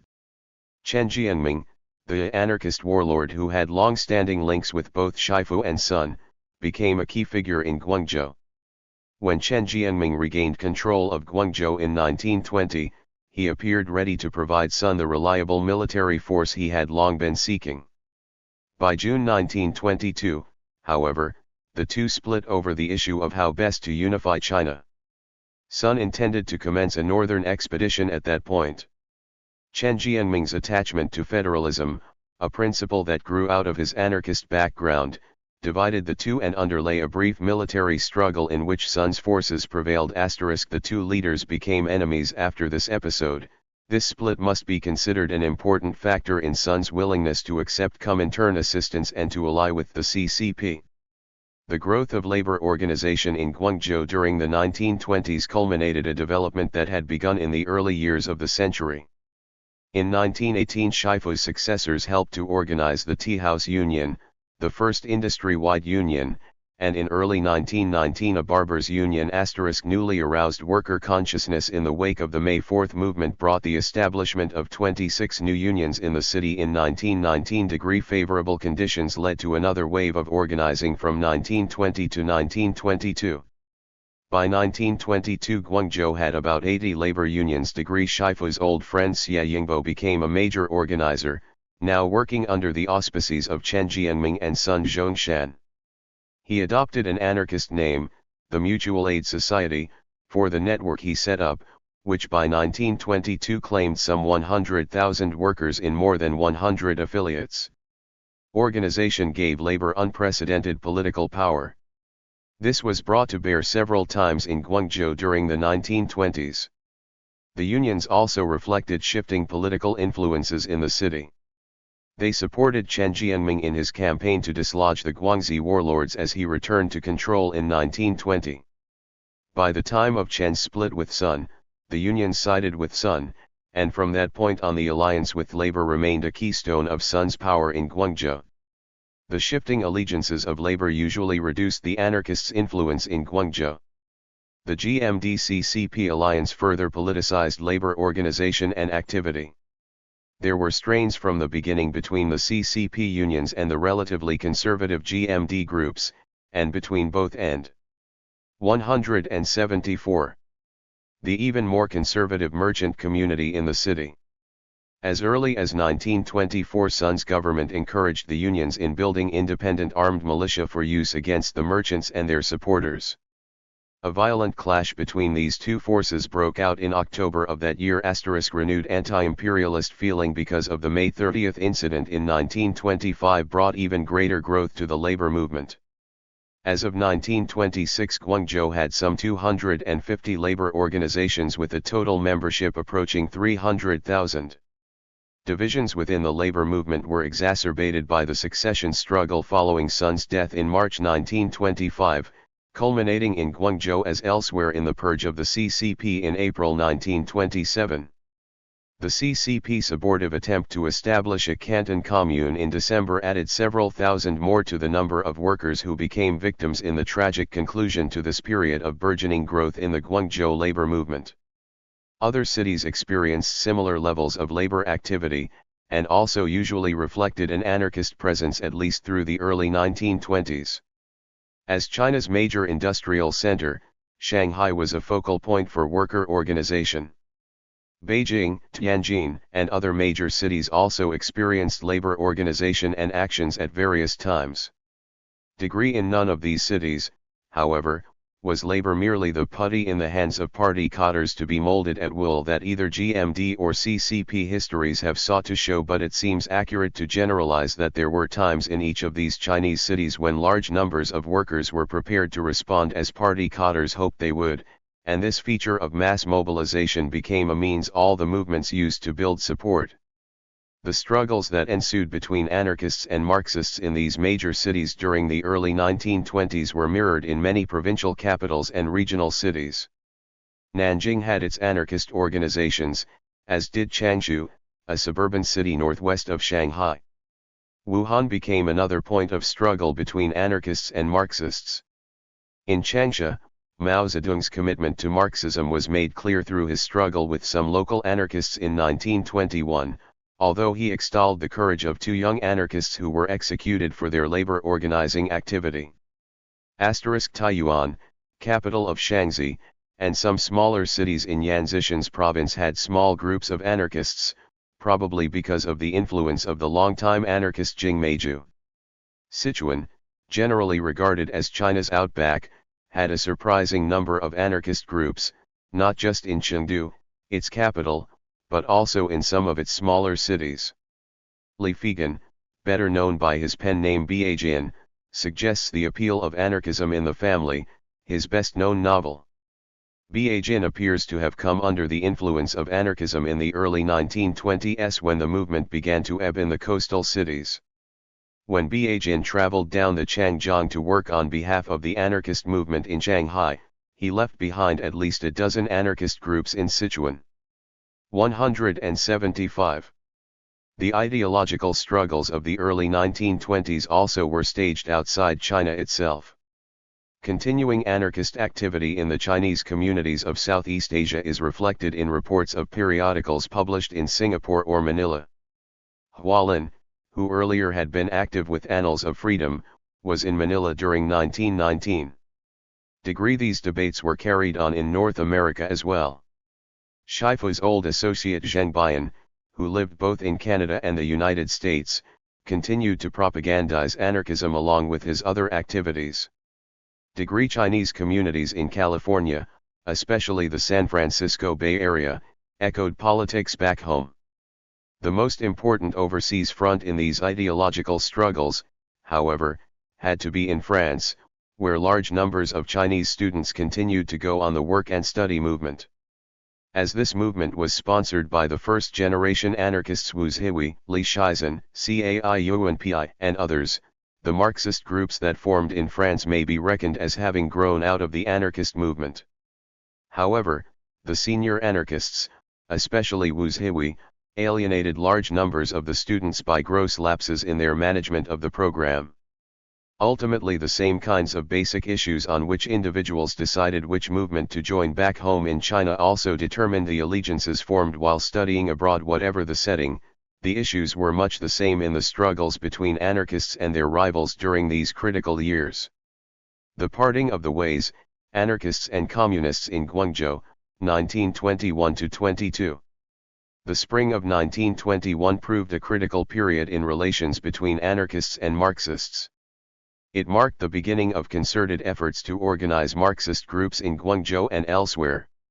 This also was the time when the two groups saw that their differences were irreconcilable and decided to go their separate ways. Chen Duxiu arrived in Guangzhou in late 1920 to serve as provincial minister of education at the invitation of Chen Jianming soon after he gained control of the city. Chen Duxiu had little success in recruiting people to Marxism in Guangzhou. He hoped to enlist anarchists to his side, but they adhered to their prior views. Because of better prospects in Shanghai, Chen returned there in August 1921. Beginning in March 1921, a revived voice of the people played an important role in the debates between anarchists and Marxists in Guangzhou. Shifu's followers Liang Bingxian and the younger Ou Shenbei served as editors of these issues. Voice published a number of essays intended to draw the distinctions between anarchism and Marxism. This revived voice presents some interesting changes from Shifu's original version of the journal.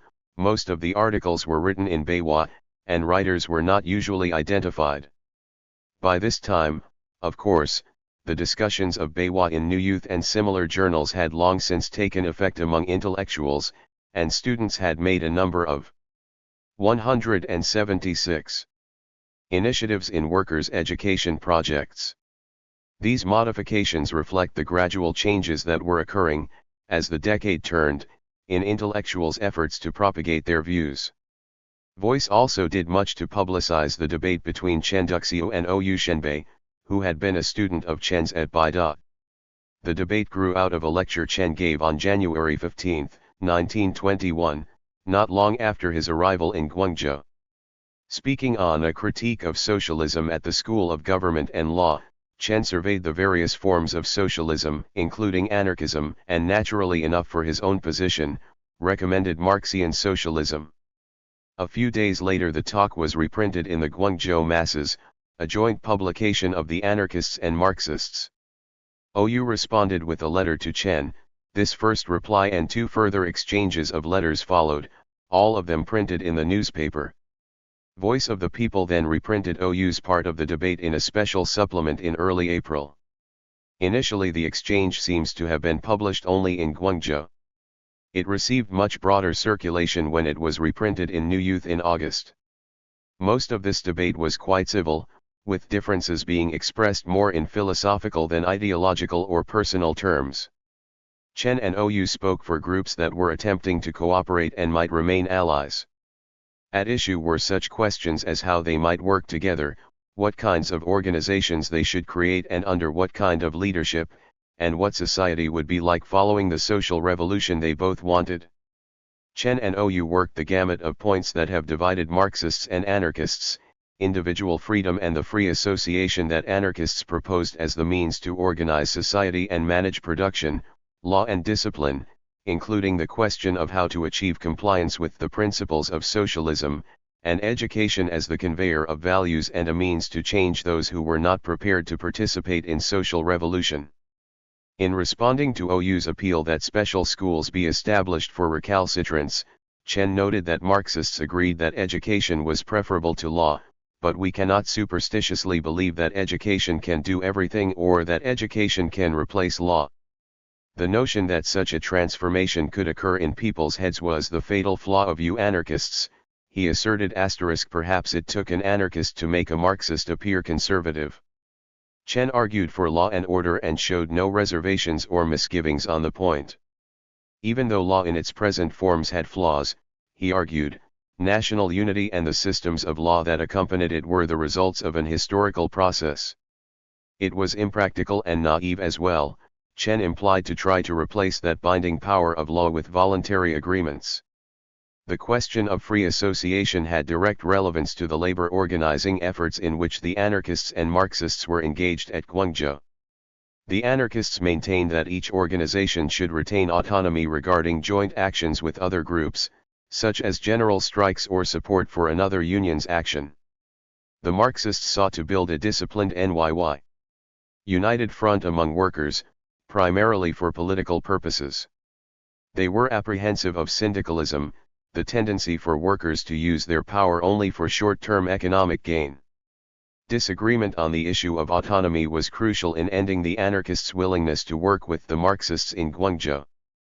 Thus, there were immediate issues at stake in the debate, even though Chen and Ou agreed as their exchanges ended that many of the points in their debate involved questions of future social organization. The civil tone of the Chen-Ou debate was appropriate because of the nature of the issues addressed. These years in China have been viewed alternatively as an equivalent of the Renaissance or the Enlightenment. Another analogy, from China's own history, also is appropriate. With the reconstitution of Chinese society at issue, all these isms bade for support as a new 100 schools of thought contending. Although this debate concerned two forms of modern socialism, in ancient times many of the same issues had divided Taoists and Confucianists, or Menzi and Sunzi, in their respective interpretations of Confucian principles. Is human nature good? Can people achieve the common good by working together and releasing the talent and goodwill basic to human nature? Or do humans require authority and discipline? Such basic questions were at issue. This debate cast them in terms of modern political philosophies. Thus, Chen and Ou argued in a civil way, although many of these issues would soon enough come to blood battles. At least twice again in the first half of 1921 while still in Guangzhou, Chen commented on anarchism in Random Thoughts, a regular feature in New Youth. In Chinese-style anarchism, Chen indeed harked back to the 100 schools debates in attacking anarchism as a reflection of intellectual and behavioral habits rooted in Daoism. Trademark anarchism fostered a lazy and undisciplined sort of free thinking, he asserted, which had as its chief cause the nihilist thought and laissez-faire attitude of Daoism. As a result, the anarchism so popular among youth is certainly not a thoroughly Western anarchism, but rather a revival of the principles of Laozi and Zhuangzi, a Chinese-style anarchism. Chen illustrated this attitude by citing a comment he had seen in Awakening, in which a young anarchist opposed centralized political authority on the grounds that such a government did not fit the Chinese national character or the conditions of Chinese society. The writer then had noted that he was a Chinese-style anarchist. The strongmen Yuan Shikai and Zhang Sun also had called for government that fit the national character and social conditions, Chen pointed out, and warned that if such irresponsible attitudes continued, China would get the kind of government those authoritarians had in mind. Chen became more aggressive in his criticisms of anarchists in the low-grade anarchist party. These were the nihilists among anarchists, Chen said. He listed the kinds of people he meant, in order to make it clear that they had no principles at all. There were politicians, military types, swindlers, and scoundrels of every description. 178. Chen regarded these characteristics of low-grade anarchists as a major obstacle to revolution. Chen's offensive against anarchism would ultimately prove effective. Although for the moment the anarchists retained superiority in numbers, especially in Guangzhou, and would continue to have influence with intellectuals at least through the mid-1920s, Chen's arguments undermined the anarchist movement. He effectively associated anarchism with the politically passive tradition of Daoism. He asserted that attitudes associated with Daoism caused youths who were attracted to anarchism to be self-centered and to forget their responsibilities to their families and society. Chen's prestige strengthened his arguments, but his own commitment to activism as a Marxist made his views even more appealing to this later generation of youth, with whom he had gone to jail and whom he now sought to organize for effective political action. However, Chen also felt acutely an estrangement from his own sons, who at this point were anarchists and, from their father's viewpoint, shared some of these nihilistic attitudes. The first issue of the revived Voice of the People, published in March 1921, responded to the challenge of Chen and other Marxists in Guangzhou.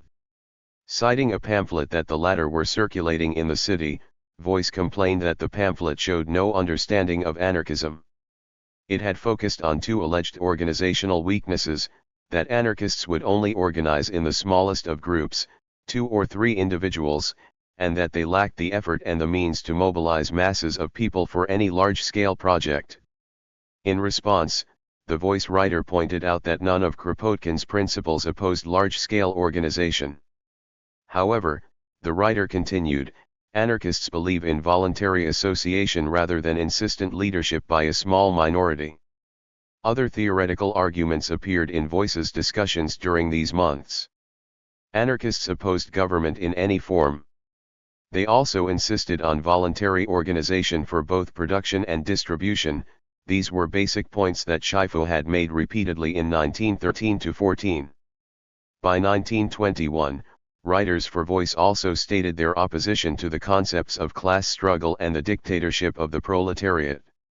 Shifu had not addressed these issues as such, they were part of Leninist doctrine and did not enter into the debate until after the Bolshevik Revolution. Class struggle could easily be misperceived, Voice observed, despite the Marxist claim that this was an unchanging law. Even in the recent European war, nationalism had been stronger than class, and those in authority in every belligerent power had mobilized the working classes to fight each other. In earlier times there had been warfare between clans as well as religious wars. Indeed, the writer continued, nationalism appeared to have supplanted religion as the emotional cause for which the masses would willingly fight and die. Thus, the historical basis for Marx's theory seemed questionable, and in the present, the proletariat could be moved readily by causes other than class struggle. Furthermore, the Voice writer persisted, there was nothing to be gained by 179. Establishing a people's dictatorship. Therefore, the Marxists point that human nature is not developed to its fullest, so there is nothing to do but use a dictatorship deserved ridicule as a great contradiction. In concluding one of the most effectively argued anti-Marxist essays, another Voice writer emphasized that the concept of the proletariat was too vague to have any meaning. It would be as well, he said, to call upon all the women of the world to unite in overthrowing the existing male political structure and replace it with a women's dictatorship. If you say this is a ridiculous approach, the Marxist method is the same except that what it proposes is even more remote. What we must remember is that if we wish to save society from perishing, we cannot use methods that are doomed. *degree. Although it seems that anarchists should agree with Marxists that the proletariat must unite in order to overthrow the power of capital, anarchists resisted class militants. Shifu had dealt with the issues of class warfare and post-revolutionary government in his concept of People's Revolution, envisioning a spontaneous movement that would manage affairs through local committees and using the expertise and experience of low-level leaders. Those who followed events in Russia knew that dictatorship of the proletariat meant that the Bolsheviks claimed authority on behalf of the proletariat.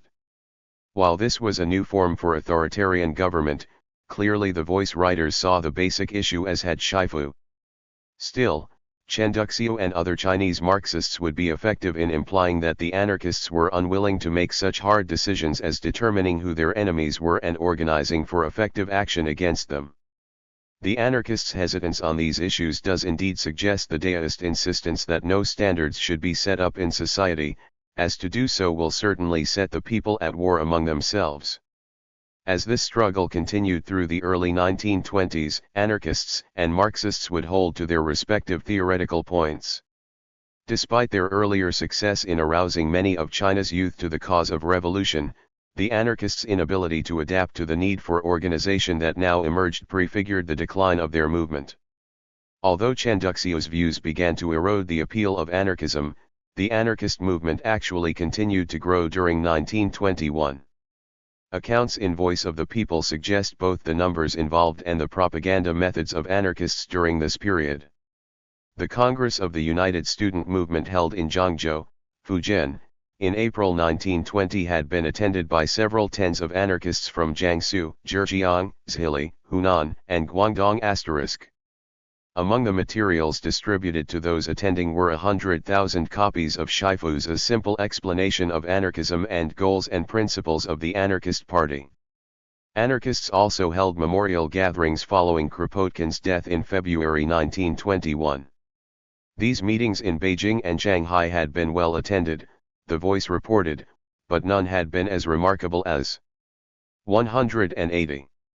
The one in Guangzhou on March 20, attended by 800 sympathizers representing students, workers, and even senators, officials, and merchants. Asterisk. A much larger body of anarchists convened at Shanghai in June 1921. This Congress of the Far Eastern Movement had more than 1,000 and less than 10,000 in attendance from many countries. Thousands of copies of pamphlets and handbills were distributed as about 100 of the delegates went out on the streets of the international settlement to propagandize. There were a number of anarchist flags and a few guns. After handing out their materials, these propagandizers carried out the next part of their plan. Those with guns fired shots into the air, which startled people but also, predictably, got their attention as the demonstrators sang a spirited rendition of the anarchist anthem. The authorities in the settlement quickly decided that the demonstration was dangerous and arrested all the demonstrators they could find. According to the Voice account, about 100 anarchists from Jiangsu, Zhejiang, Anhui, Shaanxi, Hunan, and other provinces were jailed. The case became a local cause célèbre, as reporters from the foreigners' press went by the jail daily to learn the latest developments. When the case came to trial, a student from Chongqing testified that the handbills had been printed in Hankow and the flags had been made in Shanghai. Both the numbers and extent of the activity testify to the extensive influence of anarchism. While its purposes were somewhat different, the founding meeting of the Chinese Communist Party held in Shanghai a month later had only a dozen participants. The celebration of May Day in Guangzhou in 1921 also shows the continuing appeal of anarchism at this time. Both anarchists and Marxists organized the celebration, in which some 2,000 workers participated, waving both black and red flags. Portraits of both Kropotkin and Marx were hung at a major intersection where the activities were focused. Similar celebrations were reported in Beijing, Shanghai, Xiamen, and Chongqing. While not every day was May Day, anarchists could mobilize large numbers of people on occasion. Serious problems still lay several years in the future, even though Chen Duxiu and other critics had identified the weaknesses that eventually would limit the anarchists' influence. In retrospect, this springtime of possibility for cooperation between anarchists and Marxists seems a tragic lost opportunity, and the last such opportunity for cooperation within the Chinese socialist movement. Trouble on the right, the anarchists and the Kuomintang. By 1923-24 a number of anarchists had come to believe that the growing involvement of the first-generation anarchists, especially Wu Zhihui, with the Kuomintang presented a problem almost as serious as that posed by the Communist Party. During the 1910s Wu engaged in several projects intended to 181. Advance parts of the anarchist program. He had done much to define. He also maintained his relationships with Sun in the latter's continuing efforts to build a successful political movement. Wu's understanding of the relationship between principles and power developed in the same way as Chen Duxiu's, and when the Kuomintang reorganized to accommodate the Comintern and the Chinese Communist Party in 1923-24, idealistic younger anarchists criticized Wu for associating too closely with power, the same criticism Shifu had made a decade earlier. Shifu had insisted that, whether on the left or on the right, those who seek political authority are most to be feared. To similarly purist younger anarchists in the 1920s, the CCP had replaced Zhang Kanghu.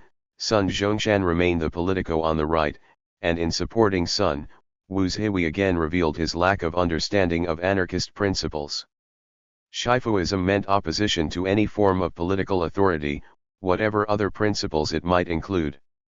By 1924 participation in the GMD also meant cooperation with the CCP. The GMD-CCP alliance had grown out of a long process of negotiation and internal discussion by both parties. Degree contacts between Sun Zhongshan and Mering, the Comintern agent, had begun in the second half of 1922, and an informal understanding had been reached by January 1923. Chen Duxiu and other CCP leaders had their doubts. How could the CCP ultimately benefit by working closely with a political party that stood as its major rival? At the time, however, neither party commanded either great numbers or great influence. Chen was persuaded by the February 7 incident of 1923, in which Wu Peifu's warlord army annihilated the striking Hankow Railway Workers' Union, a CCP-dominated organization, that the party needed a reliable military force to counter those of the warlords. The GMD reorganized in January 1924 by formally allying with the Comintern. CCP members were allowed to join the GMD as individuals. From the CCP point of view, their members would form a bloc within that, in time, could gain effective power in the alliance and if necessary defeat the GMD by force. In practice, the alliance benefited both parties by providing financial aid, a reliable military force, and greater organizational cohesiveness. Although CCP membership remained only a few thousand until after the May 30th incident in 1925 *, the alliance provided opportunities for the will and the talent of a number of CCP leaders, who dominated the peasant department and other joint work. Even after Sun's death in summer 1925, the working relationship between the two parties remained positive.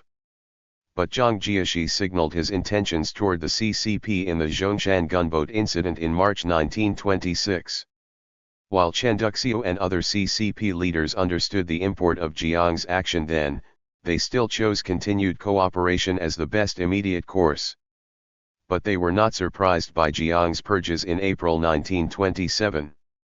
Once the CCP became functional again, its first action was to organize the Red Army.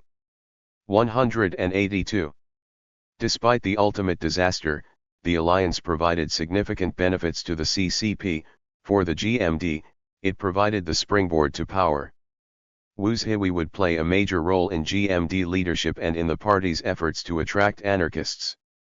His evolution to the role of right-wing GMD leader reflected not just immediate political concerns but also earlier tendencies obscured by his anarchism. Since at least as early as 1911 Wu's basic position had been to support the nation's political development while refusing any sort of formal government office. At that time he had stated his view that China needed to develop political parties that would serve the public interest rather than private interests. Wu also had been an ally of Sun Zhongshan, providing critical support against groups within the Tongmenghui who sought Sun's removal as its leader. So it is clear that Wu made no sudden turnabout as he began efforts to strengthen the GMD as of 1923. As the alliance with the CCP began, Wu appears to have been receptive to cooperating with the communists. However, he also had experienced problems in relating to the young Marxists involved in the work-study program in France. As shown below, Wu's opposition to the CCP would become increasingly adamant. At least from the establishment of the GMD-CCP alliance onward, Wu encouraged anarchists to join the Kuomintang. Wu's reply to Hualin in May 1924 presented opinions that separated him from many younger anarchists. Hualin had written a letter to Zhang Ji that appeared in the China Times, criticizing both Wu and Li Shizhen along with Zhang for their support of the GMD reorganization. Wu felt called upon to respond for himself. His statement also contained his broader thinking on political parties. No matter what the society, Wu begins, there will always be three groups: conservatives, moderates, and radicals. The political life of a society and the political decisions a society works out for itself result from the interaction of these groups. Wu then gets to his basic point in addressing other anarchists. Anarchists are revolutionaries, thus they should want to help other revolutionaries. Wu had already pointed out that he had repeatedly reaffirmed his loyalty to the Kuomintang over many years *, but since the reorganization of 1924, he believed, the Kuomintang was closer to being a truly revolutionary party. Moreover, the communists had aligned with the Kuomintang as part of the reorganization because of their common interests. Other anarchists should join, as Wu himself had, not to help people rise in rank and get rich through politics, but to pursue their revolutionary goals. Wu concluded, "As long as the revolutionary spirit persists, I believe that somehow the Kuomintang and the Communist parties will take part of the anarchist road together. As for me individually, I have been oppressed by the machine guns of the yellow-haired and green-eyed people. I only hope that someone can use those machine guns to make them call themselves our brothers." 183. As the younger anarchists complained from this point, Wu had compromised his principles as an anarchist. As of 1924 his compromise extended to the CCP as well as the GMD. Wu commented on the concept of parties in traditional China and urged that anarchists discard that notion. We are the sort of nation that has been full of parties of private interest for several thousand years. If we don't learn to establish parties and understand that there is an importance to parties, it will be genuinely suicidal. Asterisk. The Kuomintang reorganization represented a new and correct approach, Wu believed.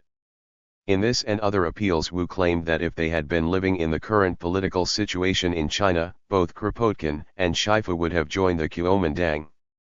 This appears to be the first time that Wu sought to appropriate Shifu's memory.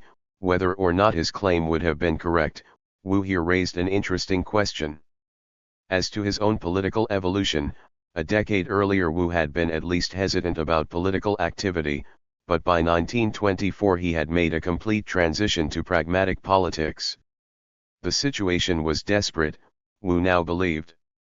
Everyone else was getting involved, and the anarchists would only be left on the sidelines if they rejected political activity. Younger anarchists responded quickly to Wu's Hiwi's appeal to join the GMD. Typical responses appeared in the Shanghai anarchist monthly Freeman Shen Zongju, one of this journal's editors and its chief spokesman, set forth a well-argued response incorporating many of Shifu's arguments. Responding to Wu's claim that the Kuomintang was a revolutionary party, Shen observed that the main thing the Kuomintang sought at the time was to remove the warlords and set up its own new government. This would only substitute another form of authority for the present one, he said, but anarchists opposed all forms of government.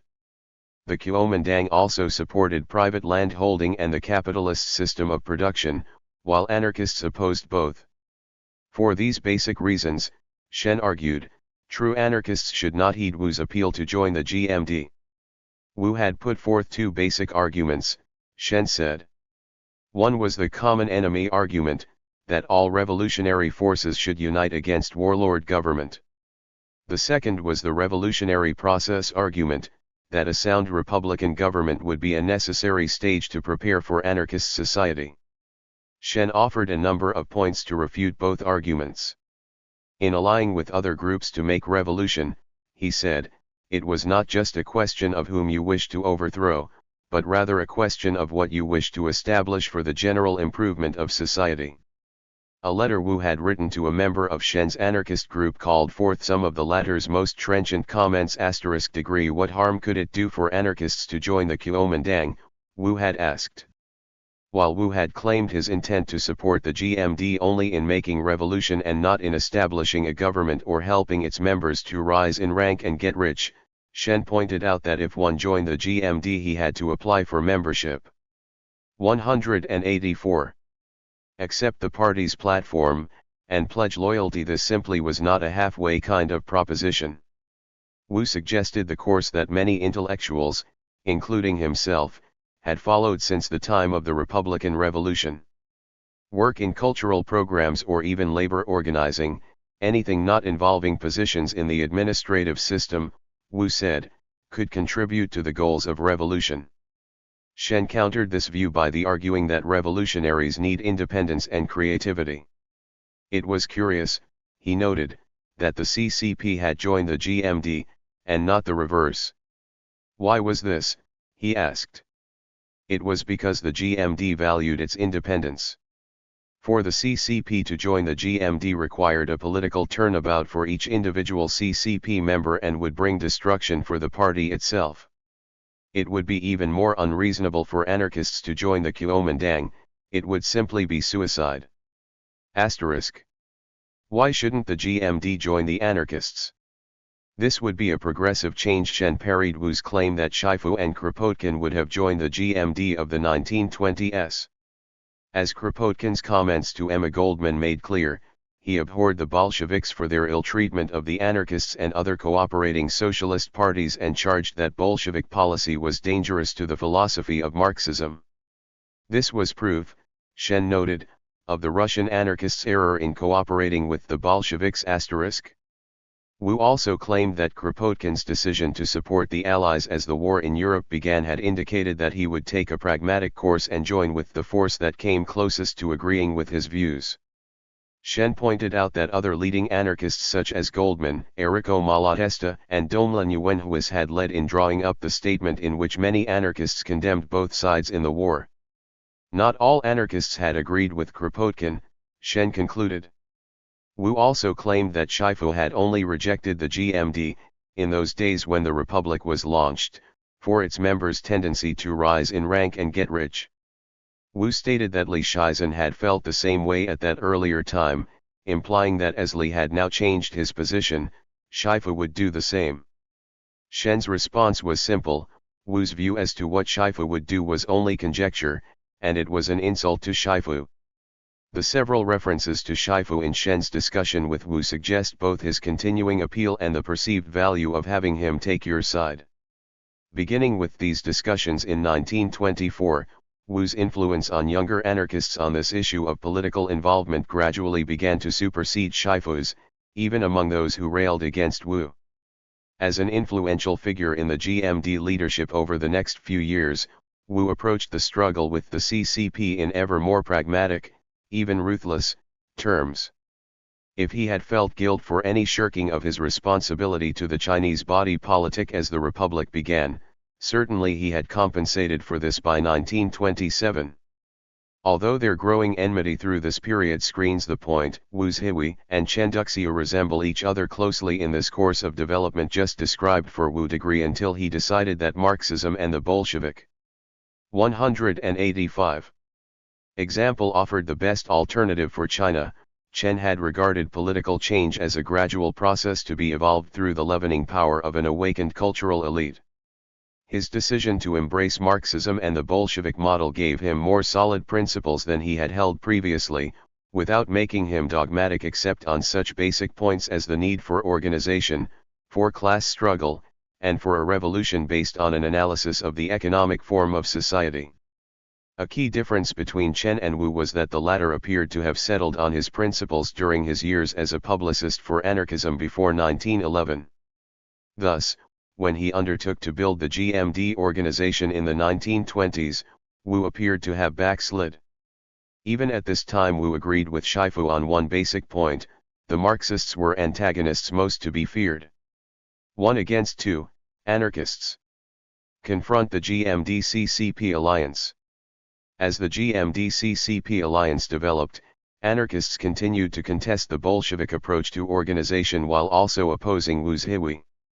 In their campaign against the CCP, these anarchists sought to establish their role as the legitimate socialist movement because of their long record of activity. Mutual Aid Monthly, which began publishing in March 1923, was directed against the emerging alliance, with much of its content focused on the CCP and its activities. Zheng Peigong, writing under the pen name K. Lao, produced a list of our propaganda materials over the past 20 years, which showed more than 70 journals and books published by anarchists. The clear implication was that the anarchists had been actively pursuing social revolution much longer than the Marxists. The major arguments used to counter the CCP's approach to organization were Shifu's, sometimes modified to apply to the changed conditions of the 1920s. Mutual Aid Monthly also carried an article entitled "The Labor Movement," by An, who stated his views of Marxist labor organization. And noted a major difference between anarchists and Marxists in their approach to organizing workers. Anarchists are opposed to workers' organizations in which a small number of intellectuals appeal to uncomprehending workers to accept their control. And we support workers' organizations based on our principles, with self-consciousness and self-determination, able to struggle for basic things, freely organized, and not receiving someone else's direction and control. He then described some of the potential problems with the cadre of professional revolutionaries. 186. Because Marxism is unable to eliminate government, class, or capitalists, they try a different tactic and arouse people's greed. Many low-grade politicians, meddling careerists, have seeped into the movement, planning to seize control from the present controlling class. Because they pay no attention at all to humankind's innate capacity for mutual aid, they strongly advocate their class struggle. In the society of the future, they will only work for the people to make their living degree. An's comments here match those mentioned above regarding the GMD and reflect the anarchists' prejudices against paid party workers. Directed against both CCP and GMD, this criticism suggested that a party infrastructure could readily develop into a bureaucratic monolith. The anarchists' understanding of the flaws in Marxist-style organizing was prescient. For all this insight into the dangers of structured power, these objections by the anarchists contained a great measure of irony. If anarchists resisted this kind of organization, they should have mastered the techniques of free organization. However, few anarchists seem to have been adept at organizing people. True, their work in Guangzhou clearly had paid off. And perhaps the non-directive approach they advocated would have worked in an atmosphere of greater stability, or of less aggressive advance by warlords and other power seekers. Indeed, by late 1923 some anarchists were discouraged, as for example W. of the Star Society. In an open letter to anarchists in Sea of Learning in December, he expressed his concerns. Our organizations do not have any staying power, he complained, only rarely was there a good one. He believed his comrades failed to understand the importance of organizational life and the need for discipline. He also offered the view that anarchist groups should give attention to their members' lives, suggesting that organizations should provide a livelihood for those who served them, as did both the CCP and the GMD. Comments by Cooley written in July 1925 confirmed that a growing number of anarchists understood the problems affecting their movement and sought ways to counter their Marxist rivals. In Problems Facing Us Now, published in People's Bell, Cooley acknowledged that the anarchists were plagued by organizational problems that hurt their propaganda work. He referred to a discussion by Chen Muijin, a Sichuan's anarchist, who had observed that while many groups claimed to publish their journals at regular intervals, they did not actually do so. Some groups published upon whim or convenience and lacked a serious commitment. Cooley agreed with the statement he quoted from Chen. The publications of comrades everywhere are long on lofty theoretical talk and short on methods. They have many direct translations that are hard to understand but only a few clear edited versions. They have many poems in 187 new forms that moan and groan even though the writers are not sick, but they lack investigations of the workers' lives. In sum, these publications only meet the interests of the intellectual class and are not suitable for propagandizing the masses. Cooley proposed that the movement deal with this problem by making People's Bell a theoretical journal, and that the new journal The Masses be made a propaganda organ devoted to practical issues. Cooley's draft program for anarchist organizations, published in People's Bell in September 1925, shows that a number of anarchists understood the practicalities of revolution-making. This comprehensive discussion covered political and economic questions, as well as the workers' and peasants' movements. In a section on assassination and violence, he stated that these were legitimate methods for those prepared to use them. As for the mass revolution, he called on his comrades to participate in the revolutionary movement of workers and peasants. While improving the living conditions of these classes was an ongoing goal, the anarchists should look to a period of revolution when efforts would go beyond general strikes and tax resistance to providing arms, so that the workers and peasants could defeat the militarists and display their own military power. In conclusion, he recommended cooperation with other parties, suggesting the Democratic Party, Socialist Party, and Leninist Party. In any such cooperation, however, anarchists should not permit their own revolutionary goals and methods to be compromised. There were good people in these other parties, Cooley said, and they could join the anarchists as individuals. Cooley's statements suggest an important point. Although things were not going well for the anarchists by the mid-1920s, their movement still had a core of experienced and devoted revolutionaries. By 1925 the anarchists clearly were losing ground to both the CCP and the GMD, and the clear-eyed among them recognized that weakness at organizing was a basic cause for this. Their sensitivity to this problem shows up often in the writings surveyed above. Moreover, as Cooley's second article shows, they began to appropriate communist terminology. Instead of a people's revolution, Cooley looked to a mass revolution and a workers' and peasants' revolution. And he even suggested using armed force. If anarchists had set the terms of revolution as of the May 4 period and the early 1920s, by this time at least some anarchists had begun to think of revolution as described by the Bolsheviks and their counterparts in China. In itself, this change in terms reflects the relative influence of the two movements in the new circumstances of the mid-1920s.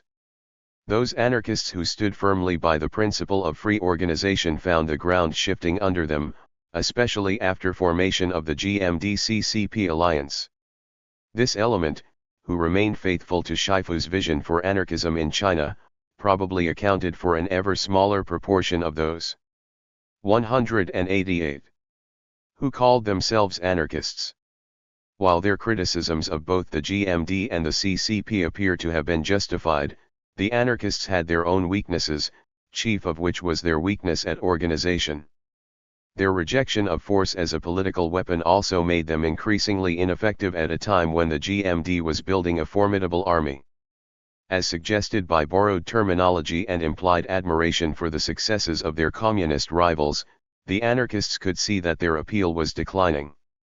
If they felt disoriented in this changing political landscape, they were simply the first group to experience the problems of a third party in 20th-century Chinese politics.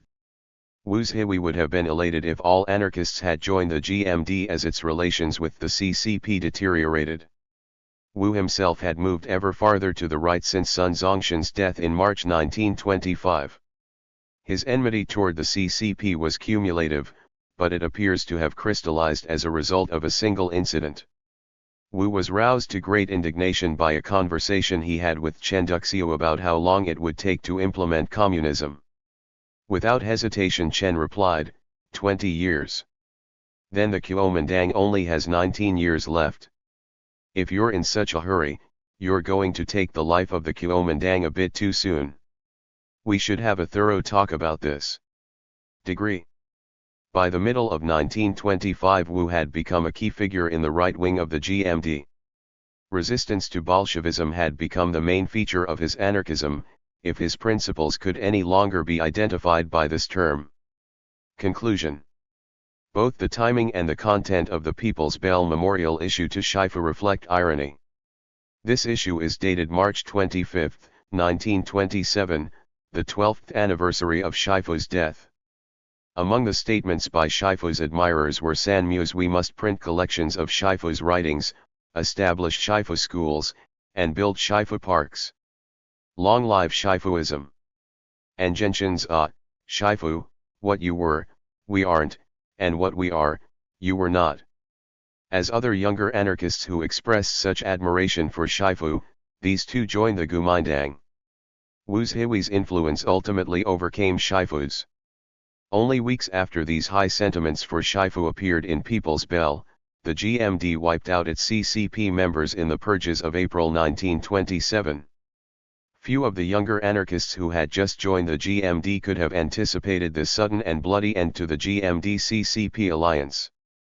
Probably some of them realized soon enough that in joining the GMD they had aligned with a force less likely to advance socialism in China than the CCP.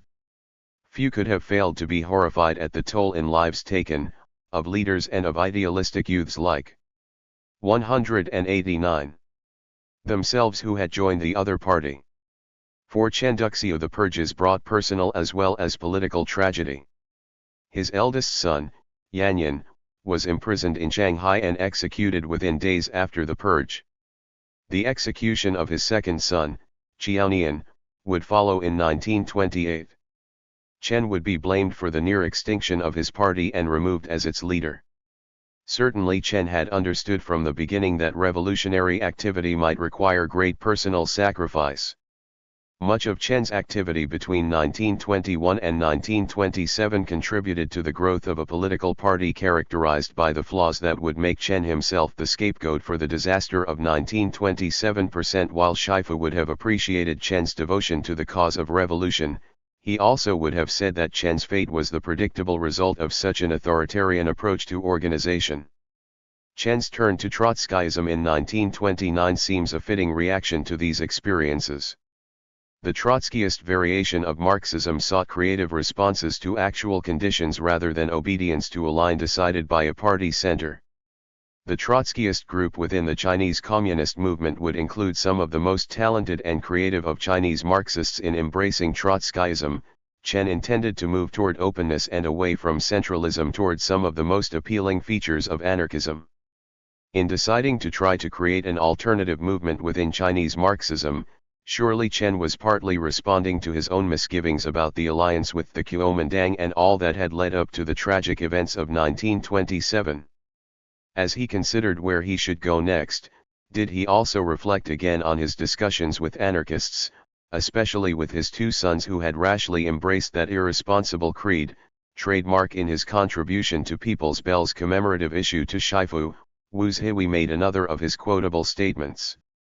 After a saying that it might take as much as 10,000 years for anarchism to become reality, and that arduous effort by good anarchists could reduce this length of time, Wu observed. So if all the party members are like me, it will certainly take 10,000 years. And if all are like most of you party members, working with the greatest effort, then it will take 3,000 years. Only if all of us were like Shifu could the time be reduced to 500 or maybe even just 300 years. If we're talking about hanging out a sign, like the blindly confident Communist Party, within 30 or 40 years we can hang the signboard of anarchism in a few places and start putting the Three People's Principles into practice. What is important here is to commemorate Shifu, and because we have lost him, the time has increased by 2,500 years. Shifu had indeed believed that hard work and a timely response to the worldwide people's revolution could bring anarchist society into being in perhaps a generation. In this he agreed with Chen Duxiu. While appearing to pay homage to Shifu, Wu Zhihui responded to him in the same way he responded to Chen. 190. By enlisting as many younger anarchists as he could for the Kuomintang. Shifu retained his great appeal, but younger anarchists found it extremely difficult to live the principles of anarchism as simply and directly as had Shifu himself. Conditions in China's political life had changed for the worse, and the younger anarchists saw that their options were quite limited, so they succumbed to Wu's appeals. The questions raised about what Shifu would have done, had he lived longer, do call for a response. Shifu too would have faced difficult choices. It is almost certain that Shifu would not have joined the Kuomintang that Wu Zhihui supported, he would have regarded Zhang Jieshi as only another strongman. Shifu would have adapted to the changing circumstances of the 1920s. Probably he would have seen great possibilities for labor organization, and he might have helped to build workers' organizations with good socialist purposes and power adequate to the demands of the 1920s. Shifu's continuing presence and voice certainly would have strengthened the anarchist movement in many other ways. In this respect, the commemorative statements of Wu Zhihui and the younger anarchists were accurate. It is also unlikely that Shifu would have found a way to ally with the Marxists, when that was a possibility as of the early 1920s. His reasons for rejecting that alliance would have been the same as those of his loyal followers who declined to cooperate with the Marxists. Had the anarchists and the CCP known in 1921 what they would learn in 1927, probably each would have been prepared to compromise more in order to cooperate. Their failure to ally in 1921 ranks as one of the great tragedies of China's recent history, for if that alliance had been possible, surely socialist revolution in China would have made even more remarkable achievements than it has. However, such an alliance would have gone against the grain of the historical relationship between the two most important international socialist movements in the modern world. It might seem that, by 1927, Shifu had become a hungry ghost rather than the soul of Chinese anarchism, for by then few if any followed his principles. Yet if we consider the role his legacy played in the anarchists' internal debate at this time, Shifu was still the standard against whom all others were measured. Chapter 11. Conclusion, Shifu. Whole-souled anarchist. While Lu Shifu was in many ways typical of the generations of Chinese intellectuals of the late Qing years in seeking change and adapting to the needs of his times, he was unusual in that his responses were extreme. Thus, in a short lifespan he traveled a great distance, from examination candidate to social revolutionary. He began as a scholar, passing the first level of the traditional examinations impressively. His next experience on that ladder of success proved a total frustration, and launched him on the path of reformer. He turned to new studies in a quest for alternatives to the orthodoxy of the examinations and worked at local reform projects such as speaking societies and girls' schools. Even in such modest efforts he encountered recalcitrance in the local official whose approval he needed, an experience which convinced him that authority is often perverse. Like many of his peers, he went to Japan for a period of study, during which he was introduced to a rudimentary populism that supported his interest in assassination work and onto a revolutionary's career. He joined the Tongmenghui at its inception in 1905 and served the anti-dynastic movement until its success in early 1912. Imprisoned following an attempted assassination in 1907, he began to pursue the themes of national essence thought, which led him to emphasize Reform Buddhism as inspiration for revitalizing the Chinese spirit. He also began to learn the noble principles of Kropotkin's Anarchism, which in time would become his new faith.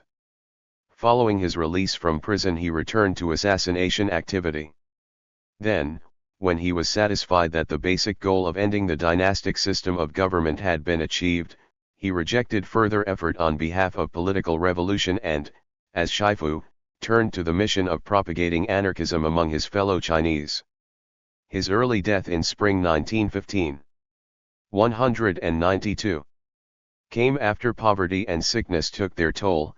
He compromised with neither those nor other inhibiting problems, including the repressive government of Yuan Shikai. As Lu Shifu and as Shifu, his career was characterized by a determination to do revolution. For him, the link between knowledge and action was always direct. From the traditional Confucian heritage he received the powerful moral burden to seek the welfare of the community. In his effort to resolve the crisis of belief that lay at the base of China's predicament, he turned to Buddhism, from which he took the concept of the Bodhisattva and the courage to dare to die. His resolution for the crisis of belief was Kropotkin's powerful idea that the highest moral values were linked to the key principle of science and nature, mutual aid. Shifu's turn to social revolution made him a major figure in the socialist movement of the early Republican years. We have long since become jaded to the failures of those years, but for Shifu and his comrades in that dream time of modern Chinese socialism, this was a new beginning. In our continuing effort to understand the nature of Chinese socialism, we will do well to return to these years of general frustration, which Shifu and his fellow idealists saw as a time of great opportunity. One of Shifu's major achievements was to fan the flame of idealism among the next generation of Chinese youth, who responded to his call for social revolution. Wholeness as a theme in Shifu's career. Much that has been discussed in the preceding chapters concerns the effort by Chinese intellectuals to restore wholeness to the life of their society and culture. Chinese civilization had been threatened with breakdown for decades before Shifu and his generation fought for revolutionary change. The sense of crisis had become more profound with each new generation, especially those after the war with Japan in 1894–95. I have suggested that this multidimensional crisis is best summed up as a crisis of belief. If we use as an organizing theme the effort to achieve or restore wholeness and credibility to Chinese life, we can link the several aspects of Shifu's tremendous effort. To present Shifu's burden as a quest for restoration of wholeness and belief agrees with his own sense of what his career was about. Shifu displayed a powerful drive, almost a compulsion, to establish a systematic form for socialism. This concern drove him early from Sun Zhongshan's camp and caused his divisive posture toward fellow socialists, even the senior anarchists who had introduced him to the new principles he cherished. Throughout his writing it is clear that he regarded a consistent, systematic socialism as vital. Here one of Thomas Metzger's observations is helpful: modern Chinese thinkers have regarded system as very important, they have not been accorded respect if they have failed to offer a systematic set of Conclusion 193. Ideas. Like Confucius, Shifu was a transmitter and not a creator. His role as interpreter of anarchism was especially important in this emphasis on consistency and system. The source of a need for system, and Shifu's sense of this need, suggest other questions. Confucianism had served for centuries as the orthodoxy that provided order in Chinese society. The principles on which order had rested had been read aloud twice monthly in every community during Ming and Qing times. Within a few decades after Shifu's lifetime, a new orthodoxy was established on the principles of Marxism, and when that orthodoxy was fully functional, it controlled public discourse even so far as to establish accepted phrasing for all aspects of public life.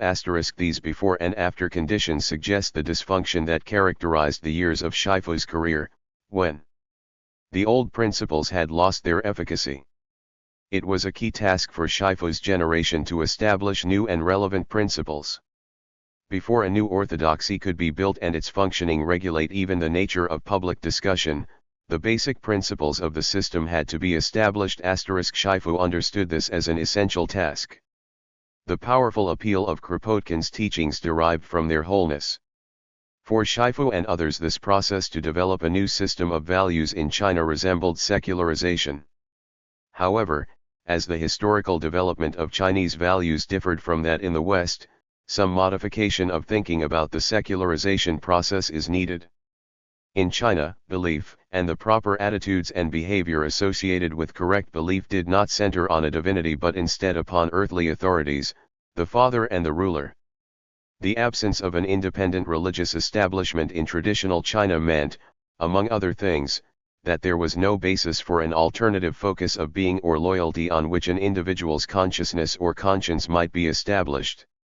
Given this background, some Chinese intellectuals in the late Qing years recognized the possibilities of religion as an alternative to imperial authority and understood the role that Christianity had played in the West in this respect. The quest for a religious alternative also helps to explain the attraction of intellectuals to Buddhism beginning in the last decades of the 19th century.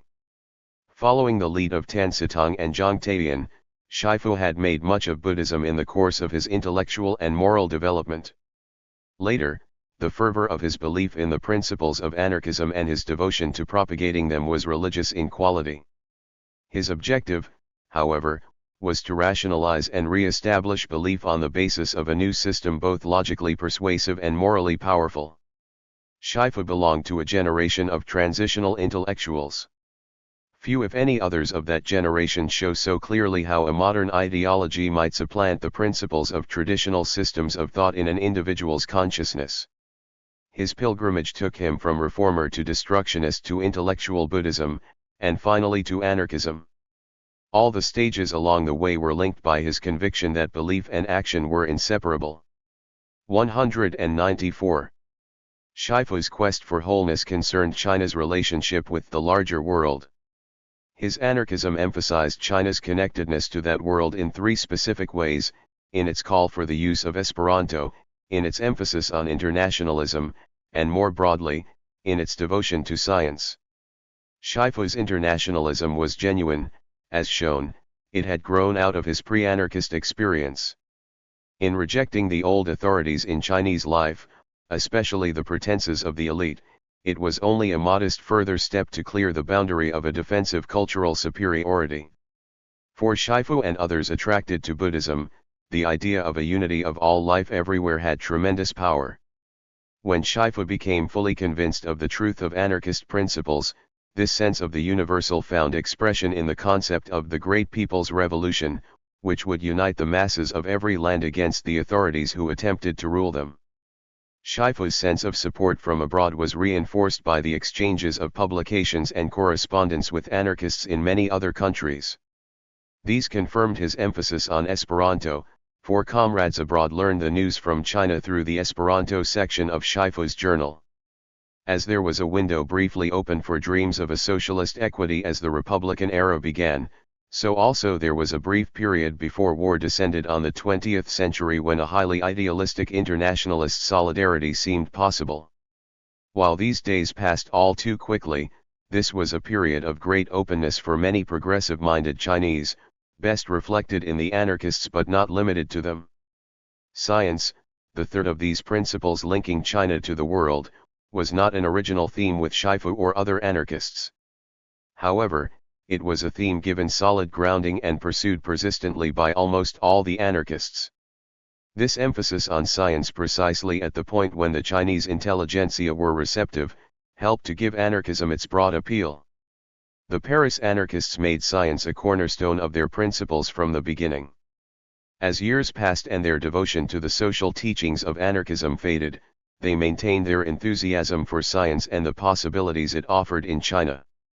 To Shifu, science had a different role and meaning, for he saw in Kropotkin's teachings an absolute link between science and the moral principles on which a society should operate. Shifu presented science as part of an integrated set of principles, a key point of which was to ensure that the people would retain control of scientific knowledge and its uses. Thus, of the dynamic duo Mr. Science and Mr. Democracy, the former had become established relatively earlier in elite consciousness and would retain continuous appeal. Anarchist principles were one of the significant forces behind the growth of respect for science and the devotion to studying it in China during these years. As years passed, some anarchists, notably Wu Zhihui, would modify their anarchism but remain advocates of science and technology. For Shifu, however, this adjustment was a tragic step away from wholeness. Conclusion 195. Shifu and the development of Chinese socialism. The theme of wholeness carried over into Shifu's effort to establish accurate concepts of socialism in modern China. Shifu was by no means the first Chinese intellectual to be drawn to Kropotkin's principle of mutual aid, which linked moral life to science. His major debt to the Paris group was that they introduced this system to him. To this system Shifu added a living dimension, binding those principles with his own behavior. Wu Enlai returned to China and temporized with the problems from which they had been so long separated. Shifu had become convinced that anarchism could be successfully implanted amid those problems. Shifu's youthfulness in itself accounted for much of his optimism. He was confident too because of the nature of his involvement in the anti-dynastic revolution, especially because of his assassination activity. His experience as a revolutionary had been total involvement. He had always moved directly from conception to action. Thus, when conventional leaders thought the revolution was finished, he believed it was only beginning. The principles of anarchism enabled Shifu to dispose of the Faiyong issue once and for all. Most anarchists, certainly the Paris group and Shifu himself, held little if any attachment to the notion that any system of ideas required a Chinese base. Their outlook was already cosmopolitan. However, it is significant that anarchist principles, with their emphasis on the intimate link between the natural and the moral realms, overcame the entrenched view that had categorized technique as Western and moral principle as Chinese registered on top of everything else that made anarchism appealing. It rejected the Spencerian notion of survival of the fittest, a view most discouraging to a technologically backward China. Instead, anarchism offered the hope of progress through mutual effort. Anarchism's solution was marvelous for true believers like Shifu and fully satisfying for the student generations of the 1910s. Concerned Chinese intellectuals could now move beyond the Taiyong issue to other concerns. In all these ways, anarchism appeared as the perfect form of modern socialism for China. Its high idealism provided the framework for Chinese intellectuals to conceive the revolution they wanted for their country. This was a conception that, although never fulfilled, also has never been removed from the hopes of succeeding generations of thoughtful Chinese.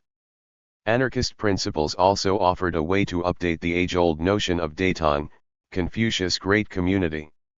As Datong had provided the outlines of the ideal community, anarchism appeared to offer workable principles by which to achieve that community in the modern setting.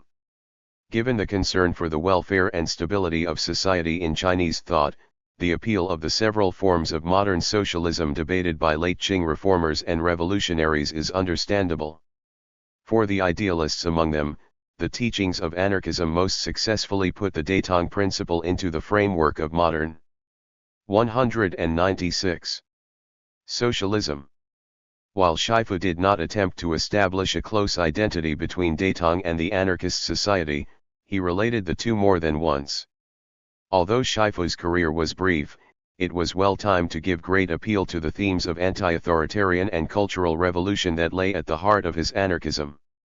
To the late Qing generation of concerned Chinese intellectuals, it was clear beyond question that outmoded, arbitrary authority lay behind the weakness of the state and the social order. Anarchism blamed such authority for problems in any society and called for its replacement by the common effort of autonomous individuals who would take responsibility for their own lives. The flawed political transition to a republic revealed even deeper weaknesses in the cultural habits of the people, most of all in the elite who should have been prepared to lead. Shifu had hammered away at these weaknesses in his essays and, if he sometimes went to extremes, he had displayed a profound self-discipline that, if taken up by more of his peers, might indeed have effected the revolution he urged. In propagating anarchism, Shifu singled out Marx as the major source for state socialism, which he believed was doomed to failure. Sun Zhongshan and Zhang Kanghu espoused versions of socialism that rested on Marxist assumptions. Shifu insisted that all the problems of European socialism had originated with Marx. These problems had culminated in the showdown between Marx and Bakunin at the demise of the International in 1871–72. In Shifu's presentation of the broader socialist movement, the anarchists had their independent history, equally as important as the Marxists. For him, Marx was the source of wrong-headed socialism, and a negative force. Thus, Shifu's work also directly affected the image of Karl Marx among Chinese intellectuals. Contrary to a general perception still widely held, it was not the Bolshevik Revolution that introduced Marx to China. Chinese activists had access to a substantial amount of accurate information on Marx as early as 1906–7. Chinese publicists knew that Marxists in Europe, especially in Germany, were not in the streets but rather were sitting in legislatures, having decided that they might achieve some of their goals through political involvement. Anarchism, on the other hand, was presented as the social expression of a universal scientific principle. Besides this, however, anarchists in Russia and Europe had acted as revolutionaries in various attempts to remove those in power. While not all Chinese who were prepared to advocate or undertake assassination associated the tactic with anarchism, they knew that anarchists in Europe actively threatened governments who cared little for the people they ruled. The sum of these impressions was to make anarchism the choice of those in the revolutionary movement who favored extreme activism and radical social change. It is difficult to be certain about the immediate response to Shifu's presentation of anarchist principles. However, the reports noted in Voice of the People suggest that many educated urban youth found anarchist ideas most appealing. As years passed and the frustrations of political life in the Republic mounted, Shifu's courage in speaking out against the new authorities made him a respected and attractive figure. His personal example of uprightness presented a powerful contrast to most of those involved in the Republican government. His linking of Sun and state socialism had to make more and more sense to idealistic youths.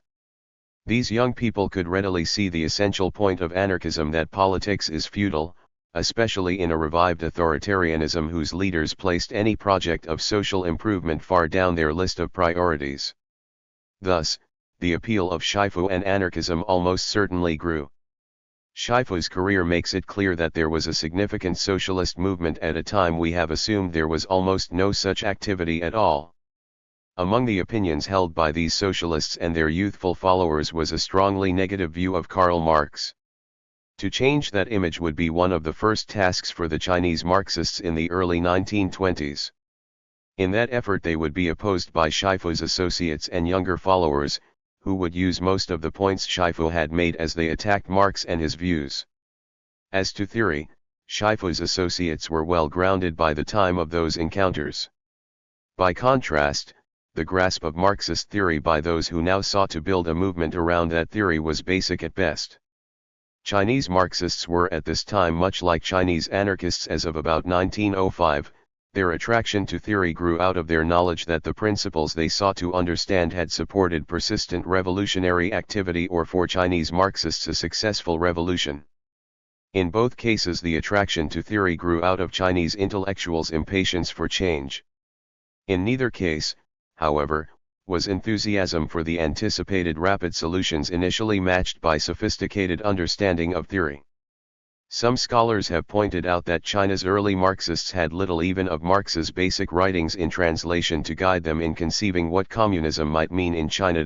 From an early point in their effort to build a movement, however, China's Marxists did have an impressive amount of information on events in Russia and the new Soviet government's efforts to formulate policy. If they did not have a refined understanding of theory, those who joined the Chinese Communist movement in the early 1920s did know something about efforts to apply theory in Russia. Furthermore, these concerns about organization and other practical aspects of revolution accorded with the approach that Chen Duxiu had begun to emphasize as he accepted the message of contemporary Russian history. In China, the turn to Marxism, augmented by the Leninist approach to revolution, suggests not so much the superiority of theory as the success of practicality. A Leninist hardness of attitude regarding human nature could enable a disciplined movement to seize history in China as in Russia. This newest feature of the Marxist tradition was from the beginning also the most relevant in China. The growth and application of Marxist theory in China was in itself a dialectical process. At first, as just noted, interest in Marxism focused on its 198.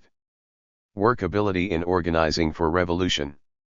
By the middle and late 1920s, Marxist theory stimulated debate about the nature of Chinese society and effort to assess the potential for revolution arising out of the composition of classes in contemporary Chinese society.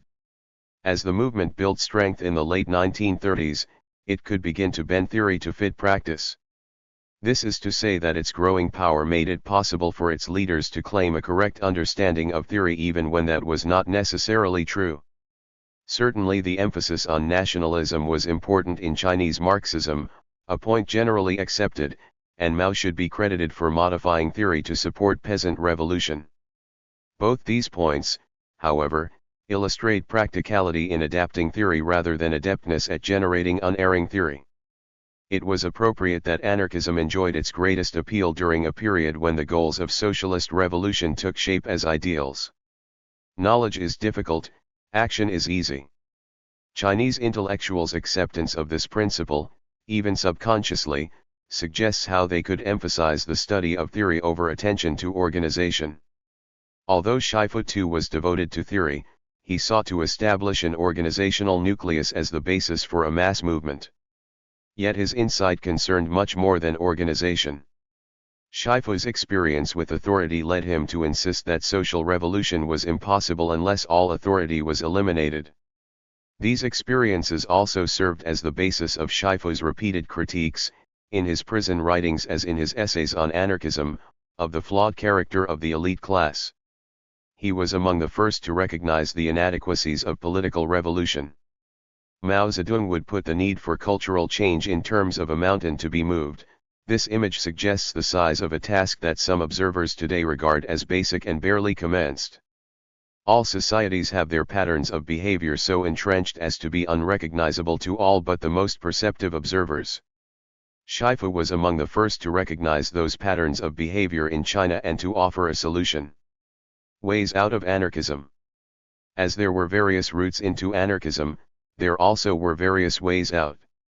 It is worthwhile to chart the ways out taken by those who joined this movement that could not succeed but also would never quite go away. Shifu's early death spared him from the kinds of choices that such senior anarchists as Wu Zhihui faced in the late 1920s. It enabled him to serve as a model for idealistic youths for at least a decade after his lifetime. While I have suggested how Shifu might have behaved had he lived longer, obviously this remains speculation.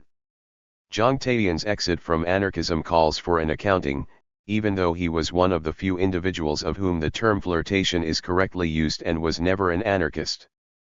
Zhang tried out other enthusiasms both before and after the year or so when he considered anarchism.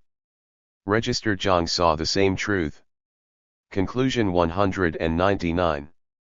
That his nemesis Wu Zhihui saw, that human nature would have to evolve for another millennium before it might be good enough to allow the principles of anarchism to function. Yet while Wu accepted anarchism, Zhang's intellectual integrity caused him to set it aside, because he concluded that it simply could not work in the living society of the present. And Zhang looked elsewhere in his quest for a viable system of belief. As they showed the way into anarchism, the senior generation also established the standard way out. This was to join another movement that appeared willing to tolerate the anarchists and their principles. As he left so early, it is easy to forget that Liu Shipi's exit was of this kind.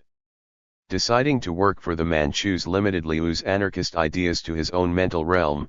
Those ideas appear to have become part of the rationalization for his behavior. Rationalization often involves self-deception. This surely was the case when Wu Zhihui and his associates in the Paris group cast their lot with the Kuomintang in 1927.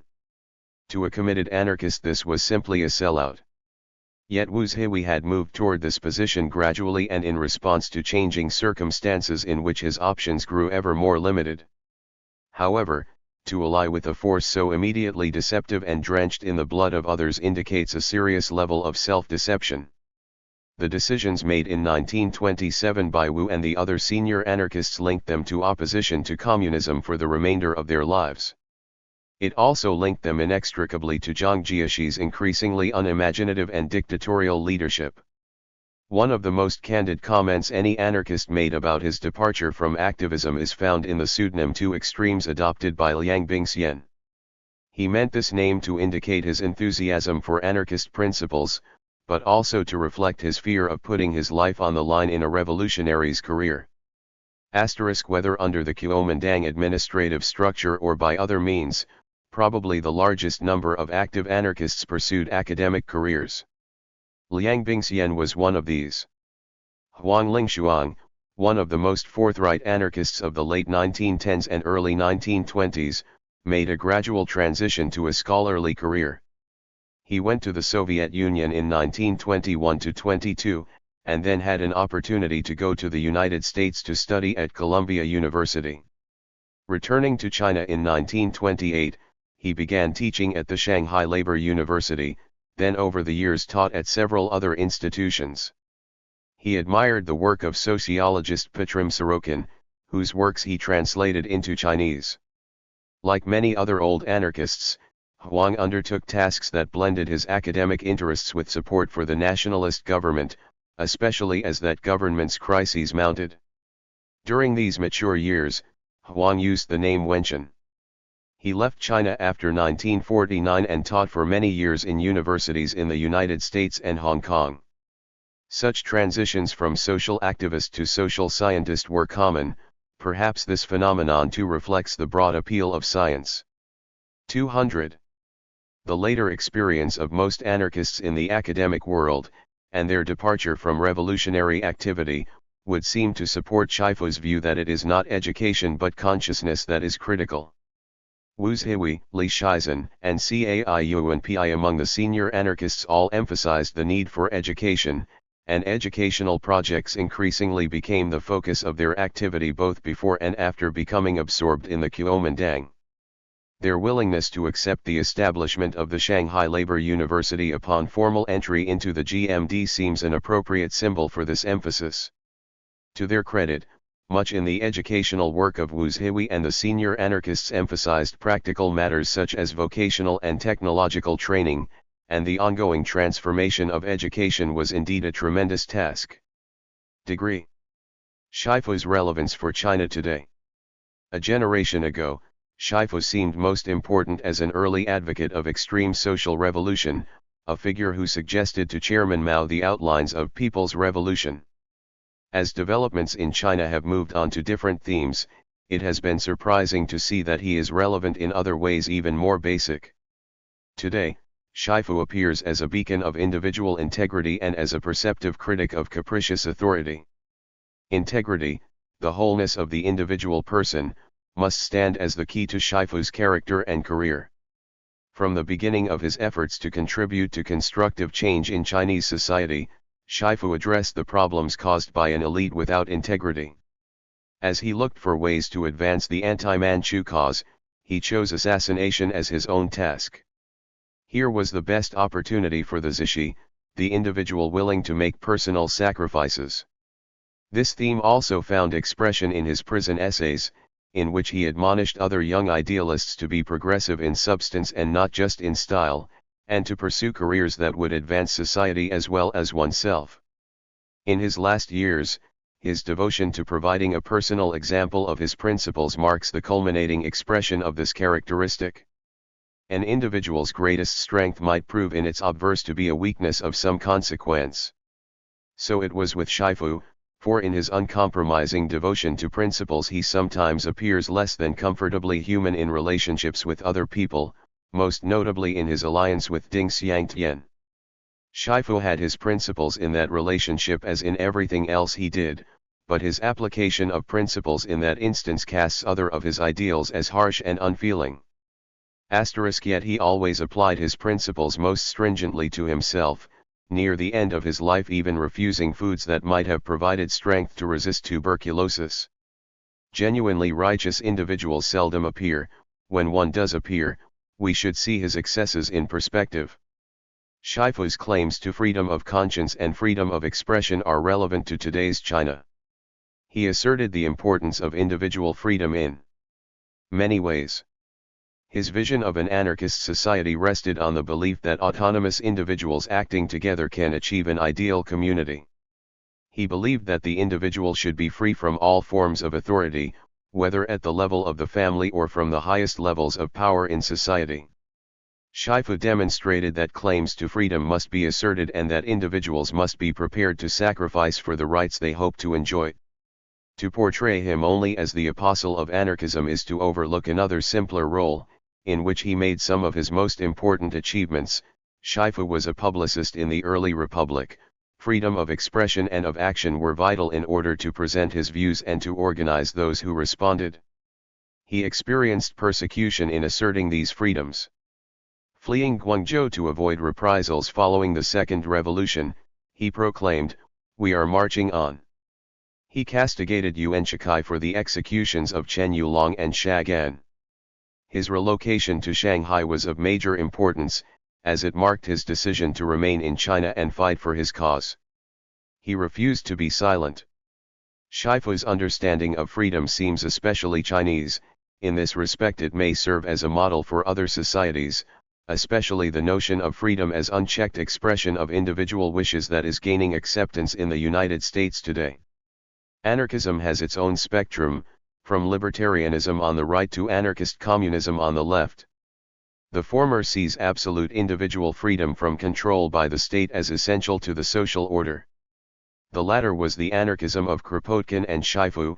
This is anarchism with an ineradicable social consciousness, which places individual freedom in the context of responsibility to others in society, although not to the state. Beginning with Proudhon, European anarchists had distrusted and rejected liberal politics, which they saw as the source of basic failure in the French Revolution and as an easy mark for control by the wealthy. This aspect of the European background did not serve Chinese anarchists well, because it allowed them to overlook issues concerned with processes by which freedom could be protected. But without question, Shifu had a strong sense of freedom in society. "If others are not free, I am not free," he said, echoing Bakunin as he commenced his anarchist mission. Shifu believed that individual freedom could release energy and creativity to build good community. As shown, his sense of community is best described by the term organic. This sense is communicated well through his belief that the people's revolution would occur when society was sufficiently permeated by a consciousness of the principles of anarchist communism. While Shifu would not have denied that the individual was responsible for his or her own morality, he was certain that the moral level of society would improve, and could be maintained at a higher level, after the anarchist social revolution. In sum, a society of free individuals liberated from those fetters of authority that had bound them in all earlier periods of Chinese history, could develop as an organism and achieve ever more of human potentiality. Shifu also believed that change in society may be accomplished through a leavening process rather than 202. Under command, This was his chief complaint about Marxist statism. This resonates with the Confucian understanding as to how social change comes about. It also became an underlying issue in the struggles between anarchists and communists during the 1920s, and in the internal development of the CCP in the same period. It seems fitting to close by repeating a statement made at the beginning: anarchists believe that their principles reside in the soul of every human. Shifu sought to build a movement on this idea. If he were to revisit China today, I feel sure he would resume his unstinting efforts to spread the truth of anarchism. He would be encouraged by the efforts many people are making to circumvent a government that, despite many achievements, too often displays the flaws of a perverted state socialism. He could readily see that those in authority remain apprehensive about the teachings of anarchism, as they still seek to supervise the masses in countless ways. He would urge all to think of the common good and to behave more often in ways that would advance it, still seek to build that consciousness that would erupt one day in the great people's revolution. Surely Shifu has been watching developments in China and elsewhere from the socialists' heaven, and we may suppose that he is planning with other socialists how, when the next great tide of socialism rises in the world decades from now, perhaps, or a century, they all will find a way to end their earlier differences and pool their ideals and their practice for the great revolution. Perhaps together they could succeed. At least they might reduce by a few centuries the time it will take to actualize those great principles that live in the soul of every human.